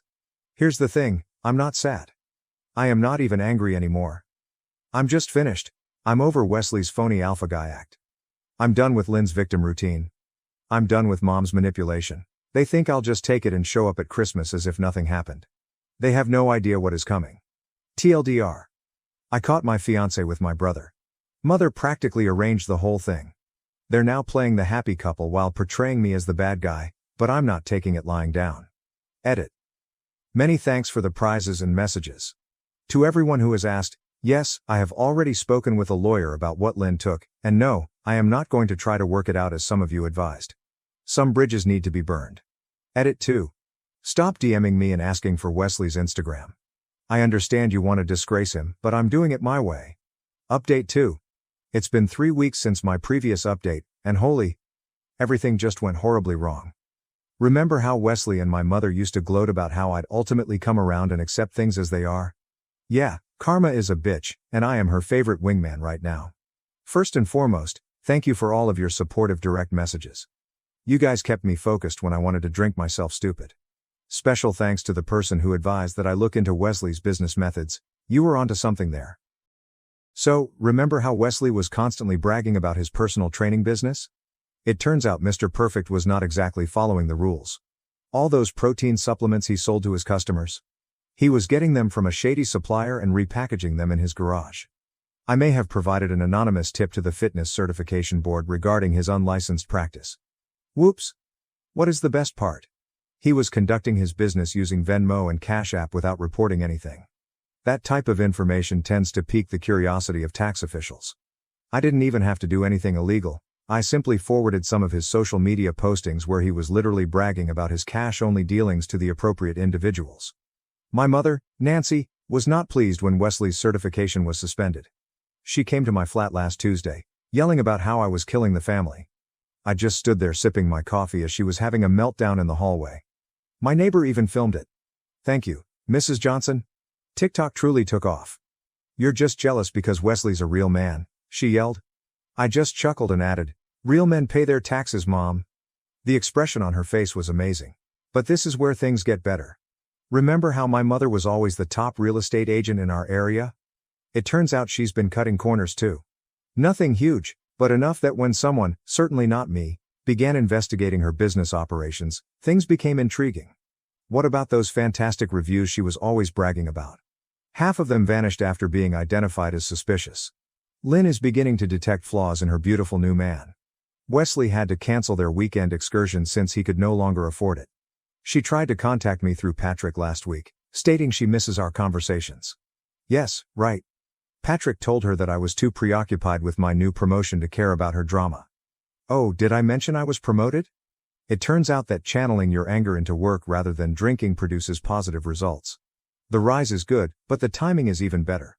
Wesley is having to move back in with our parents because he can no longer afford his apartment. The family is now separated. Half of them are not speaking to me, which is good because I didn't like those cousins in the first place. The other half continues to send me funny emojis whenever Wesley or Mom write cryptic Facebook statements about being strong in the face of critics. Everything came to a climax last night at a family meeting intended to sort things out. Mom and Wesley ambushed me at Dad's home. They attempted to guilt-trip me about family loyalty while Lynn sat there looking uncomfortable. I quickly brought out my phone and showed the video of Mom telling Lynn that Wesley was more manly than me. Dad had not seen that one before. His face changed from crimson to purple quite quickly. He requested Mom to go. This is the first time I've ever seen him stand up to her. Wesley tried to get in my face, saying I was sad for not fighting fairly. I simply smiled and asked him how his protein shake company was going. He swung at me, missed, and his face hit Dad's coffee table. He now has a shattered nose that matches his wounded ego. Lynn began crying, stating that this was not what she wanted. I simply shrugged and replied, "You made your bed. I hope it was worthwhile." I then went out, leaving Wesley bleeding on Dad's carpet. This morning, my phone was flooded with alerts. Wesley's certification board made their final verdict online, and he will be barred from personal training for at least 2 years. Mom's real estate broker fired her after additional complaints surfaced, and Lynn? She is informing everybody who will listen that she made a mistake. What is the best way to exact revenge? I am truly happier today. I got my own place, my job is doing well, and I've met someone new who values loyalty. Life is funny like that. TLDR. Brother and ex-fiancé believed they had won via cheating. Mom backed them. I played the long game, legally revealed their nefarious methods, and now they're all paying the price, while my life is better than ever. Edit. Holy cow, this blew out. RIP. Inbox. No, I will not post the TikTok video. I'm trying to maintain some privacy here. Edit 2. Stop asking for Lynn's social media. It's not cool, guys. Edit 3. Yes, Wesley attempted to swing at me. No, I did not press charges. His shattered nose and ruined reputation were enough. Finally, an update. Thank you to everyone for your support. It's been 2 months since my last update, and things have really escalated. Grab your popcorn, for Karma has finally arrived, and she's a stone-cold TLDR. Wesley's life crashed. Lynn crawled back. LOL, no. And my mother's idyllic little world disintegrated. Sometimes vengeance is simply watching others kill themselves. At 6 a.m., the phone started vibrating. Last Thursday. I ignored Wesley's first several calls, but by the time I got out of the shower, I had 19 missed calls from him, Lynn, and my mother. Didn't bother phoning back. I just prepared coffee and watched the show on Facebook. Remember how I described Wesley's supplement business in my previous post? It turns out the protein shakes he was selling were not quite legal. Someone, not me, anonymously informed the health department about his unlicensed company. They conducted a surprise check and discovered his garage filled with outdated supplements that he was repackaging as premium protein blends. What is the best part? He had been peddling this trash at his gym. When word spread, his clients began commenting about feeling sick. The gym promptly dismissed him. His personal training certificate? Gone. My mother used to brag about her affluent clients. It's all gone. But wait, things get better. Remember the electrical work Wesley did at Mom's office? The one she kept telling me to admire because your brother is so handy? It's interesting how the building inspector showed up after receiving images of unlawful electrical work. My mother's real estate office had to close for 2 weeks for emergency repairs.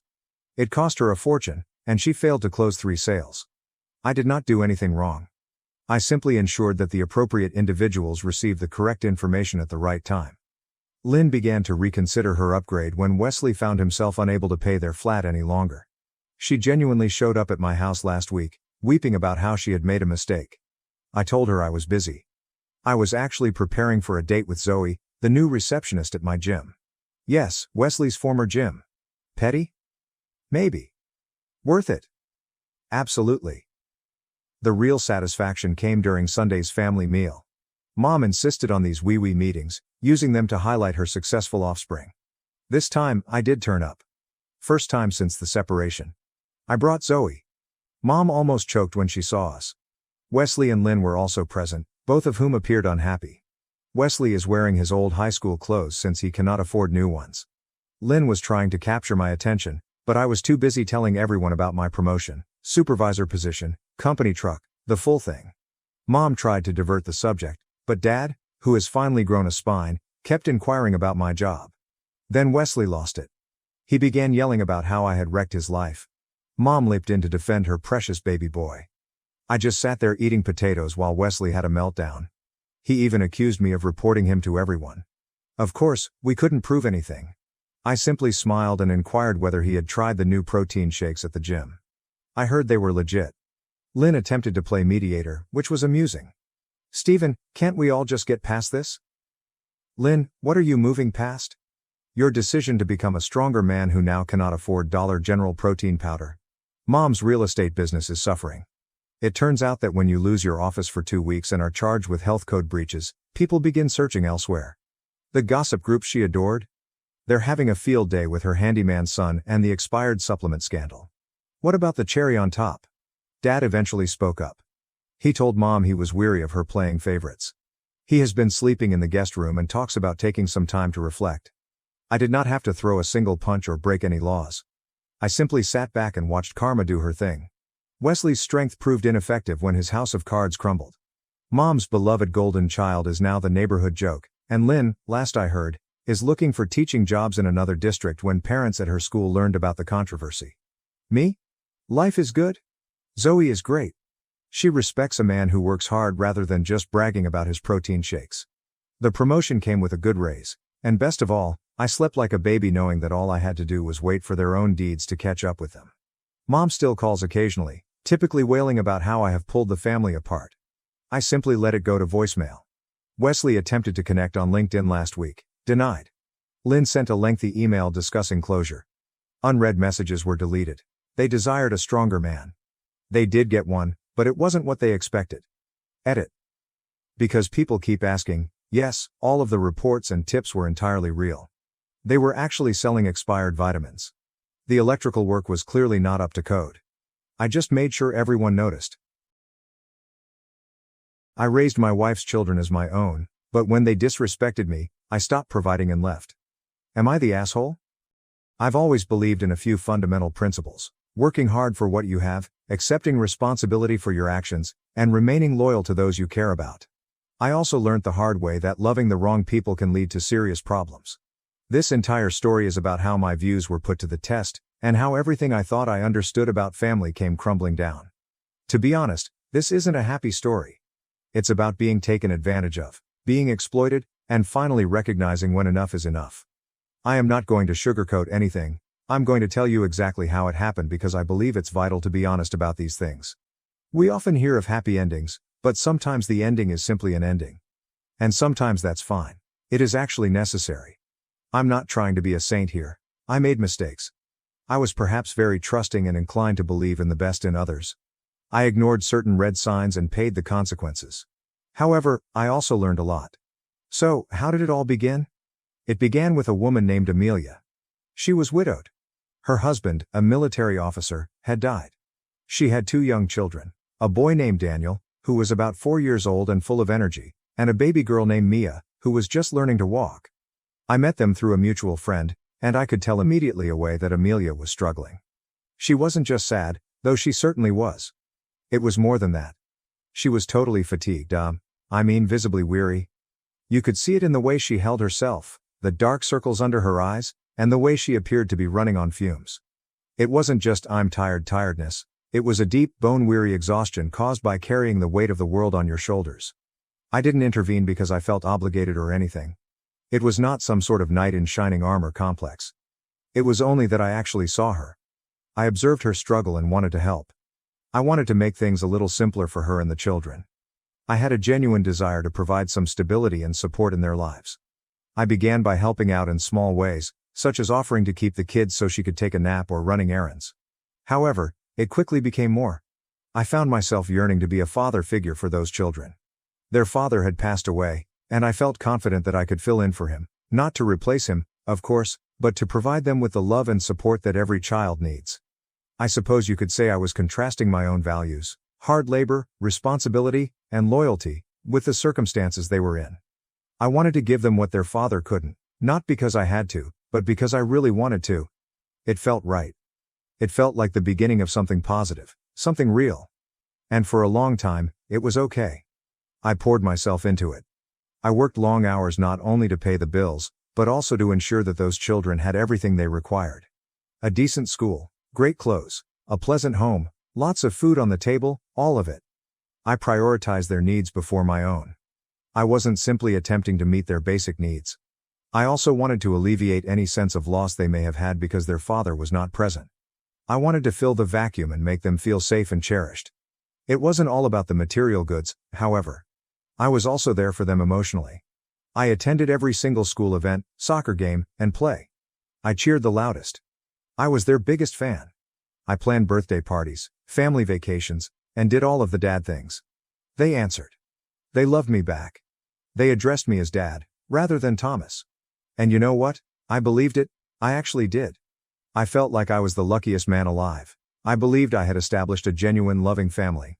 I was so caught up in the idea, in the desire for it to be true, that I failed to notice the cracks that were beginning to appear. I was so intent on creating the perfect photo that I ignored the warning indications. Looking back, I realized that I was building on a foundation that was not as firm as I had assumed. But at the moment I was fully committed. I invested my heart and soul. I was determined to make this work and be the greatest father figure I could be. I put everything I had into it, and for a while, it appeared to be paying off. We had rituals, conventions, and inside jokes. We were a family. I felt confident that emotion was what kept me going. The initial signals of problems were minor, almost insignificant. A few comments from the youngsters, some backtalk, and a roll of the eyes here and there. Nothing significant. Nothing unusual for children growing up. I brushed it off. I told myself that was just standard teenage behavior, a phase they were passing through. I didn't want to perceive it as more than that. I recall Daniel, he must have been around 13 or 14, making a nasty remark about how I wasn't cool because I wouldn't let him stay out late. Mia, who was a few years younger, responded with a similarly nasty remark. It stung a little, but I laughed it off. I told myself they were only testing boundaries and pushing limits, so as all teens do. As the children grew older, the disdain became more obvious. By the age of 17, Daniel had become a full-fledged teenager. He began ignoring curfews, dismissing any advice I offered, and generally acting as if he was entitled to do whatever he wanted. It was typical teenage rebellion, but it felt different. Sharper, somehow. There was a meanness that I couldn't ignore. Mia, who was around 14 at the time, began copying her brother's conduct. She would roll her eyes at me, ignore my orders, and dismiss any worries I expressed. They established a united front against me, demonstrating that they did not respect my authority. Or me, for that matter. It felt like they were ganging up on me, seeing how far they could push me. Amelia's reply, or lack thereof, exacerbated the situation. She declined to intervene, she would not back me up. She'd just sit there, generally looking at her phone, pretending not to notice what was going on. Sometimes she would even gently undermine me. Maybe she'd appear to be distracted by her phone or sigh, as if I was being unreasonable. It wasn't simply passive, she seemed to actively encourage their actions. She'd make excuses for them. Oh, they're just tired. They're going through a phase, or we need to keep the peace. There was always something. However, it was actually a pattern of supporting their disdain. She was allowing them to get away with it, undermining my authority and making me feel more lonely. I started to feel like I was the only one who cared about setting boundaries and teaching them what was right and wrong. I began to mistrust Amelia's motives. Was she truly this oblivious, or was she purposely undermining me? I received my first true wake-up call about this time, but I still didn't completely understand what was going on. The true breaking point, when everything began to fall apart, occurred one night. Daniel arrived home much beyond his curfew. I'm talking hours later, and he hadn't called, texted, or anything. I was scared sick, of course, but when he eventually walked in, he acted as if it was nothing. I asked him calmly where he had been, just a simple question to ensure accountability. He did not even look at me. He simply stated, "Relax, I'm not a kid." That was it. There was no apology or explanation, just a flippant brush-off. And then he shouted, "You're not my real dad. Stop acting like you own me." All those years of love, care, and support were flung back in my face. It felt like a punch in the belly. Mia, who was standing there, chipped in. "Yeah, you're just some guy Mom married." As if all the years we'd spent together and the experiences we'd shared were meaningless. Something inside me has just broken. It wasn't anger, not yet, but rather a deep sense of disillusionment. And the worst part? Amelia did not say anything. She just stood there silently. Her silence represented the ultimate betrayal. It proved all I had suspected, that I was nothing more than a convenience to them, a provider, someone to handle the things their true father couldn't. It was the defining moment for me, when I learned that the family I believed I had created was a fiction. It was not long after the first episode that it occurred again. This time, it was Mia. She had made a mess in the kitchen, so I asked her to clean it up. Simple enough, right? Basic responsibilities. But instead, she simply looked at me and said, "Why don't you do it? It's your house, isn't it?" That stung. It wasn't just the contempt, it was how she said it, as if I were a servant whose sole function was to clean up after them. It accentuated my outsider status, reducing me to little more than a provider and cleaner. It was an intentional attempt to make me feel insignificant. And then, as if on cue, Daniel added the identical line. "You're not even our real dad." It was as if they were tag-teaming me, reaffirming their rejection and ensuring I understood my place, or lack thereof, in their lives. But this time, Amelia's reply sealed the deal. She didn't yell or become irritated. She just looked at me nonchalantly, not glancing up from her phone, and remarked, "They have a point, Thomas. Maybe you should back off." That was all. That was the moment I realized it was finished. It was no longer just the children's disdain. Amelia had explicitly agreed with them. She was siding with them against me, the guy who had spent years caring for them. It wasn't a moment of rage or even pain, not really. It was a moment of clarity. I eventually realized I was finished. There was no going back. This was not a family. It was a fake, and I was finally ready to leave. It was a gentle epiphany, a peaceful acceptance of the fact. I was no longer striving to hang on to something that was not genuine. I was ready to let go, so I did something I never imagined I would do. I paused. I stopped giving, caring, and trying. It wasn't an impulsive decision. It was a calculated, thoughtful one. I've just withdrawn. I stopped providing for them, no more rides, allowances, protection, guidance, or worry. I let them face the repercussions of their behavior. It was a total 180 from the way I had been for years. I was always there for them, no matter what. Now I was gone.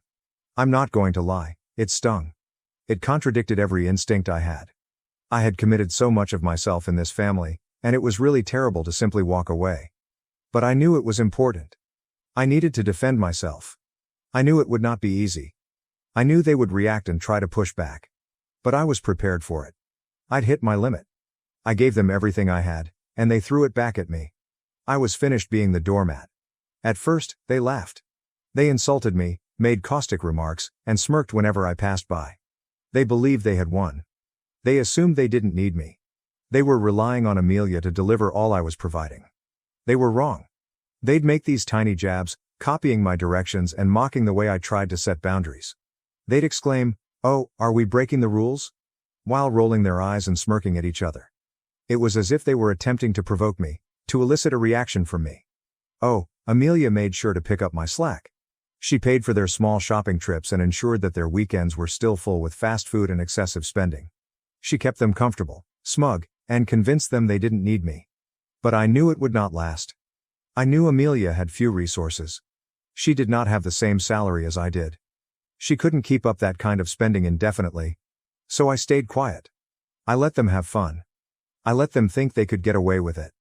I knew the reality check was coming. I didn't participate. I did not argue. I did not react. I simply observed calmly, waiting for the inevitable. It was a strange kind of patience, formed by the conviction that I was correct. I knew their confidence was based on a flimsy foundation that would soon disintegrate. I simply had to wait it out. It was a waiting game. Then, gradually but certainly, things began to alter. Shopping outings became less regular. Fast food trips became fewer and farther between. New garments have ceased emerging. Small changes at first, but visible. Then more problems began to surface. School expenses became an issue. Daniel got into some difficulty at school, and Amelia wasn't sure how to handle it. Mia smashed her phone and had no money to repair it. I remember the first time Daniel missed his school transportation. He'd always taken it for granted, rarely trying to express gratitude. Now he was alone. He had to run for the bus, and from what I've heard, he barely made it, huffing and puffing, absolutely out of breath. It's a minor detail, but it was symbolic. It was the first noticeable break in their comfy world. And I'll confess it. I felt a sense of satisfaction, not joy, precisely, but a quiet vindication. I knew what it was like to strive and work for everything you had. I recall when I was younger and had to work hard to make ends meet. They, on the other hand, have always received everything. Naturally, I said nothing. I just watched. I could see Mia's frustration when she learned her broken phone would not be magically replaced. I overheard her complain to Amelia, as well as Amelia's increasingly feeble justifications. She was running out of money and realized she couldn't offer everything I had. That following day, Mia had a major breakdown, complaining about how unfair it was that she couldn't have her phone repaired. Amelia finally stated, just above a whisper, that she didn't have the money right now. It was a minor admission, but a crucial one. It was the first time she had openly acknowledged her limited resources. It was the beginning of the end for their denial. The truth of their situation began to seep in. They were beginning to realize that their privileged existence was dependent on me, the person they had so easily discarded and despised. The free ride was ended, and they were beginning to feel the bumps in the road. It was a brutal but necessary awakening. My absence was making itself felt. Not long after the phone incident, Amelia confronted me. Of course, she was upset. She accused me of being childish and disregarding my obligations. That word, responsibilities, stayed with me. It indicated how she saw me, not as a partner, not as a father figure, but as someone with commitments to meet, a provider, a walking ATM. She kept blaming me for everything that was going wrong. She felt I was abandoning them, being selfish, and not acting like a man. She tried to make me feel guilty, as if I were the terrible guy. It was all a projection, of course. She was projecting her own failings onto me. I let her rant. I let her say everything, and when she paused for breath, I asked her a simple question. I questioned her why she had never defended me, and why she had always supported the children, even when they were disrespectful. I questioned her why she had let them treat me the way they did. And that is when it happened. That's when the truth eventually emerged. She sneered, and I mean sneered, and said, "Because I agree with them, Thomas. You were never really their father." It felt like a slap in the face, but it also confirmed everything I had assumed. But it did not end there. She went further. She actually stated that she had warned the kids not to let me manage them. "I told them not to let you control them," she claimed. "I raised them alone before you, and I can do it again." That was the real kicker. It was not simply passive passivity, it was deliberate long-term undermining. She had intentionally promoted their disdain and poisoned their minds against me. Daniel and Mia were standing in the corridor, arms crossed, with smug expressions on their faces. It seemed like they were enjoying the show. At that point, I thought, this is it. This is who they really are. Not the sweet, innocent children I had tried to love and care for, but spoiled, entitled brats, enabled by their manipulative mother. Despite the hurt and betrayal, I felt relieved. It was over. The charade was over. I had an answer. There was no ambiguity and no space for doubt. I knew without a doubt that I had made the right decision by walking away. The reality was unpleasant, but also liberating. I was finally free. But things worsened before they improved. Amelia's rage, combined with their own sense of entitlement, drove the kids to act out even more. It began with tiny things. My personal possessions would disappear. Then some crucial work files vanished from my computer.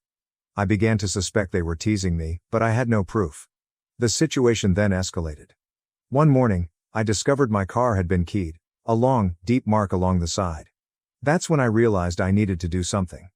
I discreetly installed security cameras inside and outside the home. I didn't tell anyone, including Amelia. I only wanted to gather proof, and I succeeded. A few days later, I caught Daniel and Mia on video in my closet. They were laughing, ripping up my garments and destroying them with scissors. It was purposeful vandalism. I did not challenge them. I did not yell or scream. I just stayed quiet. I documented everything. I've saved the video clip. I took pictures of the damage. I gathered all of the menacing texts they'd sent me, evidence of their growing anger. I was playing along, letting them believe they were winning while secretly planning my departure. I realized I had to defend myself, Not just emotionally, but legally. I knew things were going to get bad, so I wanted to be prepared. I was preparing my case, accumulating the ammunition I'd need to fight back if necessary. It was a sad and pathetic scenario, but I was resolved to handle it with as much respect and calm as I could. I was not going to come down to their level. I was going to be smart, strategic, and quiet. The next step was to see a lawyer. I described the problem and showed him all of the proof I had obtained. He listened quietly, nodding occasionally, and when I finished, he told me I had a solid case. We discussed divorce, and he even offered a restraining order due to the children's growing animosity. I also filed a police report regarding the property damage. It felt strange to report my stepchildren to the police, but I knew it was necessary. I needed to keep an official record of their actions to protect myself from any accusations or legal challenges. It was another step in the process of breaking relationships and freeing myself from this toxic environment. Then, one afternoon, while Amelia and the children were gone, I packed a bag. I didn't take much, just the necessities, the things that were most important to me. I left everything else behind, including the furniture, appliances, and material possessions I had accumulated over the years. They weren't important. What was crucial was my freedom and peace of mind. I left an envelope on the kitchen countertop. The divorce papers were inside, along with copies of all supporting documentation, such as the police report, images of the damage, and screenshots of the threatening texts. It was a formal act of separation. There was no going back. I went out of the house and did not look back. I got into my car, the one with the long scrape on the side, and drove away. I didn't have a plan, really. I just knew I needed to get out of the toxic environment I was living in. The last phase was financial. I stopped all joint accounts and denied Amelia access to my assets. It was a harsh move, I admit, but it was necessary. I had to limit her capacity to continue enabling the children's entitled behavior. I needed to make it apparent that the gravy train had halted. It was the final cut of ties, the ultimate act of departure. It was over. Amelia reacted as one could have imagined. She contacted me several times, leaving furious voicemails accusing me of being a coward, abandoning them, and being a bad person. She claimed she could live without me, that she didn't want my money, and that she would be better off without me.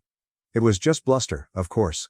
She was in denial and refused to acknowledge the reality of the situation. I did not return her calls. I did not react to her texts. I've just blocked her number. I declined to engage in additional dispute. I had spoken my piece. I'd taken my stand, and I was finished. I needed to focus on my own well-being and create a new life for myself. Then the children began messaging me. At first, they sent the same careless, arrogant messages they had always sent, but the tone gradually shifted. They began to sound apprehensive and even sorry. They apologized for their actions, admitting that things were challenging, and that they were struggling without my help. Finally, I got a message from Mia, the younger one. It was only 3 words. I miss you. It was a big change, but it was too late. The damage was done. The trust was broken. I couldn't return, even if I wanted to. I stayed mute. I did not respond. I recognized their regret, but I remained solid in my decision. I'd learned a harsh lesson and was determined not to make the same mistakes again. I gave them everything I had, and they threw it back at me. I was finished.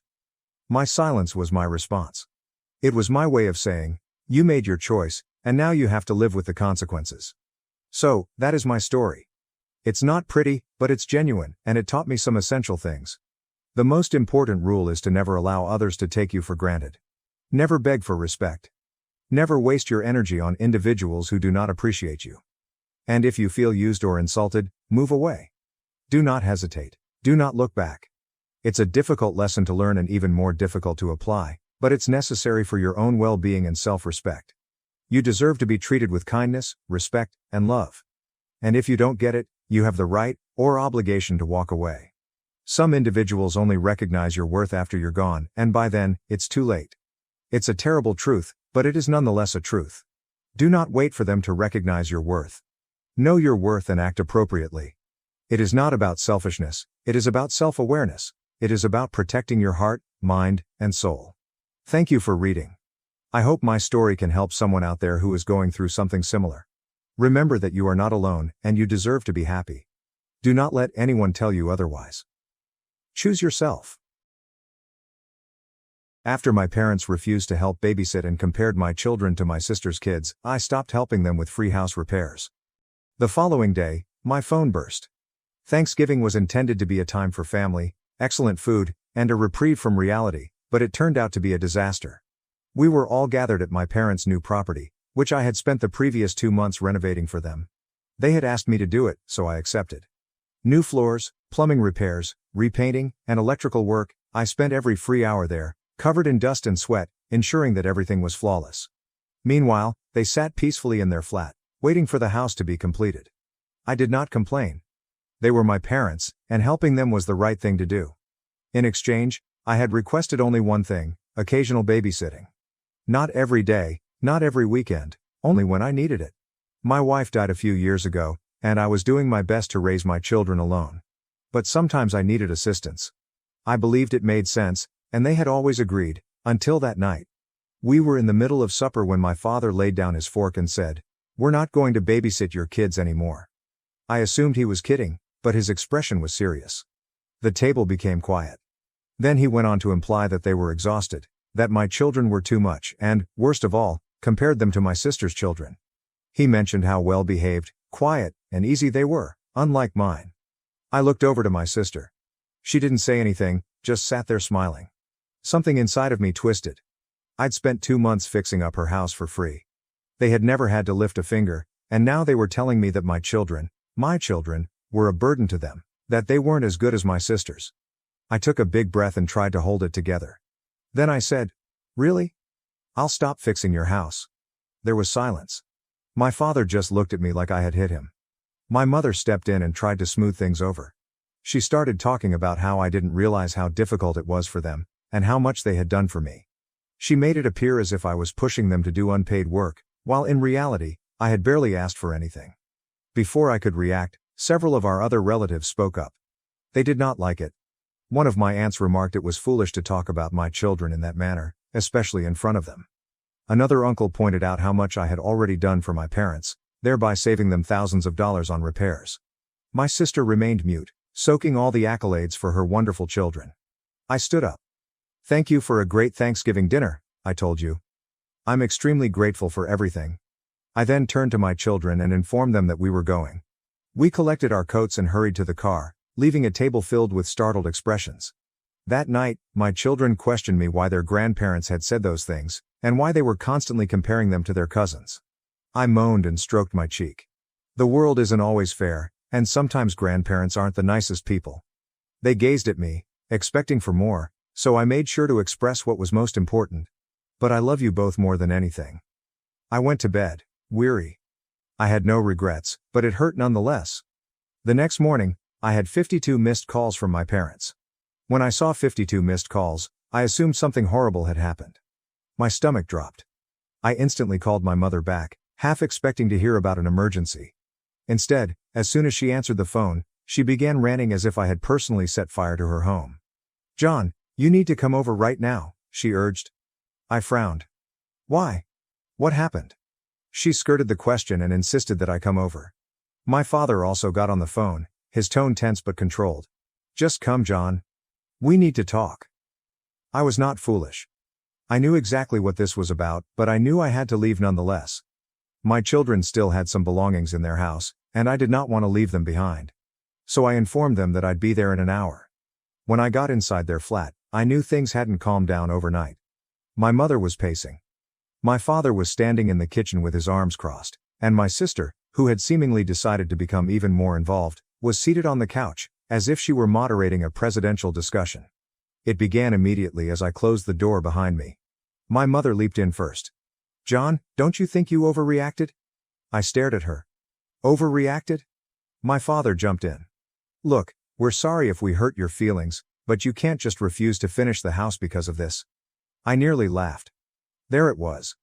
That was what this was all about, not the family or the children, but the house. I shake my head. "So, let me get this straight. You call my kids a burden, say they're too much for you, compare them to my sister's kids in front of everyone, and now when I say I won't do the work you asked me to do for free, I'm the problem." My mother placed her palm on her chest, as if I had just badly offended her. "That's not fair, John. We have done a lot for you. We took care of your kids for years." My sister has finally spoken up. "Mom, Dad, you really shouldn't compare the kids like that. For the first time, my parents seemed astonished. My mother blinked at her. You don't think we were right? My sister shrugged. It's not about being right. You just shouldn't have said it in front of the kids. It's not okay.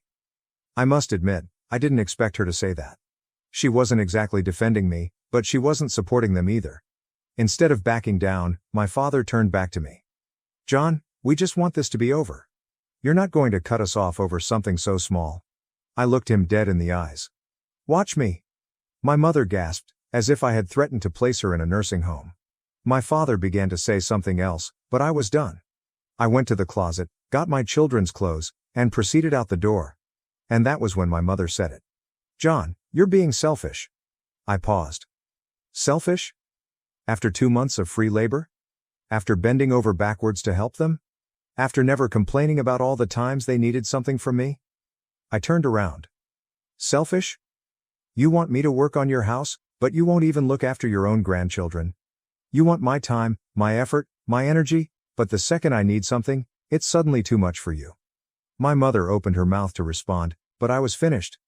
You don't have to babysit anymore, but I don't have to fix your house either. Then I walked out. That was only the beginning. Things worsened during the next few weeks. First, they attempted to force me to return. Then they attempted to guilt me. Then they begged, because they had a serious situation. Hiring professionals would cost a fortune, and the longer I ignored them, the more desperate they became. But, just when I thought they couldn't get any more manipulative, something happened that changed everything. For the first few days following the incident, I ignored their calls. I ignored their text messages as well, then began the guilt trip. First, my mother gave the typical, "We're getting old, John, we won't be around forever" spiel. Then my father wrote me a long note about family loyalty and how I was being unreasonable over a minor misunderstanding. Meanwhile, my sister remained relatively silent. I assumed she was trying to stay out of it, but at least she spoke up briefly during the debate. Then, about a week after Thanksgiving, I received a message from my father that made me laugh. John, we forgive you? Can you come finish the house this weekend? Forgive me? I did not even respond. That's when they changed their strategy. At first, they tried to bribe me. My mother called to say they'd start babysitting again if I finished the house. I told her no. My father then texted me that they'd be willing to help with the kids if I came over to talk things out. I told him no. Then they sent my sister to try. She called one night and began with light conversation, inquiring about my children. Then she spoke casually. You know, maybe you should just finish the house. They're being stubborn, but it's probably easier if you just get it done. I laughed. So I do free labor and in return, they insult my kids, and you think I'm the one who should back down? She paused. I mean, it's their house, John. They're just stuck in their ways. You know how they are. I do. That's why I'm not doing it. She exhaled. Look, I get it, okay? But they're never going to admit they were wrong. They're our parents. That struck me. She knew they were mistaken. She wasn't even attempting to dispute it, but she knew they'd never say it aloud. I told her I had to leave and hung up. That night, I considered everything.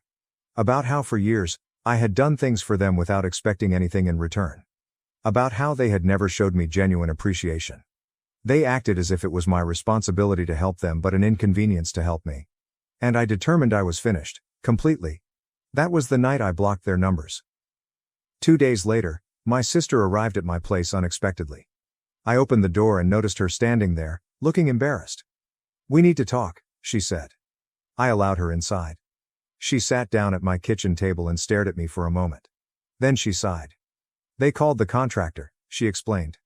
It astonished me. Good, so they finally got someone to do it? She grimaced. Yeah, but there's a problem. I waited. They got scammed. I blinked. She nodded. Dad hired some guy off Facebook because he was cheaper than a real company. Paid him up front and now he's gone. Took the money and disappeared. I couldn't help it. I laughed. My sister shot me a glance. John, they lost $10,000. I stopped laughing. 10 grand? Wait, where did they even get that much money?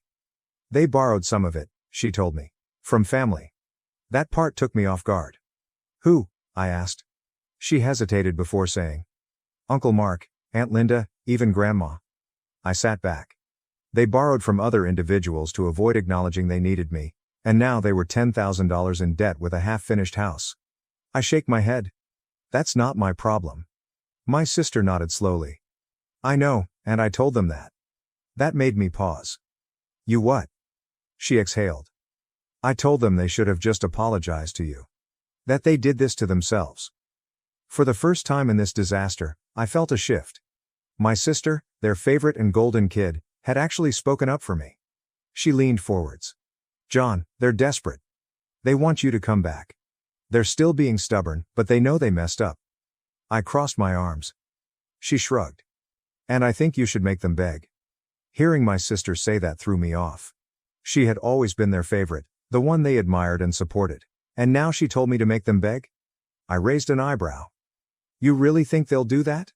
She flashed me a half smile. They don't have a choice? For the first time in my life, I felt in control. I slumped back in my chair. So what exactly do they want from me? She exhaled. They want you to come over and talk.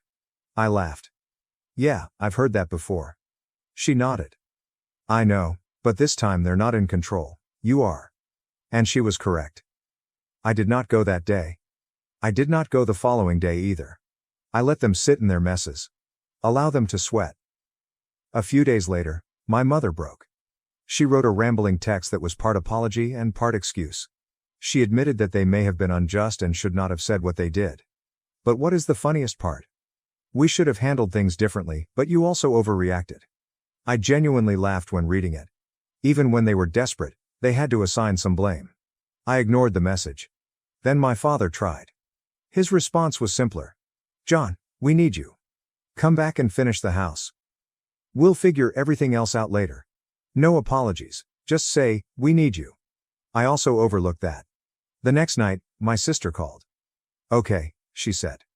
I think they're actually breaking this time. What happened?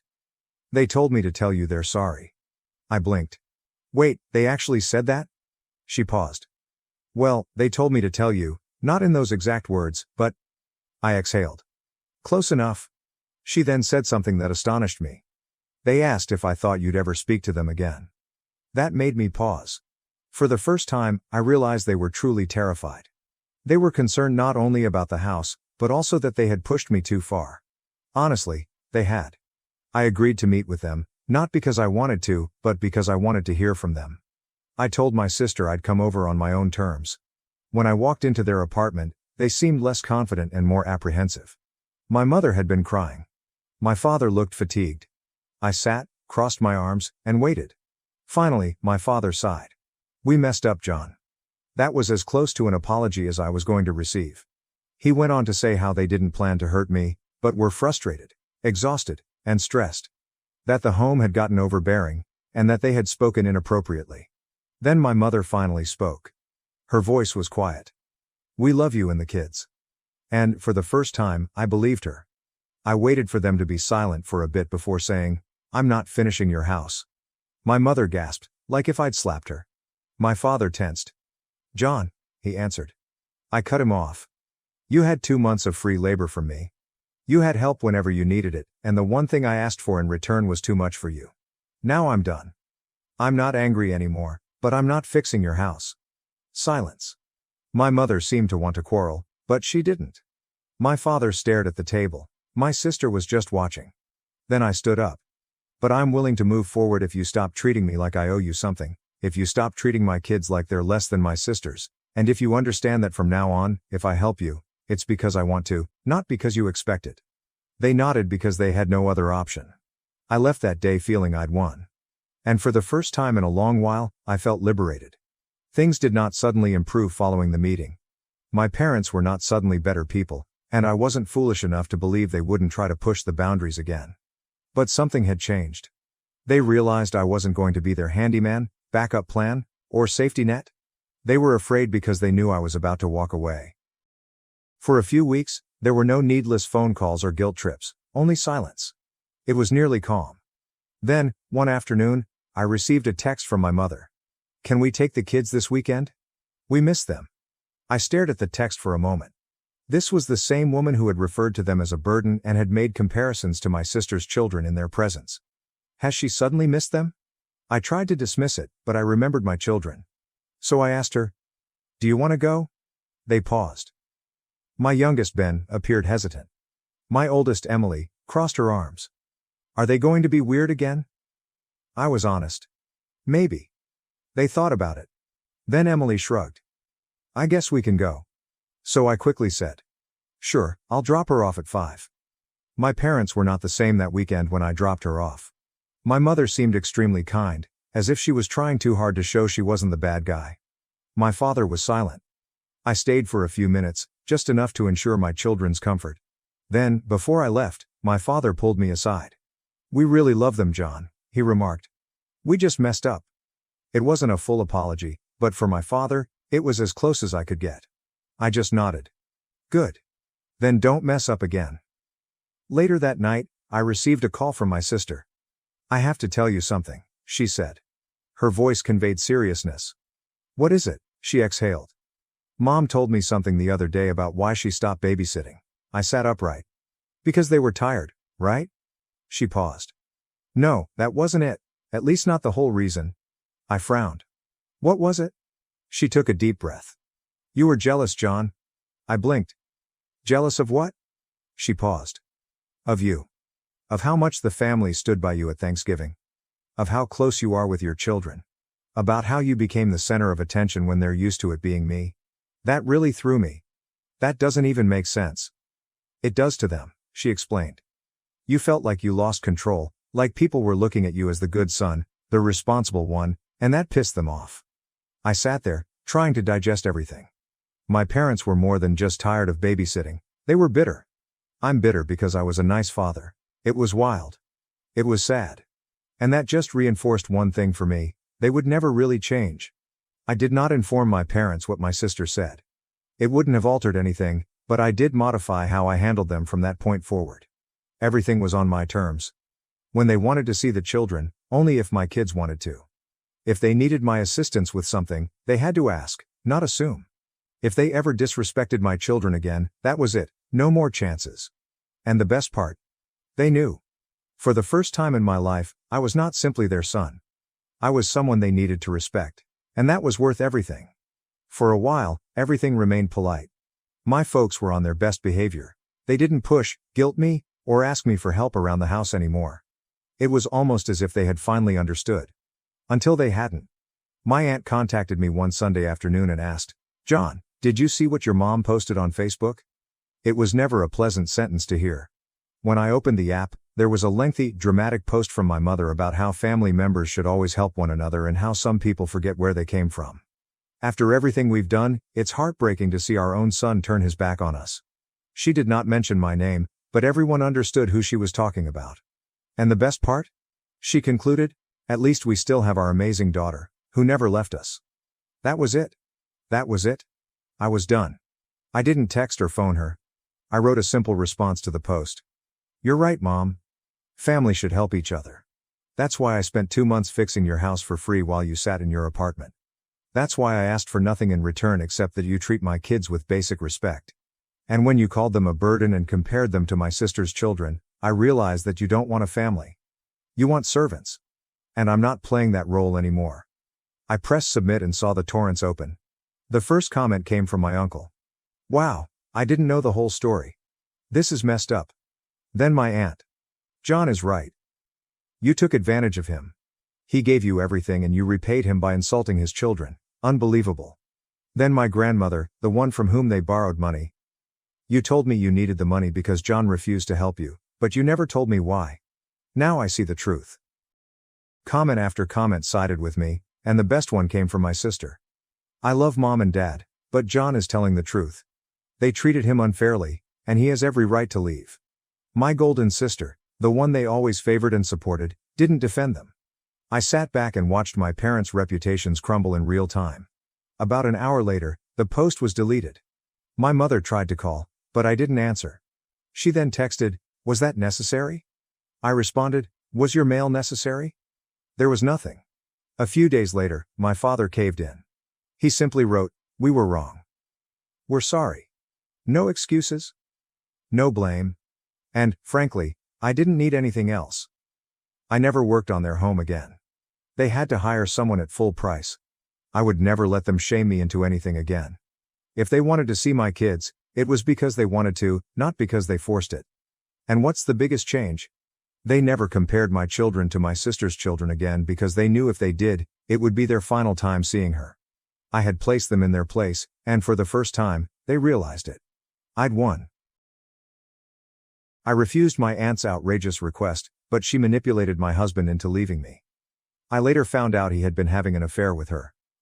I, 28F, have been married to my spouse, Adam, 30M, for 3 years.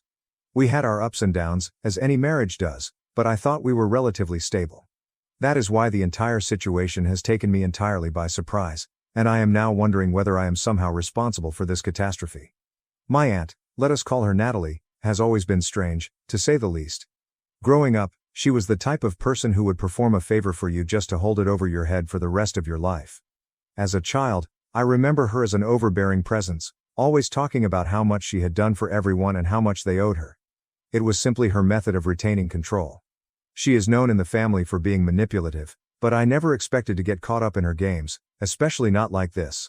Years ago, when I was younger, about 18 or 19, I was going through a difficult financial period. My parents were not present at the time, and I had recently moved out on my own, scraping by on part-time jobs and figuring things out. It was a terrible moment, and Natalie came through for me in ways that I sincerely appreciated at the time. She lent me some money, not a lot, but enough to get me through a couple of months until I could get back on my feet. I thanked her politely and eventually paid her back in full. I assumed that was the end of it, and for years it appeared to be. She never brought it up or stated that I owed her anything, so I believed that was all in the past. Fast forward to now, and Natalie has a daughter. Let's call her Grace. Grace and I were never close growing up. She is a few years younger than me, but we have always been in separate social circles. The reality is that we've never really liked each other. She has always been the spoiled, entitled type, getting everything she wants because Natalie always puts her first. Grace commands the spotlight at family gatherings. During the holidays, Grace receives the greatest gifts, the most praise, everything. I've learned to overlook it over time because that's how Natalie operates. She adores her daughter as if she were a princess, and the rest of us are expected to be grateful simply to be in their company. So Grace's birthday is coming up. Natalie has been hinting for weeks that her daughter's birthday should be exceptional and that she wants to offer her everything. At first, I didn't think much of it because Grace's birthday isn't exactly on my radar. When Natalie suggested it, I was nice and replied something like, "Oh, that sounds great," but I wasn't really paying attention. Then, out of nowhere, Natalie phones me one evening and says she has to speak with me about something serious. I assumed it was for Grace's birthday or a family event, so I agreed to meet up with her. When we met, Natalie made the most odd and absurd request I've ever heard. She told me straight out that the only thing Grace wants for her birthday is for me to leave my husband, Adam. I was stunned. Like, what? Why? Why would she even think about that? Natalie went on to say that Grace has had a crush on Adam for years, something I had no idea about, and that she believes he is her soulmate or something. According to Natalie, Grace has been longing for him since the day they met, and now that she is about to turn 26, she believes this is her final chance to be with him. She truly believes Adam belongs with her and that I am preventing them from being happy together. At first, I assumed this was a joke. Natalie couldn't possibly expect me to leave my spouse as a birthday present for her daughter. But as she continued speaking, I understood she was dead serious. She even brought up the money she lent me years ago, claiming that I owed her and that this was the best way to repay her. According to Natalie, if I were truly grateful for her assistance when I was struggling, I would do this for her daughter. I was extremely shocked. I couldn't believe what I heard. Of course, I said no. I was not going to end my marriage over an absurd demand from my aunt. I informed Natalie that this was preposterous, that I would never abandon Adam, and that I owed her nothing. I had reimbursed her for the money, and whatever favor she believed she had done for me gave her no right to demand this. She didn't take it well. Natalie got angry and accused me of being ungrateful and self-centered. She went on and on about how Grace deserved happiness, how she had made many sacrifices for me over the years, and how I was ruining everything by refusing to see reason. I walked out of that conversation exhausted but convinced that I had done the right thing. I was not going to allow her to influence me like that. I didn't give it much thought after that, but a few days later, things started to change between me and Adam. He grew aloof and colder than normal. When I asked him what was wrong, he just brushed me off. I assumed he was upset at work or something, but then he sat me down and announced that he was leaving me. He didn't go into great detail, just expressing that things weren't going well and that he thought it was time for us to part ways. I was devastated. This came out of nowhere, And I had no idea what had happened so fast. It wasn't until a mutual buddy contacted me that I learned what had transpired. Natalie allegedly went behind my back after our talk and told Adam everything, but she twisted the tale so that it appeared I was to blame. She informed Adam that I had been ungrateful for everything she had done for me, that I had no regard for family, and that I had been keeping secrets from him. She even made up stories about how distant and cold I had been with Adam, twisting the situation to make it look that I was the problem in our marriage. According to what I've heard, she convinced him that I wasn't telling him the truth, which pushed him over the line. So now I'm attempting to pick up the pieces of my life after my spouse abandoned me due to my manipulative aunt. Part of me wonders whether there was already something wrong with our marriage, and this was the final straw. Maybe I missed some signs. Maybe I wasn't as good a wife as I thought. But another part of me is outraged. How could Natalie have done this to me? How could she go behind my back and destroy my marriage simply because I refused to give her what she wanted? And why did Adam believe her so quickly? Shouldn't he have trusted me enough to at least discuss it with me before making such a big decision? I'm so confused and hurt right now, and I don't know what to do. My family is divided on the issue, with some saying I should have simply let it go and others agreeing Natalie is out of line. But the reality is, I don't think this is just about Natalie anymore. I believe there is a greater issue at play, such as Adam searching for an out and seeing this as the perfect reason. I'm not sure whether I'm overreacting, but I can't shake the sensation that this entire thing is somehow my responsibility. Perhaps if I had handled things differently with Natalie and paid more attention to Adam's needs, none of this would have occurred. But, at the same time, I feel as if I was backed into a corner and would have lost regardless of what I did. So I die for refusing my aunt's foolish request to leave my husband as a birthday present for her daughter. Am I to blame for my husband leaving because of what she told him? I just need some feedback on this because everything seems to be spiraling out of control right now, and I'm not sure where to turn. Update 1. Hello everyone, it's been a few weeks since my life totally crumbled, and I'm still trying to figure out how to go on from what occurred with my aunt, Natalie, and my husband Adam. Things have been difficult to process. I never thought I'd be providing an update. Yet here I am, trying to make sense of it all. At first, I assumed it was all due to Natalie's intervention, but considering everything that has transpired since, I'm beginning to wonder if there was something else going on between Adam and me, something I missed. I've been trying to piece it all together, and I keep coming back to the same question. Was this previously broken, and I simply didn't realize it? When Adam told me he was leaving, he didn't give me much detail. He merely told me that things were not going well and that he thought it was time to part ways. There was no big struggle or explosion, it was just over. I was heartbroken and puzzled. I assumed we were secure, or as secure as any marriage with ups and downs. Everything felt like it happened out of nowhere. After sitting with my thoughts and feelings for a few days, I decided to contact Adam. I wasn't willing to give up without at least discussing it. I texted him, asking if we could meet up and discuss what had transpired. I didn't get an answer straight away, and I spent the following 3 days in limbo, waiting for a response. Finally, Adam responded back, indicating he was not interested in chatting and that he had made his decision. I was devastated. It was as if he had closed the door on everything without thinking. However, this was not the worst part. He also told me he was already seeing someone else. Mind you, it hadn't even been a month since he left me when I discovered how quickly he had moved on. My world came apart. Was this someone he had been seeing before our breakup? Was I so blind that I didn't notice him drifting away sooner? I didn't ask him any of these questions because, frankly, I didn't want to know the answers. It felt like everything we had was erased in the blink of an eye. It's impossible to convey the range of emotions I've been feeling: anger, betrayal, confusion. It's all coming together. How did he manage to move on so quickly? How could he be so willing to let go of what we've accomplished? I'm wondering if this new relationship started before he left, or if there were issues in our marriage that I simply overlooked. I've been looking over every discussion we've had in the last few months to see if there were any red signals I overlooked. Nothing stands out. We had our regular fights, nothing major, and I never anticipated things to fall apart so quickly. Maybe I was too preoccupied with my own life and missed the signs that he was drifting away, but I also wonder if Adam had been looking for an escape all along and Natalie's manipulation was just the excuse he needed. My family is divided on the whole issue.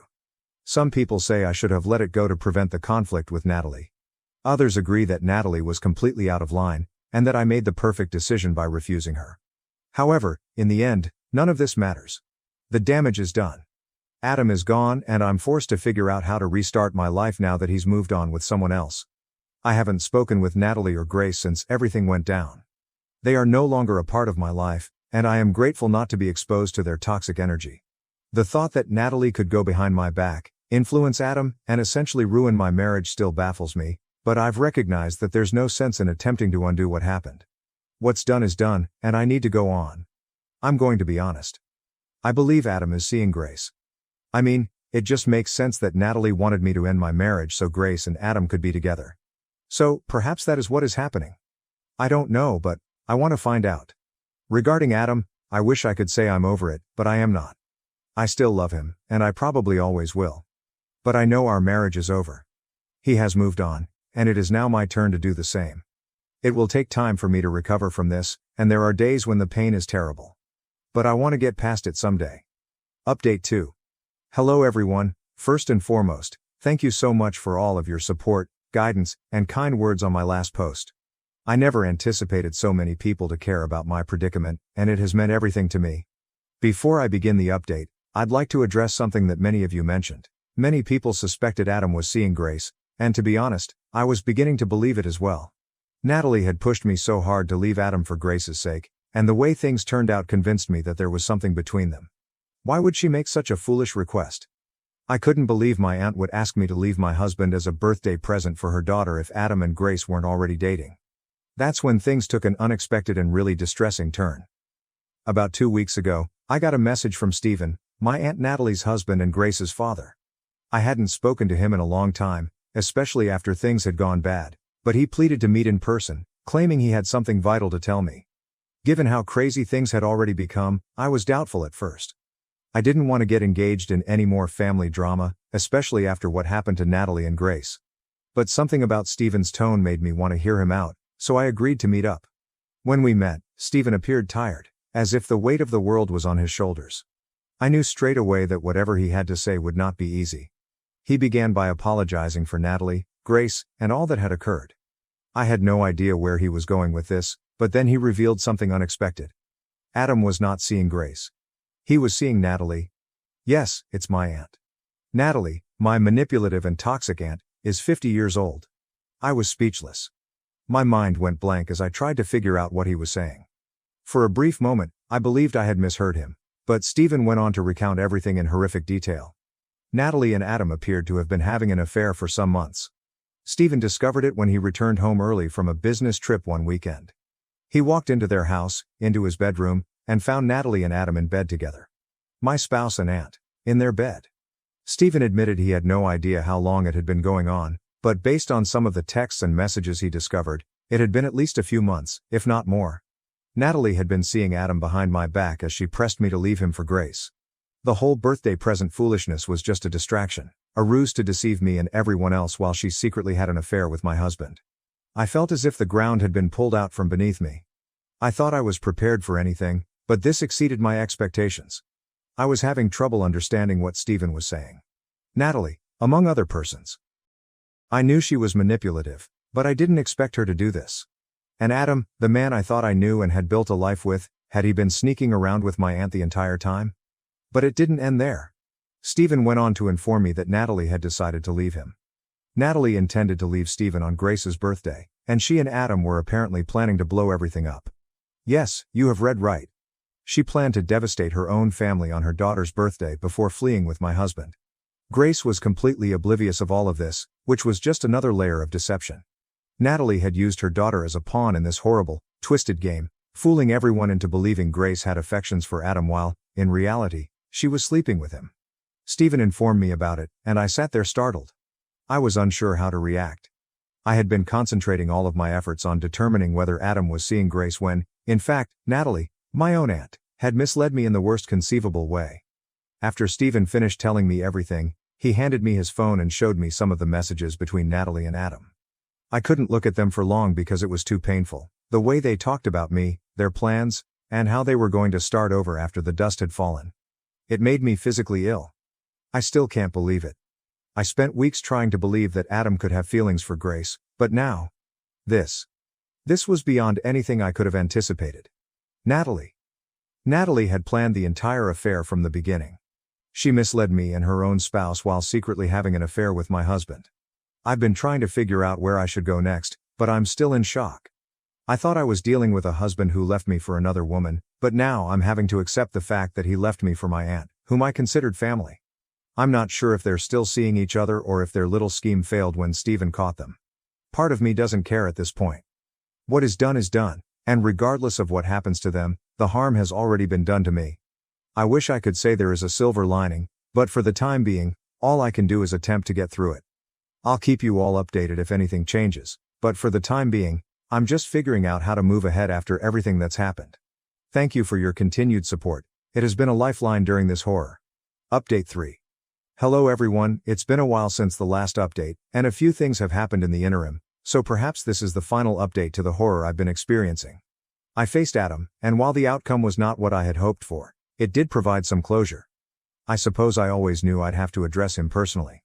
I simply didn't expect it to be that dramatic, or for him to beg me to take him back after discovering Natalie wasn't who he thought she was.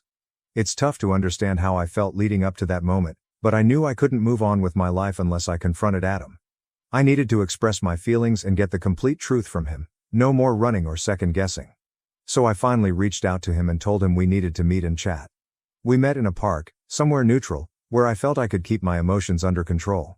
I did not want the confrontation to take place in our home, which had so many memories, both good and bad. I got to the park and finally saw him after so many days. It felt odd. He looked fatigued, as if he hadn't slept in days, but I didn't care enough to ask him what had occurred or why he was so tired. I just went right to it. I assured him I knew everything. I informed him that I knew about Natalie and that she was the lady he had been fooling around with while I sat at home, trusting and loving him. The shock on his expression was not the same as when someone is apprehended. It felt more like shame. He couldn't look me in the eye for a time. He did not defend himself, which shocked me because I had expected excuses or an attempt to cover up. Instead, he simply nodded and confessed it. He verified everything. In some ways, it felt underwhelming. There was no rage or screaming, just a pitiful admission that he had damaged our marriage by having an affair. I had a lot I wanted to say. I had spent hours rehearsing this in my thoughts, but when the moment arrived, all I could say was, why? I needed to know what was wrong with us, or with me, that he would cheat on me like this. Adam began discussing how he was no longer pleased and how our marriage had become a routine. He mumbled something about being stuck, and Natalie helped him feel alive again. It felt like a punch in the belly.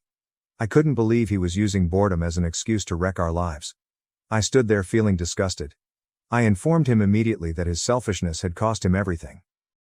There were many other methods for him to deal with his feelings of being stranded. We could have sought therapy, taken a break, and communicated, but he decided to cheat on me, lie to me, and end our marriage. And that's when I informed him. I informed him that I was filing for divorce. I shouted it clearly and without hesitation, and a strange sense of power came over me. For the first time, I felt in control. I wasn't pleading with him to stay, nor was I forgiving him for his horrible decisions. I was finished. That is when the unexpected happened. Adam, who had been so casual about the affair up until this point, suddenly broke down. I'd never seen him like this. He genuinely began crying. I'm not talking about a few tears. He sobbed. He grabbed my hands and begged me not to forward with the divorce. He explained that everything with Natalie had come apart, that she was not who he thought she was, and that he had made the biggest mistake of his life. He stated that once the excitement of their affair faded, her actual personality emerged. Apparently, she is manipulative and domineering, often starting conflicts and even threatening to reveal their affair if he did not do things her way. He claimed she had made his life a terrible nightmare, and he regretted everything. It was strange to stand there and see this man, who had before appeared unaffected, break down in front of me. He told me he felt adrift without me and couldn't believe he'd given up our life together for someone like Natalie. He stated that he still loved me and would do anything to make things right. But honestly, I didn't feel anything. I had no sympathy for him, no desire to reclaim him, and no pity for him because of Natalie's conduct. I felt numb. The trust was gone. He had damaged it, and no amount of tears or apologies would fix it. I informed him that it was too late. I informed him that there was no way to restore what he had done, and I was not interested in attempting to heal the damage to our marriage. I believe that's when he understood I was serious. I was not going to forgive him, and there was no way to make things right or get back together. He kept begging, attempting to persuade me that we could work this out, that he was willing to do whatever it needed. But I'd already made a decision.